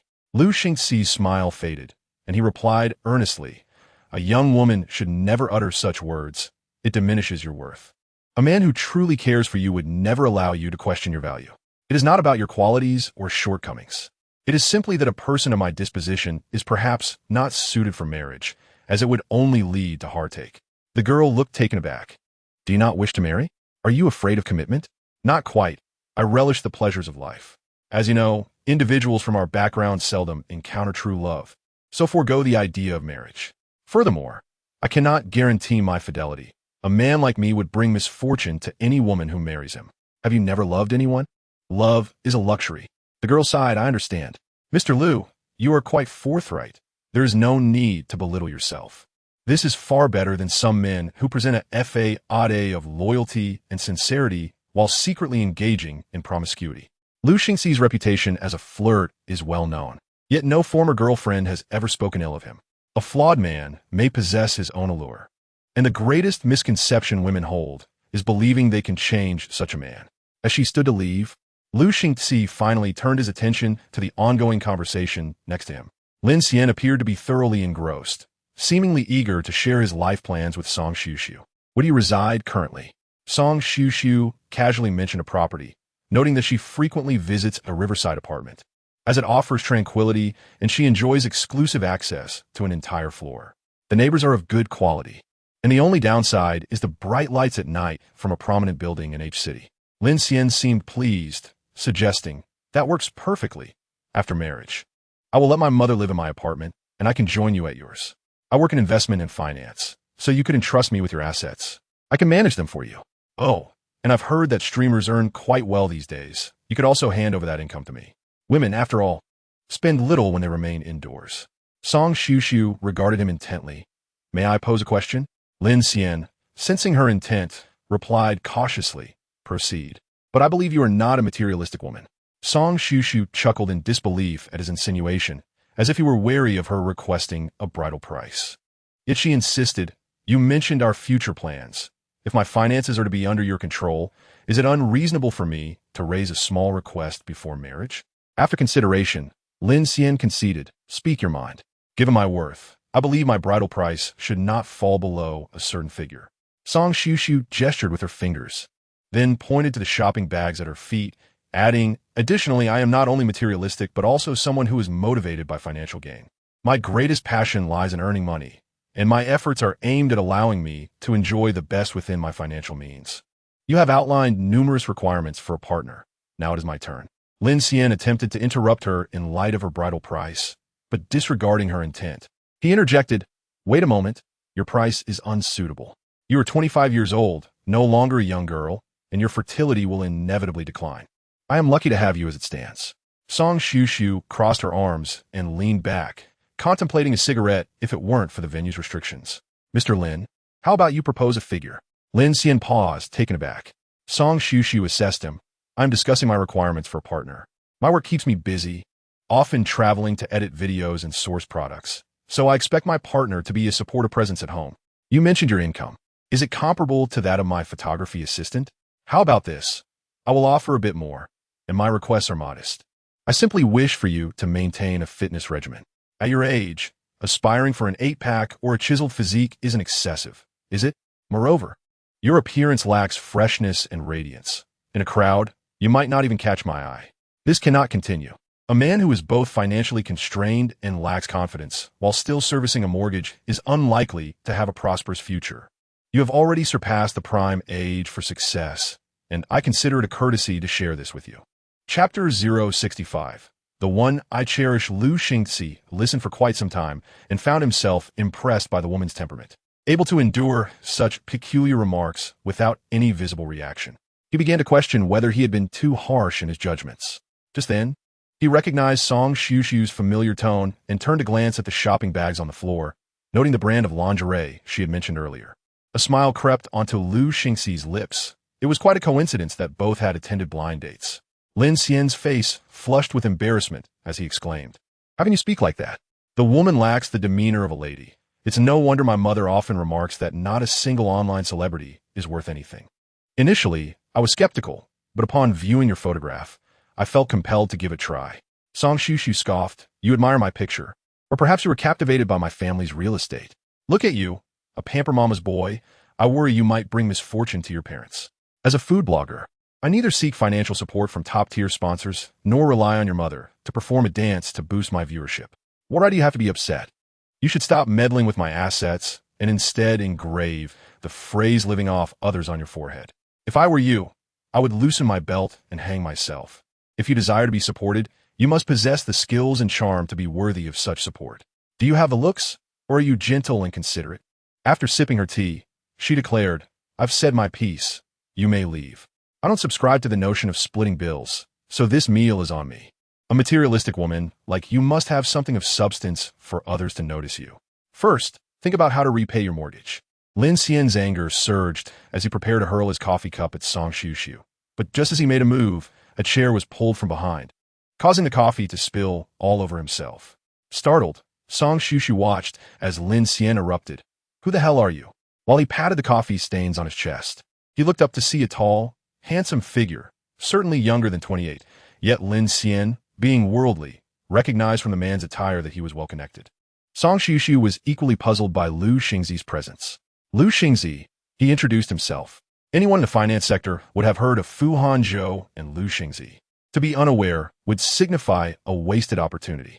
Lin Xian's expression shifted. The young master of the Lu family? Lu Xingzi, with one hand in his pocket, remarked, It is not a good habit for a man to strike a woman. Lin Xian contemplated retorting with an obscenity, but hesitated to offend him. She started it, he grumbled. I'm merely giving her a lesson. Seeing Lin Xian's boldness, Lu Xingzi effortlessly pulled Song Shushu into his embrace.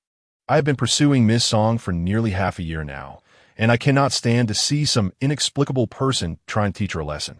I usually treat her like a treasure, fearing she might break or dissolve. And you, what do you consider yourself? Lin Xian's face turned various shades as he longed to reprimand the pair before him, but fear of Lu Xingzi's status held him back. He shot a furious glare at Song Shushu before turning to leave, anticipating that he would return to embellish the tale for her mother. Song Shushu quickly blocked her mother's contact on her phone, sighing in relief. Lu Xingzi released her, but his keen eyes observed her every move. Why are you so afraid, yet still speaking so boldly? Song Shushu tossed her hair. Did you find what I said intolerable? She was clever enough to realize Lu Xingzi had been seated behind Lin Xian and had undoubtedly heard everything. Indeed, it was intolerable. I wanted to express my incredulity that such a foolish individual could exist in today's world. I was curious about which family's daughter could remain so calm. Your temper is commendable, and I must commend your response. Song Shushu's praise for Lu Xingzi elicited no particular reaction. She merely gathered her belongings and remarked, Thank you for stepping in. Had I encountered that boorish man alone, I would have been at a loss.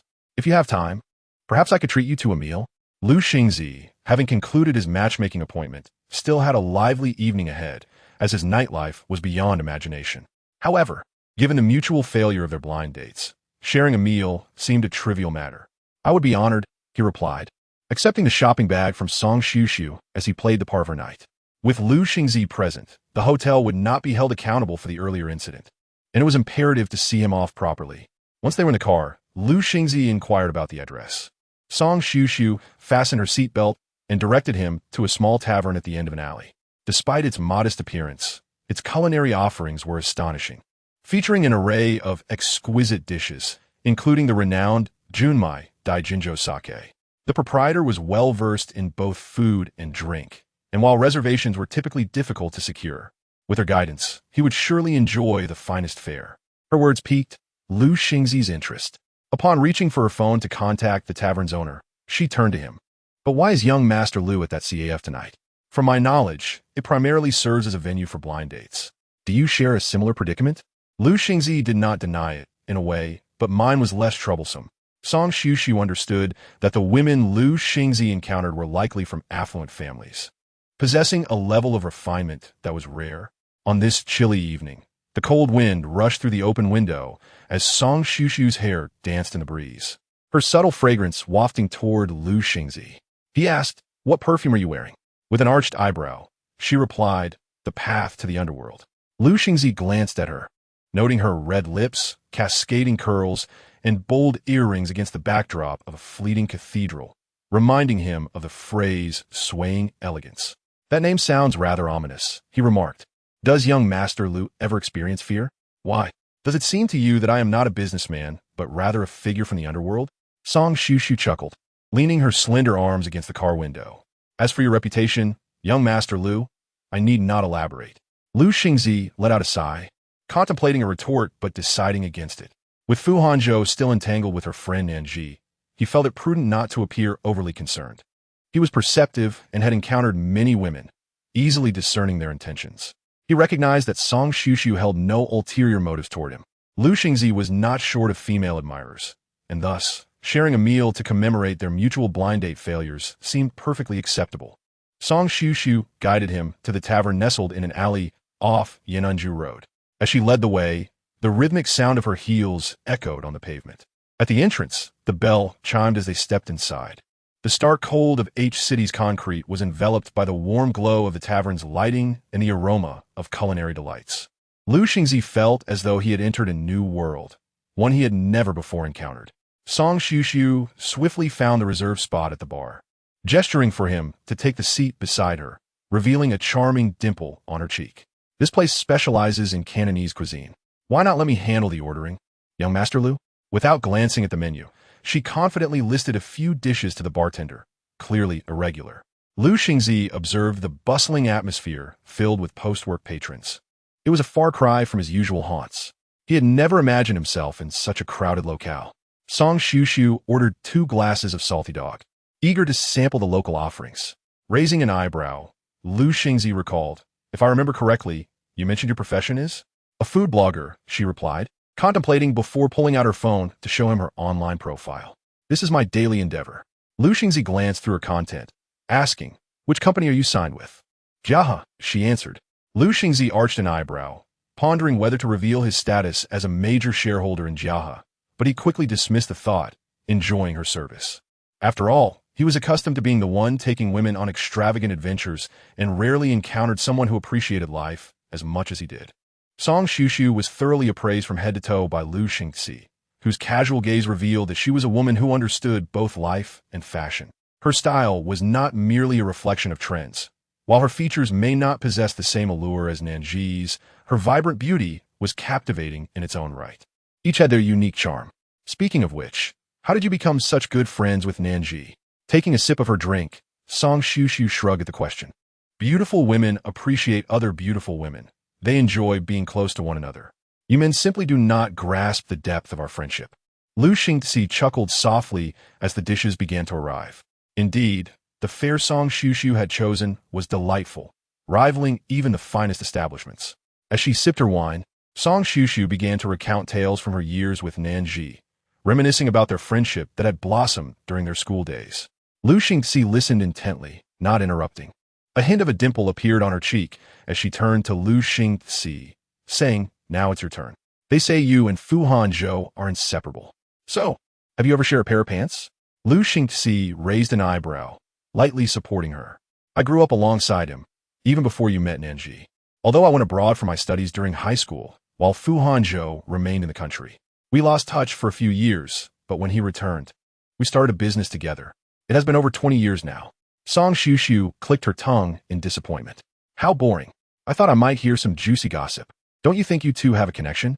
Lu Xingzi blinked, finally grasping the implication of her words, suggesting that there was something romantic between him and Fu Hanzhou. Amused, Lu Xingzi thought to himself that if it weren't for the awkwardness, he would reveal the truth about Fu Hanzhou and his close friend. "I'm quite straightforward. Which straight man would say something like that?" Song Shushu clearly did not believe him. "Then tell me, what is the most unforgettable thing in your life? In return, I will share mine." Lu Xingzi traced the rim of his glass with his finger. "I was once very interested in a woman, yet I knew nothing about her." Song Shushu exclaimed, "You were in an online relationship?" The absurdity of the thought made her laugh. Could someone like Lu Xingzi really struggle to find a partner? He chose not to elaborate, instead raising his glass and saying, "Now it's your turn." After a moment of contemplation, Song Shushu replied, "1 year, while vacationing abroad, I happened to encounter an avalanche and got buried." Lu Xingzi paused, his hand stilled above his glass, as he turned to stare at her, unaware of his scrutiny. She continued, "I thought I was going to die, and there was a poor soul beneath me. I urged him not to give up, assuring him that the rescue team would find us. See, I survived, which proves I am quite lucky." Lu Xingzi, initially relaxed from the wine, gradually straightened in his seat, his gaze fixed intently on Song Shushu. "Could you repeat that last part?" "Which part? That I'm lucky?" "No, the part where you said, 'Don't die.' Hang in there." Looking into his eyes, she echoed, "Don't die, hang in there." The atmosphere around them seemed to freeze. The sounds of laughter and clinking glasses fading into the background, leaving only her words hanging in the air. Lu Xingzi swallowed hard. Which mountain was that? Nepal. They both spoke the name almost in unison. Song Shushu stared at him. How did you know? Lu Xingzi pressed his lips together, opening his mouth slightly. If I'm not mistaken, that was 4 years ago. Song Shushu let out a hiccup. When she became nervous, it often happened. She quickly took a sip of her drink, but the force of it made her cough. Lu Xingzi gently patted her back. Take it slow. Song Shushu waved him off, assuring him she was fine. After calming herself, neither of them continued the conversation. They shared a silence while finishing their drinks, and upon settling the bill, the bell above the tavern door chimed as they stepped outside. The night breeze brought Song Shushu a moment of clarity. I'll be going now. As she took a few steps away, she felt as though she had seen a ghost, her mind racing with thoughts of their earlier conversation. How could it be Lu Xingzi? What a coincidence! Hearing footsteps behind her made her heart flutter with a mix of apprehension and anticipation. When the figure brushed past her, she felt a wave of embarrassment wash over her. Her hair flew back and landed in Lu Xingzi's face, carrying with it her fragrance. Lu Xingzi looked down at Song Shushu. I still have something to say. His presence enveloped her, leaving her momentarily at a loss. It felt as though he were about to confess something. Our shared experience of being trapped together, certainly a fateful encounter. You wouldn't hold it against me, would you? Gathering her courage, Song Shushu asked. I was unconscious for 2 to 3 days and needed half a year to recuperate. Even now, I have lingering fears about skiing. But I have long wanted to find you. The first time we met felt too rushed. So, let me properly introduce myself. Hello, I am Lu Xingzi, the one who was buried under the avalanche with you. He spoke a lengthy monologue, but Song Shushu only caught the last part. What a coincidence. She smiled brightly, saying, Goodbye. As she turned to leave, Lu Xingzi called after her. Do you remember our kiss in the darkness? It was the most thrilling and memorable kiss of my life. Chapter 067. He contemplated all night. Nan Zhi sat in the living room, gazing at the neatly packed suitcase. Her phone vibrated, and a message from Song Shushu informed her that she had arrived at the community entrance. When Nan Zhi wheeled her suitcase to the gate, she discovered that Song Shushu had already picked up Lin Yoxia, who was wearing a cute straw hat and greeted Nan Zhi enthusiastically. Nan Zhi complimented her fresh and lovely appearance, which made Lin Yoxia beam with joy. What is up with you? Nan Zhi suddenly inquired. Song Shushu yawned. Why don't you drive? I didn't sleep well last night. Sure. Nan Zhi switched seats with her. Didn't you always tell me not to stay up late? Look at those dark circles. I can't bear to look at you. Song Shushu didn't want to stay up late either. But after Lu Xingzi's comment the previous night, she had been unable to sleep. It was absurd. Had Lin Yoxia not contacted her that morning, she would have overslept and completely forgotten about the camping trip. I just watched a movie last night and didn't sleep well, she dismissed. She tossed her hair back and then focused on Nan Zhi, asking, Have you met anyone recently? Nan Zhi paused, starting the car. Where would I find a man? Then what's that mark on your neck? Nan Zhi's heart skipped a beat. I had a little allergic reaction. Song Shushu chose not to press further, her mind preoccupied with thoughts of Lu Xingzi. Meanwhile, Lin Yoxia was busy sharing recent gossip from the fish circle, hopping about energetically. Did you hear about the well-known innocent flower dating the heir of a certain conglomerate? She starred in a sweet campus idol drama. Could it be that popular you sang? ISNT she rumored to be Fu Hanzhou's new flame? For what I saw during dinner, Fu Hanzhou didn't seem that flirtatious, Nan Zhi remarked. Speaking of which, she had recently noticed that Zhou Loi seemed to be on vacation abroad, with no trace of Fu Hanzhou in sight, suggesting that their relationship had come to a close. These people change partners faster than we change clothes. If you were to tally their relationships, it would be impossible to keep track. A pang of unease struck Song Shushu, and her phone vibrated suddenly, startling her. Seeing an unfamiliar number, she answered cautiously, Hello. You even blocked me. Have you grown wings? In the silence of the car, her mother's frustration was palpable. Lin Xin told me about it. You better come back. I want to hear you explain why you criticize others. Song Shushu rolled her eyes. Are you my real mother? Why are you introducing me to such a freeloading scoundrel? I shall not return. I intend to go camping with Nan Zhi. Please refrain from calling me unless necessary. Upon hearing this, Song Mu still wished to say something. But Song Su had already terminated the call. Lin Yoxia and Nan Zhi exchanged a glance of understanding. Lin Youxiao brought her phone close to her mouth and cleared her throat, declaring, "You possess the right to remain silent. Yet everything you utter will be admitted as evidence in court. So, do enlighten me, who is Lin Zian? Why did you berate him?" Observing the inquisitive expression on Lin Youxiao's face, Song Su generously recounted her bizarre blind date experience from the previous night, which infuriated Lin Youxia, who criticized its unreliability.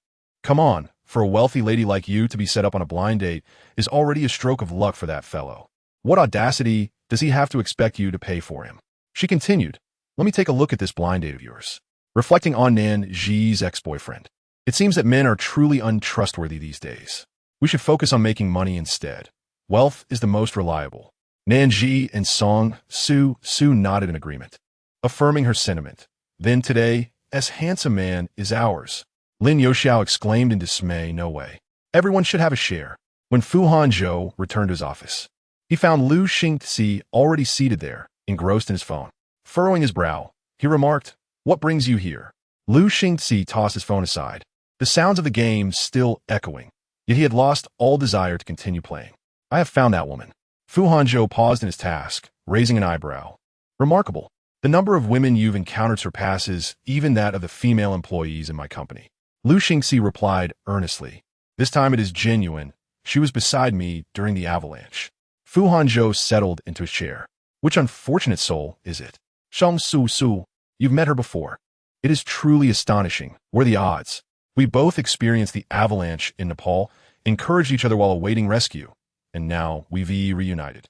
In fact, I've encountered her twice more. No, 3 times. Lu Xingxi concluded, gazing excitedly at Fu Hanzhou, who remained unfazed. "Why do you not react at all?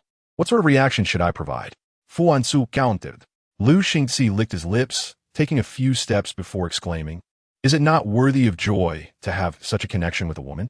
You know, I've been thinking about her for 4 years." Fu Hanzhou remained perplexed by Lu Xingxi's enthusiasm. "You have had feelings for many women. She cannot possibly be the last." Lu Xingxi was lost in his own thoughts. "Last night, she occupied my mind entirely, for an entire night. Indeed, it is rare. Even a playboy like you knows how to cherish someone." Lu Xingxi frowned. "You cannot possibly be unaware of who Song Su is." A flicker of confusion crossed Fu Hanzhou's eyes. "Am I meant to remember her?"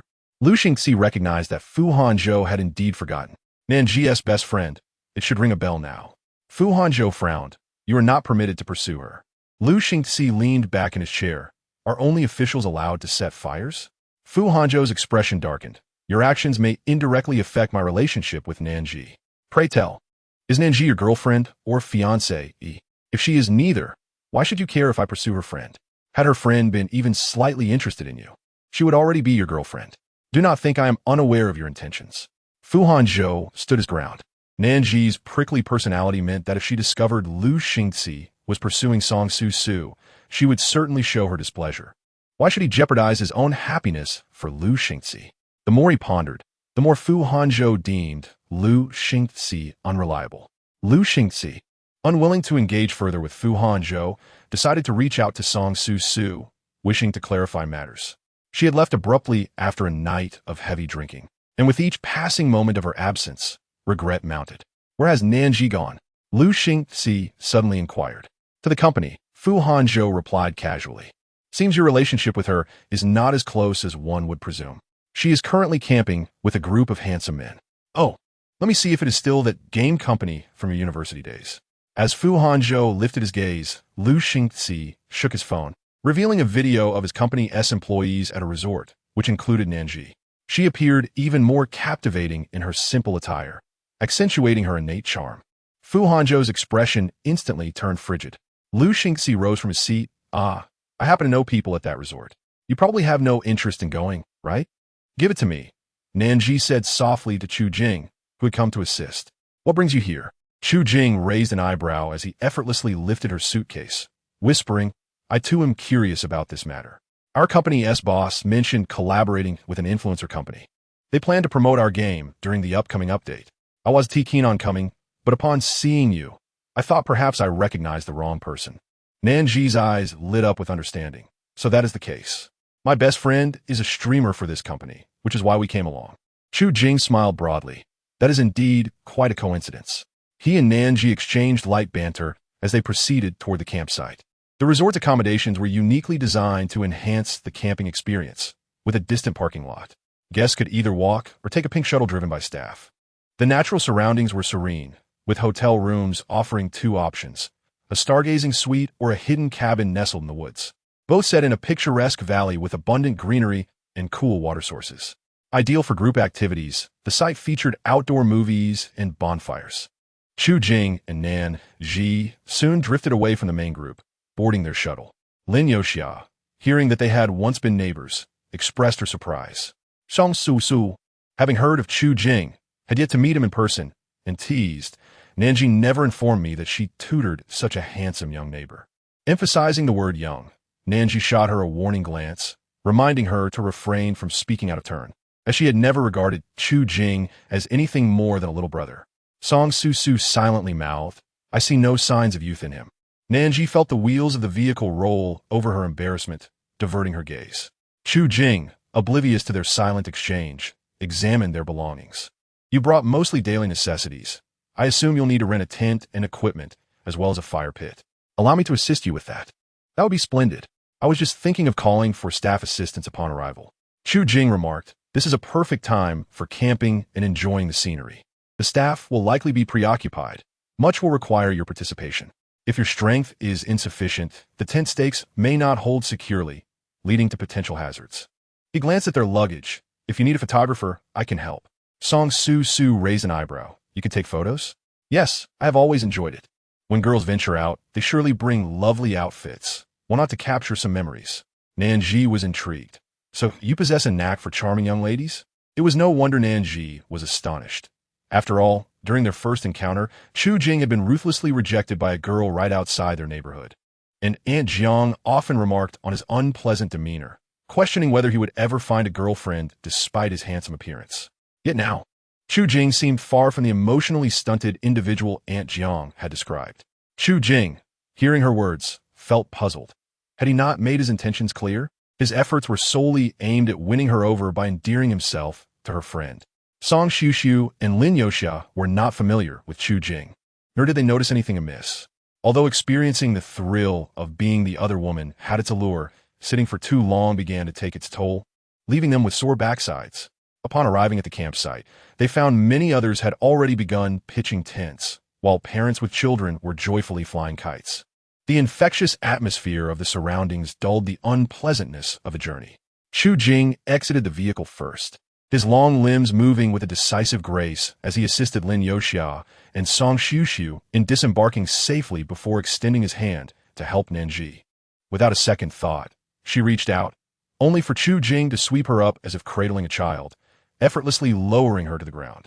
This scene was captured and sent directly to Lu Xingxi's phone.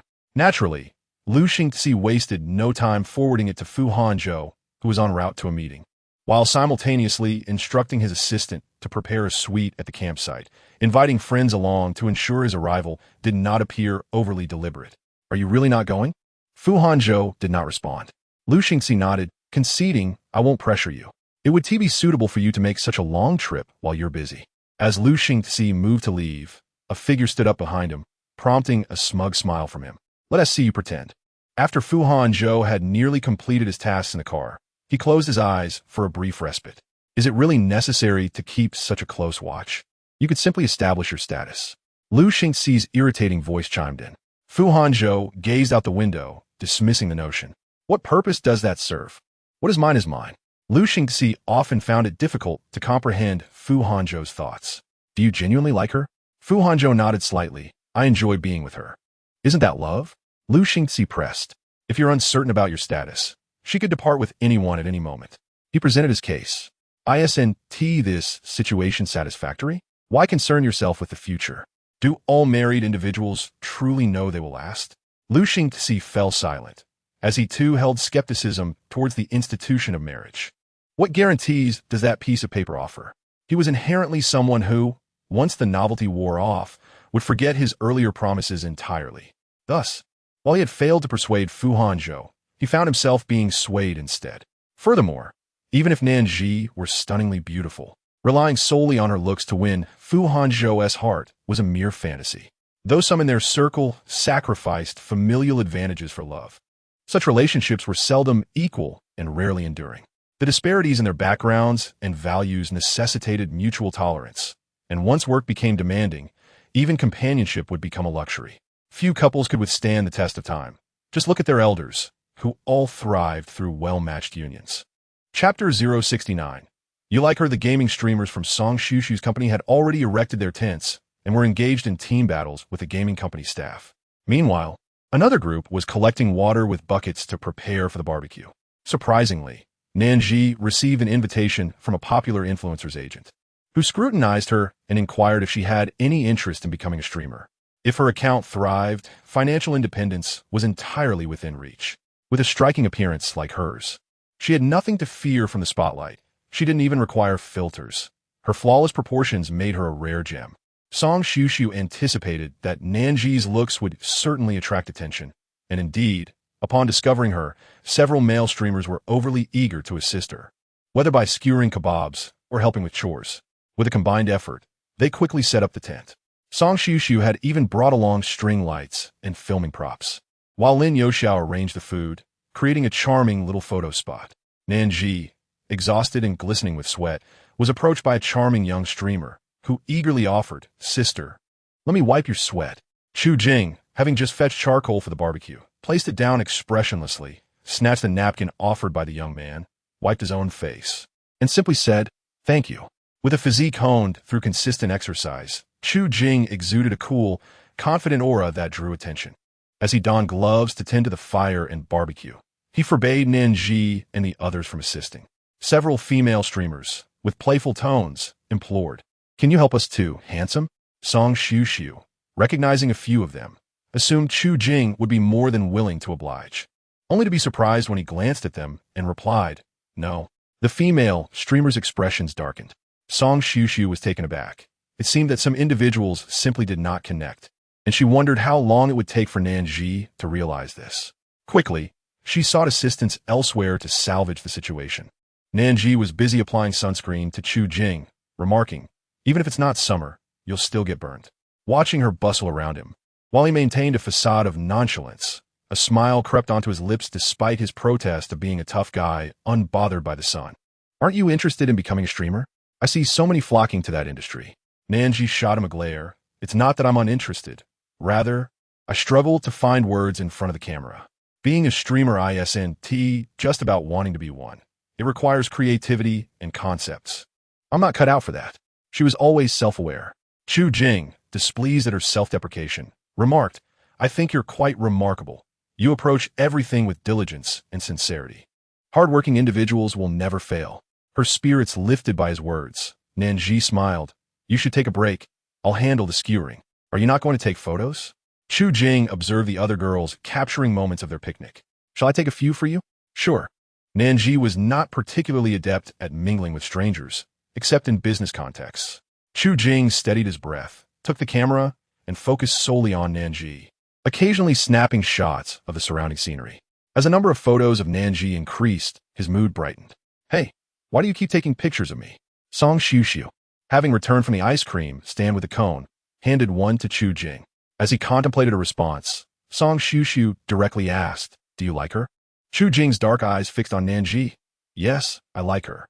Song Shushu nodded, and Chu Jing continued, "I want to pursue her slowly." "Well, good luck. But she's not one to open her heart easily. That said, let me make myself clear.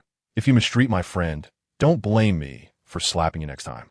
Chu Jing was taken aback. It was the first time a woman had spoken to him this way. However, after her warning, Song Shushu simply patted his shoulder and turned to leave, embodying a spirit of goodwill. Lu Xingxi, upon receiving the photographs from his informant, was left dumbfounded. Wait, who is this kid in the black hoodie, and why is he so chummy with someone? Initially aiming to have someone document Chu Jing's interactions with Nan Zhi to infuriate Fu Hanzhou, Lu Xingxi now felt as if he had shot himself in the foot. What is this all about? Hurry up. How long until we arrive? He fumed, his frustration mounting. So this kid was a flirt too? It seemed Fu Hanzhou's interests were not the only ones at stake. At that moment, Lu Xingxi was convinced that Song Shushu was indeed hard to forget for him, pondering why he had been reminiscing for 4 years while she was off enjoying a camping outing. As Lu Xingzi mulled over the situation, he remained baffled about where he had gone wrong. Tell me, do women prefer younger men? What do they find appealing? Fu Hanzhou, engrossed in a report, glanced at Lu Xingzi as if he had lost his mind. Are you serious? I am earnest. How would I know what women like? I'm not a woman. True.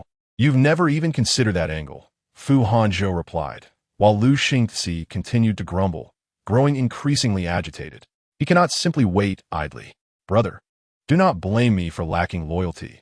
I have truly poured my heart out for both of us. On this side, Nan Zhi has just finished preparing the skewers, while Song Su has brought a deck of cards and a murder mystery script, calling others over. Chu Jin sets aside his camera to help start the fire. After a while, several girls dressed in maid outfits surround Chu Jin, claiming their tents were poorly set up. No matter what Chu Jin says, they refuse to leave. It is only after Nan Zhi speaks up that he reluctantly goes over to assist. When Song Su returns and does not see him, she wonders aloud. Where did that little brother go? You want to help others. You add water to the hot pot stove. All right. After Lin Yuxia distributes her business cards, she returns and suggests to Nan Zhi, we could host a nighttime party in the garden behind our hotel. Nan Zhi nods, finding the idea quite appealing. Just then, she feels her phone vibrate, thinking it is a message from Fu Hanzhou, only to discover it is a routine notification. She opens the chat, intending to inform Fu Hanzhou that she is heading out for camping and to refrain from coming to her house unexpectedly. However, thinking about their relationship, how it feels like they're in love when things are good, yet he disappears without a trace once he leaves, she dismisses the idea. Why should she reach out, lest he think she misses him? With that thought, she puts her phone away, deciding that whoever wishes to contact her may do so. She will not initiate. Chapter 070. The little puppy feeling a bit down, she slips her phone back into her pocket and organizes the skewers. When Chu Jin finally returns after finishing his tasks, Nan Zhi waves at him, saying, the skewers are ready. Come eat. Thanks to his assistance, they have saved quite a bit of trouble today. Zhu Xin, drenched in sweat from the earlier encounter with a group of women who seemed to intentionally delay him with their incessant questions, feels his mood brighten upon seeing Nan Zhi. Let us have a drink. He hands her a bag of hand-brewed coffee from the food cart.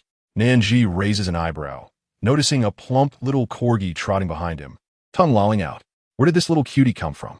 There are adorable pets over there. They also have alpacas and fawns. Song Su perks up. Where? I want to take a picture. Chu Jin points her in the right direction. Seeing that he still has items in his hands, Nan Zhi decides to feed him directly, saying, try this. I've grilled it for quite a while. Chu Jin grins widely, revealing a set of pearly white teeth as he samples the grilled meat. You be a head chef. Nan Zhi responds, that means you're in for a treat. Chu Jin takes a sip of coffee, glancing at the many people already floating on the water, quietly suggesting, shall we go floating? Nan Zhi observes the crowd of screaming people and, to be honest, is not particularly keen on participating. How about it?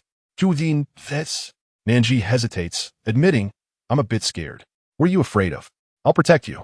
Besides, it's very safe, and you'll have a raincoat, so you won't get wet.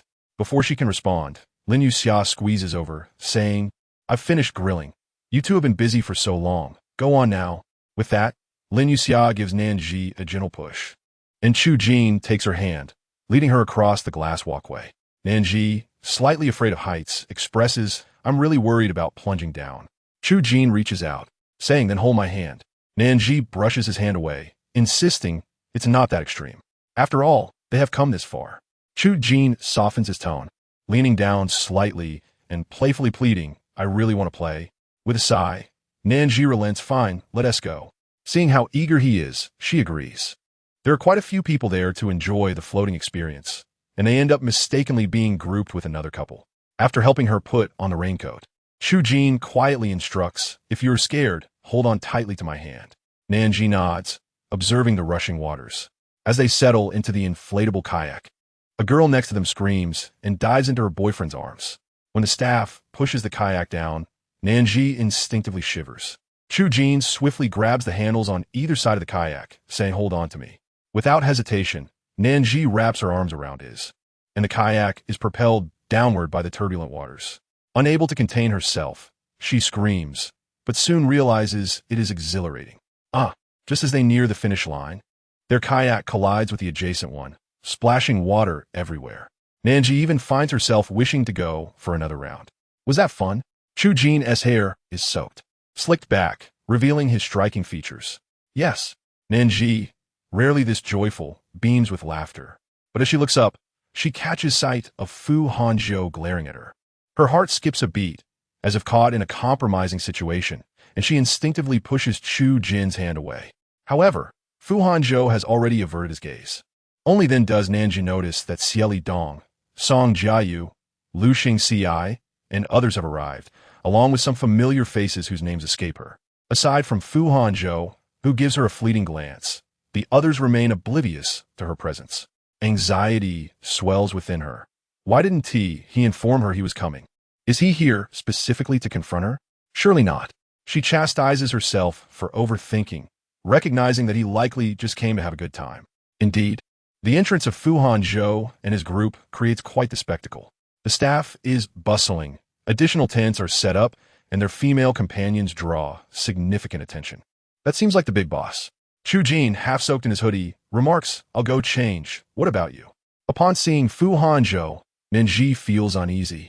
Listening to Chu Jin, she internally scoffs, "That's your company's big boss." "What do you mean seems like?" "I'm fine. You go ahead."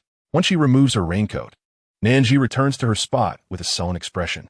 Lin Yuxia is diligently grilling, asking, "Have you seen Su? I noticed little Lu and the others coming over, and I wanted to greet them since we had dinner together last time. But when I turned around, they vanished." Nan Zhi does not think too much of it. "I didn't see them. They were just being polite. They might not remember us. Plus, they brought their partners. So it's best to act like we're strangers." "True. Those we have business with didn't come either." Lin Yuxia is not the type to approach anyone just because she sees them. It's better to enjoy grilling skewers with Nan Zhi. "Why is her hair so wet? Why not take a shower and avoid catching a cold?"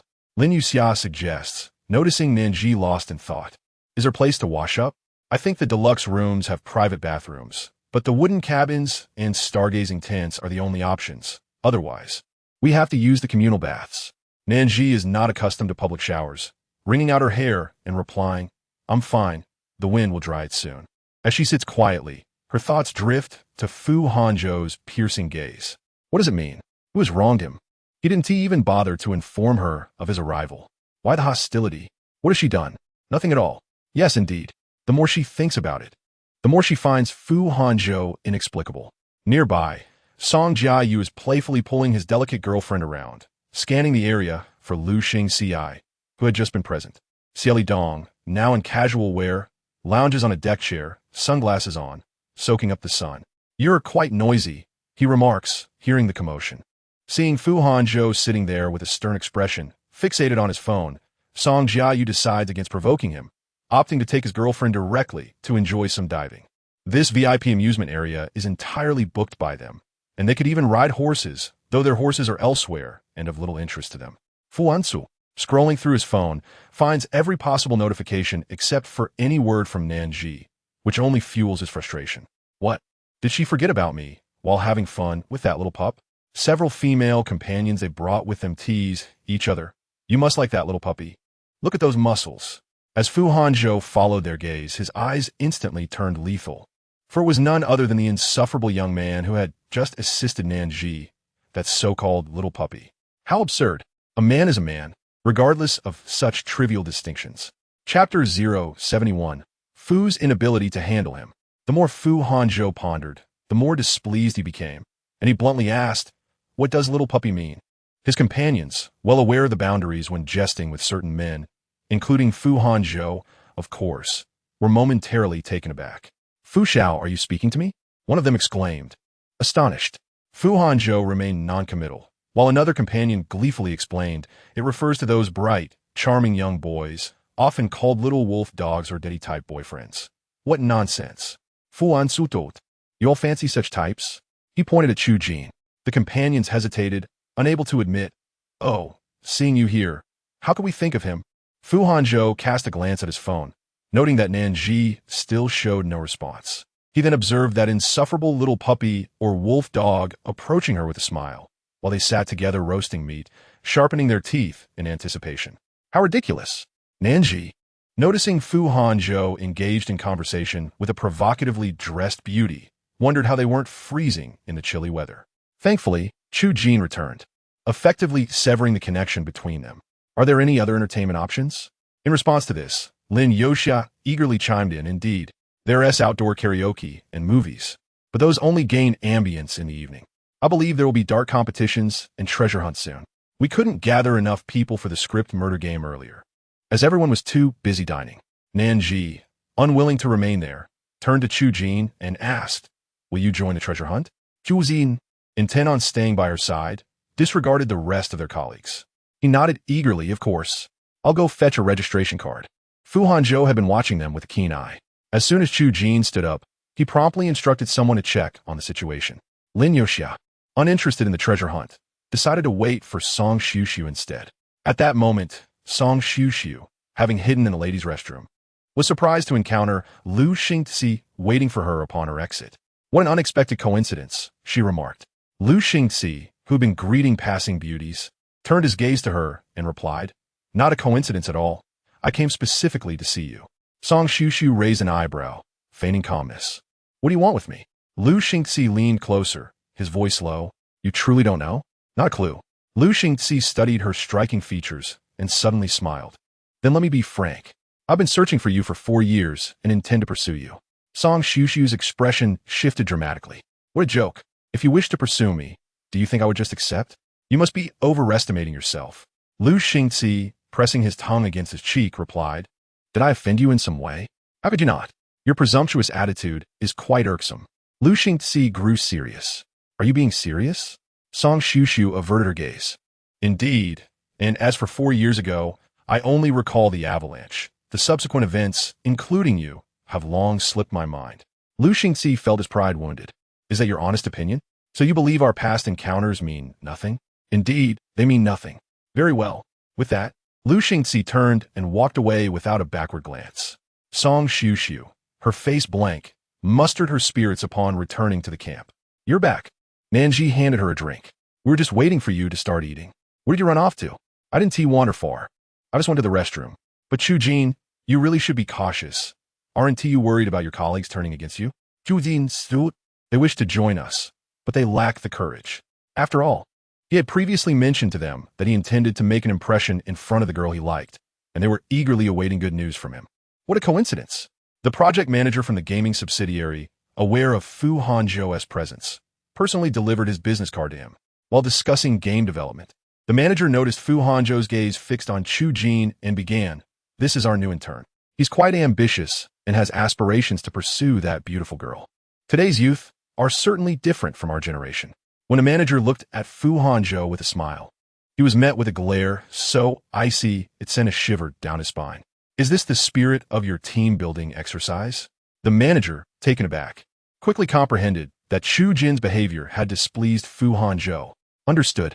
I'll ensure he pays more attention to the company's image. At this point, the manager attempted to redeem Chu Jin, stating, in fact, he regards you as an idol, although he is unaware that this game originated from your concept. Fu Hanzhou scolded. An idol? Yes, one who steals his women. What is his name? Chu Jin? Yes, he graduated from a prestigious school, and he's quite ambitious and spirited. Fu Hanzhou nodded, and as the manager wiped his sweat and departed, he noticed Fu Hanzhou's gaze linger on Chu Jin. Had Chu Jin inadvertently offended Fu Hanzhou? Yet, Fu Hanzhou had said nothing. What should he do now? He found Chu Jin quite likable and thought he ought to offer him some guidance when the opportunity arose. What game are you playing? Xie Lidong inquired, removing his sunglasses, his cold demeanor revealing a hint of indifference. Fu Hanzhou took a sip of his drink. The composure he usually exuded now absent. If you desire possession, just say so. This coyness is unbecoming. Xie Lidong stood up and patted his shoulder. Do you want me to help you bring her over? Xie Lidong's family had not always been on the straight and narrow, unlike the politically connected Fu family. His connections spanned both legal and illicit realms, with a reputation for ruthlessness, particularly since Xie Lidong's father was once a notorious figure in a provincial capital. By his generation, he had successfully rehabilitated his image as a prominent businessman. However, the Xie family remained formidable should Xie Lidong intervene. It could very well intimidate someone into calling the police. Still, Fu Hanzhou glanced at him, and Xie Lidong chuckled. Rest assured, she's quite lovely. But I would never touch my brother's woman. Last time was merely a test for you. Fu Hanzhou ignored him. Xie Lidong scrutinized him for a moment. My father mentioned that your grandfather wishes for you to attend a blind date with a certain heiress. Fu Hanzhou responded bluntly. He declined. I've stated before that I have no intention of marrying. Xie Lidong raised an eyebrow in surprise. Does your family agree? Fu Hanzhou replied coolly. Why should they oppose? To outsiders, it appeared that Fu Hanzhou had parachuted into the Fu family, and their success in recent years was attributed to his influence. However, those who truly understood knew that Fu Hanzhou had amassed considerable wealth during his years abroad, particularly when hedge funds were thriving, establishing his own enterprises both domestically and internationally. Even without the Fu family, Fu Hanzhou would still be Fu Hanzhou. The Fu family could do nothing to him. Chapter 072. Why him? Preoccupied with her thoughts, Song Shushu barely touched her lunch, while Chu Jin and Lin Yoxia devoured a considerable amount. Have you signed up for the treasure hunt? Hurry and go. We'll form a script murder game while you're gone. Song Shushu waved them off, urging them to leave quickly. Nan Zhi retrieved her small bag and followed Chu Jin to the game registration point. Is it a 4-person team for the divisions? It seems we are only 2, which means our teammates might be strangers. Nan Zhi reviewed the game rules, which essentially described an outdoor adventure without any real danger. Participants were to reach designated locations within a mapped area and answer questions or complete tasks to obtain treasures. The team with the most treasures would win a grand prize of 20,000 yuan. Chu Jin chuckled lightly. You're not telling me you lack confidence in yourself, are you? Nan Zhi, with a touch of pride, lifted her chin slightly. Just wait for me to lead you to victory. 2 individuals, engaged in laughter and conversation, had just departed from the campsite to head towards the registration point. As they paused, Chu Jin's phone rang. He glanced at the screen and saw it was the department manager calling. He turned to Nan Zhi and said, Please wait a moment. I will be right back. All right, she replied. Chu Jin stepped aside and answered, Manager, what's the matter? Where are you? The company is organizing a team-building event, and you are acting independently. The higher-ups are beginning to express their concerns. Furrowing his brow, Chu Jin responded, I suppose I can return after this project is completed. We're supposed to engage in team competitions. Hurry back and refrain from special treatment. As a newcomer, you must be mindful of how your actions are perceived. Understand? When can a girl not be pursued? Chu Jin pressed his lips together and ended the call, returning with a slightly dejected demeanor. Nan Zhi observed his expression and sensed something was amiss. What happened? Is there an urgent matter? He nodded. The manager asked me to return for the team-building activity, so I can no longer participate in this. Then let's head back together. It wouldn't be enjoyable without you, she insisted, feigning an intention to leave with him. Zhu Xin, concerned for her safety, hesitated. Eventually, they approached the staff to retrieve their application forms, but were informed that the registration fee was non-refundable. Well, if it's non-refundable, then so be it, Chu Jin thought, but Nan Zhi felt distressed, lamenting the loss of 200 yuan. However, if even one person participated, the fee would be returned after the game concluded. The staff chuckled in response. Nan Zhi, ignoring the hint of guilt in her eyes, pondered the absurdity of such a planning decision. Nevertheless, she turned to Chu Jin and said, You should head back. I can stay here. Zhu Xin, Zhao Wen, perhaps we should just forget it. Su Su and the others have already begun their murder mystery game, and if I return, I'll just be sitting around doing nothing. You should go and enjoy yourself. Reluctantly, he turned back several times to ensure she truly wanted to stay before finally departing. Once Chu Jin left, Nan Zhi found herself in a dilemma. She felt uncomfortable around strangers and was contemplating waiting for a team assignment, only to realize that everyone else was paired off, making it awkward to intrude. As she stood hesitantly at the entrance, pondering whether to forfeit her 200 yuan, she heard the staff calling her, Miss, please come in. Our game is about to begin. Nan Zhi opened her mouth to respond, but was interrupted by the staff, who added, Oh, you two who are alone can automatically form a team.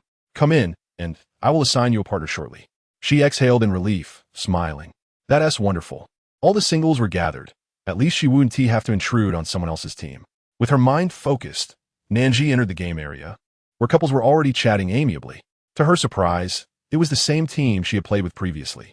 Clearly, they recognized her and approached. Hey, where's your handsome boyfriend? Nan Zhi quickly corrected them. He is my brother, not my boyfriend. The woman raised an eyebrow. Really? I couldn't tell. He seems to care for you quite a bit. Are you here to play alone? Feeling awkward, Nan Zhi nodded. Excuse me, miss, your designated game partner has arrived. The staff interjected helpfully. Nan Zhi turned with a smile, relieved to see someone had come, but her smile faltered when she recognized the newcomer. Fu Hanzhou. Who could explain why Fu Hanzhou was participating in this? Was it for the 20,000 yuan prize? Did the Fu family truly lack such funds? Or was it merely him, Fu Hanzhou, who needed it? He had changed into casual attire, yet even standing there his height and good looks, complemented by the luxury watch and sunglasses, signaled his affluent status.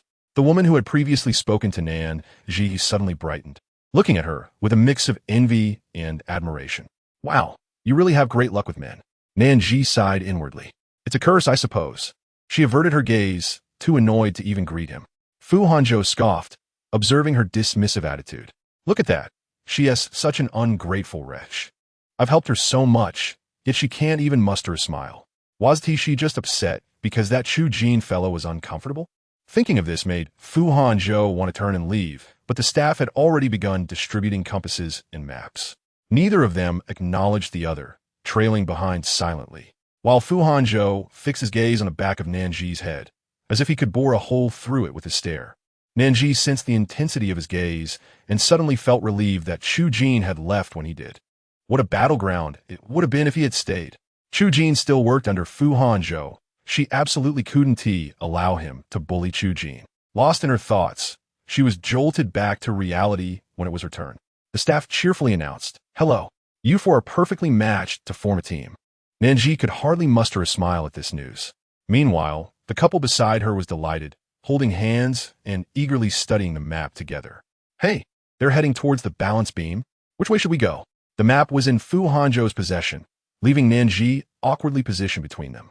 She cast a quick glance at him, only to see him smirk at her small gesture without uttering a word. As she caught a glimpse of the map, she realized it was cartoonish and unhelpful. The couple suggested, "How about we head down?" Nan Zhi nodded. Having no objections, she was ready to forego the game entirely. Fu Hanzhou slowly folded the map and lagged behind, contrasting sharply with the animated discussions of the other groups. The couple was all about romance, taking pictures and sweetly addressing each other. Meanwhile, Nan Zhi and Fu Hanzhou shared not even a glance. As time passed, the atmosphere between them grew increasingly awkward, even drawing the couple less attention. "Hey, are you unhappy? Would you like to take a group photo?" Fu Hanzhou maintained an impassive expression.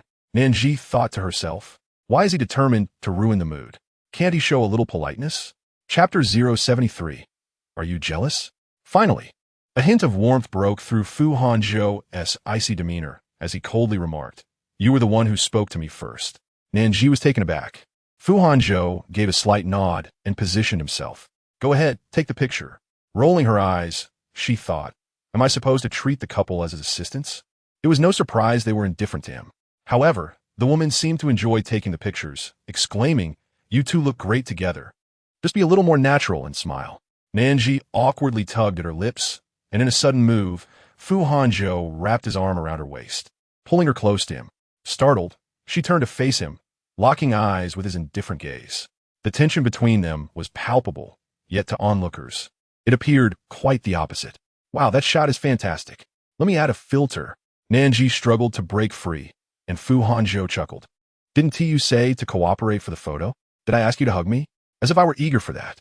He stepped past her, leaving her feeling flustered, while the woman gleefully reveled in having captured an excellent shot. When Nan Zhi approached to view the photos, she noticed the woman's expression changed to one of reluctance. "I deleted them." Nan Zhi was taken aback. "Deleted? What does that mean? Did she dislike the photo so much that she couldn't bear to be in it with him, tarnishing Fu's reputation?"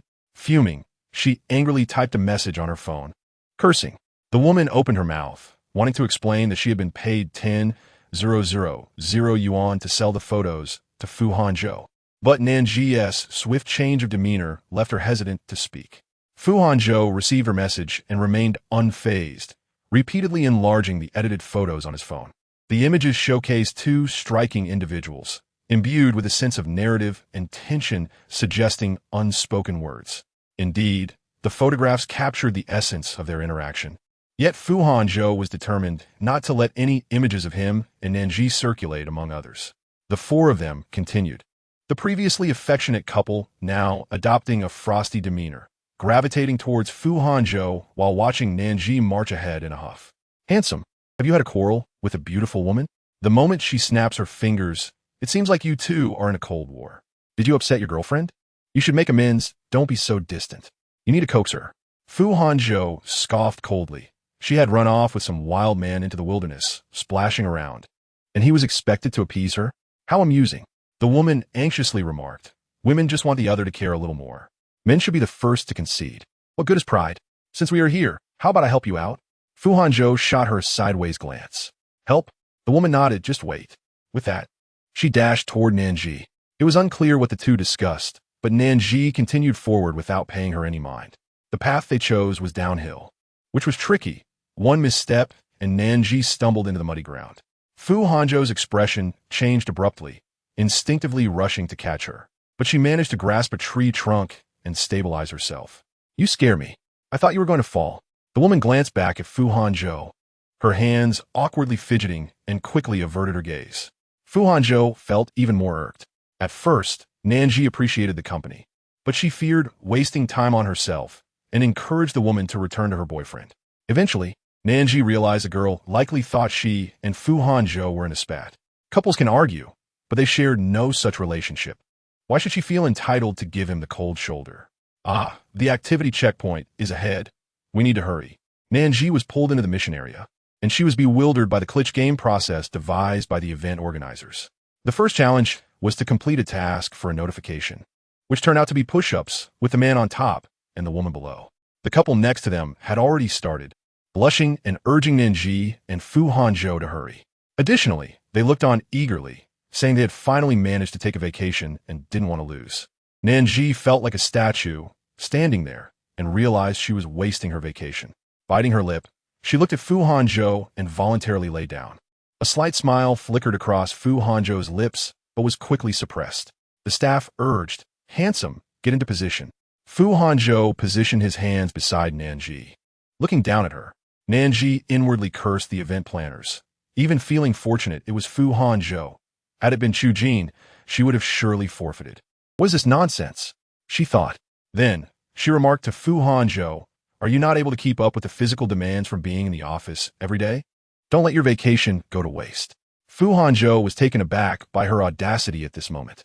You know how fit I am, don't you? Nan Zhi pouted. Not really, considering I don't know how many women's homes you frequent daily. Like that bikini girl today. She's clearly the type men adore. Fu Hanzhou raised an eyebrow. Are you jealous? As the whistle blew, the game commenced, and they were required to complete 60 standard push-ups in 1 minute to pass. Nan Zhi shut her eyes, refusing to look at Fu Hanzhou's face, or else her mind would be flooded with memories of him pinning her down at night, constantly changing positions. It was exhausting. Fu Hanzhou found her amusing. She had a bold mouth, but lacked bravery, yet he was still captivated by her demeanor. He preferred to bicker with her rather than be distanced from her sight. This realization set off alarm bells in his mind, feeling uncomfortably out of control. He did not wish for such a situation to repeat. For him, 60 push-ups were trivial, given his regular exercise routine. The couple next door exchanged amused glances, chuckling at them. As Fu Hanzhou's breathing intensified with the exercise, Nan Zhi, eyes closed, could vividly imagine his expression, her cheeks flushing crimson. Why are you blushing? Fu Hanzhou asked softly. Nan Zhi bit her lip and remained silent. You're thinking about it too, aren't you? Nan Zhi turned her head away, and Fu Hanzhou leaned closer, whispering, I seem to be having a reaction. Chapter 074. While Nan Zhi opened her eyes wide in disbelief, staring at Fu Hanzhou. How could he maintain such a composed and unperturbed demeanor while uttering such shameless words? Seeing her reaction, Fu Hanzhou chuckled, slightly breathless. Do you really believe that? Nan Zhi felt like kicking him. Under such circumstances, it wasn't impossible. Just as Fu Hanzhou was about to retort, the whistle blew, signaling he had completed the task. Surpassing the requirement. Impressive stamina. Fu Hanzhou glanced at the couple, now looking quite agreeable, as he accepted the task card from the staff. They needed to enter the haunted house to retrieve a red heart. The staff signaled for them to hurry inside. Fu Hanzhou grabbed Nan Zhi's hand and led the way into the haunted house. Before Nan Zhi could be frightened by the oppressive ambience, she was startled by the screams from behind. Are you scared? Fu Hanzhou's voice rang above her. He watched as the couple clung to one another, while Nan Zhi appeared utterly oblivious, stubbornly searching every corner of the haunted house. I will let you go, but who will look for the clues? She protested. trying to pull her hand away. Are we here to explore a haunted house or to find props? The dim green lights illuminated the corners, but Fu Hanzhou refused to release her hand. Wherever she went, he followed. The couple nearby continued to scream, the loud music and their shrill cries overwhelming Nan Zhi's senses, causing her eardrums to ache. She yearned to escape this ghastly place, finding it poorly constructed with subpar props, let alone the fake hands scattered around, the enormous fake python in the corner, and the chilling drafts blowing through the air. Fu Hanzhou envied the luck of the guy next to him. His girlfriend was practically hanging off him, while Nan Zhi wished to distance herself, focused on rummaging through the haunted house. She picked up the python, thrusting her hand into its mouth, searching for props, but upon finding nothing, she flung it away, startling the girl into another fit of screams. Fu Hanzhou was speechless. The staff in the monitoring room quickly dispatched an NPC to scare them, as Nan Zhi attempted to reach for the giant spider hanging from the ceiling. Fu Hanzhou firmly held onto her. She turned, clicking her tongue. Admit it, you're the one who's scared. Fu Hanzhou replied, if that's what you think, so be it. Oh, you're getting flustered, she teased, inching closer. Are you really scared? Fu Hanzhou, wearing glasses, fixed his gaze on her. Not scared. Then go look at that spider and bring it down for me. Fu Hanzhou, with his height, could easily reach it. Too dirty. Then pick me up so I can grab myself. Nan Zhi was indifferent. She just wanted to pass the challenge. I don't care if it gets dirty. Just don't touch my hands. Fu Hanzhou sighed and slowly bent down, lifting Nan Zhi effortlessly. Is this high enough? Yes. As she reached for the spider, Fu Hanzhou kept a watchful eye on her, concerned for her safety, unaware that the spider had likely been up there for ages. Suddenly, a ghastly, green-faced visage with sharp fangs emerged from behind the spider, while a female ghost in red materialized behind the couple, accompanied by sound and light effects that sent the pair into a shrieking frenzy. Fu Hanzhou was jolted off balance by their collision, causing Nan Zhi to shake and a cloud of dust to fall upon her, and Fu Hanzhou, coughing and spluttering. She hastily flung the spider aside and rushed to check on Fu Hanzhou. With his eyes closed, he appeared somewhat distressed, prompting Nan Zhi to exclaim, Are you all right? Fu Hanzhou remained silent, his mouth laden with dust, fearing that speaking would invite more of it in. I found it, exclaimed Nan Zhi, as a heart-shaped object tumbled down from the spider's leg. The couple hurried to retrieve it, while Nan Zhi urged Fu Hanzhou not to open his eyes and to follow her. With the prop discovered, the two ahead hastened their pace, while Nan Zhi trailed behind with Fu Hanzhou. She felt no fear, save for the fright she had experienced when Jiangche had startled her. Knowing these things were mere illusions, she felt no trepidation whatsoever. Her only desire was to exit swiftly and cleanse the dust from both their faces. Upon stepping outside, staff members approached to inspect the props, their eyes widening at the disheveled appearance of Nan Zhi and Fu Hanzhou. Mr. Fu, would you like us to arrange a vehicle to take you back to your suite for a wash? One asked. Nan Zhi was taken aback, and the couple remained clueless. Wondering, Mr. Fu, who? Fu Hanzhou slowly opened his eyes, now tinged with red, and glanced at Nan Zhi, asking, Are you still playing? In that moment, Nan Zhi understood the implications of his presence. Clearly, the staff were aware of him as well. Noticing Fu Hanzhou's demeanor, the staff promptly went off to call a vehicle. Nan Zhi's expression darkened, but she held her tongue, mindful of Fu Hanzhou's eyes. After apologizing to the couple, they boarded the scenic cable car back to the suite area. Once the butler swiped the card to enter, Nan Zhi noted the stark contrast between Fu Hanzhou's luxurious accommodations and her own humble tent. Fu Hanzhou walked straight into the room, and upon seeing him collapse onto the sofa, Nan Zhi quickly urged, You should rinse your eyes. He removed his glasses and retorted, I won't. Nan Zhi clicked her tongue and approached him, attempting to pull him up, but instead found herself yanked down onto his chest. With a firm grip on her waist, he inhaled her fragrance and remarked coldly, Have you turned your back on me? Who was assisting you just now? Nan Zhi pouted. You came in being all cryptic. When did I ever turn my back on you? You didn't greet me. What was I supposed to do if you ignored me?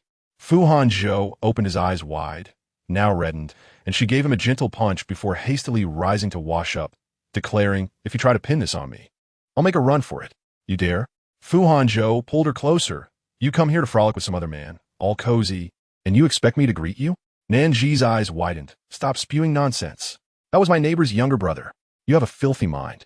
Fu Hanzhou maintained a serious expression, The way your neighbor's brother looks at you is not how one looks at a sister. I know as a man.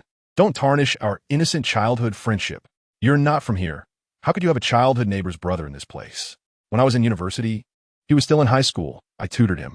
What are you imagining? Besides, it wasn't a prearrangement. It was merely coincidental. You were in university, and he was in high school? What's the age difference? Fu Hanzhou scoffed, clearly unconvinced by her argument. Nan Zhi felt exasperated. He was being unreasonable, as if he were jealous for no reason. Mr. Fu, please let us stick to facts. You also like women older than yourself? Why not? As long as I like her, whether she is 80 or 3, I'd indulge her. Fu Hanzhou responded without hesitation, revealing his true nature. He had worked hard for his wealth. Was it to let others dictate his life? What a foolish question from this woman.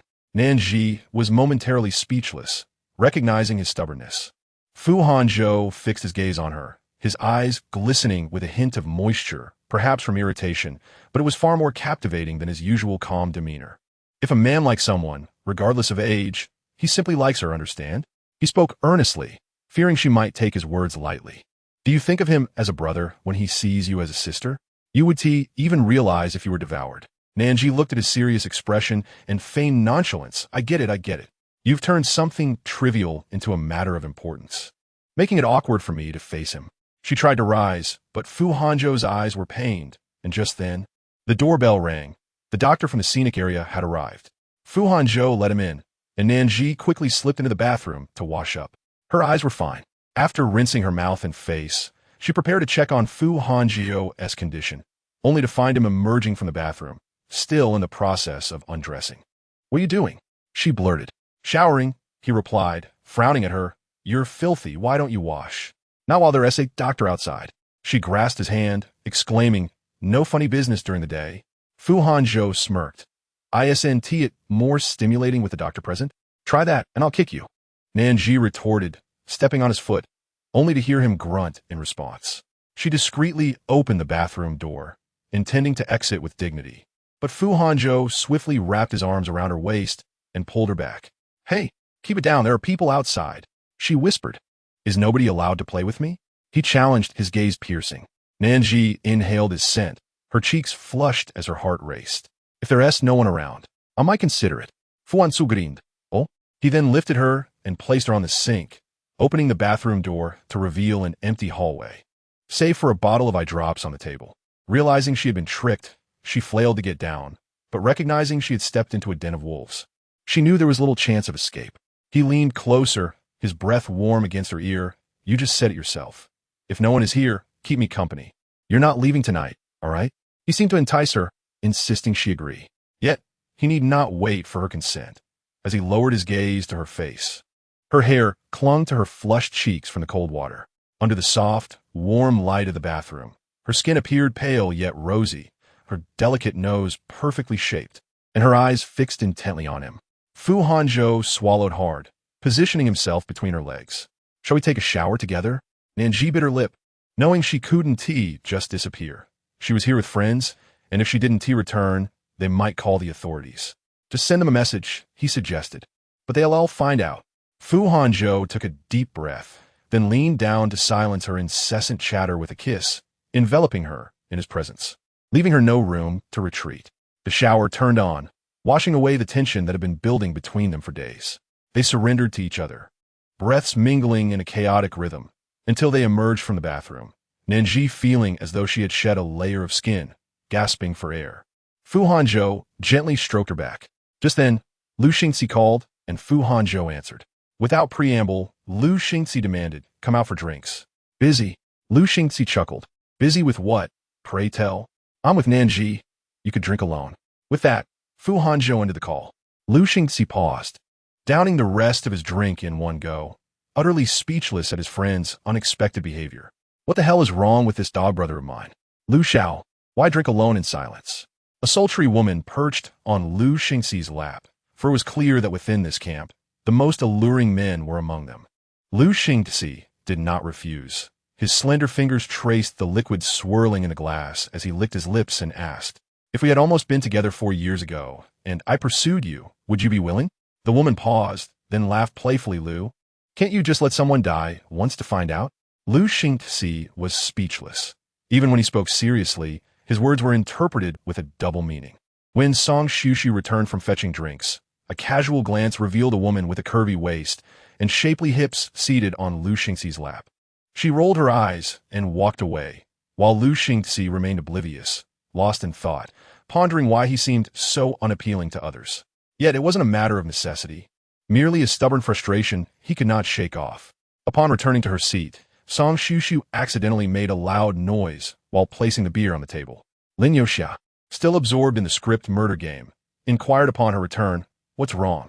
Song Xuxu flicked her hair back. "Nothing. I just called to see how long Nan Zhi would be." "Okay." She made 2 calls, both unanswered. Why is no one picking up? Probably having too much fun with Chu Jin. Let's continue. In another room, Nan Zhi shoved Fu Hanzhou aside. "You have terrible habits."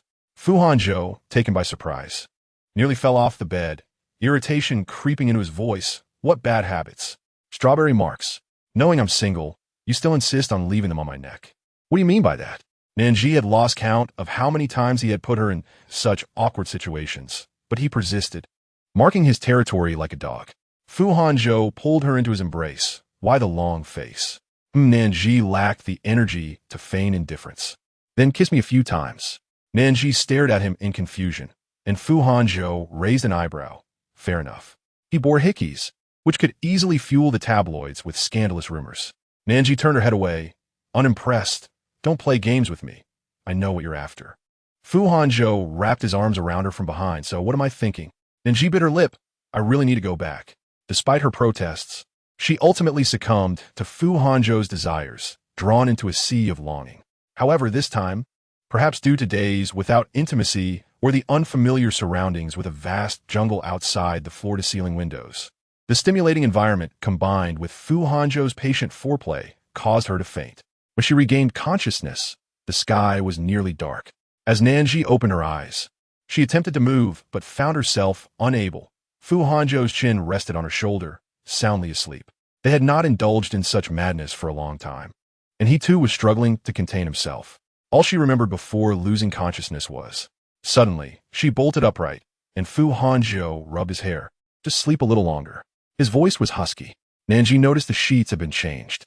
"Did you call someone to change them, or what did you do it yourself?" The tremor in her voice suggested she was on the verge of tears. Fu Hanzhou, startled, pulled her into his embrace, but she pushed him away. "I said no." "How embarrassing." "It's not embarrassing. I changed them myself, and no one saw you." Still, Nan Zhi felt humiliated. She was grown yet unable to control herself. "Well, this isn't something you can control." The more he spoke, the harder she cried. She vowed never to see Fu Hanzhou again. She flung back the covers, disregarding whether she was clothed, determined to leave. Fu Hanzhou was quicker, pulling her back, his demeanor surprisingly gentle, filled with a contented calm after their escapade. Was that wrong? Nan Zhi overlooked his first apology, sniffling, "I'm hungry. Put on some clothes." Fu Hanzhou chuckled lightly, lifting her chin and planting a kiss on her lips right away. "You should get dressed too, or I might want more." Nan Zhi glared at him. "Are you a dog?" Fu Hanzhou remained unfazed, bluntly stating, "You cannot deny we are quite compatible in this area. It's not easy to find. Now that we've experienced it, I don't see the need for restraint. I truly want you." He had asked her many times before, but she had always hesitated. Nan Zhi, disinterested in his arguments, entered the bathroom, forbidding him from following. After changing into freshly dry-cleaned clothes, she felt weak, her body aching intensely. Room service had arrived, and Fu Hanzhou had also changed into attire that made him appear quite refined, wearing gold-rimmed glasses, exuding a detached elegance. If one did not know that this man feared ghosts and had sharp tongue, one might mistake him for a gentleman. "Here, drink this soup. It's good for a woman in need of nourishment." Nan Zhi took a sip but immediately spat it out. "Can you speak a little more subtly?" Fu Hanzhou, slicing steak with graceful precision, replied, "I'm merely stating the facts." Nan Zhi pursed her lips. "I'll leave after I finish eating." Fu Hanzhou took a deep breath. "Are you really going to leave?" "Yes. I didn't come alone. I have to return." Fu Hanzhou set down his utensils. "In this remote mountain area, do you think I'll be safe alone?" Nan Zhi found it absurd. "We're your bodyguards. They can't sleep with me, unless you want them to." Fu Hanzhou stared at her without expression. Nan Zhi cleared her throat. "You're not afraid of ghosts, are you?" Fu Hanzhou remained silent. She laughed. You really are afraid of ghosts? He took a sip of red wine. So, are you coming or not? Nan Zhi found it amusing that the CEO of the Fu group was afraid of ghosts.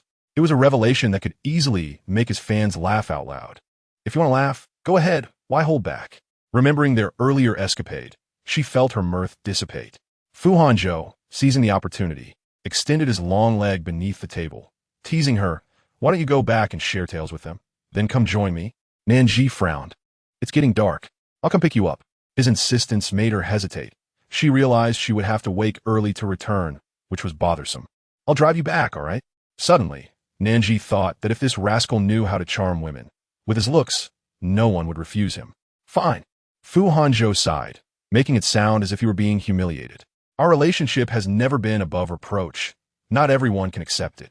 Fu Hanzhou fell silent. After finishing their meal, he genuinely offered to take her back to the camp, while also seeking out Lu Xingxi and the others.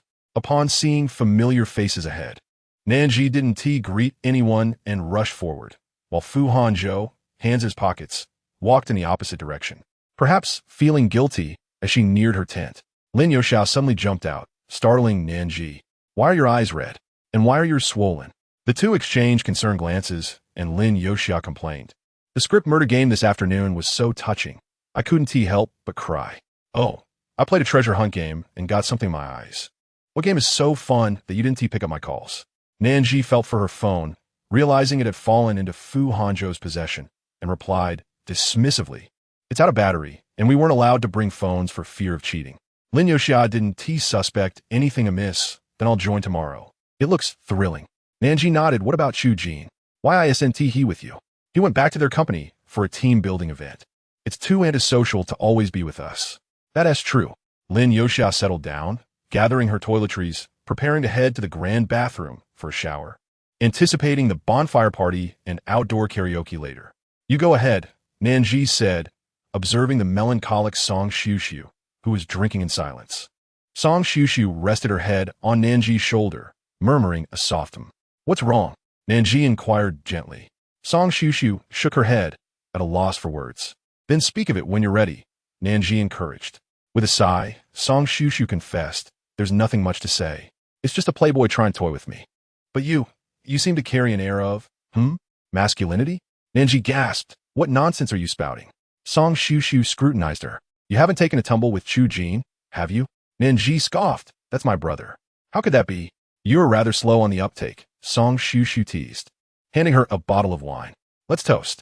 Nan Zhi clinked glasses with her, and Song Xiushu added, but if it were someone like Fu Hanzhou, rolling in the hay wouldn't be such a loss. Renowned, established, a mature man, voted the most desired husband by women in H City for 3 consecutive years. Nan Zhi nearly choked. You like him? Song Xiushu shook her head. I prefer those I can handle. I'm too old for the games of guess what I'm thinking. Chapter 077. Memories of the past. Nan Zhi sighed in relief. Genuinely worried that Song Xiushu might be interested in someone like Fu Hanzhou, she despised the notion of sharing affections with her friends. Speaking of which, it's been ages since your last relationship, hasn't it?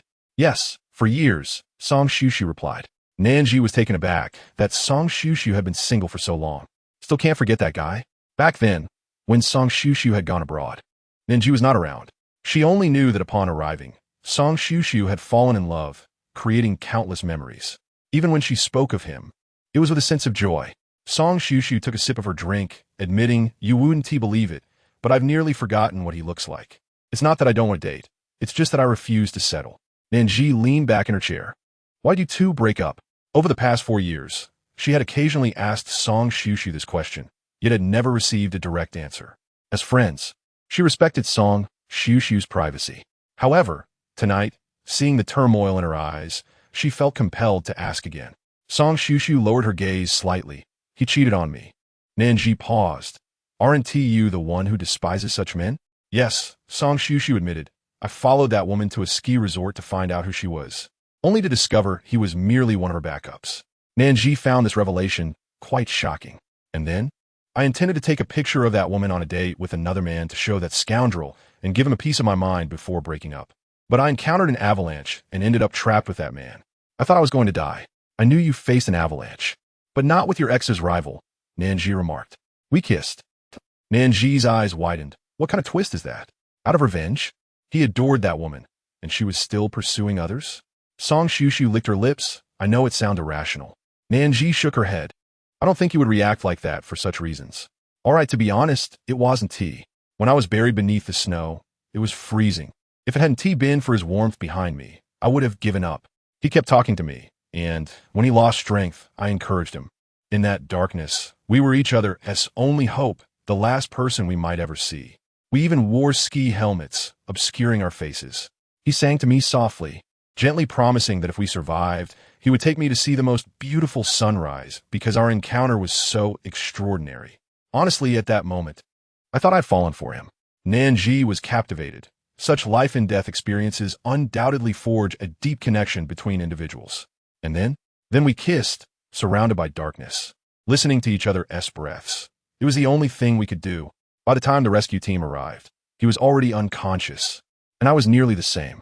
Isn't it ironic? In the end, I never even saw his face. When you woke up in the hospital, didn't you inquire about him? I didn't even know his name. How could I find him? We weren't even in the same hospital. Later, that scoundrel came to see me after hearing the news, but I was transferred to another hospital just as my parents came to visit me, and I was discharged for recovery. Nan Zhi felt a sense of loss. What a pity. What is so unfortunate about it? Don't you think that not knowing who he is leaves a better impression? Nan Zhi didn't grasp her sentiment. Song Shushu herself was puzzled by her emotions. For 4 years, she pondered what she would say to that man if he were still around. How to express that their encounter, beyond the avalanche, was merely a means for her to avenge against those two scoundrels. Born from her own spiteful heart, in her imagination, he was gentle and strong, soothing her spirit even in the face of disaster. However, when she discovered that the man was Lu Xingzi, she felt as though fate was playing a cruel joke on her. The person she had longed for turned out to be a notorious playboy, whose romantic escapades filled tabloid headlines. She lost count of the women he dated. What did she amount to? When Lu Xingzi shattered the illusion between them, she felt both embarrassed and irate, unable to fathom that he could have harbored feelings for her over the years. If he did, it was likely because she was an unattainable prize. Once she agreed, she would merely plunge into a larger pit of deceit. Look at that. He just switched a new fling. Moreover, if he was indeed Lu Xingzi, how hard could it be for him to find her? It only indicated that he hadn't bothered to search.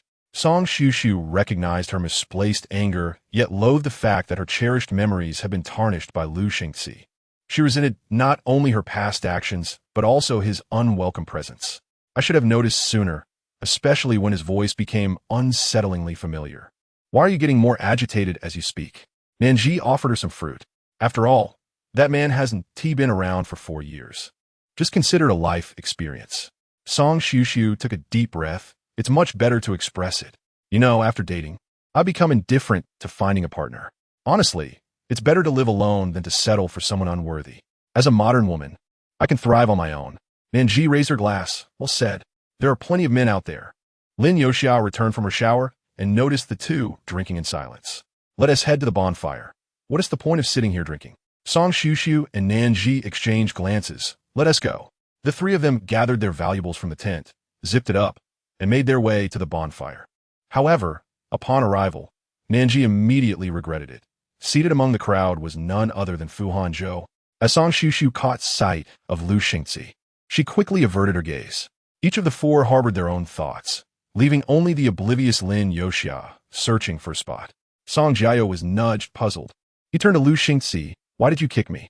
Lu Xingzi was exasperated with him, glancing toward Nan Zhi. Suddenly enlightened, Song Jiao stood up to greet Lin Yoxia, signaling for them to join him. Hey, there's space over by Lu Xiao. Shall we go there? Not going.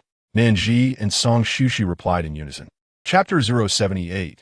Bonfire Party. Lin Yoxia has always been obedient to them. If they chose not to go, she would follow suit. Consequently, Lu Xingzi kicked Song Jiao, and Fu Hanzhou had no objections. Song Jiao had no choice but to set aside his girlfriend and, with a sheepish grin, invite them. As the saying goes, one should not strike a smiling face, especially since Song Jiao was acquainted with clients from their company. Lin Yoxia could not fathom why Nan Zhi was reluctant to attend. Surely, there were business deals to be made. Our place is spacious, and you have nowhere else to sit. Come on, Don't be shy. We are all friends. With such words spoken, it would seem odd to insist on declining further. Nan Zhi and Song Shushu reluctantly made their way over, while Lu Xingxi's gaze remained fixed on the bonfire. He valued his pride and could not allow Song Shushu to slap him on the left cheek and then offer his right. Fu Hanzhou's eyes subtly landed on Nan Zhi, but she refrained from acknowledging him, fearing that any glance might reveal too much. After all, they had only been together half an hour ago, and now they were in the same space again.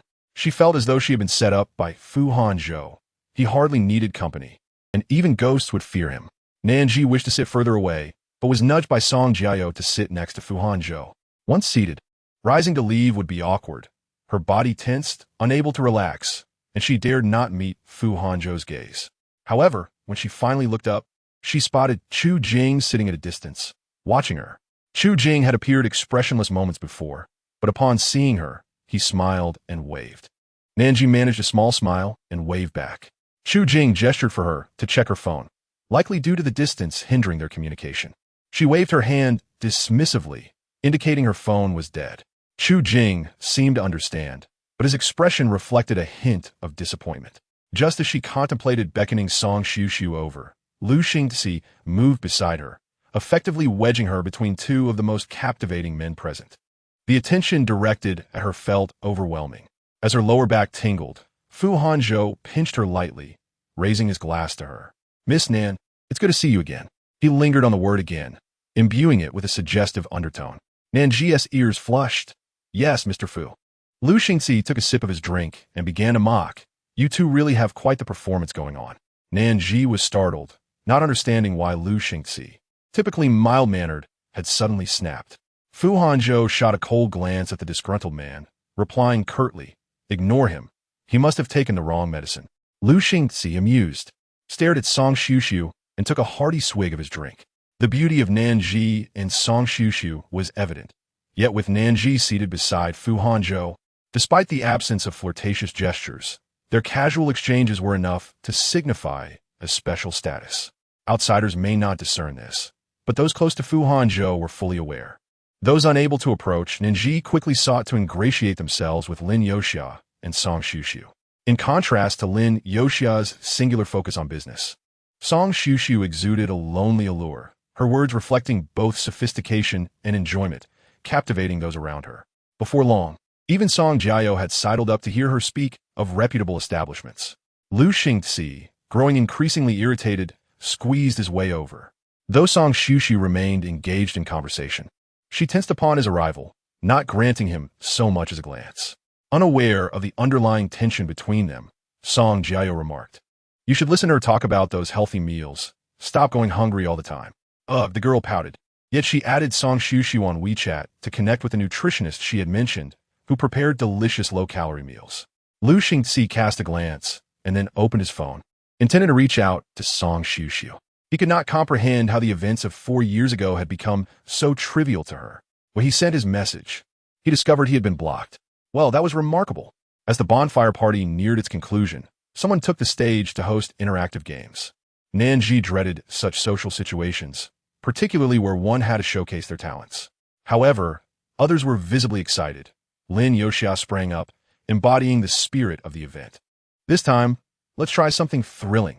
It seems we have a youthful crowd." The host surveyed the room, noting the children watching cartoons, with few parents present, most being couples or single individuals. "Pass the parcel." Upon receiving the flower, the person holding it could propose a request to the one who received it. Should they refuse, they would have to perform a talent, or else face a penalty. Nan Zhi anticipated this sort of game, but she suddenly became curious. Who would dare to pass the flower to Fu Hanzhou? What would he possibly perform? She mused that a display of his cold demeanor and temper might be quite fitting. "Why are you smiling?" Fu Hanzhou inquired. "I am not smiling," Nan Zhi replied, turning away. "Do you wish to see me punished?" Fu Hanzhou asked, a teasing glimmer in his eye. "I am merely curious about your talents," she countered. "I have no talents," Fu Hanzhou casually replied. Nan Zhi was skeptical, considering the numerous instruments in his home. Surely he possessed a variety of skills. Before long, a girl raised her hand, eager to begin, and the crowd erupted in cheers. This girl was quite far from Nan Zhi, allowing her to relax. Soon, the flower reached a handsome man with bronze skin, who boldly requested a kiss from the girl. The atmosphere surged to a new high, accompanied by whistling and shrieks. Nan Zhi was astonished, wondering if the man would comply, and she admired the girl's audacity. The boy approached the girl, cupping her face and kissing her. The moment charged with passion, revealing him to be an adept kisser. "Do you want that?" Fu Hanzhou asked, his gaze fixed intently on Nan Zhi. She jolted. "Who wants that? But beware, many will be watching you tonight. You might not be able to kiss them all." "How envious!" Fu Hanzhou raised an eyebrow. "Do you wish to see me kiss other women? Why should I care? I certainly do not wish for that." Fu Hanzhou's expression darkened. "Am I such a frivolous person?" Nan Zhi remained silent, as Fu Hanzhou leaned closer. "I only wish to kiss you." "How shameless of you! In public!" she whispered, fearing the others might overhear. "What is shameless about desire?" Fu Hanzhou replied with nonchalance. "Miss Nan, one must confront their true feelings. As long as your stamina can keep pace with your contradictory words, you shall be fine." Chapter 079. The memory of her. Nan Zhi felt her face flush and her heart race in response to his words. She was inherently passive. When confronted directly, she found herself defenseless.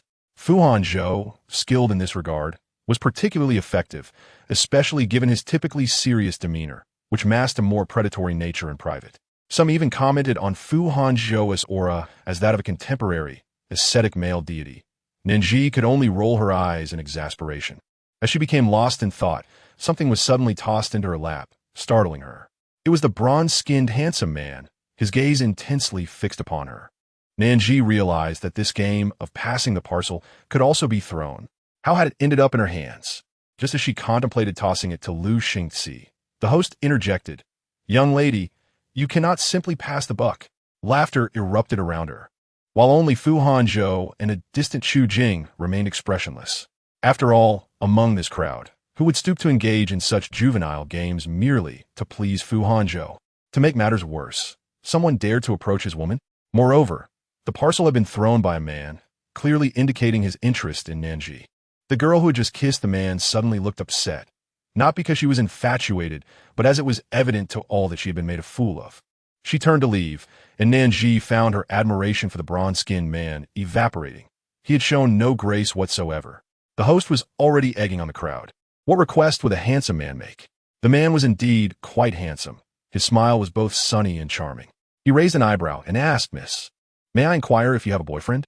This request was far less intimate than a kiss, and most people would typically respond honestly, as it was preferable to putting on a performance. Just as Fu Hanzhou believed he could dismiss her with a simple reply, Nan Zhi's cool voice interrupted, "No." The girl who was about to turn away paused in surprise, staring at Nan Zhi. The man was equally taken aback, bewilderedly asking, "No?" The host, sensing the sudden tension in the atmosphere, quickly suggested, "Then shall the young lady showcase a talent?" Though Nan Zhi was not fond of performing, she detested the notion of publicly embarrassing a girl who liked him.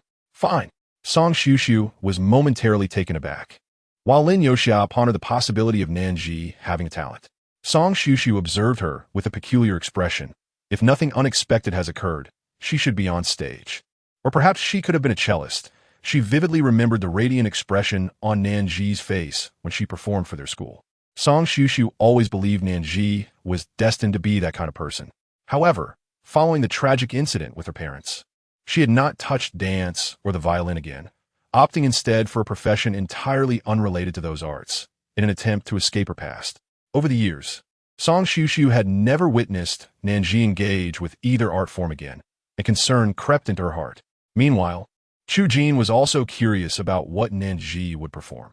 He only knew that she excelled academically and had been accepted into a prestigious school. As he contemplated this, a colleague nudged him. "Hey, are you pursuing that beauty?" Chu Jin did not refute the suggestion, which led the manager to suddenly understand why Fu Hanzhou had been fixated on him. It was related to this woman.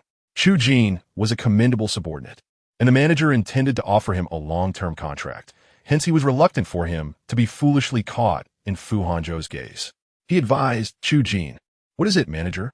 The manager opened his mouth, but was at a loss for words, finally muttering, "Just keep your focus on work." Understood. Chu Jin ziplit dies missing. He had always taken his work seriously, as a lack of diligence would result in returning home to inherit the family business, which held no interest for him whatsoever. After Nan Zhi agreed, she felt a flutter of anxiety within. Fu Hanzhou instinctively reached for her hand, knowing that as long as she was unwilling, no one could compel her. Yet she averted her gaze from him, following the crowd's attention to the bonfire. I see there's a cello on stage. Can I perform that? Cheers erupted from the crowd. With the prop readily available, the host had no reason to refuse, urging the staff to bring it over promptly. Once the instrument was in her hands, everyone could tell it was not of high quality, and they wondered if the young lady would embarrass herself. However, as she sat down, gently caressing the strings and tuning the cello, no one rushed her. The scene was simply too beautiful. Most people's impressions of the cello were tied to elegant concert halls or fine dining establishments. Rarely would one encounter it beside a bonfire at a campsite, especially with such a captivating performer. The night breeze tousled her hair, cascading down her back, and even the host fell silent, waiting for her to draw the first note. In the campsite, by the flickering flames, the rich, ancient sounds of the cello began to resonate, as if narrating her innermost feelings. Regardless of their musical knowledge, humans are inherently empathetic. They could sense the emotions conveyed by the performer, which transcended mere notes. They might not know the title of the piece, but they followed the melody, listening as Nan Zhi varied her performance, at times soft and melancholic, evoking waves of emotion. Her fingers danced with the firelight, her features transforming into an exquisite painting gradually unfolding. It was as if she had shed her usual fade, leading the audience into a world crafted by her own essence, where silence reigned. Fu Hanzhou watched her in awe. Backlit, she shimmered with a golden glow, reminiscent of that afternoon when he had unwittingly stepped into her realm, listening from outside the practice room. The vibrant scene unfolded before him. She was no longer unattainable. She was within reach. They had once shared an intense bond, yet now, as Fu Hanzhou gazed at her, he merely wished to hold her hand devoid of any romantic intentions. Even Liu Xingzi, who grew up in an elite family immersed in the arts, could not help but commend Nan Zhi's skill, which far surpassed the cello's intrinsic value. He was merely curious why someone so talented had chosen a career in the hotel industry. As the last note lingered in the air, she raised her head, bowing gracefully like a little swan, and the applause erupted. She met Fu Hanzhou's gaze, seeing the depth within his eyes. Nan Zhi handed the cello to the staff and hurried back to her seat. Fu Hanzhou remained momentarily speechless, feeling as though he were still dreaming. Meanwhile, Liu Xingzi and Song Jiao praised. That was splendid. Lin Yoxia excitedly exclaimed, "Why didn't you mention you had such a skill? You must perform at the annual meeting this year." Nan Zhi's smile faltered slightly. "No, I haven't played the cello in many years." Chapter 80. Singing for her, the host returned to the stage, exclaiming, "I never expected this to turn into a feast for the senses. Young lady, you may begin the next round of games." Nan Zhi quickly handed the flowers to Liu Xingzi, who was surrounded by handsome men and beautiful women, drawing the attention of many eagerly awaiting the next performance. Gradually, people began to join in, participating in games that made hearts race, such as eating chocolate bars and picking up playing cards with their mouths. Having already performed, Nan Zhi was relieved not to have to worry about anything else. As she contemplated the end of this round and the prospect of returning to rest, someone audaciously tossed the flowers at Fu Hanzhou. He held a wine glass in one hand, while the other rested on Nan Zhi's waist. When everyone's gaze shifted to them, Nan Zhi wore an expression of knowing. Fu Hanzhou felt slightly dazed, still pondering Nan Zhi's earlier performance. When she elbowed him, he finally looked up, his gaze meeting the woman who had thrown the flowers at him, his expression indifferent as he set the flowers aside. The woman, gleeful, demanded a princess carry from Fu Hanzhou. Nan Zhi shifted aside, and Fu Hanzhou playfully patted her rear to keep her close, then looked up and said, "I'm sorry." The woman appeared disappointed. "Why? Is it because you have someone you like?" Fu Hanzhou did not respond. Instead, he turned to Nan Zhi, asking, "Why are you hiding?" Nan Zhi's eyes flickered. "I'm not hiding." It was just that he had declined, but now they were expected to perform. Liu Xingzi and the others became intrigued. "What will you perform?" Song Jiao suggested. "Nan Zhi, have him sing a song for you." Fu Hanzhou had never sung publicly before, and Song Jiao was merely seeking entertainment, encouraging Nan Zhi to make the request. Surprisingly, Nan Zhi turned and asked, "Can you sing?" Fu Hanzhou raised an eyebrow. "Do you want to hear?" "If I want to hear, will you sing?" "Yes, I would indulge you." After saying this, Fu Hanzhou turned to the host and announced, "Let us have a performance, sing." He was accustomed to being the one giving orders, and his statement momentarily stunned the host, but he quickly recovered. Previously, someone had sung, and they had outdoor karaoke set up by the bonfire, so requesting a song would come with accompaniment. Nan Zhi was at a loss for what he might sing. If he were tone-deaf, it would tarnish the Fu group president's reputation. However, when he began to sing, he astonished everyone with his flawless and rich rendition of a Cantonese song. The familiar lyrics resonated, capturing the moments spent together, evoking memories of their encounters. His magnetic voice enveloped her ears, causing Nan Zhi's heart to race as she gazed at his profile, lost in thought. Someone once said that a person's voice could be enchanting, and Nan Zhi felt that Fu Hanzhou's voice could certainly join that list. In the past, a mere glance at her would make him anxious. Even without words, he had already fallen in love. Amidst the crowd, his voice reached her ears, and although she did not comprehend the meaning of the lyrics, she found them delightful. He gently caressed her palm from behind, slowly and softly, his fingertips gliding over her skin. When she felt a tickling sensation and wanted to withdraw her hand, he entwined his fingers with hers, enveloping her hand in his grasp. Remember that year, when a chance encounter with the one you love made you long for them day and night? Fu Hanzhou sang with a natural, carefree demeanor, and as he concluded, his gaze settled on Nan Zhi's face. Song Jiao led the applause, while Fu Hanzhou stood up, reluctant to serenade women indiscriminately. Chu Jing's heart sank. Why did it seem there was an underlying flirtation between Fu Hanzhou and Nan Zhi? Yet, he quickly dismissed the thought when a multitude of flowers was suddenly thrown at him. He had no intention of kissing other women or embracing anyone. He could only resort to drinking, for his talents were not suited for display in such a context.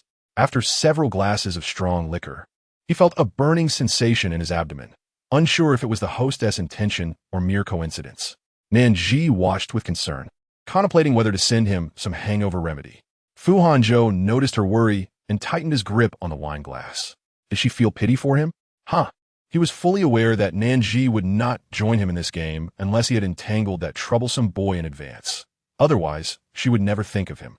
Despite claiming he was merely a neighbor's younger brother, what kind of brother warranted such concern?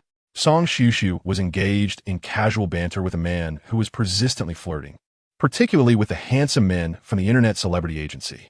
Although she could easily rely on her looks as a food blogger, she chose to pursue her talent instead. Gaining followers could enhance her visibility, allowing for interaction during future live streams. Lu Xingxi had been watching intently, and after a while, when flowers were tossed at him, he remained unresponsive. A girl stood up excitedly, proclaiming she had heard that Lu Xiao's kissing skills were exceptional and that she wished to experience a French kiss from him. This declaration reignited the energy in the room. Those unfamiliar with Lu Xingxi merely acknowledged his good looks, while those who knew him remarked on the advantages of his power and influence, attracting a plethora of beautiful women. Kisses? Lu Xingxi raised an eyebrow, his eyes shimmering with intoxication, his long legs spread in an alluring manner. The girl nodded eagerly, her face alight with anticipation. Song Xiushu cast a sidelong glance at him, a cold smile gracing her lips. It seemed to validate her thoughts. Indeed, for someone like Lu Xingxi, whoever took him seriously was a fool. Moreover, the young master's girlfriend was not in short supply, and what difficulty was there in elevating an 18th-tier internet celebrity's popularity? Before she could dismiss her sardonic smile, a shadow loomed over her, and she was abruptly lifted. Confused about the sudden turn of events, she was enveloped by the man's imposing presence. Softness brushed against her lips, followed by an overwhelming invasion, silencing all her potential retorts. The sound of Lin Youxia's wine glass shattering on the floor punctuated the moment. Nan Zhi's mouth fell open in astonishment. Everyone assumed Lu Xingxi had drunkenly misidentified his target. The internet celebrity had unwittingly played the role of someone else's pawn. Only Song Xiushu and Lu Xingxi understood the intention behind the act. It was deliberate. He had found a perfectly valid excuse. Lu Xiao. The internet celebrity stomped her foot in frustration. Yet, it was apparent that Lu Xingxi's focus remained solely on Song Xiushu, leaving no room for others. Despite Song Xiushu struggling to break free, she could only stomp on Lu Xingxi's foot until he finally relented, allowing her to raise her hand to slap him. You hit me once, and I'll kiss you again. Let us see if you dare. Chapter 081. Fear of hurting his pride. What did he have to fear? The moment their lips met, the memories of 4 years ago resurfaced, evoking that same feeling. Lu Xingxi, having suppressed his emotions all night, finally unleashed them. reverting to his shameless state, his gaze towards Song Xiushu brimming with possessiveness. You. Song Xiushu was infuriated, but she retaliated swiftly with a slap. Lu Xingxi's face turned to the side, extinguishing the audience's amusement, leaving them wondering if a fight would break out. Concerned for Song Xiushu, Nan Zhi instinctively stood, but was restrained by Fu Hanzhou. Lu Xingxi does not hit women. What are you worried about? But this is public humiliation. Who knows what this drunken man might do? Lu Xingxi, still holding his face, which was paler than usual, teasingly flicked his tongue against his cheek, chuckling at Song Xiushu. It seems you really want me to kiss you. Song Xiushu rolled her eyes, exasperated. You're delusional. Indeed, I'll pass this debt on to you. One day, she would have to kiss him properly, and he would ensure he received a return on his investment. Lu Xingxi was notoriously indulgent with women, yet he had never shown such aggression toward anyone, unless they were his own. Thus, he allowed himself to be struck without retaliation, which relieved those around him, but redirected their attention to Song Xiushu, silently questioning her background. Defeated, Song Xiushu sank into her seat, cursing Lu Xingxi in her mind. She could already envision the chatter among the streamers discussing this incident. What a mess he had created for her. Fortunately, the bonfire games were nearing their conclusion, and the crowd began to disperse. Song Xiushu, unable to remain seated, felt Lu Xingxi's gaze on her, while Lin Youxia's curiosity was palpably evident. Before departing, Fu Hanzhou reminded Nan Zhi not to forget. Upon returning to the tent, Lin Youxia marveled at Fu Hanzhou's singing, while Nan Zhi's hidden talents were acknowledged. As for Lu Xingxi's episode, Lin Youxia wisely chose silence, knowing it could lead to trouble. Once inside the tent, Song Xiushu burrowed in, eager to rest after the earlier commotion. Nan Zhi assisted in arranging the bedding, and when Song Xiushu had washed up and was almost dozing off, she quietly mentioned, I ran into a college classmate earlier. I'll go find her and probably one TB back tonight. Where? I didn't see anyone. Nan Zhi averted her gaze. I met her during the treasure hunt. Oh, all right. Be careful and call me if anything happens. After all, Song Xiushu would be there to keep her company. Nan Zhi sighed in relief. MHM. Just as she emerged, she encountered Chu Jing, who questioned her intentions for leaving. Are you going to buy something, or is there something needed in the tent? No, I was actually looking for you. Why aren't you resting with your group? Chu Jing stood. It's still early. They won't rest this soon. I came to find you since I didn't have team-building activities. He seemed pleased. What did you want to talk about? Nan Zhi handed him the hangover remedy she had been holding. You drank quite a bit earlier. Take one to avoid a rough morning. Why are you so concerned about me? Otherwise, would I watch you get into trouble? I gave you a hint, yet you ignored it. I might have to inform your mother. Nan Zhi replied, somewhat annoyed. Was that the only reason? Chu Jing appeared disappointed, not liking being regarded as her younger brother. What else could it be? Nan Zhi found his reaction bewildering. Chu Jing sighed, forget it. Can you accompany me to chat? Considering it was still early, and she didn't wish to head to Fu Hanzhou's place too soon, she agreed. All right, let us go. The campsite features a bar, and the outdoor activities are filled with lively chatter, predominantly from a group of influencers. Chu Jing approached the food truck and ordered 2 cups of water, only to be surprised to find that the bartender was a bronzed man. Beauty, we meet again. Nan Zhi had just turned him down, which created an awkward atmosphere. She nodded and, with her lemon water in hand, walked towards the stream with Chu Jing. Did you enjoy the treasure hunt today? Was it fun? Did you encounter any dangers? I've been trying to contact you, and I thought something might have happened. Chu Jing expressed his concern. It was quite enjoyable. Oh, I must accompany you next time. This time, the leaders were particularly strict. Chu Jing was genuinely searching for conversation, though he had other inquiries in mind. That's all right. Work is important, I understand. Chu Jing pursed his lips and, summoning his courage, asked, how did you end up sitting with Fu Hanzhou today? It looked like you two were having a good time together. How did you see that? We weren't laughing. It was incredibly uncomfortable. Really? I thought you were quite familiar with each other, yet you pretended not to know me in front of me. With the conversation reaching this point, Nan Zhi could no longer keep her secret. My ex-boyfriend took me to dinner with him, so that's how I got acquainted. Chu Jing furrowed his brow. Your ex-boyfriend? Is he here today? No, it's nothing significant. Coincidentally, some of those people are clients I'm currently in contact with, so we just sat together. Chu Jing not that? I thought you were dating Fu Hanzhou. He scrutinized Nan Zhi's expression. She gazed at the stream and replied, how could that be? Chu Jing sighed in relief and chuckled. That's good to hear. Nan Zhi laughed. Why are you so happy? I'm not. Chu Jing couldn't suppress his laughter. Then tomorrow, After we return, I'll contact you to invite you and your friends to dinner. Nan Zhi widened her eyes in disbelief. No way. My friend is a culinary expert. Wherever she goes to eat, they do have to pay her for advertising. Besides, you're just an intern. Are you not afraid of going broke treating us three? I do some part-time work on the side. Treating you to a meal is not a problem. Chu Jin stepped closer to her. Is that all right? His eyes sparkled with earnestness, and suddenly, Nan Zhi recalled Fu Hanzhou's words. He wouldn't really have any inappropriate thoughts about me, would he?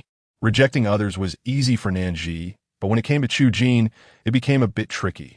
She had always regarded him as a younger brother, and didn't he wish to hurt him? If she wounded his pride, it could lead to complications. I'll ask them later.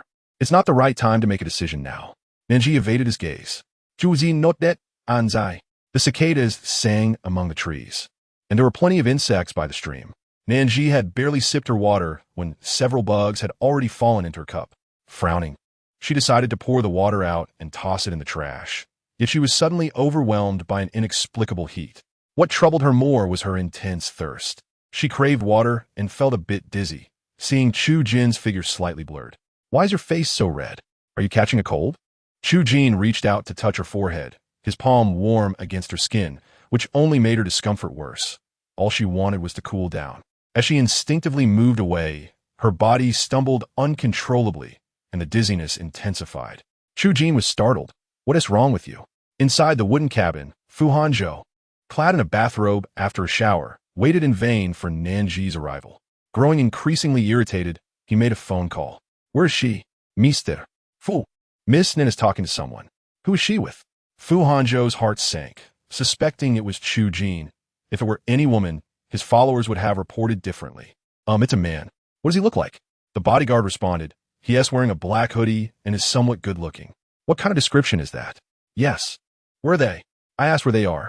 Fu Hanzhou's voice rose sharply. By the stream. Keep a close watch on them. Fu Hanzhou angrily tossed his phone aside, throwing off the covers and changing his clothes. How dare she keep him waiting for her attention while flirting with another man?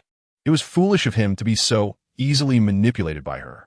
Nan Zhi felt parched and sweaty, waves of heat coursing through her, and something fell off. Chu Jin picked her up. I'll take you to find a doctor. Just hold on. Just a few steps out, a group of men in suits surrounded them. Sorry, you cannot take Miss Nan away. Who are you? Chu Jin's face darkened. He was not merely a bookworm. Before meeting Nan Zhi, he had been a problem student, easily getting into fights. Don't worry about who we are. You cannot take her. Since Mr. Fu had given orders, they would not relent. Chu Jin held Nan Zhi tightly, sensing her distress, his heart racing with anger, when he noticed a tall figure approaching them. Fu Hanzhou, without his glasses, scanned the crowd and locked eyes with Chu Jin. Upon seeing Nan Zhi frowning and drenched in sweat in Chu Jin's arms, his anger surged to its peak.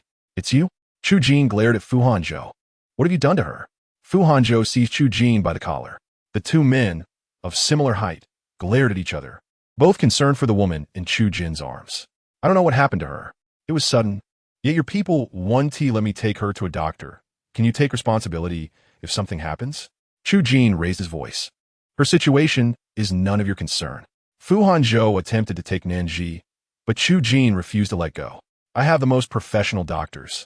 Where are you planning to take her? Fu Hanzhou questioned. Are you calling a helicopter or summoning a doctor here? For the first time, Chu Jin felt both inferior and powerless.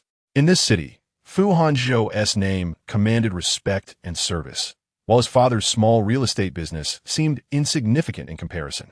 Fine, I'll let you take her, but I'm coming along.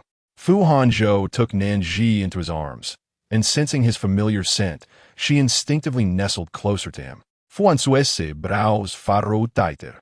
Quickly, contact a doctor and have him come to me immediately. Yes, Mr. Fu. You too. Check the campsite surveillance and find out what she ate or drank. Seeing Nan Zhi in this state, words failed her. Chu Jin followed Fu Hanzhou, their strides unbroken. Upon reaching Fu Hanzhou's room, he set Nan Zhi on the bed, and Fu Hanzhou glared at Chu Jin. What are you still doing here? Go fetch a towel. Chu Jin wanted to retort, questioning why Fu Hanzhou had brought Nan Zhi to his room, especially with a bathrobe on the bed. But at this moment, all he cared about was ensuring Nan Zhi's safety. After receiving the cold, damp cloth, Nan Zhi finally felt relief as she took shallow breaths, her body trembling. Fu Hanzhou angrily demanded, What exactly did you two do just now? Chu Jin was taken aback. We didn't do anything. I just want to find her. She gave me a hangover remedy and then ordered 2 cups of water from the bar, and we were chatting by the stream. Then he suddenly realized. It was indeed just 2 cups of water. I drank my own. It was fine. You drank from her cup? Fu Hanzhou inquired. Chu Jin shook his head. No, mine. Fu Hanzhou picked up his phone. Bring the bartender from the bar to me. We need to check if he has anything on him and have all the beverages tested. After hanging up, the doctor rushed in. Fu Hanzhou ordered Chu Jin to leave. Chu Jin pressed his lips together, declaring that he would not leave until he confirmed her safety. Otherwise, he would have no explanation to provide her aunt. This statement effectively placed Fu Hanzhou in a difficult position. The 2 men fell silent, awaiting the doctor's examination results. Mr. Fu, has this young lady consumed anything prior? Given her current condition, it appears to be some form of drug with hypnotic properties. It would be best to take her to a city hospital for gastric lavage, as we lack the necessary facilities here. Fu Hanzhou furrowed his brow, inquiring if there was any immediate remedy available. There is, came the response. Thank you for your assistance. Fu Hanzhou stepped outside to arrange for a plane and hospital. Once Zhao Yu received the news, he dispatched personnel to make contact. Chu Jin followed him out, stating, the plane cannot accommodate so many people. She will be fine. Upon returning to the bedside, Fu Hanzhou found that the doctor had administered medication to Nan Zhi, who appeared more comfortable, though her clothes were drenched in sweat. Go to the tent and gather her belongings, then inform her 2 friends. I will send a vehicle to fetch them shortly. This camp is not safe, and I will report the situation to the authorities. Chu Jin nodded, asking, what else? Fu Hanzhou replied, I need you to remain here to identify individuals. There were likely numerous bartenders on duty today. Without your confirmation, no one will acknowledge them. I will investigate further. Chapter 083. His concern when Lin Yuxiao and Song Shushu received the notification. They were momentarily bewildered, having just drifted into slumber. However, they quickly scrambled to gather their belongings, donning a coat over their pajamas before hurrying to the helipad. How is Nan Zhi? The night wind was fierce, and they were uncertain who had come to retrieve them, yet they dared to follow. As they approached the boarding area, trepidation began to set in, until a tall figure emerged from the vehicle, confidently striding forward while cradling an unconscious woman in his arms. Lin Yuxia gasped. Is that Fu Hanzhou? They had just seen him, making it impossible to mistake his identity. Song Shushu's heart raced in shock. However, when Fu Hanzhou reached them, he did not spare them a glance, boarding the aircraft and holding Nan Zhi close, diligently wiping the sweat from her forehead with a handkerchief. Lin Yuxia and Song Shushu dared not delay, taking their seats with expressions of unspoken concern. She was drugged and needs gastric lavage. You should return home first and come back to care for her tomorrow, Fu Hanzhou stated decisively. Drugged? By whom? Have the authorities been notified? Song Shushu bombarded him with questions. We are investigating. Do not worry, he assured them, with a furrowed brow. Song Shushu faced Fu Hanzhou's indifference and mustered the courage to ask, So, how did you come to be together? I happened to encounter her. I cannot stand by and do nothing. Lin Yuxiao exchanged glances with Song Shushu, finding his explanation plausible, yet questioning the intimacy of his hold. Perhaps we should care for her ourselves. You must fasten your seatbelts, and can you even manage to carry her? Fu Hanzhou responded, noting the turbulence of the flight and the impracticality of their slender frames in such a situation. I appreciate your concern. Fu Hanzhou cast a glance at their attire, recognizing their genuine concern for Nan Zhi. He had a blanket brought over for them. Lin Yuxiao was astonished. Fu Hanzhou, typically so aloof, showed unexpected care. Upon reaching the hospital, they found the attending physician and hospital director awaiting them on the rooftop. Fu Hanzhou carefully placed Nan Zhi on the bed and briefed them on her condition. During this time, he also arranged for Song Shushu and Lin Yuxia to change their clothes. Lin Yuxia felt utterly bewildered. While waiting for Fu Hanzhou in the consultation room, she asked, What does Fu Hanzhou mean by this? Is he interested in Nan Zhi? Song Shushu buttoned her coat, replying, You noticed too, then? Lin Yuxia rolled her eyes. Am I branded with Fu on my forehead? This is so obvious. He may be a genius, but it feels so unreal. Song Shushu stated bluntly, Your disbelief stems from the minuscule chance of a future between Nan Zhi and him. It is but a fleeting affair. Lin Yuxia paused, contemplating the harsh reality. Despite Nan Zhi's efforts and capabilities, the gap between her and Fu Hanzhou was substantial. Marrying into wealth was already a statistical improbability, let alone gaining respect and happiness, a mere fantasy. Yet, Nan Zhi was an adult, and she should possess the discernment to navigate her life. As friends, it was best not to intrude too much. After a moment of silence, Lin Yuxia agreed. Furthermore, Fu Hanzhou's reputation and personal qualities far surpassed those of Jiang Che. And based on his reactions towards Nan Zhi that evening, it was clear he cared for her. In the empty hospital corridor, Fu Hanzhou awaited outside the consultation room. His phone rang, and he answered, "Hello.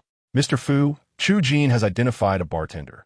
After reviewing the surveillance footage, it is indeed him, and he has a criminal record for engaging in such activities. His phone contains numerous photos of women taken without their consent." Fu Hanzhou's tone grew cold. "Has anyone reported this?" "Yes, there have been previous incidents, and we have now handed it over to the police." "Are the police present?" "They are. Have them contact me." Once the officer on the other end took the call, he firmly stated that the matter would not be settled privately. The officer asked, "Could we request the victim to come to the station? She is currently undergoing gastric lavage at the hospital. Please contact me directly for any matters concerning her." "Who are you?" "I will take full responsibility for her situation," Fu Hanzhou asserted, leaving it at that. As the call ended, Zhao Yu approached. "Mr. Fu, should we contact Director Zhao?" Fu Hanzhou's gaze remained fixed on the consultation room. This kind of scum should not be released. As soon as he finished speaking, the door to the consultation room swung open. Fu Hanzhou quickly hung up the phone and strode forward. Nan Zhi remained unconscious, her face pale. "Noticing Fu Hanzhou's anxiety." The doctor quickly reassured him, "We caught it in time. She is not in serious danger. She will need to consume only liquid food for the next couple of days and rest well. When will she wake up? That is uncertain, but she will not remain unconscious for long. If she experiences nausea or dizziness upon waking, that is normal." Fu Hanzhou felt a surge of agitation as he returned Nan Zhi to her room, where Lin Yuxia and Song Xiushu had also prepared themselves.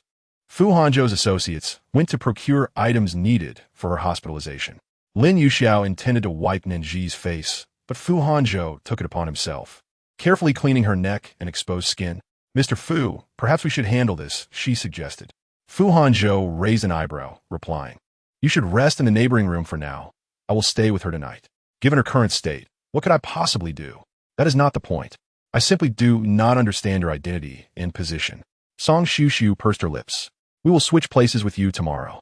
Fu Hanzhou remained silent as Lin Yuxiao was pulled outside by Song Xiushu, sensing that the situation was not quite right.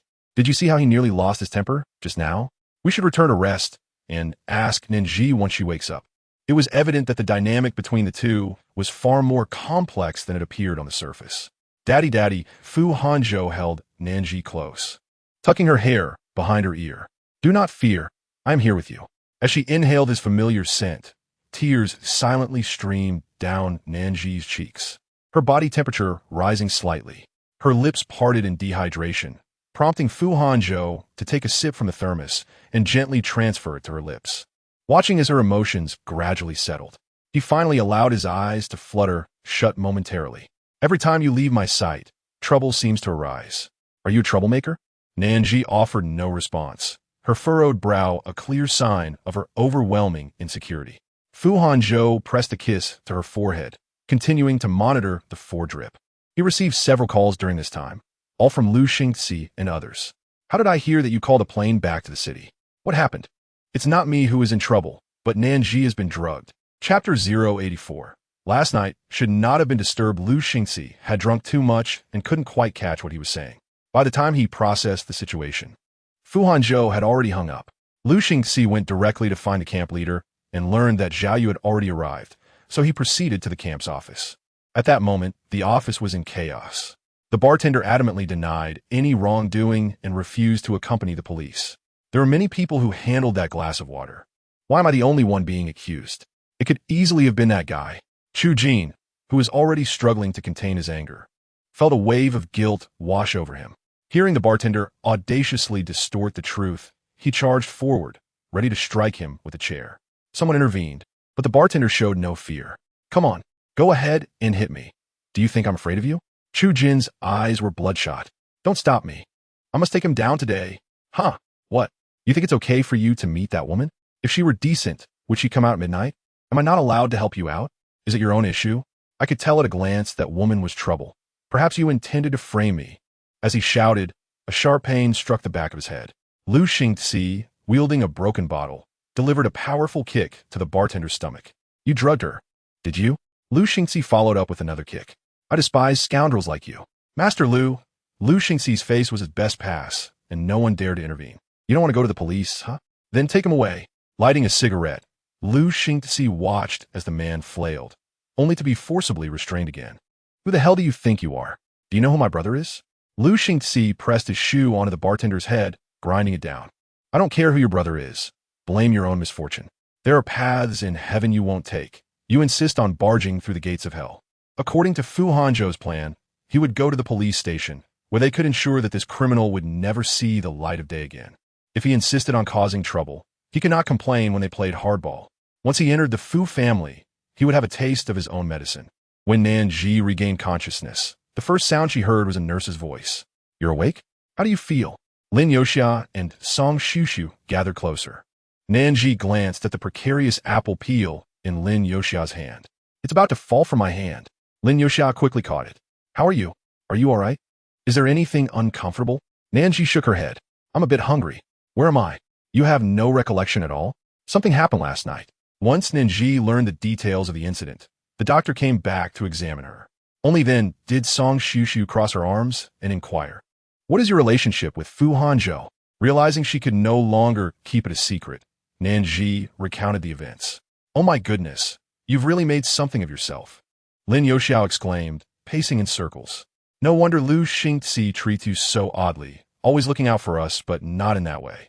So, the big boss is Fu Hanzhou. Song Shushu was less animated than Lin Yoxia. So, you initiated this? Yes, Nan Zhi nodded, initially expecting Song Shushu to say something else. She was surprised when she received a solemn pat on the shoulder. Zhi, you've grown up, you know how to pick your vegetables. Being with him is not a loss. Have fun. Lin Yoxia's eyes sparkled with excitement. Ahem, how is President Fu in that regard?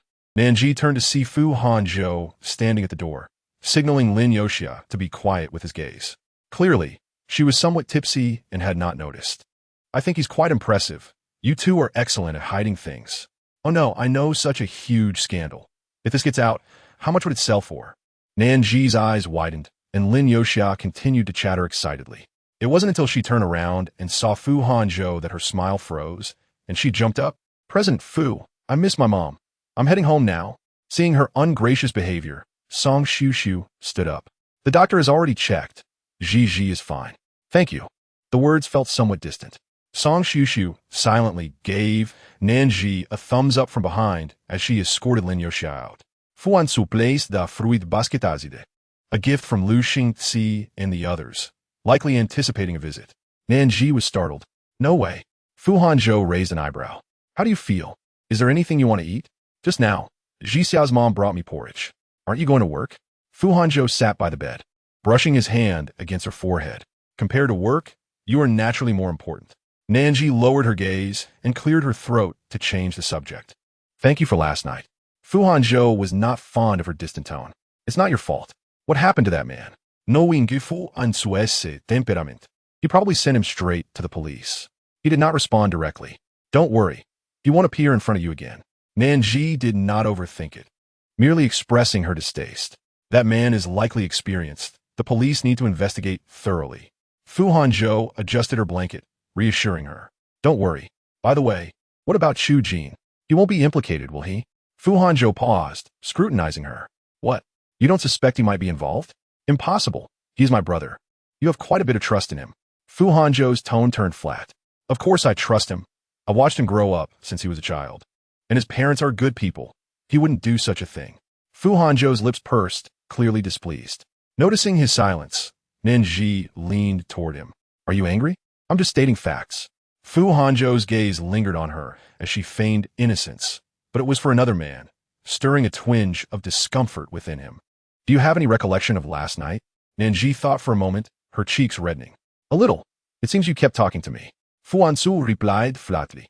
Well, at least this time you have a bit of conscience, you white-eyed wolf. Nan Zhi secretly pinched him. Don't make it sound like I'm ungrateful.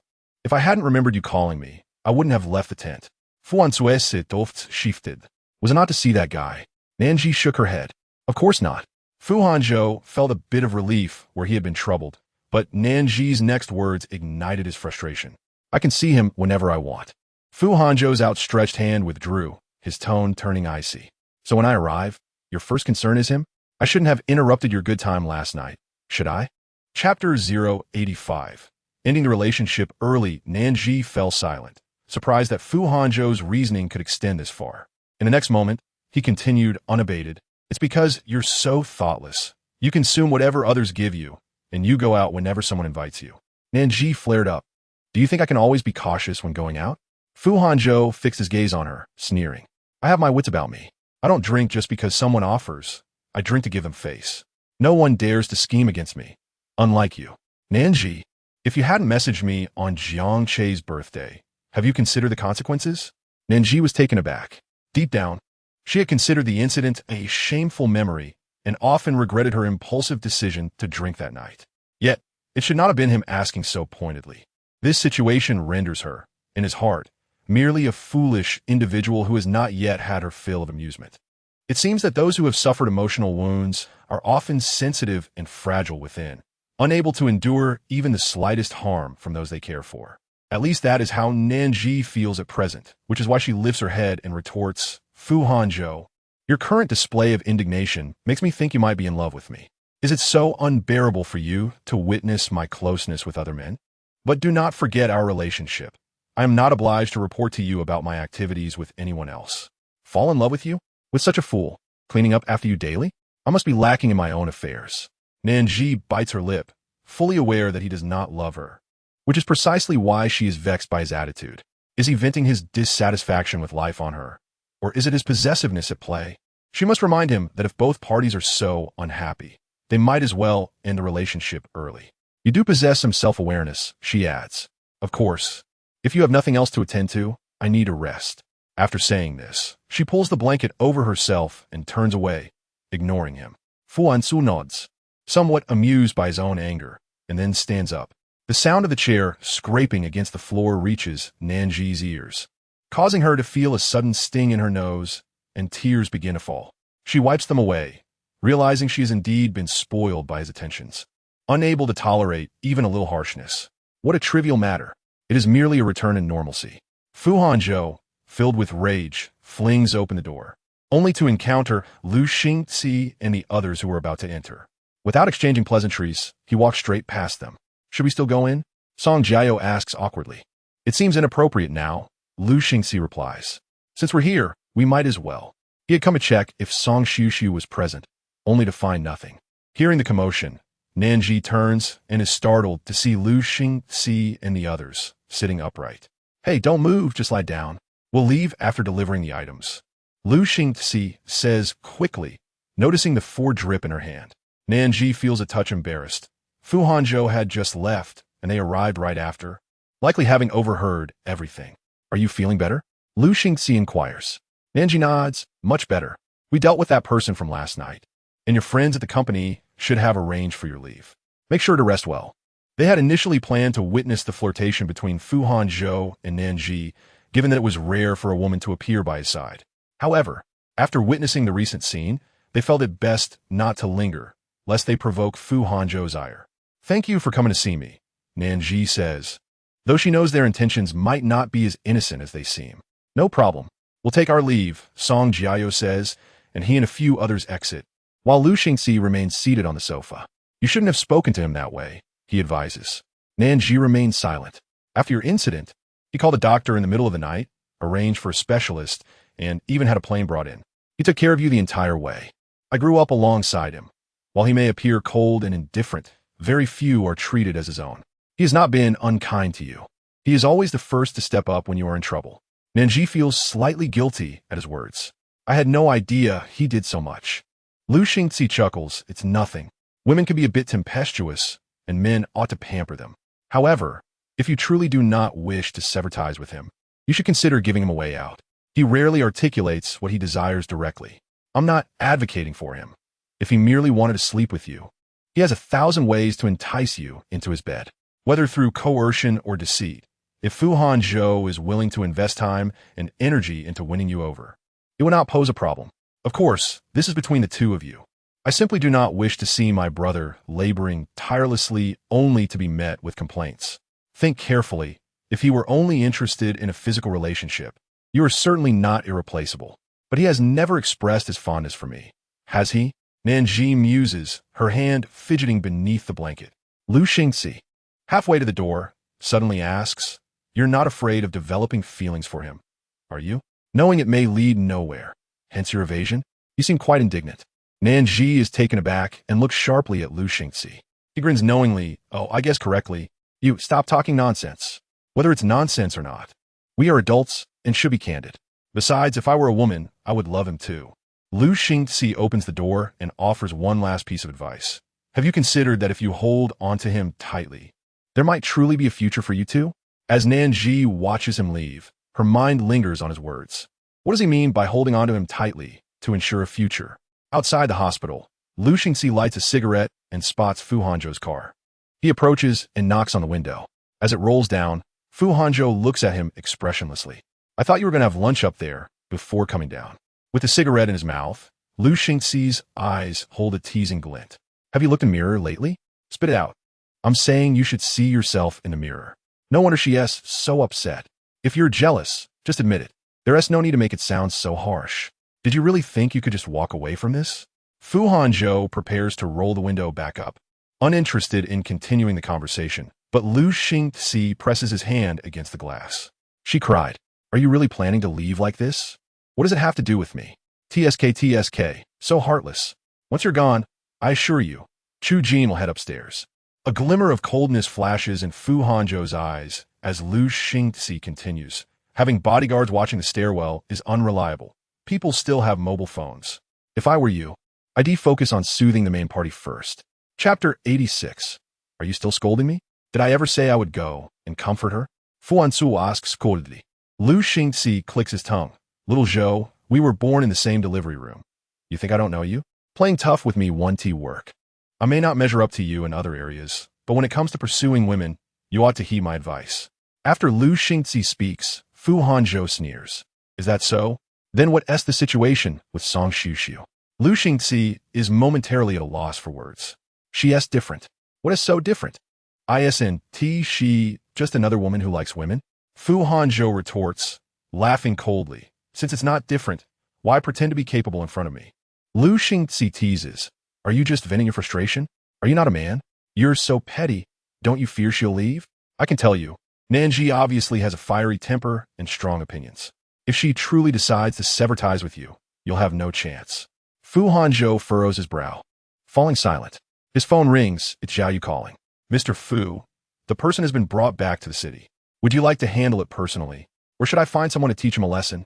Also, Chu Jin insisted on coming back with me, so I brought him along." Fu Hanzhou takes a deep breath. "Keep that person detained." "Understood. Young Master Lu has already dealt with him. He has a cut on his head, and I didn't have it bandaged." Fu Hanzhou is indifferent to that person's fate. He simply opens the car door, pushing Lu Xingzi aside as he heads upstairs. Lu Xingzi finds it amusing. Fu Hanzhou still refuses to admit he has fallen for her. Meanwhile, Nan Zhi pulls back the blanket, preparing to take her drip to the restroom and inquire when she might be discharged. As she opens the door, she overhears two nurses chatting. "Did you see patient 9907? Her boyfriend is Fu Hanzhou. How could I miss it? I took an extra look during the morning rounds. She is truly beautiful. No wonder she is with Fu Hanzhou. You came in the morning, so you didn't witness how attentive Fu Hanzhou was last night. I was envious. In a place like this, where the warmth of human connection is often lacking, it's rare to see someone stay up all night to keep someone company. Is it true? Does Fu Hanzhou really have such affection for her? Can there be any doubt? When I changed her drip, he anxiously inquired whether it would hurt, soothing her with gentle words and stealing occasional kisses. It was evident that he was utterly smitten. Nan Zhi, feeling awkward, quietly retreated. He spent the entire night caring for her. Nan Zhi stood there in a daze. When Fu Hanzhou opened the door, he noticed the drip in her hand had begun to leak due to her not holding it high enough. He swiftly snatched the drip from her grasp, frowning as he scolded, "You really are foolish. Do you wish to endanger yourself?" Startled, Nan Zhi looked up to see his displeasure as he glared at her. questioning her need to get out of bed and suggesting she could simply call the nurse if she required anything. His voice was raised, drawing the attention of the nurses stationed nearby, who hurried over to inquire about the commotion. Before Nan Zhi could respond, Fu Hanzhou erupted. I'm paying a fortune for her to be here, not for her to do everything herself. The nurses, taken aback, apologized. My apologies, Mr. Fu. After all, everyone knew this hospital bore the Fu name. I just need to use the restroom. Please refrain from yelling, Nan Zhi murmured. Fu Hanzhou inhaled deeply and opened the bathroom door, stepping inside. Nan Zhi's face flushed crimson, and the nurse promptly exited. W, what are you doing? Wasn't the intention to use the restroom? I can manage on my own. You can? He retorted. Your little arms are already leaking. Fu Hanzhou had intended to speak to her calmly, but found himself embroiled in an argument instead, feeling an internal frustration building. Nan Zhi stammered. I didn't expect you to return. I was merely lost in thought. Seeing her tone soften, he relaxed his expression somewhat and said, You wanted to use the restroom. So go ahead. Her face burning, Nan Zhi protested. How can I with you here? Please step outside. Fu Hanzhou raised an eyebrow and leaned in closer. From head to toe, where have I not kissed or touched? Is it too late to feel shy now? We've already shared many intimate moments. Nan Zhi, flustered, jumped up, but Fu Hanzhou effortlessly pulled her back into his embrace and shut the door behind them. Do you want me to help you with your pants? Nan Zhi was nearly at her breaking point. No, truly, I can't. I can't go with you here. You can, he insisted, adding, just yesterday in the treehouse, you. Nan Zhi swiftly covered his mouth, and his gaze darkened, yet he did not release her, enveloping her in his arms as he breathed deeply. Are you still angry with me? Nan Zhi lowered her eyes. Are you apologizing? She had come to understand his peculiar way of apologizing. He was both proud and shameless, clinging like a piece of gum that one could not shake off. When he was infuriating, his words were sharp like fangs, yet whenever he offered a way out, she found herself unable to stay angry. You need to relieve yourself. Holding it in may cause issues. Nan Zhi glanced at the coat hook. I promise I won't leak if I use that. I genuinely cannot go to the bathroom in front of you. Seeing her genuine distress, Fu Hanzhou smirked. What's the issue? If you see me going, I wouldn't mind. Is that the same? I want to look at you, all right? The hook is too low. Nan Zhi was on the verge of tears, stamping her foot. You need to cover your ears. Fine. Fu Hanzhou was puzzled by her embarrassment. He had no qualms. Had he not been holding the four, he would have taken it upon himself to assist her with her pants. As Nan Zhi steeled herself, she fixed her gaze on Fu Hanzhou, insisting he not turn around. Fu Hanzhou thought her behavior was quite peculiar. Chu Jin rushed to the hospital and collided with someone. Pardon me. He hardly glanced at the person before heading to the nurse's station to inquire. Yang Yutong, fixated on him, inexplicably followed. She was determined to uncover what he had done that made him so flustered he didn't even notice who he bumped into. He didn't even wait for the elevator, but instead took the stairs to the inpatient department. The hospital was bustling, and many opted for the stairs when the elevator was slow. Yang Yutong trailed him to the VIP ward, where she overheard him asking for Nan Zhi, and her expression darkened. Indeed, he had come for that vixen. Could it be they had caused some calamity? The nurse glanced at Chu Jin. I'm sorry, sir, but we must inform the patient before allowing visits. Chu Jin nodded. All right, please assist me in contacting her. Nan Zhi's phone lay abandoned on the bed while she was in the restroom, leaving no one to answer. Chapter 087. For the first time, feeling powerless, Chu Jin grew anxious, so no one is answering. The nurse replied apologetically. The patient is likely unable to respond at the moment. Just earlier, Fu Hanzhou had been inside. The two of them appeared to be having a dispute, and their state seemed quite unusual. Noting that Chu Jin was quite handsome, she feared that if he entered and clashed with Fu Hanzhou, it would complicate matters for them. This was Fu's hospital, and they were his employees. It would be foolish to assist an outsider, so they concocted an excuse to have Chu Jin wait. Can I go in to check on her? He pressed. The patient is no longer in danger and has eaten. Her condition is stable, but she needs rest. I'm sorry, sir, but that is our hospital's policy. Please be patient.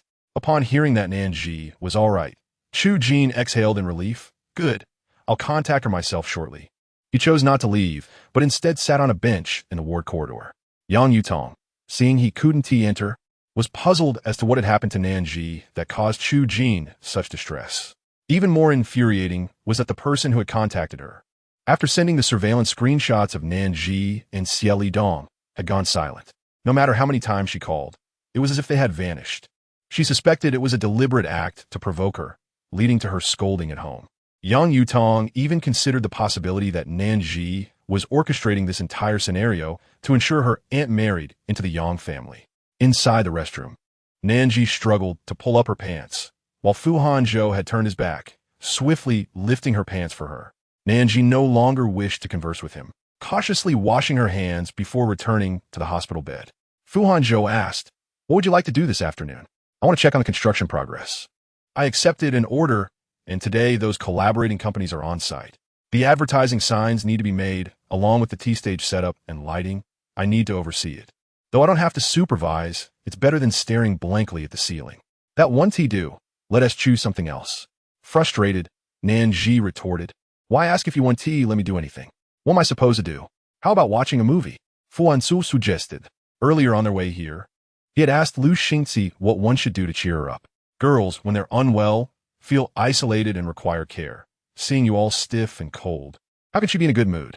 It's not her fault she was drugged, yet you blame her entirely.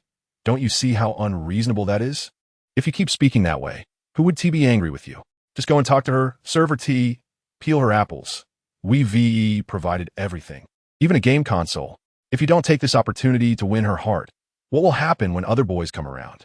Don't underestimate the youth of today. They have plenty of tricks up their sleeves. After a moment of silence, Nan Zhi asked, "What movie should we watch?" The VIP ward of the Fu Group's hospital was costly, and the service was naturally excellent. He switched on the television and began browsing options with her. "How about a horror film? It'll stimulate the brain. Every time you're in a bad mood, watching horror movies manages to distract you from those trivial matters." Fu Hanzhou paused. "Which one?" "That one, yes." After Nan Zhi finished speaking, she cast a glance at Fu Hanzhou. "If you're afraid, I can lend you a hand." Fu Hanzhou scoffed. "Am I afraid of this? No need to hold hands." Nan Zhi intended to retract her hand, but in the next moment, he enveloped it within his palm. "Aren't you fearless?" She retorted. "My lack of fear has nothing to do with holding your hand," he insisted, intertwining their fingers. His gaze fell upon their clasped hands, the corners of his mouth curling into a subtle smile. Nan Zhi noticed this and felt a secret joy bubbling within her.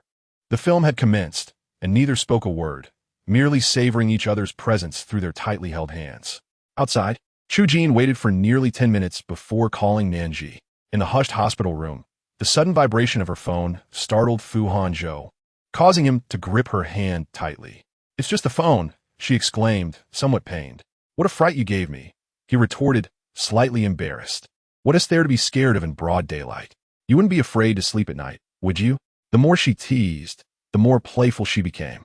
Upon seeing the caller ID was Chu Jin, both fell into silence. With an expressionless face, she answered, "Hello?" Internally, she vowed not to let Fu Hanzhou meddle in her social life any further. "Nan Zhi, how are you feeling? I'm waiting for you in the corridor." "Which room are you in?" Chu Jin asked. Nan Zhi replied, "Surprised you're here?" "I'm in. Let me check. Room 2109. Fu Hanzhou's voice cut in coldly. "Is President Fu also there?" Chu Jin inquired, having overheard. "Yes, we're watching a movie." "Hurry over," she said. Fu Hanzhou observed her hang up the phone, wondering if she was concerned about him feeling uncomfortable. Nan Zhi found his worry utterly baffling. "I already said he's my brother. Why would I be concerned about that? Is it necessary to explain my personal life to him?" In her mind, Chu Jin was still just a child. A knock at the door interrupted her thoughts. "Come in," she called. Chu Jin turned the doorknob and, seeing Fu Hanzhou, was not particularly surprised. He stood by the bed, unsure of what to say. "I'm sorry. It's my fault," he murmured. "What does that have to do with you?" Nan Zhi exclaimed, taken aback, noticing he still wore yesterday's clothes, indicating he probably hadn't tea-rested at all. She gestured to the chair beside her. "Sit down." Chu Jin hung his head. "If it weren't for me, you didn't want this to happen. I'm not blaming you. Don't overthink it," she reassured him, picking up a fruit basket and offering him an orange. "Have you eaten? Take a bite. Then head home for a shower and some rest, or Aunt Jiang will worry." Fu Hanzhou scoffed. "You really are playing both sister and mother. That orange was bought by me, yet you're giving it to him." Holding the orange, Chu Jin had many words to express. Yet the sight of Fu Hanzhou's crossed arms and sidelong glances stirred a sense of provocation only the two men could grasp. In that moment, he realized his own insignificance. The clash of family background and abilities in the real world left him devoid of courage. especially after last night's incident when Nan Zhi was in distress. He felt helpless as he watched Fu Hanzhou arrange transportation to the hospital. What if he had been the one to help? Would Nan Zhi have been saved? Had the delay in treatment caused any lasting repercussions? Engaging with that bartender had consumed so much time and energy. For the first time, he experienced a profound sense of frustration and impotence. Chapter 088. He seeks fair competition. I'm fine. Not very hungry, he said. All right, don't act like that. Nan Zhi disliked seeing him so self-reproachful, as it mirrored her own discomfort. She was not fond of owing favors and was not adept at handling such relationships. Fu Hanzhou remarked, I'll go find your attending physician. You two can chat.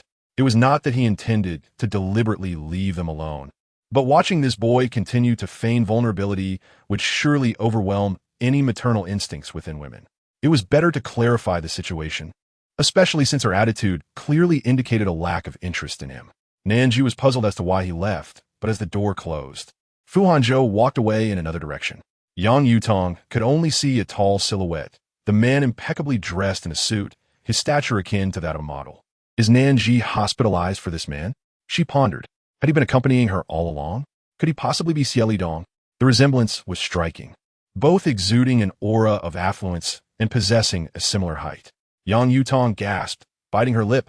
How can Nan Zhi claim to have no connection with Xie Dong, yet be here in the hospital with him? In this VIP ward, only someone as wealthy as Xie Dong could afford to be there. Excuse me, miss. May I ask who you're looking for? A passing nurse queried, noticing Yang Yutong's furtive demeanor. I'm here to see Nan Zhi. Is she feeling better? Yang Yutong probed. The nurse smiled slightly. The patient is stable. Oh, can you tell me what illness she has? Did she just undergo surgery? I'm sorry, but that is confidential information. The nurse scrutinized her. Are you a friend of the patient? Fearing detection, Yang Yutong hastily departed, leaving the nurse puzzled. Inside the room, Chu Jin suddenly asked, Fu Hanzhou, what is your relationship with her? Nan Zhi laughed. Why does a child like you care about that? I'm not a child. I'm a grown man, and I work, he insisted, looking up at her. Seeing his earnest expression, she hesitated. I'm a bit closer to him than most people, and due to special circumstances, I prefer not to disclose our relationship to many. Chu Jin's pupils constricted. So are you two? On the verge of dating? Or are you already together? No, and we will not be in the future. Chu Jin sighed in relief. Is he pursuing you, or are you considering it? Nan Zhi found his inquiries somewhat beyond what she wished to divulge. Can we not discuss this? She suggested. Chu Jin fell silent. The atmosphere in the room thickened. Did you return suddenly after taking leave from your company? She inquired. I've already explained. Plus, President Fu left in a hurry to talk with the camp leader. So they must have suspected something was amiss. Anyway, the team-building event lasts only a day, and we will handle the follow-up product endorsement discussions online after collaborating with a new media company. Nan Zhi nodded. That's good. I have people to take care of me here, so you needn't worry. Su and the others will visit me later. Her thoughts were simple. Fu Hanzhou had a bad temper and clearly disapproved of Chu Jin. If Chu Jin stayed, Fu Hanzhou might return and show his displeasure. Chu Jin note that. I'll head back to shower and come see you later. You need someone here at night, don't you? Nan Zhi was taken aback, huh? Taking a deep breath, Chu Jin declared, after waiting so many years to see you again, I can't let go without trying. I'm really fine. I know you're worried about me, but I'll go home to freshen up and return. I'll have my mom make you some soup. No. If you do that, my aunt will find out, and I don't want her to worry. Then I'll make it myself. You can cook? Nan Zhi asked incredulously, remembering he only ever played video games. I can learn. Just wait for me. As he reached the door, Fu Hanzhou returned. President Fu. Chu Jin felt a twinge of frustration, considering the man before him was his boss. Fu Hanzhou inquired, leaving so soon? Yes, I'll come back tonight. No need. She has me to take care of her. And besides, you don't have to work, do you? The two men stood at a similar height, yet represented two distinct types, both strikingly handsome, drawing the attention of the nurses at the station. Chu Jin gazed directly at Fu Hanzhou. If you're not too busy, I have a word with you? Fu Hanzhou, unfazed, stepped into the adjacent empty ward. Speak your mind, he said. Chu Jin note that. I have inquired with Nan Zhi, and it appears you are not in a romantic relationship with her. Fu Hanzhou lifted his eyelids, a glint of coldness flashing beneath his glasses. And so, that means my starting line is the same as yours, Chu Jin replied. What do you mean by that? I'm also pursuing Nan Zhi. Although I have yet to confess, I have liked her for many years. Fu Hanzhou scoffed coldly. You will not have a chance. Since she is not your girlfriend, she is free to choose whomever she wishes, based on her own merits. Naturally, I trust you will not deliberately expose this matter to her, and we can compete fairly. Fu Hanzhou smirked slightly. You seem quite confident she will choose you. I can assertively tell you that I like her, while you have never directly stated your feelings. Either you do not like her enough, or you have no intention of pursuing her further. If that is the case, why should I relinquish the woman I cherish to you? Chu Jin's words momentarily stunned Fu Hanzhou. He was rarely caught off guard in such confrontational moments. To be honest, your identity and status, including your family background, far exceed mine. You are the kind of man women would choose as a wealthy husband. Our capabilities are not equal in this society, and I am acutely aware of this, especially after last night when I felt utterly powerless. It was quite disheartening. After speaking, Chu Jin regarded the striking man before him, who had yet to reach 30 but already stood at an unattainable pinnacle. Yet, Chu Jin was not one to easily concede defeat. Had you and Nan Zhi clearly expressed mutual feelings today, I would not have come to speak with you. Fu Hanzhou maintained a stoic expression. So, you are implying that I owe you an explanation regarding my relationship with her? No, Chu Jin clarified. I am saying that since you're not currently in a romantic relationship, she is entitled to choose another. Noticing Fu Hanzhou's displeasure, Chu Jin smirked. Are you afraid, Mr. Fu? You may certainly attempt to pursue her, Fu Hanzhou replied. That will not happen. Rest assured, in the company, you are my superior, and outside, we are independent individuals. Now, I must return to Nan Zhi. I will visit her again shortly. As Chapter 089 unfolds, Chu Jin exited after delivering his remarks. Young Yutong, positioned in a shadowy corner, observed him enter and exit with the man, her expression darkening. She then saw Fu Hanzhou return to Nan Zhi's ward, his expression even more severe than Chu Jin's. Yang Yutong pondered whether there was an issue between the two of them, or if, as she suspected, Nan Zhi had been caught in a predicament. Perhaps the child was indeed that man's. The more she considered, the more plausible it seemed. Otherwise, how could one explain their earlier expressions? Feeling as though she had grasped a secret about Nan Zhi, Yang Yutong found herself in high spirits. Upon entering, Fu Hanzhou discovered Nan Zhi still engrossed in a film. Why were you gone so long? She inquired. I made a phone call, he replied, noticing the movie had progressed to its latter half. The doctor will be coming by shortly for another checkup. Has there been any mention of when I can be discharged? Fu Hanzhou settled beside her. There will be no one to care for you at home. You cannot return there. Or shall I take you to my place? Nan Zhi paused in her apple eating, looking at him. To your place? Yes. Seeing his mood lift, she sensed he was eager to arrange her discharge. I did not mean to say I would go to your place. I merely questioned why. I have professional caregivers and chefs there. You won't have to prepare any nutritious meals. Besides, do you think that eating salads all day is nutritious? Fu Hanzhou's tone was stern, yet carried a hint of coaxing. And I cannot rest easy knowing you are alone here. Can your friends help you bathe? Assist you in the restroom? Dress you? Nan Zhi wished she could cover his mouth. Is that not shameless? How can you say such things? There is nothing shameful about the natural needs of life. Do you not use the restroom? Fu Hanzhou retorted, with an air of unapologetic pride that made it hard to counter his words. You can be so blunt that it leaves others speechless, she remarked. Do you feel ashamed simply because I have spoken the truth? Fu Hanzhou pressed on. Since we have already crossed intimate boundaries, it is only natural for me to care for you. Nan Zhi yearned to say they should maintain some distance from each other as private lives. From the beginning, she had adhered to this principle, but Fu Hanzhou seemed oblivious. He came and went as he pleased, and when he arrived, refusal was not an option. His domineering nature left no room for argument. Sometimes his tactics were not overtly forceful, but rather a gradual encroachment, making her wonder if he employed similar strategies in business. What are you daydreaming about? Fu Hanzhou teased as he planted soft kisses on her cheek. Come to my place, all right? This way, I can care for you while working. Are you suggesting that my hospitalization is an inconvenience for you? Fu Hanzhou pinched her nose playfully. Can you not phrase it differently? Must you think of it in such a manner? Nan Zhi, well aware that was not his intention, found herself arguing out of habit. Winning against him felt satisfying, almost instinctual. Has anyone ever told you that you are both awkward and infuriating? Is it not true that being compliant reflects a lack of character? There are no two people who fit together perfectly. If they did, tolerance and understanding would not be the two most challenging social dilemmas. At least she believed that the notion of being comfortable together often required sacrificing one person's happiness. The key lay in whether the other person was willing to cooperate. You make a valid point this time. Thus, will you accompany me home? It is uncomfortable for you to stay in the hospital. The hospital bed is hard as a rock. I can have a doctor at the villa. Plus, I can hold you while we sleep. I can hardly fit on this bed without crowding you. Nan Zhi hesitated, but Su and the others said they would come to switch shifts tonight. Then let them come to the villa directly, Fu Hanzhou decided, already preparing to arrange her discharge. Does Chu Jin intend to bring you food? Absolutely not. Why should I allow my woman to receive attention from another man? He did not strike her as the magnanimous type. Nan Zhi leaned back against the bed.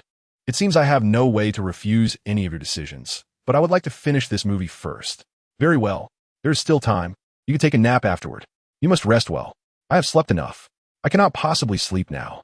Fu Hanzhou gazed at her small face buried in the pillow, her eyes glistening, and he couldn't help but lean in for another kiss. Nan Zhi did not reject him. Having someone to accompany her while she was ill was comforting. Moreover, despite his foul temper and domineering ways, she could see his kindness toward her. Fu Hanzhou kissed her deeply, attempting to steal away her breath. Nan Zhi clutched his shirt, suddenly realizing how wonderful it would be to maintain the current state. What if she grew dependent on him? Would she become addicted, unable to let go? Meanwhile, as Chu Jin returned to the community, Yang Yutong followed closely behind. Just past the security booth, she caught up with him. Chu Jin. He turned around, seeing her, hands in his pockets. What is it? I am not even angry with you anymore. Why do you treat me this way? Exhibiting a palpable impatience, declared that he was preoccupied and wished to address matters directly. This demeanor echoed his attitude from high school. Generally, he remained indifferent towards others. Save for one individual who garnered his attention, Nan Zhi. Yang Yutong, who had always harbored a disdain for Nan Zhi, found her animosity intensified upon learning of Chu Jin's regard for her. Yang Yutong tentatively inquired, Have you just returned? Where were you yesterday? Why does it concern you? Chu Jin retorted, continuing on his path home. Undeterred, Yang Yutong pressed on, But I saw you at the hospital earlier. I was merely concerned for your health. Chu Jin halted, fixing his gaze on her. What did you see? Confident that Chu Jin was aware of Nan Zhi's situation, Yang Yutong replied. I only saw you leaving the inpatient department. I came to check if you were unwell, otherwise I would inform Aunt Zhonglian. With a cold smirk, Chu Jin responded. I am fine. I was merely visiting a friend who is hospitalized. Oh, I assumed you were there with your girlfriend, Yang Yutong shot back. Chu Jin, looking down upon her, remarked, Can you not think before you speak? Even if I were with a girlfriend, it is not your concern. My affairs do not require your oversight. You only put on an act in front of Nan Zhi. Does she know about your past of smoking, drinking, and fighting? I am well aware, Chu Jin. You are far from the warm-hearted young man you pretend to be. Chapter 090.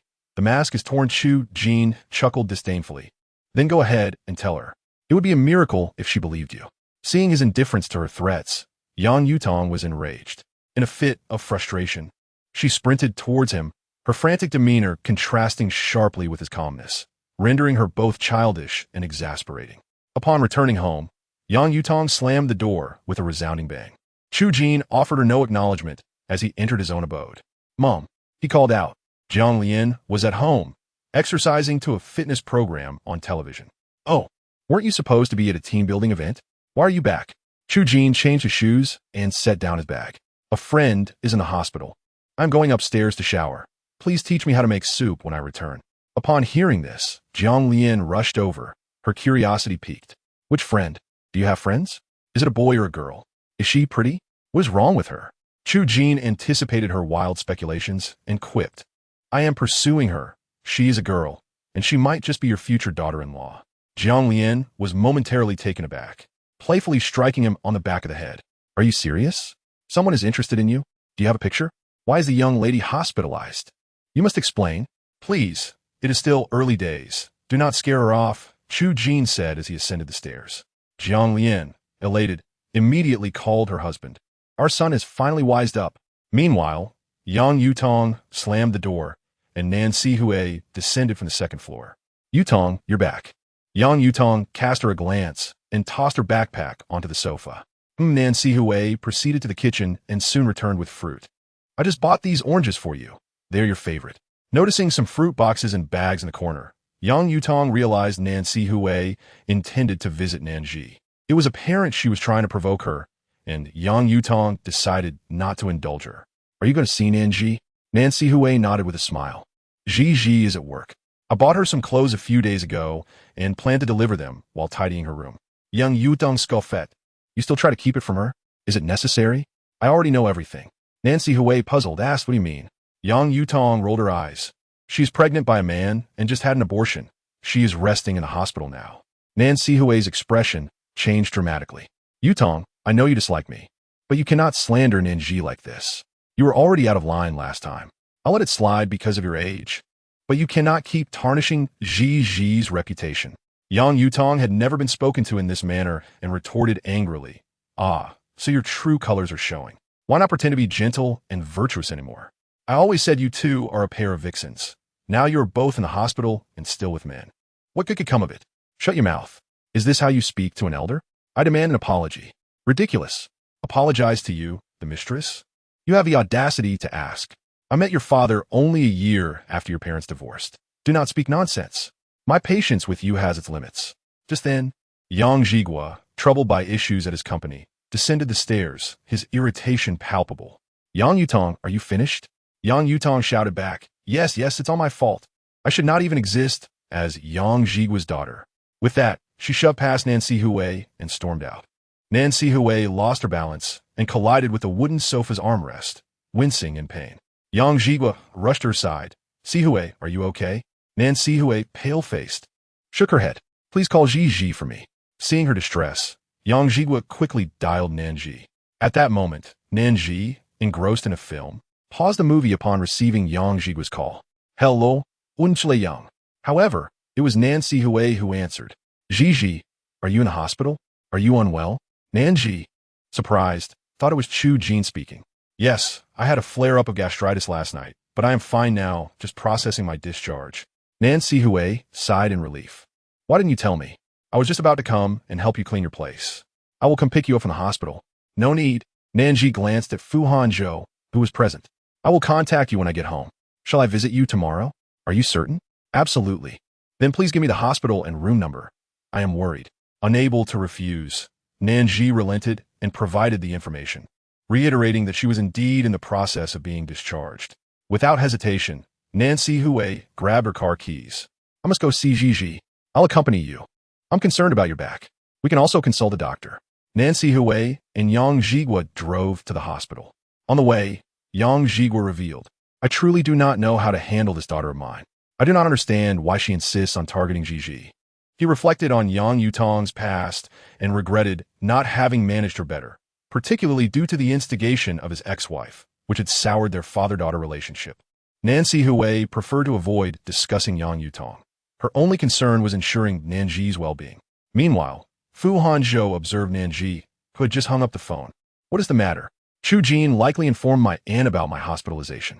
Is she coming? Nan Zhi shook her head. I managed to dissuade her. Fu Hanzhou stood up. I need to use the restroom. Nan Zhi felt no inclination to continue watching the movie, her guilt over deceiving Nan Zhi weighing heavily on her.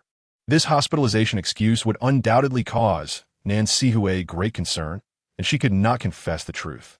Lost in thought, she was interrupted by a knock at the door. Nan Zhi entered, her complexion pale, and upon seeing Nan Zhi alone in the spacious room, her eyes welled with tears. Why do you look so ill? Behind her, a nurse apologized. I am sorry, Miss Nan. I cannot stop her. She came straight to the ward without asking any questions. That is all right. She is my aunt. How are you feeling now? Nan Zhi gazed at Nan Zhi, her heart aching as tears streamed down her face. Why would you hide something like this from me? It was already difficult enough, and now she had to endure speculation and rumors. Nan Zhi truly regretted her decision to be with Yang Zhigua. Yang Zhigua interjected. You two talk. I will go downstairs to buy some fruit baskets for Zhi. Don't worry, Uncle Yang. I'm about to be discharged from the hospital. There's really nothing to concern yourselves over, Nan Zhi said with a sigh. Why not come home with me? I can take care of you. Chapter 91. The malignancy of capitalists. Nan Zhi's mind was solely occupied with the concern of whether Fu Hanzhou would be discovered in the restroom. She hesitated for a moment.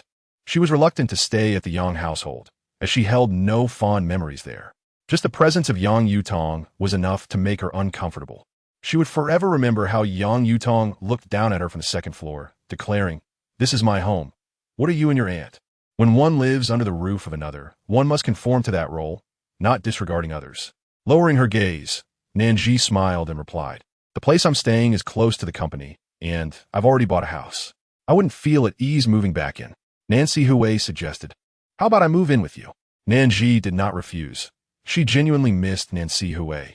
Moreover, she was her only remaining family in the world, which made her especially significant. Yang Jigua interjected, "Indeed, your aunt cares for you. It will be better for her to look after you." As they spoke, Yang Jigua's phone rang, and his expression darkened as he stepped outside to take the call. The sound of a woman's angry voice could be heard, unmistakably that of Yang Yutong's mother. It seemed Yang Yutong had gone to report to her. "Has she bullied you?" Nanji inquired. Nancy Hui shook her head.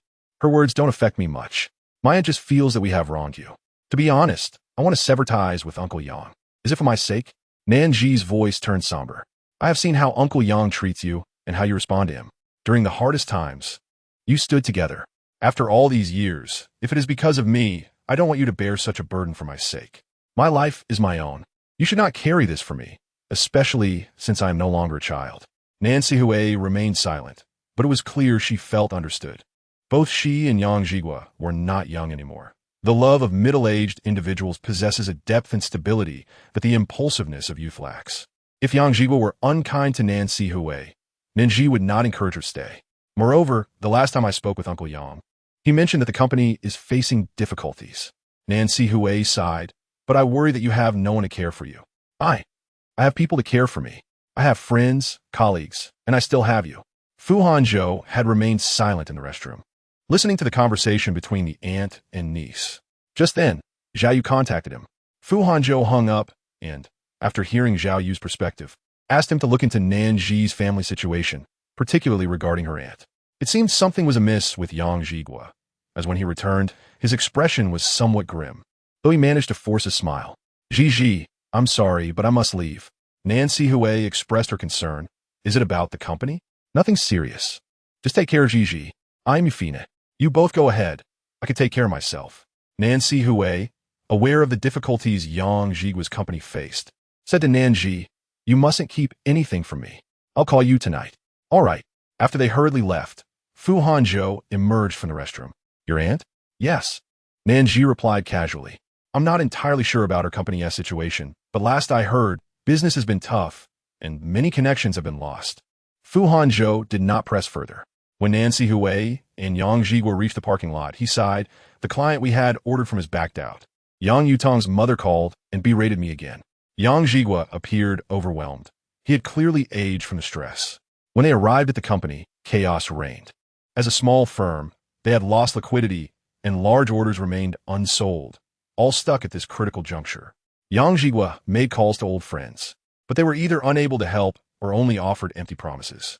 By evening, the situation remained unresolved, and the creditors' calls flooded in. Yang Jigua had no choice but to answer, "I told you, I will repay the funds once they arrive." "Mr. Yang, this is the president's office of the Fu Group." Yang Jigua was taken aback. "Who did you say you are?" His first instinct was to dismiss it as a scam call. What was his company compared to the Fu Group, which operated nationwide in real estate? He had no idea where he fit in that hierarchy. "The Fu Group. If it's convenient for you, please come to our office. We understand you have a batch of building materials." Yang Jigua ran his fingers through his hair. "Are you serious?" "Of course." Without hesitation, Yang Jigua grabbed his car keys and headed to the Fu Group. Zhao Yu personally received him, and once he entered the president's office, he realized this was indeed genuine. When the contract was placed before him, he could hardly believe it. "May I ask how the Fu Group came to know about my company's situation?" Zhao Yu raised an eyebrow and replied with a smile. "Naturally, it is due to our President Fu's personal connection with Miss Nan Zhi. He learned of your current predicament and realized that the Fu Group could lend assistance. Furthermore, President Fu wishes for Miss Nan Zhi's aunt to thrive." This was an unmistakable gesture of support. Yang Jigua never anticipated that Nan Zhi had a connection with Fu Hanzhou, nor did he foresee that they would leverage this situation against him. Zhao Yu, having seen all types of people while working alongside Fu Hanzhou, recognized that although Yang Jigua treated Nancy Hui well enough, it was not sufficient. To placate his headstrong daughter, He had caused both Nan Zhi and her aunt considerable distress. Since Fu Hanzhou was keen to defend Nan Zhi, he would naturally assist to the end. Yang Zhigua should realize that now was the time to provide Nan Zihui with a proper status, rather than maintaining their relationship as mere cohabitants at their age. Fu Hanzhou helped Nan Zhi gather her belongings and drove back to his villa in the evening. Zhao Yu had quickly arranged for a nutritionist and housekeeper. As soon as Nan Zhi stepped through the door, the aroma of freshly cooked meals enveloped her. Come eat. Afterward, I'll take you for a stroll in the garden. In this villa community, each residence had its own little garden. After speaking, Fu Hanzhou playfully patted her on the backside. Nan Zhi blushed as she changed into slippers. But my clean clothes are still in my place. They're all prepared in the cloakroom. If you feel indebted, just buy me something next time. That would be fair. Nan Zhi glanced at his attire and, contemplating her savings, concluded that staying at home would be more prudent. Having come this far, you aren't bothered by the hassle. I can't even turn around in your place. Do you think hiring a nanny and housekeeper is free? Those wicked capitalists. Pulling out the bill and making her settle the account. Chapter 92. The truth behind the divorce. As Nan Zhi walked inside, she noticed that usually, the house was only occupied by her and Fu Hanzhou, but now there were two unfamiliar faces, making her feel as if she were a guest. It was quite awkward. Sir, the meals are ready. Thank you. Fu Hanzhou carried her belongings to the master bedroom upstairs before heading downstairs. By then, Nan Zhi was already playing with the little wildcat. After several days away, she noticed many new items in the house, such as a cat climbing frame, toys, and a series of custom-designed climbing boards or transparent tunnels. The dining table was laden with steaming dishes, and pink cushions adorned the corners, all of which seemed to soften the coldness of the home. Unbeknownst to her, it was her presence that brought vitality to Fu Hanzhou's home. He had changed out of his suit into a set of silk loungewear, a deep blue satin that subtly highlighted his physique with each movement. Nan Zhi found herself increasingly aware of certain changes in his body as she spent more time with him. Go wash your hands. Let accompany you to play later. Nan Zhi inquired, has it been named? A cat is just a cat. What need is there for a name? Fu Hanzhou replied, puzzled. You truly lack a sense of romance, Nan Zhi retorted. Is that what we call romance? What a ridiculous name. Would you dare introduce it to others by that name? Wouldn't that be more whimsical? Nan Zhi rolled her eyes, finding the joke utterly unamusing and cold as ice. Let us just call it Gigi, Fu Hanzhou suddenly suggested, his tone imbued with a hint of tender warmth, as if he were whispering sweet nothings into her ear. A sudden rush of warmth enveloped Nan Zhi's ears, and upon realization, she understood that he must have overheard how her aunt referred to her. Suddenly feeling a bit embarrassed, she replied with a stoic expression, I refuse. Refusal is ineffective. Why? Because this is my cat, and it is indeed a Gigi. Fu Hanzhou settled himself at the dining table, leisurely placing chopsticks before Nan Zhi. What is the matter? Did you think it was your nickname? Nan Zhi shot back irritably. Do you dare say it isn't? It isn't. Such a thick-skinned man was truly exasperating. Nan Zhi, fuming, took a few bites of her meal. Fu Hanzhou chuckled softly. Eat slowly. No one is snatching it from you. Nan Zhi ignored him. Just then, her phone rang. It was Chu Jin calling. Fu Hanzhou maintained his impassive demeanor as he ate, while Nan Zhi glanced at his expression before turning away to answer. Hello, Nan Zhi. Why did you leave the hospital? Should I come to your house to see you? I'm with friends. It's fine. How did you end up in the hospital? Chu Jin glanced at the soup in his hands. I was worried about you. Who are your friends? Is it Su Su or Yu Xia? People you don't know. It would be Fu Hanzhou, would it? Chu Jin silently cursed that cunning old man. Did he know he would come looking for Nan Zhi that evening and simply lured her away? No way. I'm not familiar with him. Nan Zhi exclaimed in surprise. Fu Hanzhou's icy gaze suddenly pierced through Nan Zhi. Oblivious, she continued to reassure Chu Jin. After hanging up, she realized that all the shrimp Fu Hanzhou had shelled for her had been consumed by him. Nan Zhi sighed and reached for more. Fu Hanzhou swiftly snatched it from her chopsticks. As she attempted to sip the corn and rib soup, Fu Hanzhou whisked the bowl away. What does this mean? Nan Zhi set down her chopsticks.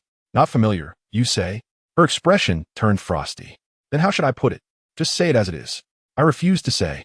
She resolved to skip the meal, thinking perhaps it would help with her diet. With that, she stood up to retrieve her luggage from upstairs, determined to leave and not endure any more frustration from him. Fu Hanzhou pulled her back. Is your temper really so explosive? Did I only say a couple of words for you to get angry? Nan Zhi ignored him. He was much stronger, and despite her efforts, she found herself exhausted. Fu Hanzhou effortlessly pulled her back again. What do you wish to eat? I'll shell it for you.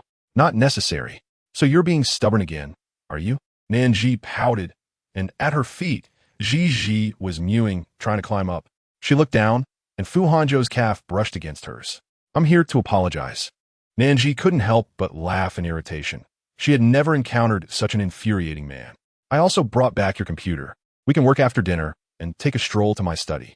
His study was vast enough to accommodate over 20 people, and the towering bookshelves held an astonishing number of books, leading Nan Zhi to doubt he had ever read any of them, merely acquired to fill the space. Moreover, he often intruded upon her schedule without remorse. Yet, it never reached a point where Nan Zhi found it unbearable. Only when she was on the verge of clawing at him would he begin to stroke her ego gently. To her surprise, she found herself somewhat charmed by this approach. Meanwhile, Yang Yutong returned home after spending her pocket money, only to find roses in the house. Frowning, she saw Nancy Hui and Yang Zhigua conversing in the living room. Engrossed in a television show, Nancy Hui was still upset with her, a rarity that she didn't even speak to her. Yang Zhigua had gone to purchase an engagement ring, planning to propose to Nancy Hui at the right moment, not anticipating Yang Yutong's return. He had assumed she would be at her mother's place tonight. However, after her reckless words slandering Nan Zhi, he felt deeply disappointed in his daughter. He had always favored her, no matter how extraordinary Nan Zhi was. She was not his biological daughter, and his bias would always be present. He supported Nan Zhi because he wished to educate her well. Yet, Yang Yutong was ungrateful, while Nan Zhi consistently thought of him and Nancy Hui. Over time, hearts could stray. Just as now, Yang Zhigua felt powerless in educating Yang Yutong. She kicked a gift box that had been left in the corner. What? Are you all so carefree now that Nan Zhi is back, watching television? Well, I feel embarrassed for you too. Nancy Hui, infuriated, took a sip of tea and said, You're back just in time. I have something to officially inform you. Zhi only has gastritis. If you continue to tarnish her reputation, I will no longer tolerate you. I will directly teach you a lesson or inform your mother. Yang Yutong widened her eyes. What qualifications does a mistress like you have to speak to my mother? After years of hearing such words, Nancy Hui had long since become immune. However, Yang Ziguo Shu, enough, Yang Yutong. How many times must I repeat myself? Do you want to know the truth about my divorce from your mother? Tonight, I will tell you. Years ago, my company faced a financial crisis. Your mother immediately got involved with my investor, betraying me. That is why we divorced. She abandoned you and ran off with someone else. Ilater mit Shihai. Chapter 093. Accompany me on a business trip. Yang Yutong stared in disbelief. You're talking nonsense. My mother told me you divorced her for this woman. The evidence of your mother's South infidelity and the court-s verdict are all available. If you don't believe me, go to my study and see for yourself. Yang Yutong took a step back. No way. You would say anything for this woman. I don't know why your mother told you that. But after my company gradually recovered, she was the one who got dumped by that man and came back to find me, which I refused. Thus, she incited Yang Yutong to create chaos at home. Your mother asks me for alimony every month, enough for her daily expenses. Does she ever think of you as her daughter?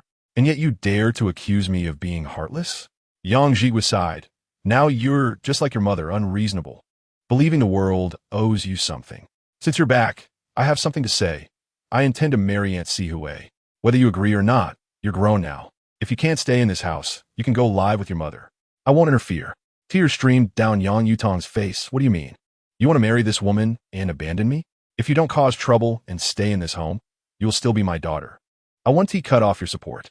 But if you continue to create chaos, you may as well go to your mother. After saying this, Yang Zhigua took out the ring. Si Hui, will you marry me? Nancy Hui was momentarily stunned, instinctively glancing at Yang Yutong, who immediately grabbed her bag and ran out. What are you doing? Si Hui, we've delayed for her sake for many years. I'm being selfish, but I'm also being honest with you. Despite this incident, this ring should have been yours long ago. The ring's design was from years back, one Yang Zhigua had proposed with before. It was only delayed because of Yang Yutong's suicide attempt. In this moment, the circumstances were strikingly similar. One abandoned, the other remaining to support him. If Yang Zhigua were to betray Nancy Hui for Yang Yutong once more, he would truly be unworthy of her. Yang Yutong, overwhelmed by emotions, rushed out of the community without a glance, heading straight for the road. Chu Jin swiftly grabbed her, warning her of the red light, advising her to stay far from danger. I'd rather not die at the entrance of the community, he said. Let go of me. Release me. Yang Yutong showed that, striking and cursing at him. Chu Jin eventually relented, confused by her behavior. Am I insane? He mused. I'm the one with problems. My mother and I are both disliked. Are you satisfied now? She retorted. You're neurotic, always rushing out or complaining about the world. Yang Yutong ran away in tears, while the security guard at the community entrance sighed, recalling how just days ago she returned with a group of brightly dyed-haired youths. Clearly a student, yet lacking any semblance of a scholar. Chu Jin felt it was not his place to interfere, but sent her a message, urging her to steer clear of unsavory characters to avoid bringing trouble home. After sending the message, he felt a sense of relief. After all, she was preparing for university and should know better than to engage in reckless behavior. After finishing dinner, Nan Zhi was indeed taken by Fu Hanzhou for a stroll in the garden. Zhi followed closely behind, stumbling and falling over. Nan Zhi stretched, realizing that the life of a capitalist was indeed comfortable, easily breaking one's spirit. At that moment, she wished to simply lie down and watch a movie or sleep. Fu Hanzhou held her hand, and, as she wore a light shawl, he leaned in to kiss her, but Nan Zhi dodged. Fu Hanzhou frowned. What is wrong? Am I not allowed to touch you? Nan Zhi replied crossly. I didn't wash my hair yesterday. Fu Hanzhou offered. Shall I wash it for you? Raising an eyebrow. She quipped. When did you learn to do that? Fu Hanzhou found a long bench, wrapping his arm around her waist, pulling her onto his lap. Nan Zhi, worried about being seen, hesitated to sit. They'll be done washing the dishes soon. It's just the two of us and a cat at home, he reassured her. As she absent-mindedly stroked the cat's fluffy tail, she whispered, Why are you always so kind to me? I told you, I enjoy pampering you. What if I'm just after your money or status, causing you trouble? Or what if I fall in love with you? Fu Hanzhou chuckled softly. Your so-called troubles are insignificant to me. Most of the time, Fu Hanzhou appeared silent and aloof, yet he possessed a certain pride and certainty in controlling everything around him. Matters concerning the Jiang and Tang families were trivial to him. He did not perceive them as burdens. As for money, if you want it, just ask. What if I max out your card? Go ahead and try, he challenged, amused by her shopping speed compared to his earnings. Fu Hanzhou was entirely indifferent. He lifted her chin and kissed the corner of her lips, seemingly preferring such intimate gestures over conversation. Will you stay with me in the master bedroom tonight? That question seems redundant. You didn't even put my luggage in the guest room. Fu Hanzhou pinched her nose playfully. I have a business trip next month. This was the first time he mentioned his schedule. Nan Zhi thought it unnecessary to inform her, yet worried about his potential displeasure if she remained silent. She asked, Where to? Japan, for a week. Nan Zhi nodded as Fu Hanzhou tightened his hold around her waist. Are you coming with me? I have work. Don't you have annual leave? Surprised, she asked, How do you know that? Checking is quite simple. If you were to acquire Wansheng, being your direct boss wouldn't be a problem. But Wansheng is on the decline, and restructuring the staff is troublesome. He didn't want to deal with the old men.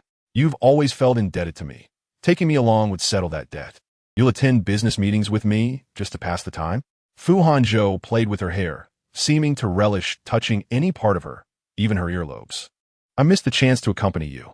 I fear someone might steal you away. Who would steal me?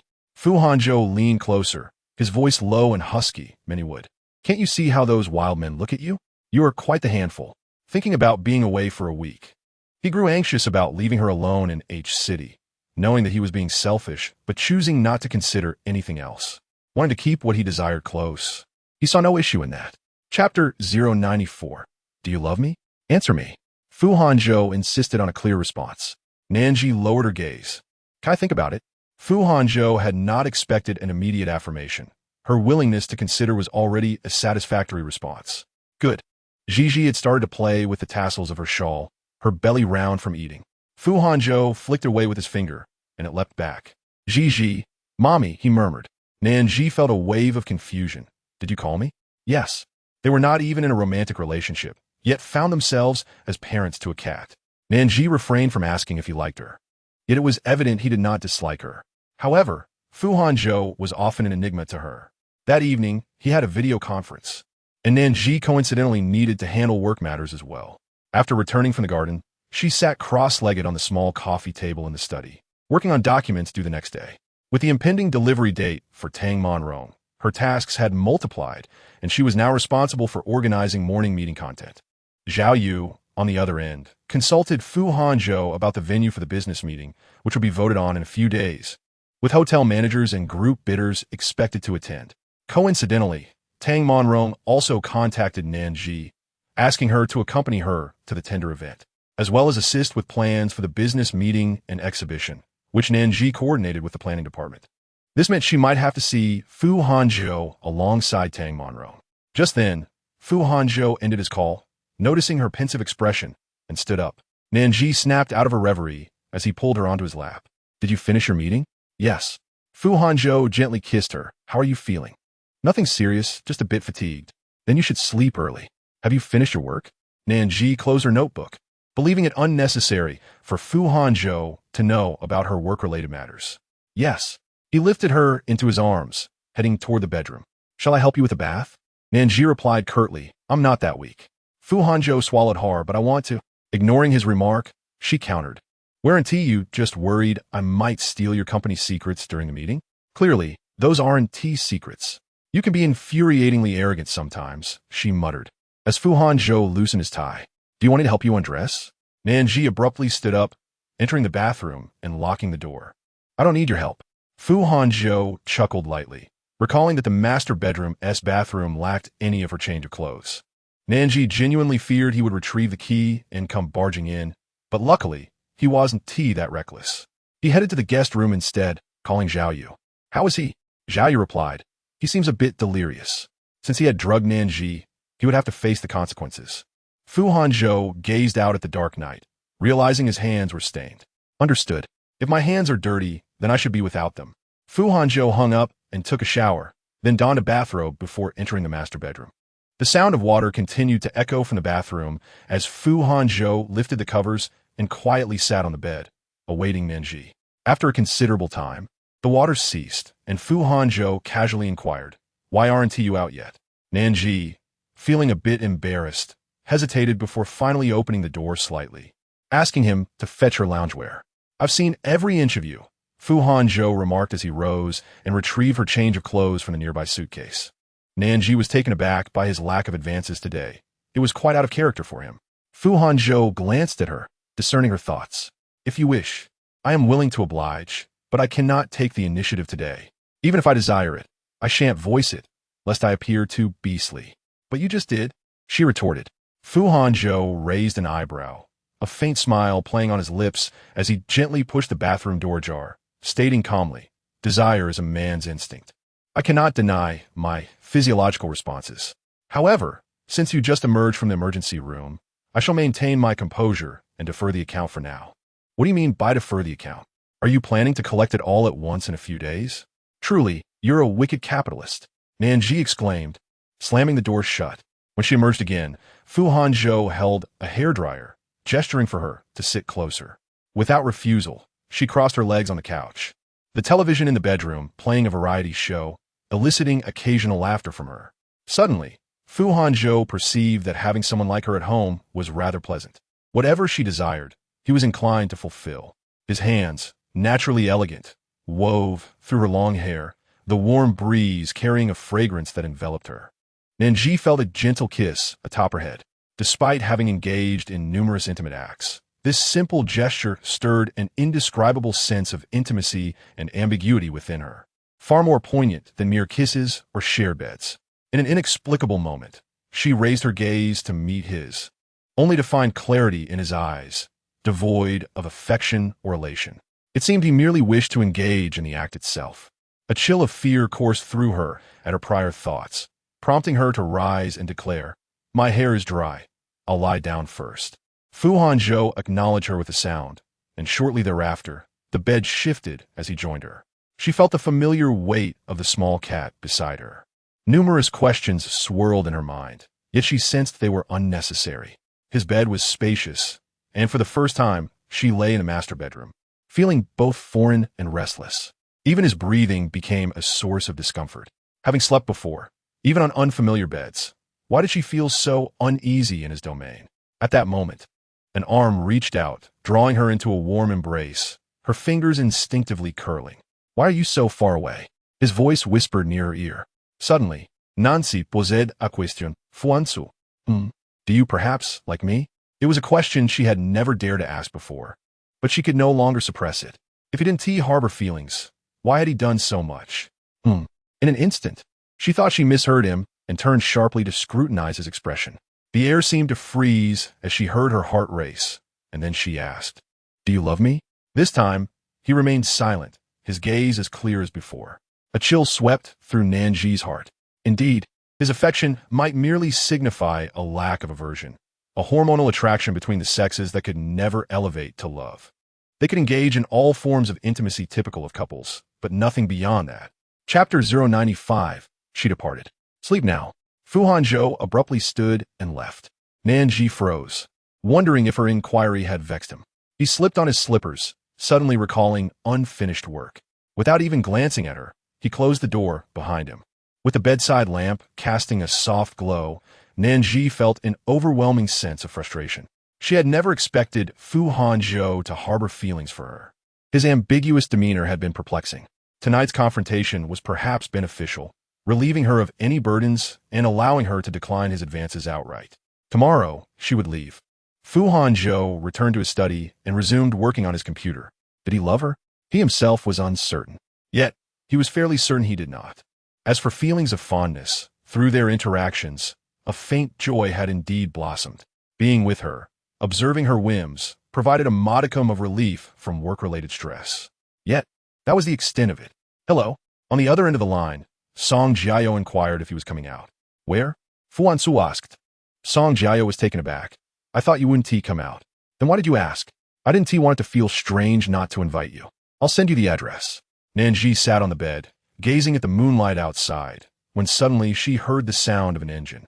Startled, she stood up and opened the door. The study was empty. The villas were spaced apart, ensuring each household's privacy, which meant he had left, abandoning her alone. Nan Zhi pursed her lips, contemplating what this meant. Was this his way of caring for her? Returning to her room, she remained silent for a moment before rummaging through her suitcase for her clothes. After changing, she neatly folded the blankets and dragged her suitcase towards the exit. The house was indeed empty. The small cat followed her clumsily, and Nan Zhi nudged it with her slippers, saying, "Don't follow me. I'm going home now. After this, I might not come to see you again." The little cat, oblivious to her words, thought she was playing and continued to leap toward her. Nan Zhi knelt, petting it gently goodbye. She opened the door. The night air was still cold, and under the streetlights, shadows stretched like an endless tunnel. Yet, Nan Zhi knew this area was among the safest, with no real danger lurking. Although she had been frightened by Jiang Che, leaving her with some psychological scars, she believed she could overcome it. She gently pushed the cat back inside and firmly closed the villa door. Faintly, she could hear the cat's mew, and suppressing the bittersweet ache in her heart, she took a deep breath and moved forward with her suitcase. In the quiet of the night, the only sounds were the wheels of her suitcase, with occasional headlights illuminating her path. Nan Zhi merely tilted her head slightly, avoiding the glaring brightness. Yet, a woman walking alone at night still exuded an air of unwarranted pity. Fu Hanzhou ascended to the second floor and sat at the table reserved for him by Song Jiao and the others. "I thought you wouldn't come out," Lu Xingxi remarked, puzzled. "Did your sister chase you away?" She asked, resting. Fu Hanzhou replied indifferently. Observing the absence of women beside Lu Xingxi, he asked, "What is this? Planning to become a monk?" Lu Xingxi inhaled a puff of smoke, declaring, "Women are overrated. I'm taking a break for a few days. Last time you mentioned this, it seemed your first love was going abroad. When was that?" "The first day of the year, I believe." Lu Xingxi chuckled. "Am I that mature?" Fu Hanzhou shot him a glance, choosing silence. "Well, you've got your beauty by your side. What is there to be uncomfortable about?" Lu Xingxi sighed. "Song Shushu blocked me again." After a moment's thought, he added, "Can I borrow your phone?" "What for?" "To make a call. Is the Lu family going bankrupt?" As he spoke, Fu Hanzhou tossed his phone to Lu Xingxi. Opening the phone, Lu Xingxi directly entered Song Shushu's number. The other end was likely home, enveloped in silence. "Hello, Song Shushu. So you're deliberately avoiding my calls?" "Lu Xingxi, are you out of your mind?" "Hey, don't hang up." Just as Lu Xingxi finished speaking, the call was abruptly terminated. "Damn, I've really hit a wall this time. Fu Hanzhou chuckled, his gaze fixed on him. With your approach, you think you can win her back? At least she answers my calls. Just then, another person approached. It was Zhao Jia, who lived in the same villa complex. Brother Hanzhou, you're here. Did Nan Zhi go back with you? Fu Hanzhou found himself amidst a flurry of rumors about new acquaintances. Today, he accompanied Song Jiao and their companions to the hospital out of sheer curiosity. Later that evening, he spotted her walking alone in the villa district. Hesitant to intrude, he refrained from approaching her. Unexpectedly, he encountered Fu Hanzhou, who appeared momentarily taken aback and furrowed his brow, questioning the nature of his inquiry. I saw her dragging a suitcase, walking alone in our vicinity. It must take her an hour to reach the entrance, he remarked, prompting a nearby hostess to light a cigarette, seeking solace in its smoke. Fu Hanzhou, however, directly inquired, when did this occur? Just now. It took me half an hour to drive here. I assumed she must be nearing the entrance, came the response. Clearly skeptical, Fu Hanzhou dialed her number, only to have Nan Zhi abruptly hang up. Lu Xingzi found the situation amusing, offering a sardonic comment. Well, you and I are quite alike. Not in the mood to exchange barbs with Lu Xingzi, Fu Hanzhou was preoccupied with the puzzling behavior of that woman. Brother Hanzhou, what is going on? Did you two have a quarrel? Song Jiao added fuel to the fire. With a cold expression, Fu Hanzhou interrogated, you saw her alone and let her continue walking? You didn't tea-bring her here? The man, still embracing the hostess, was startled by Fu Hanzhou's inquiry and quickly distanced himself from her. I thought she had offended you, he stammered. Fu Hanzhou, exasperated, stood up to leave. Brother Hanzhou, the man gazed at Lu Xingzi, bewildered. Did I do something wrong? Lu Xingzi scoffed. Do you think Fu Hanzhou would kick a woman out in the middle of the night? Especially one he painstakingly brought back. Use your brain. If he were to dismiss someone, why would he have brought her back in the first place? Meanwhile, Fu Hanzhou drove back to the villa district, realizing Nan Zhi had blocked him on her phone. Unable to articulate the reason behind her actions, he felt a wave of discomfort wash over him, coupled with a bruised sense of pride. After asking her that fateful question, he had left her alone, which was an affront to his territory. She had no reason to linger. As for why he had called her, Nan Zhi had no desire to delve into that. Waiting at the entrance of the villa district, the disdainful gaze of the security guard was enough to deter her from turning back. She felt unworthy of such a lifestyle. Fu Hanzhou had called her over 20 times, all of which went unanswered. It was utterly perplexing. What was she causing a scene for in the dead of night? Chapter 096. The end. Fu Hanzhou ceased his futile attempts to reach her and contacted Zhao Yu instead. Mr. Fu, how may I assist you? Zhao Yu's voice echoed in what seemed to be an empty space, punctuated by distant male cries, presumably still dealing with that bartender. Check the surveillance footage of the villa district and see if Nan Zhi has left and which car she took. Zhao Yu paused, bewildered. What? Do I need to repeat myself? A crucial aspect of being Fu Hanzhou's assistant was to never reiterate instructions. Failure to comply meant dismissal. I'll look into it immediately, Zhao Yu replied promptly. Upon hanging up, Fu Hanzhou attempted to reach Song Xiuxiu, using the number Lu Xingzi had previously called, only to find it blocked as well. Zhao Yu quickly returned with news. Mr. Fu, Miss Nan Zhi ordered a ride 5 minutes ago. She is located at her own neighborhood. Fu Hanzhou turned his car around. Due to his luxury vehicle, the cars behind him dared not draw too near, observing as he sped away. Inside the car, Nan Zhi gazed at the scenery retreating behind her, her heart heavy as she gradually dismissed Fu Hanzhou, as well as the memories they shared. There were no cherished recollections, merely a flawed beginning. Miss, feeling down? The driver inquired through the rearview mirror, speculating about her identity as he noticed a young woman waiting at the villa district entrance. Nan Zhi turned her head. No. This place attracts many, but few remain. It's best to be grounded.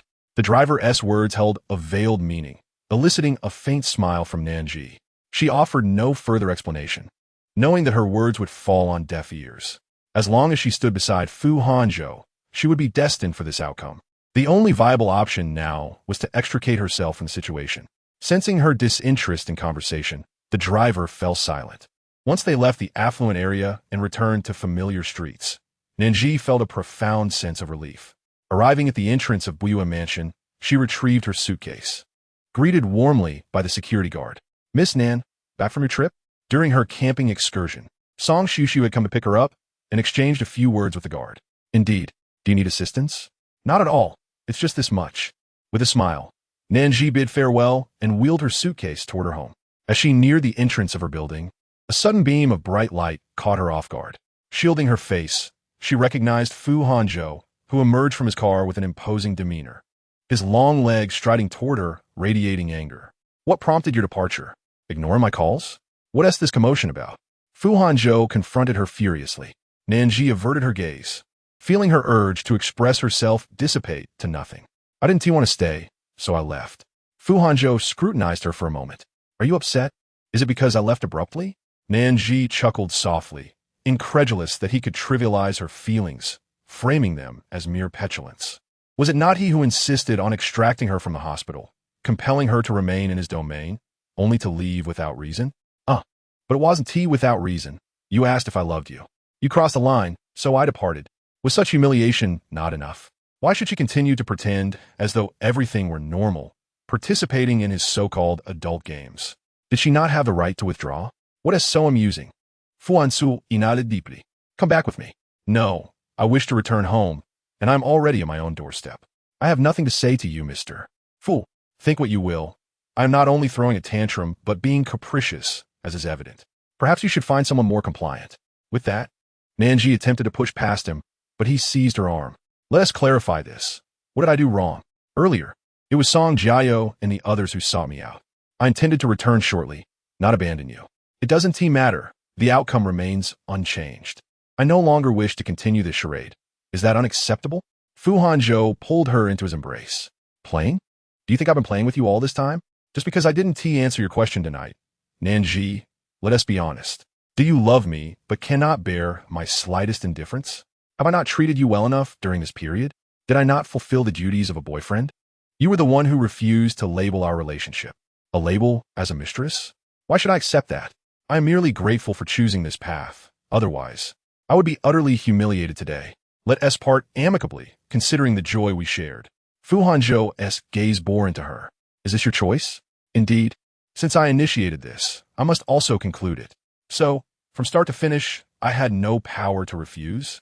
Fu Hanzhou. No, it was never advantageous from the beginning.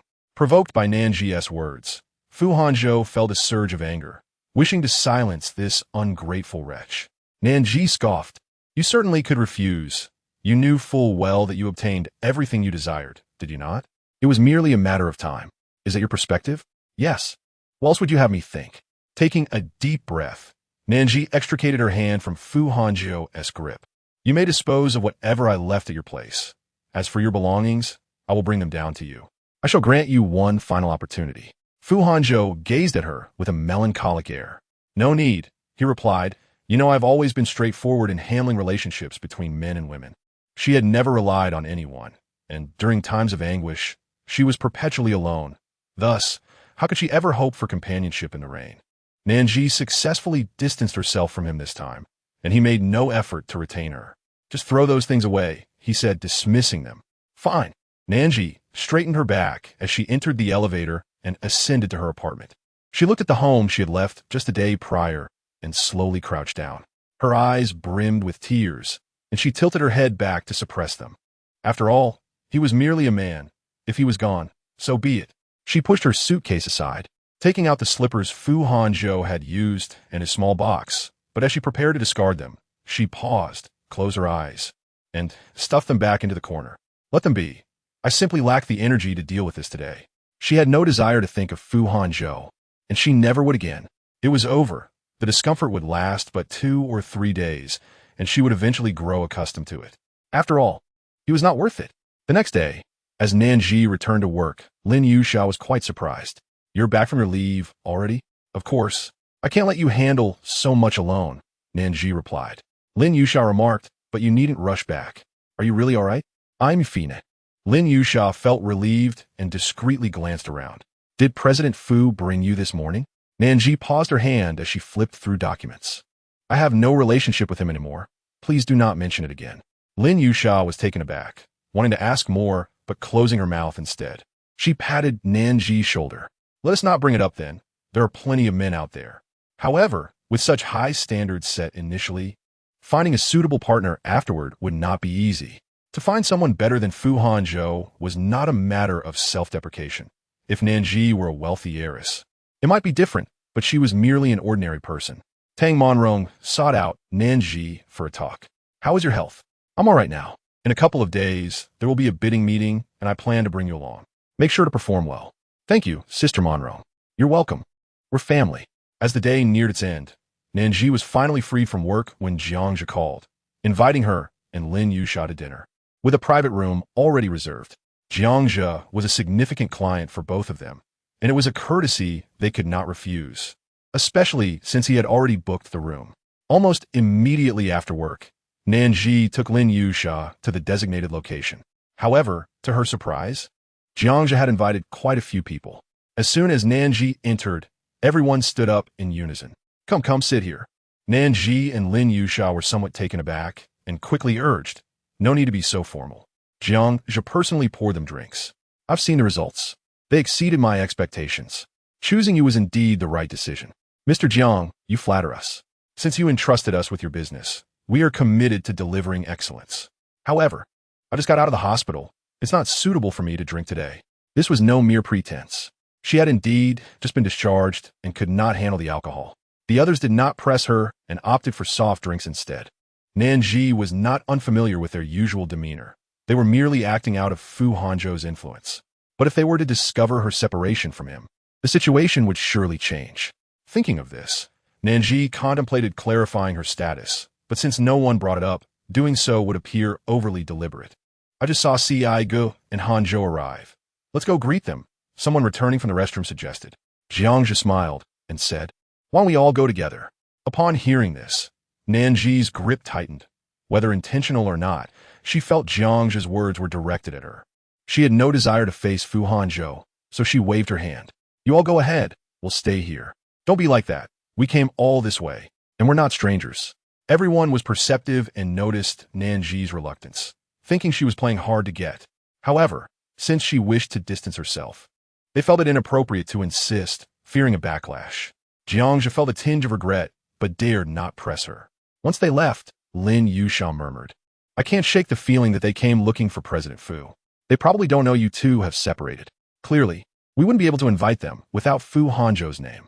Without him, Nan Zhi and Lin Yusha could crash their heads at the company and still not dine with this crowd, waiting for them to hand over work.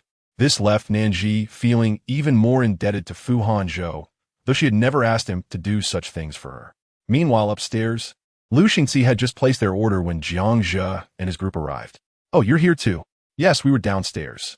Si Yi, Hanzhou. Would you like to join us? I'm treating Nan Zhi for her excellent handling of our company's business. Lu Xingxi shot him a glance, but Jiang Zhi had already spoken. Fu Hanzhou lifted his eyelids, tossing his phone onto the table. Is it your turn to make the decisions now? Jiang Zhi was taken aback. Huh? You just said she handled your company's business. What does that have to do with me? Shall I play the role of a guest? Jiang Zhi turned to Lu Xingxi, who gestured for him to leave quickly. Realizing he had overstepped, Jiang Zhi replied, You're right. They'll take my leave. I'll come back to apologize later. The others exchanged glances and quickly exited. Lu Xingxi clicked his tongue. Are you serious? Did you eat gunpowder? Fu Hanzhou ignored him. Women require coaxing. Did I not coax her? She said it was over. Fu Hanzhou took a drag from his cigarette. Jiang Zhi and the others were oblivious. With that attitude, they'll give her a hard time when they return. Can you bear that? Fu Hanzhou chuckled lightly. Be good to her. She simply won't remember. Upon hearing this, Lu Xingxi discerned that he was indeed reluctant. You're a tough nut to crack. Meanwhile, Jiang Zhi and his group stepped outside. Separated, huh? No wonder she wouldn't come up to see Hanzhou. Yin sina muried. I think so too. She was flaunting in front of us. Upon returning to the private room, Nan Zhi and Lin Yusha felt the shift in treatment. The group almost completely ignored them, and both women understood the dynamics at play. They were seeking an opportunity to excuse themselves when Jin Sina, a friend of Tang Jingxian, made her presence felt. Initially, she would not have dared to oppose Nan Zhi for Fu Hanzhou's sake, but now that Nan Zhi was no longer his woman, Jin Sina felt no obligation to extend that courtesy. Miss Nan, this drink is for you. Surely, you wouldn't refuse this gesture? Someone signaled to Jin Sina to hold back, aware that there might still be a chance for reconciliation, but Jin Sina was impatient, having befriended Tang Jingxian. Currently, Tang Jingxian had been abandoned by her family, and the entire circle was watching her misfortune, which had also drawn reprimands from her own family. Wasn't he at all because of this vixen? In Jean Cena's mind, the disparity in status created an insurmountable chasm. No matter how hard Nan Zhi tried, she would never possess what was not hers. Isn't she just dumped? Nan Zhi smiled silently, remaining still. Jiang Zhi cleared his throat. You seem a bit inebriated. Nan Zhi just got out of the hospital, so it's not appropriate. If you wish to drink, I'll treat you later. I can't afford to drink. Why should I need your invitation? You've secured a deal worth millions. And here you are, pouring drinks for them. I think you are the one being foolish. I'll drink, Lin Yusha interjected, pouring herself a glass. Thank you, Miss Jean. Mr. Jiang has invited us, and we hope for future collaboration. As Jean Cena prepared to mock her, she thought better of it, being more astute than Tang Jingxian.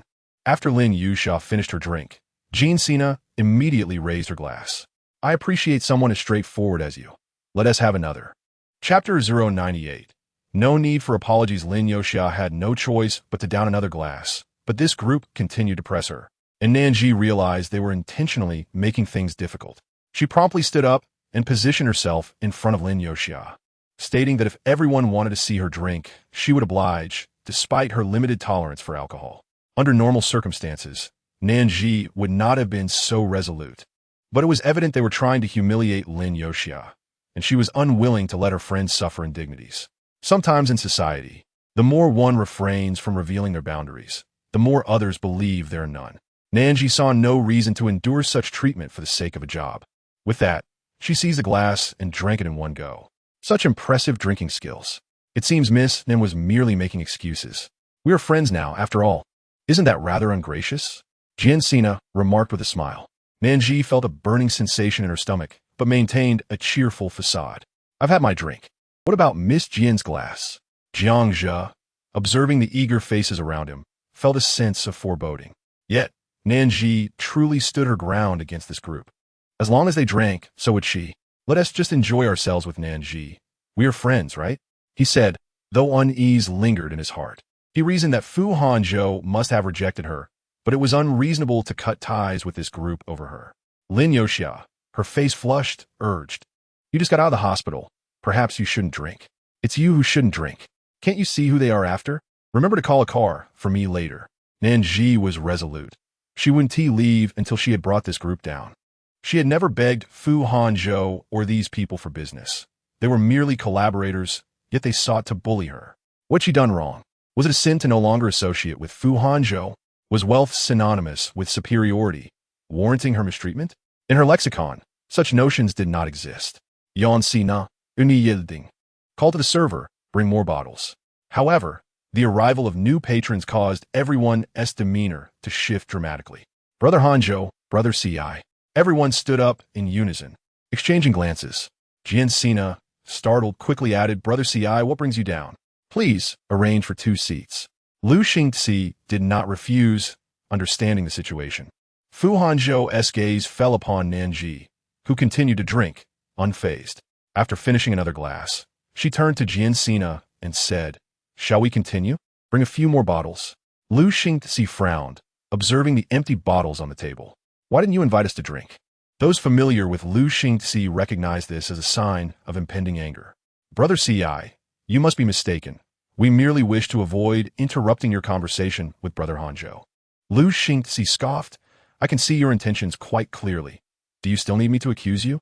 The only one still actively drinking was Nan Zhi. She downed another glass and addressed them. Aren't you all drinking anymore? If not, I shall take my leave. Thank you for the hospitality.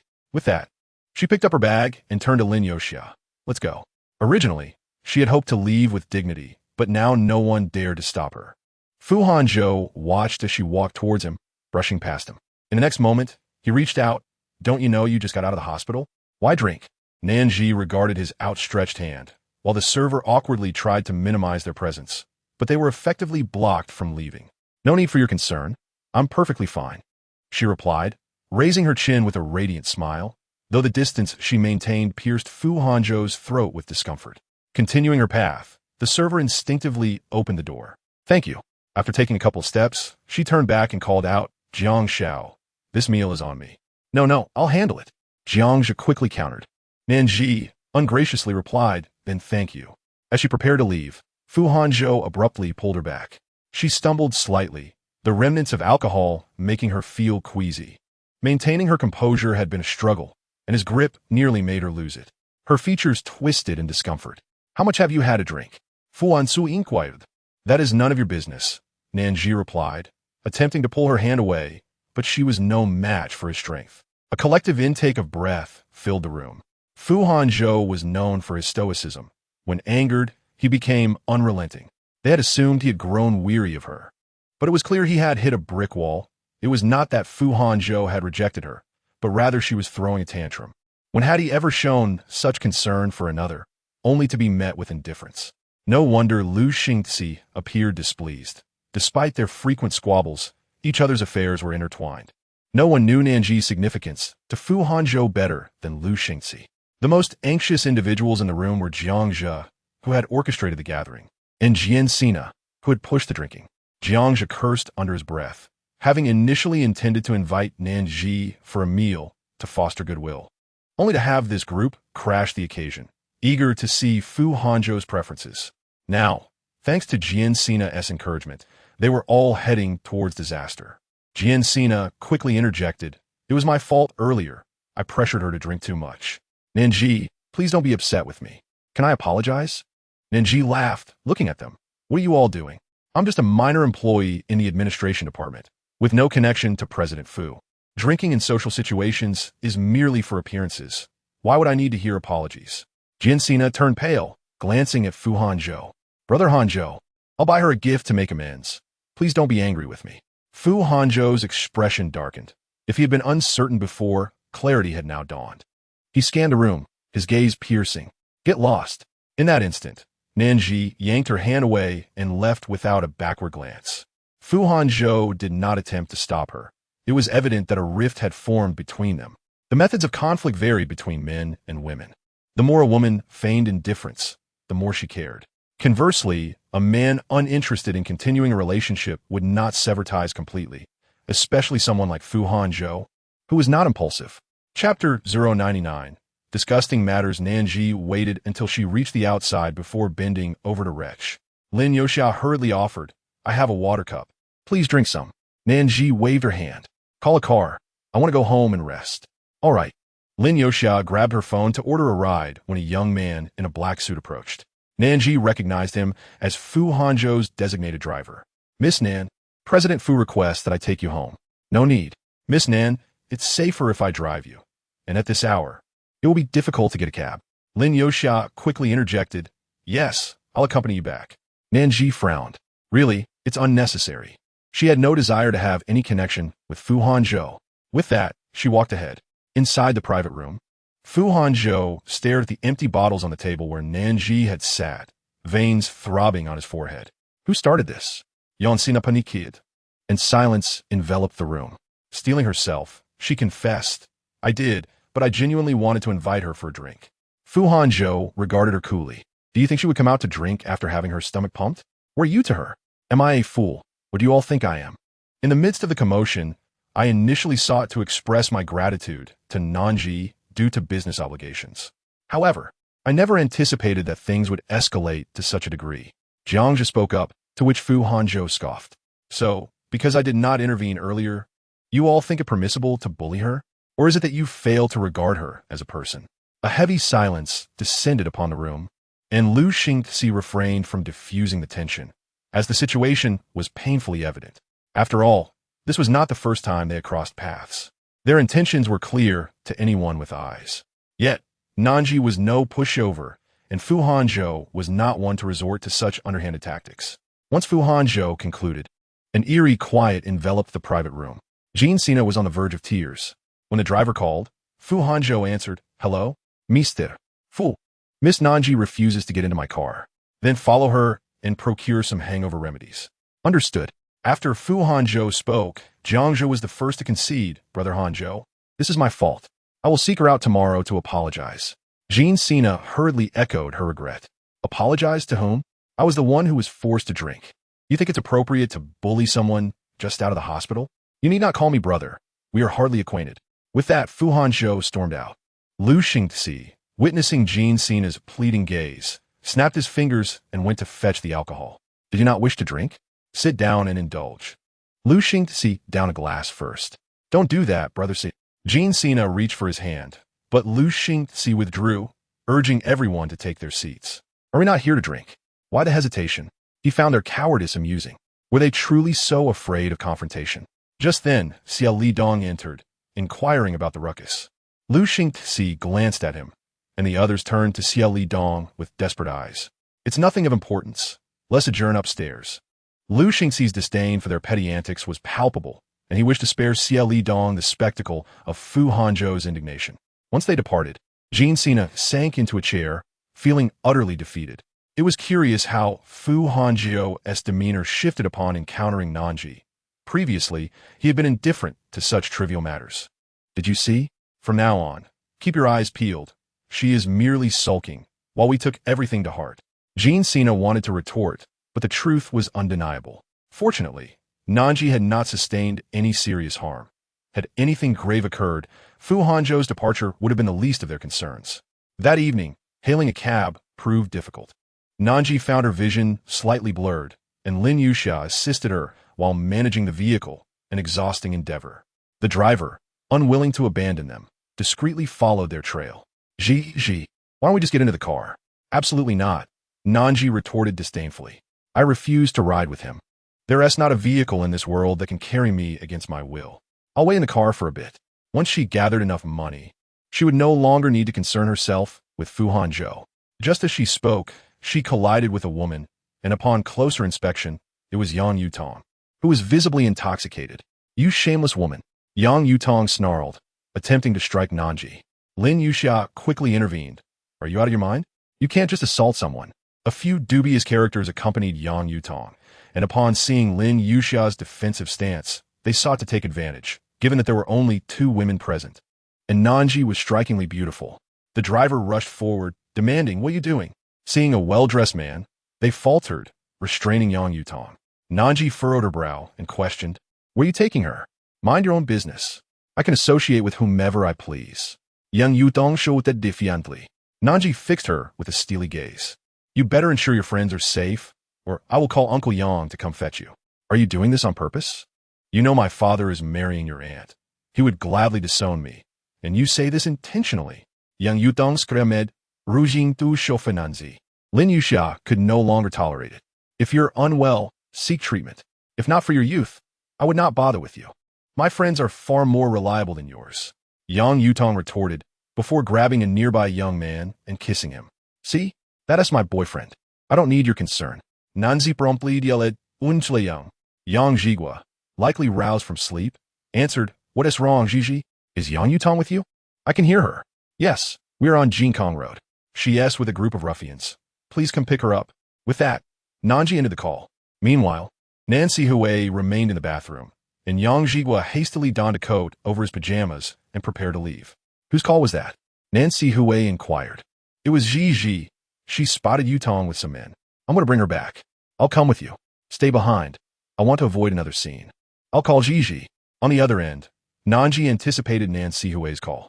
Just as they exchanged pleasantries, Yang Yutong charged at her, and the driver instinctively blocked her path, only to have his face scratched by Yang Yutong. "Why does your business concern me? Stop your meddling," she screamed. Chapter 100.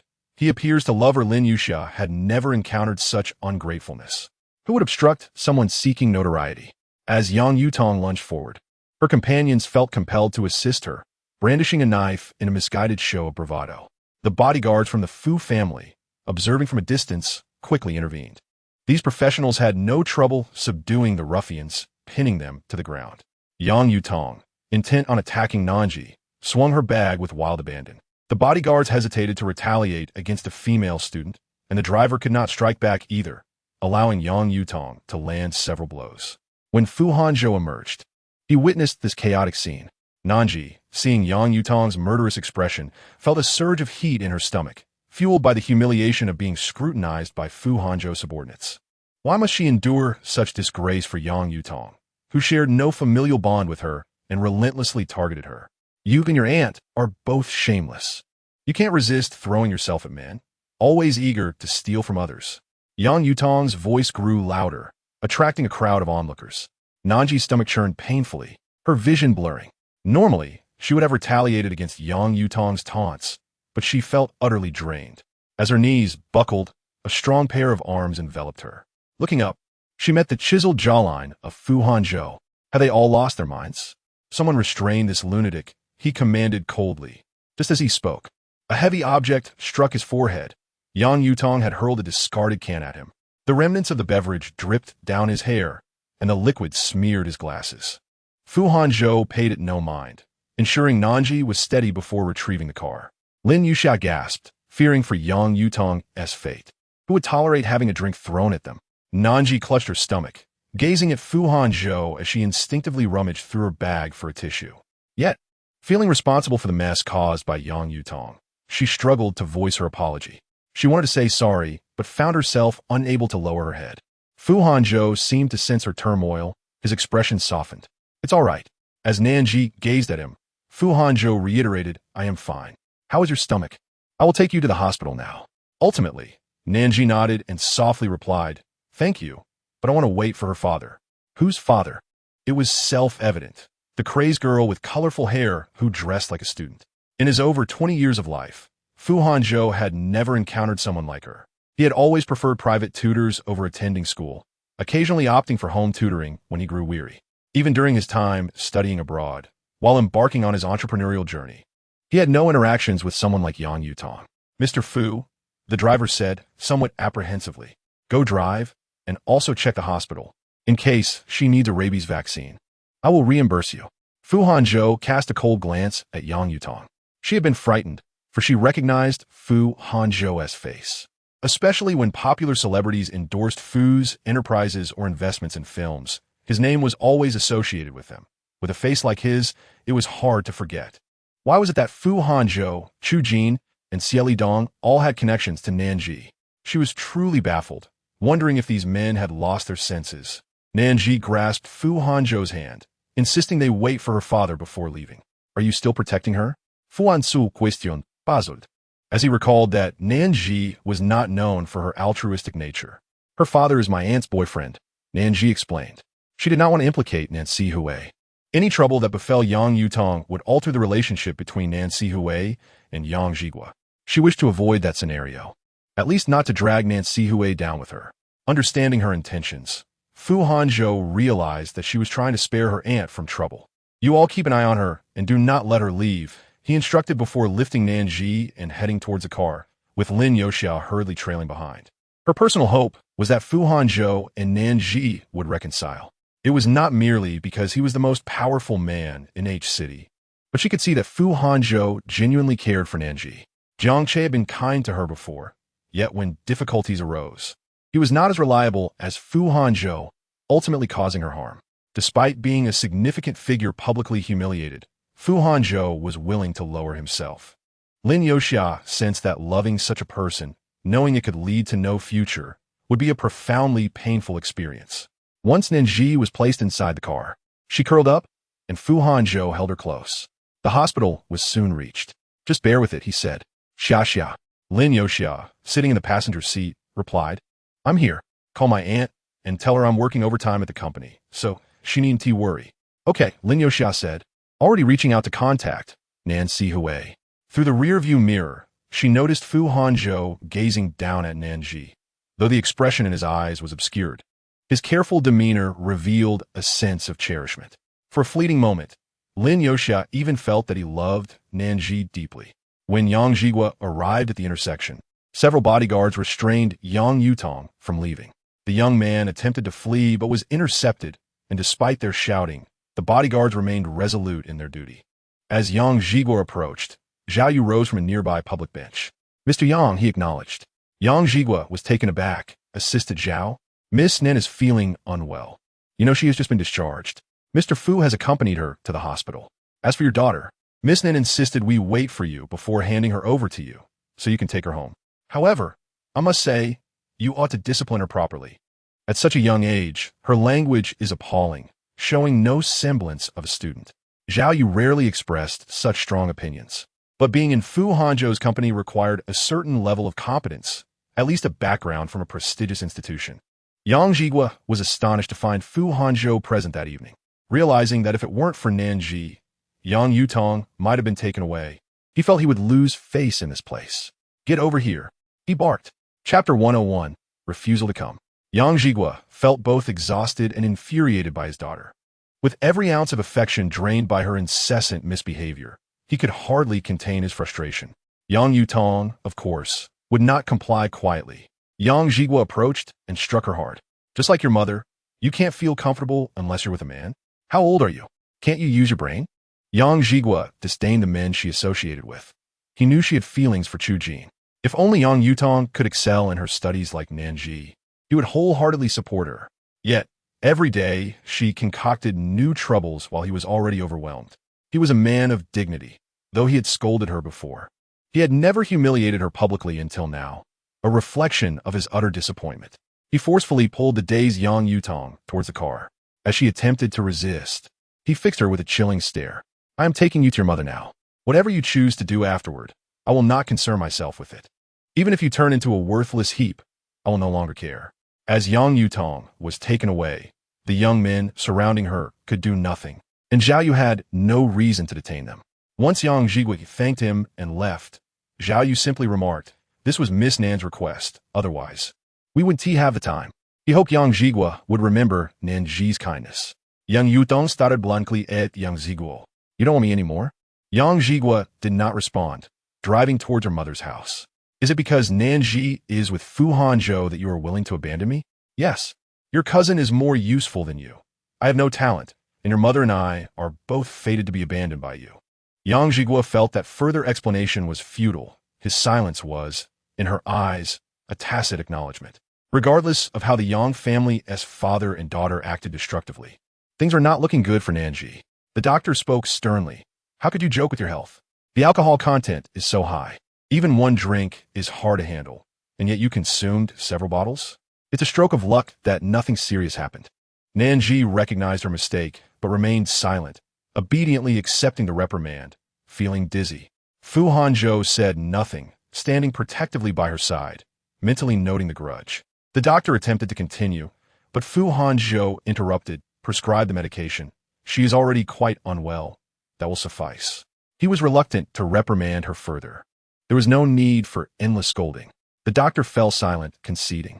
Lin Youxiao went to fetch the medicine, while Fu Hanzhou carried her back to the car.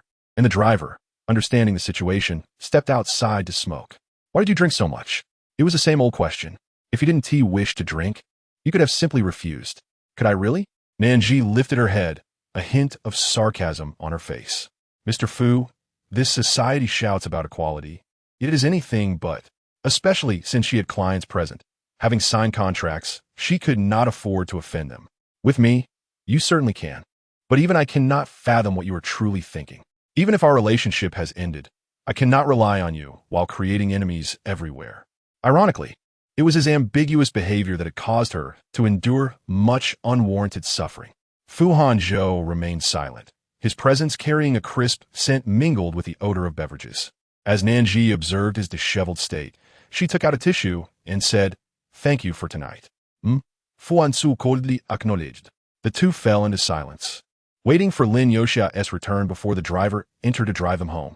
Ultimately, upon their arrival, Fu Hanzhou still carried her inside. Lin Youxiao assisted in opening the door and finding slippers. Noticing that there were no more of his slippers in the cabinet, Fu Hanzhou did not enter. Mr. Fu, please come in for a glass of water, Lin Yaxia suggested. Fu Hanzhou glanced at Nan Zhi, who turned her back to him. No need, take good care of her. Make sure to close the door at night, Fu Hanzhou said, turning to leave. Lin Yaxia helped Nan Zhi to bed, then sighed. Have you two not considered reconciling? What reconciliation is there when we haven't even been together? Nan Zhi closed her eyes, feeling exhausted. Lin Yaxia was perplexed. From an outsider's perspective, it seemed they cared for each other, didn't it? Let me help you wipe your face just a moment. Lin Yaxia set aside her things, but Nan Zhi had already fallen asleep. After returning, she helped her remove her makeup and change into comfortable attire before settling down beside her for the night. The next morning, when Nan Zhi and Lin Yaxia arrived at work, they found quite a few people waiting for them. Leading the group was Jiang Zhe, accompanied by Jian Sina and others. This caused quite a stir in the office, with colleagues wondering what had prompted such a flock of wealthy heirs to seek out Nan Zhi and Lin Yaxia. I have a close friend planning an engagement party, and there's also a fashion exhibition. We intend to host it at your hotel, Nan Zhi said, her demeanor unaffected. Jiang Zhi stepped forward, offering flowers. Nan Zhi, I sincerely apologize for last night. Please don't hold it against us. Nan Zhi replied directly, I have no relationship with Mr. Fu, and I cannot handle so many orders on my own. If you wish to apologize, it would be better to speak directly with Mr. Fu. We have no connection. No one believed her. They thought she was merely trying to bluff. After all, how could Fu Hanzhou treat them this way? Even if they were no longer together, it was clear he still had feelings for her. They reasoned that mending ties now would be beneficial. Last night, Fu Hanzhou had withdrawn from all group chats, an obvious sign of severing ties. Offending Fu Hanzhou meant offending the Fu family. Upon returning home, Jian Sina was reprimanded by her brother for half an hour. Early this morning, she was waiting at the entrance of Wanxing Hotel for Nan Zhi, determined to make amends. Nan Zhi, I truly apologize. Can you please not be angry with me? Jian Sina pleaded, holding her hand earnestly. These diamond earrings are specially chosen for you. They suit your elegance perfectly. I genuinely wish to be friends. Nan Zhi refused to accept the gift, and Jian Sina placed the earrings on the coffee table. I want to give up. If you don't forgive me today, I'll be back tomorrow. Nan Zhi felt overwhelmed. Everyone, I am genuinely busy with work. No worries, if you need business, we can provide it, they insisted. That's not my intention. If you don't require anything, there's no need to force business upon me, Nan Zhi reiterated, but they were determined to stay, insisting she sign contracts, leaving her feeling increasingly exasperated. When Tang Monrong arrived at the company, she happened upon a group in the meeting room, flattering Nan Zhi. Some were familiar faces, heirs from prominent families, who often disregarded her presence in other settings. Sister Monrong, look at how popular Nan Zhi has become. Everyone is eager to do business with her. What fortune has favored her? So hindi rimarktembiosli. Tang Monrong remained silent, while Su Jingyi continued. Just the other day, I ran into Mi Xiaoxiu at the mall, and guess what she said? What? Tang Mandong in Guit? Su Jingyi, eyeing Nan Zhi in the reception room with disdain, declared. She claimed Nan Zhi is unclean, and that Nan Zhi merely climbed a higher branch than her, which is why she lost. Sister Monrong, what branch do you think Nan Zhi has climbed? Ordinary people would only interact with their company's upper management or partners, but Nan Zhi's situation was clearly different. These individuals wouldn't deign to associate with mere upper management, unless Nan Zhi's benefactor was someone everyone sought to curry favor with.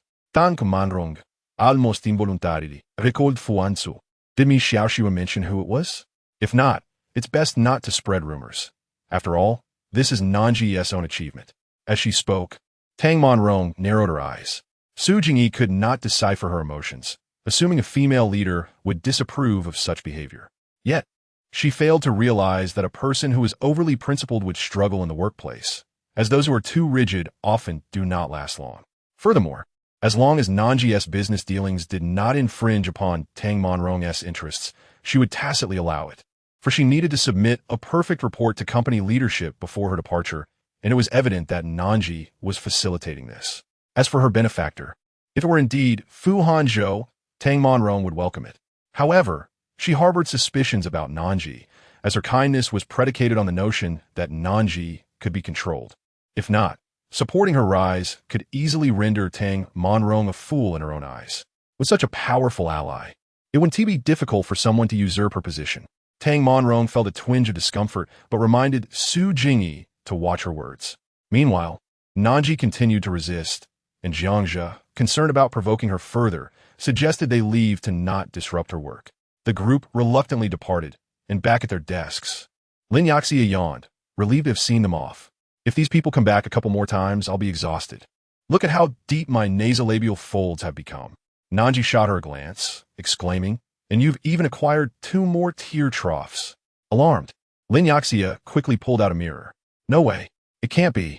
After confirming it was not the case, she rolled her eyes. You're too cruel. Nan Zhi opened her document. Next time, don't follow me.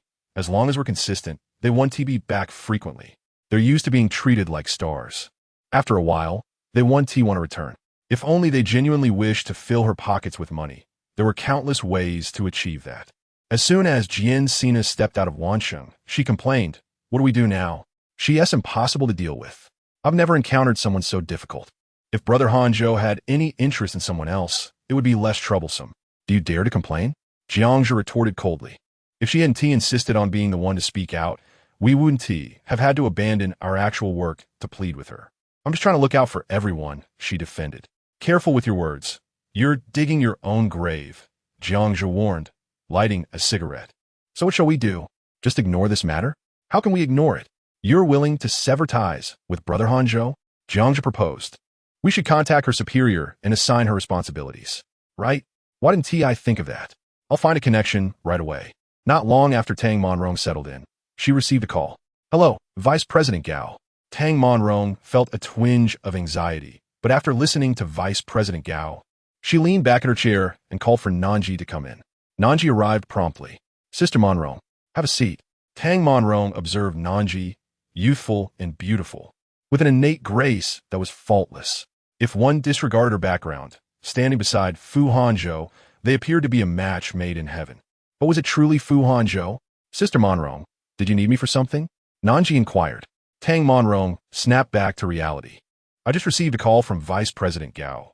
Several projects are set to be hosted at our hotel, and the official specifically requested you to be in charge. Could you explain how this came about?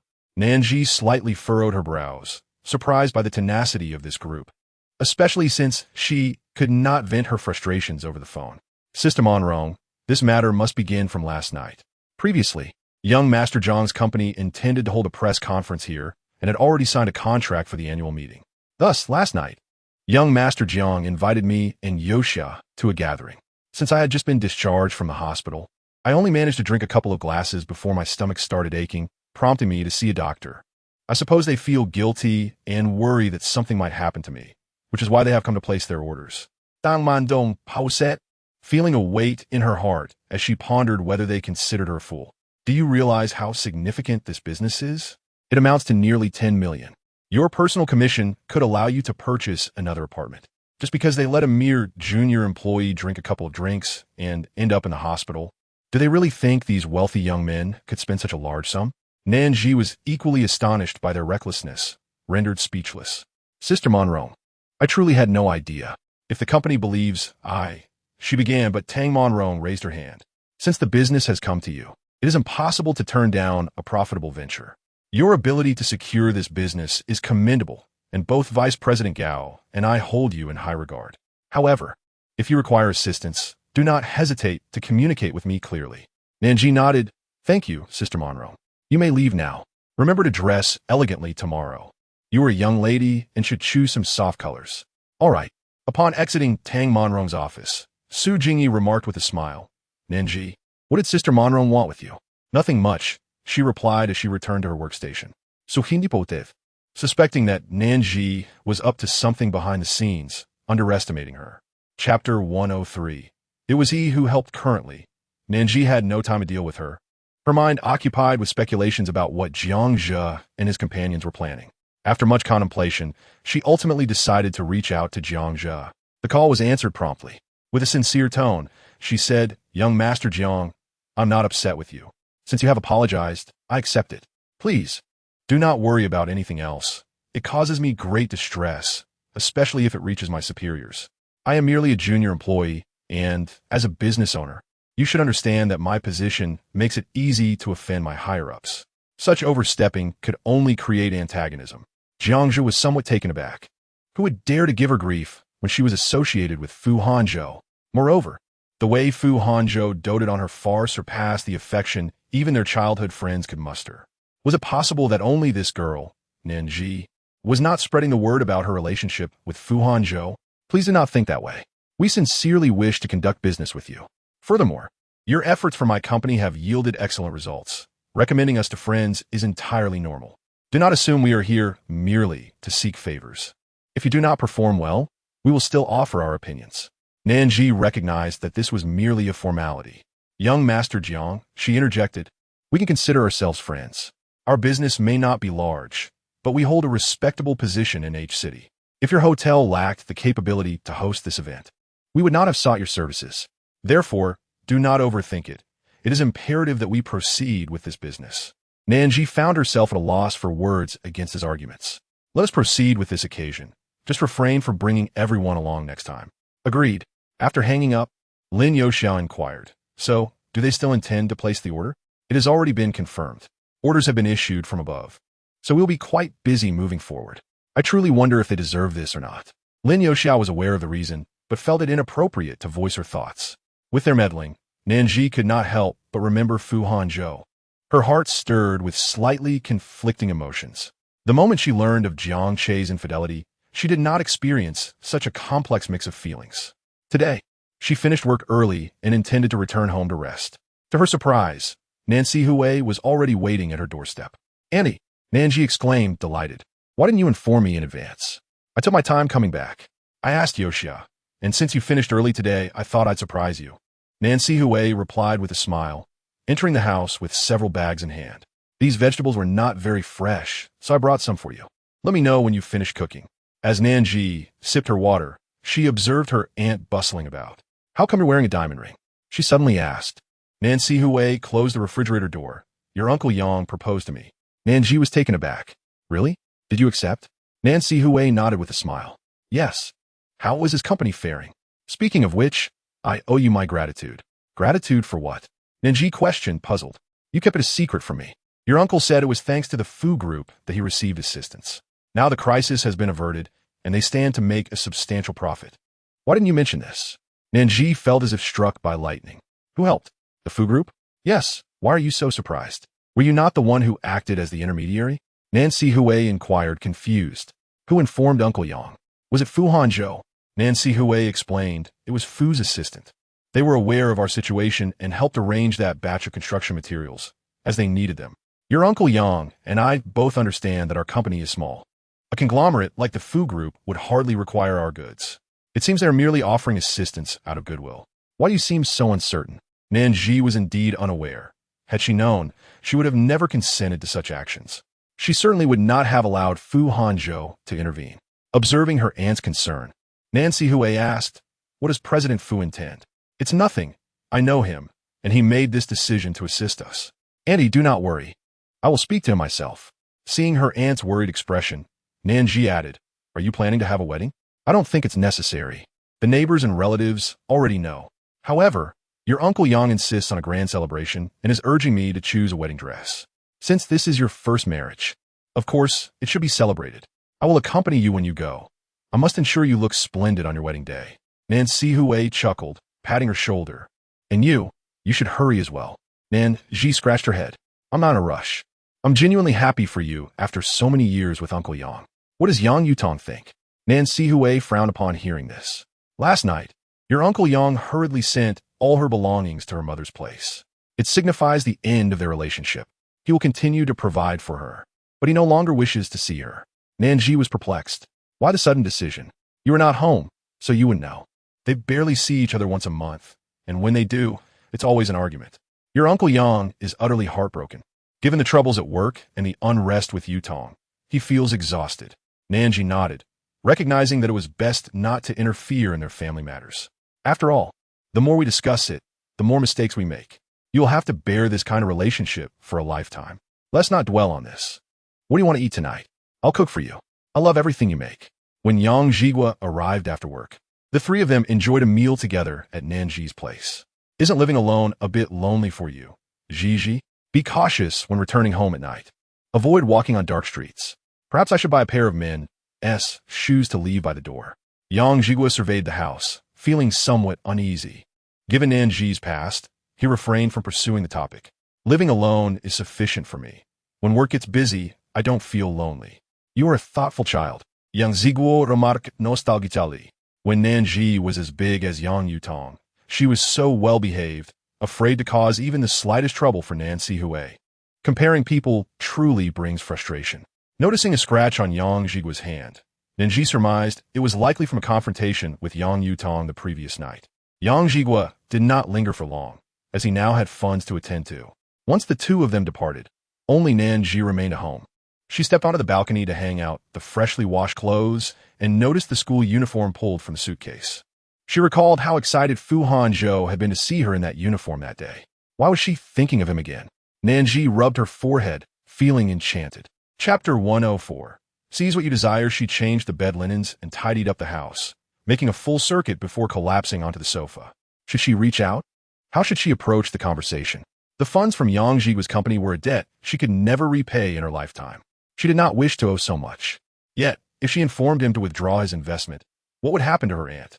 Nan Zhi felt as though her head might explode, overwhelmed by an intense sense of guilt. She even berated herself for not being more capable. Perhaps then, she would not find herself in such a predicament, crushed under the weight of it all. Ultimately, it was a matter of her own inadequacy. No matter how hard she tried, she could never reach such heights. The doorbell rang. Nan Zhi paused, her first instinct directing her thoughts to Fu Hanzhou. Without a second thought, she swiftly walked to the door and opened it. Chu Jin looked somewhat surprised at her immediate response. What if it had been a stranger? He remarked. A sense of unexplainable disappointment washed over Nan Zhi as she averted her gaze. Why didn't you announce your arrival? Chu Jin felt a bit awkward, scratching his head. I made some soup, thinking you might be working late, and it would be just right to bring it now. Nan Zhi handed him a pair of disposable slippers she had prepared after Fu Hanzhou's previous complaint, realizing that those who wished to wear them might never have a chance again. You're a bit late. My aunt and I just finished eating. She accepted the insulated lunchbox he offered. You really made soup for me? She asked in surprise. Chu Jin set down his shoulder bag. Today, he wore a white shirt instead of his usual black attire, looking bright and clean. He smiled at her response. Yes, I learned from my mother. Why not have a taste, or heat it up tomorrow morning? As Nan Zhi moved to the kitchen, Chu Jin's gaze wandered around her home, warm and exquisite. He noted her preference for warm tones, quite different from her usual attire. What are you looking at? Nan Zhi asked, pouring some soup into a bowl and tasting it. It's quite good. Your future girlfriend will be lucky. Chu Jin looked at her intently. Do you really think so? Of course. You're handsome, and your work is commendable. I can't imagine a reason not to choose you. She brushed past him, gesturing for him to sit down. Chu Jin remarked, You like this style of decoration? Yes, why? Does it seem uncharacteristic?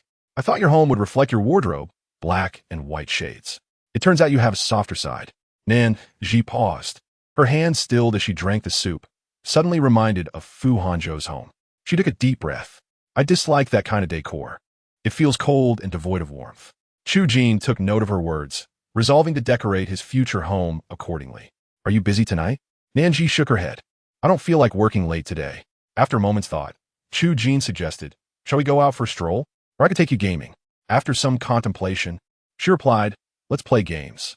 Anzai, Juzin be met, Iza. Although he wanted to ask if Fu Hanzhou had contacted her, he refrained from mentioning another man at this juncture. That would be foolish.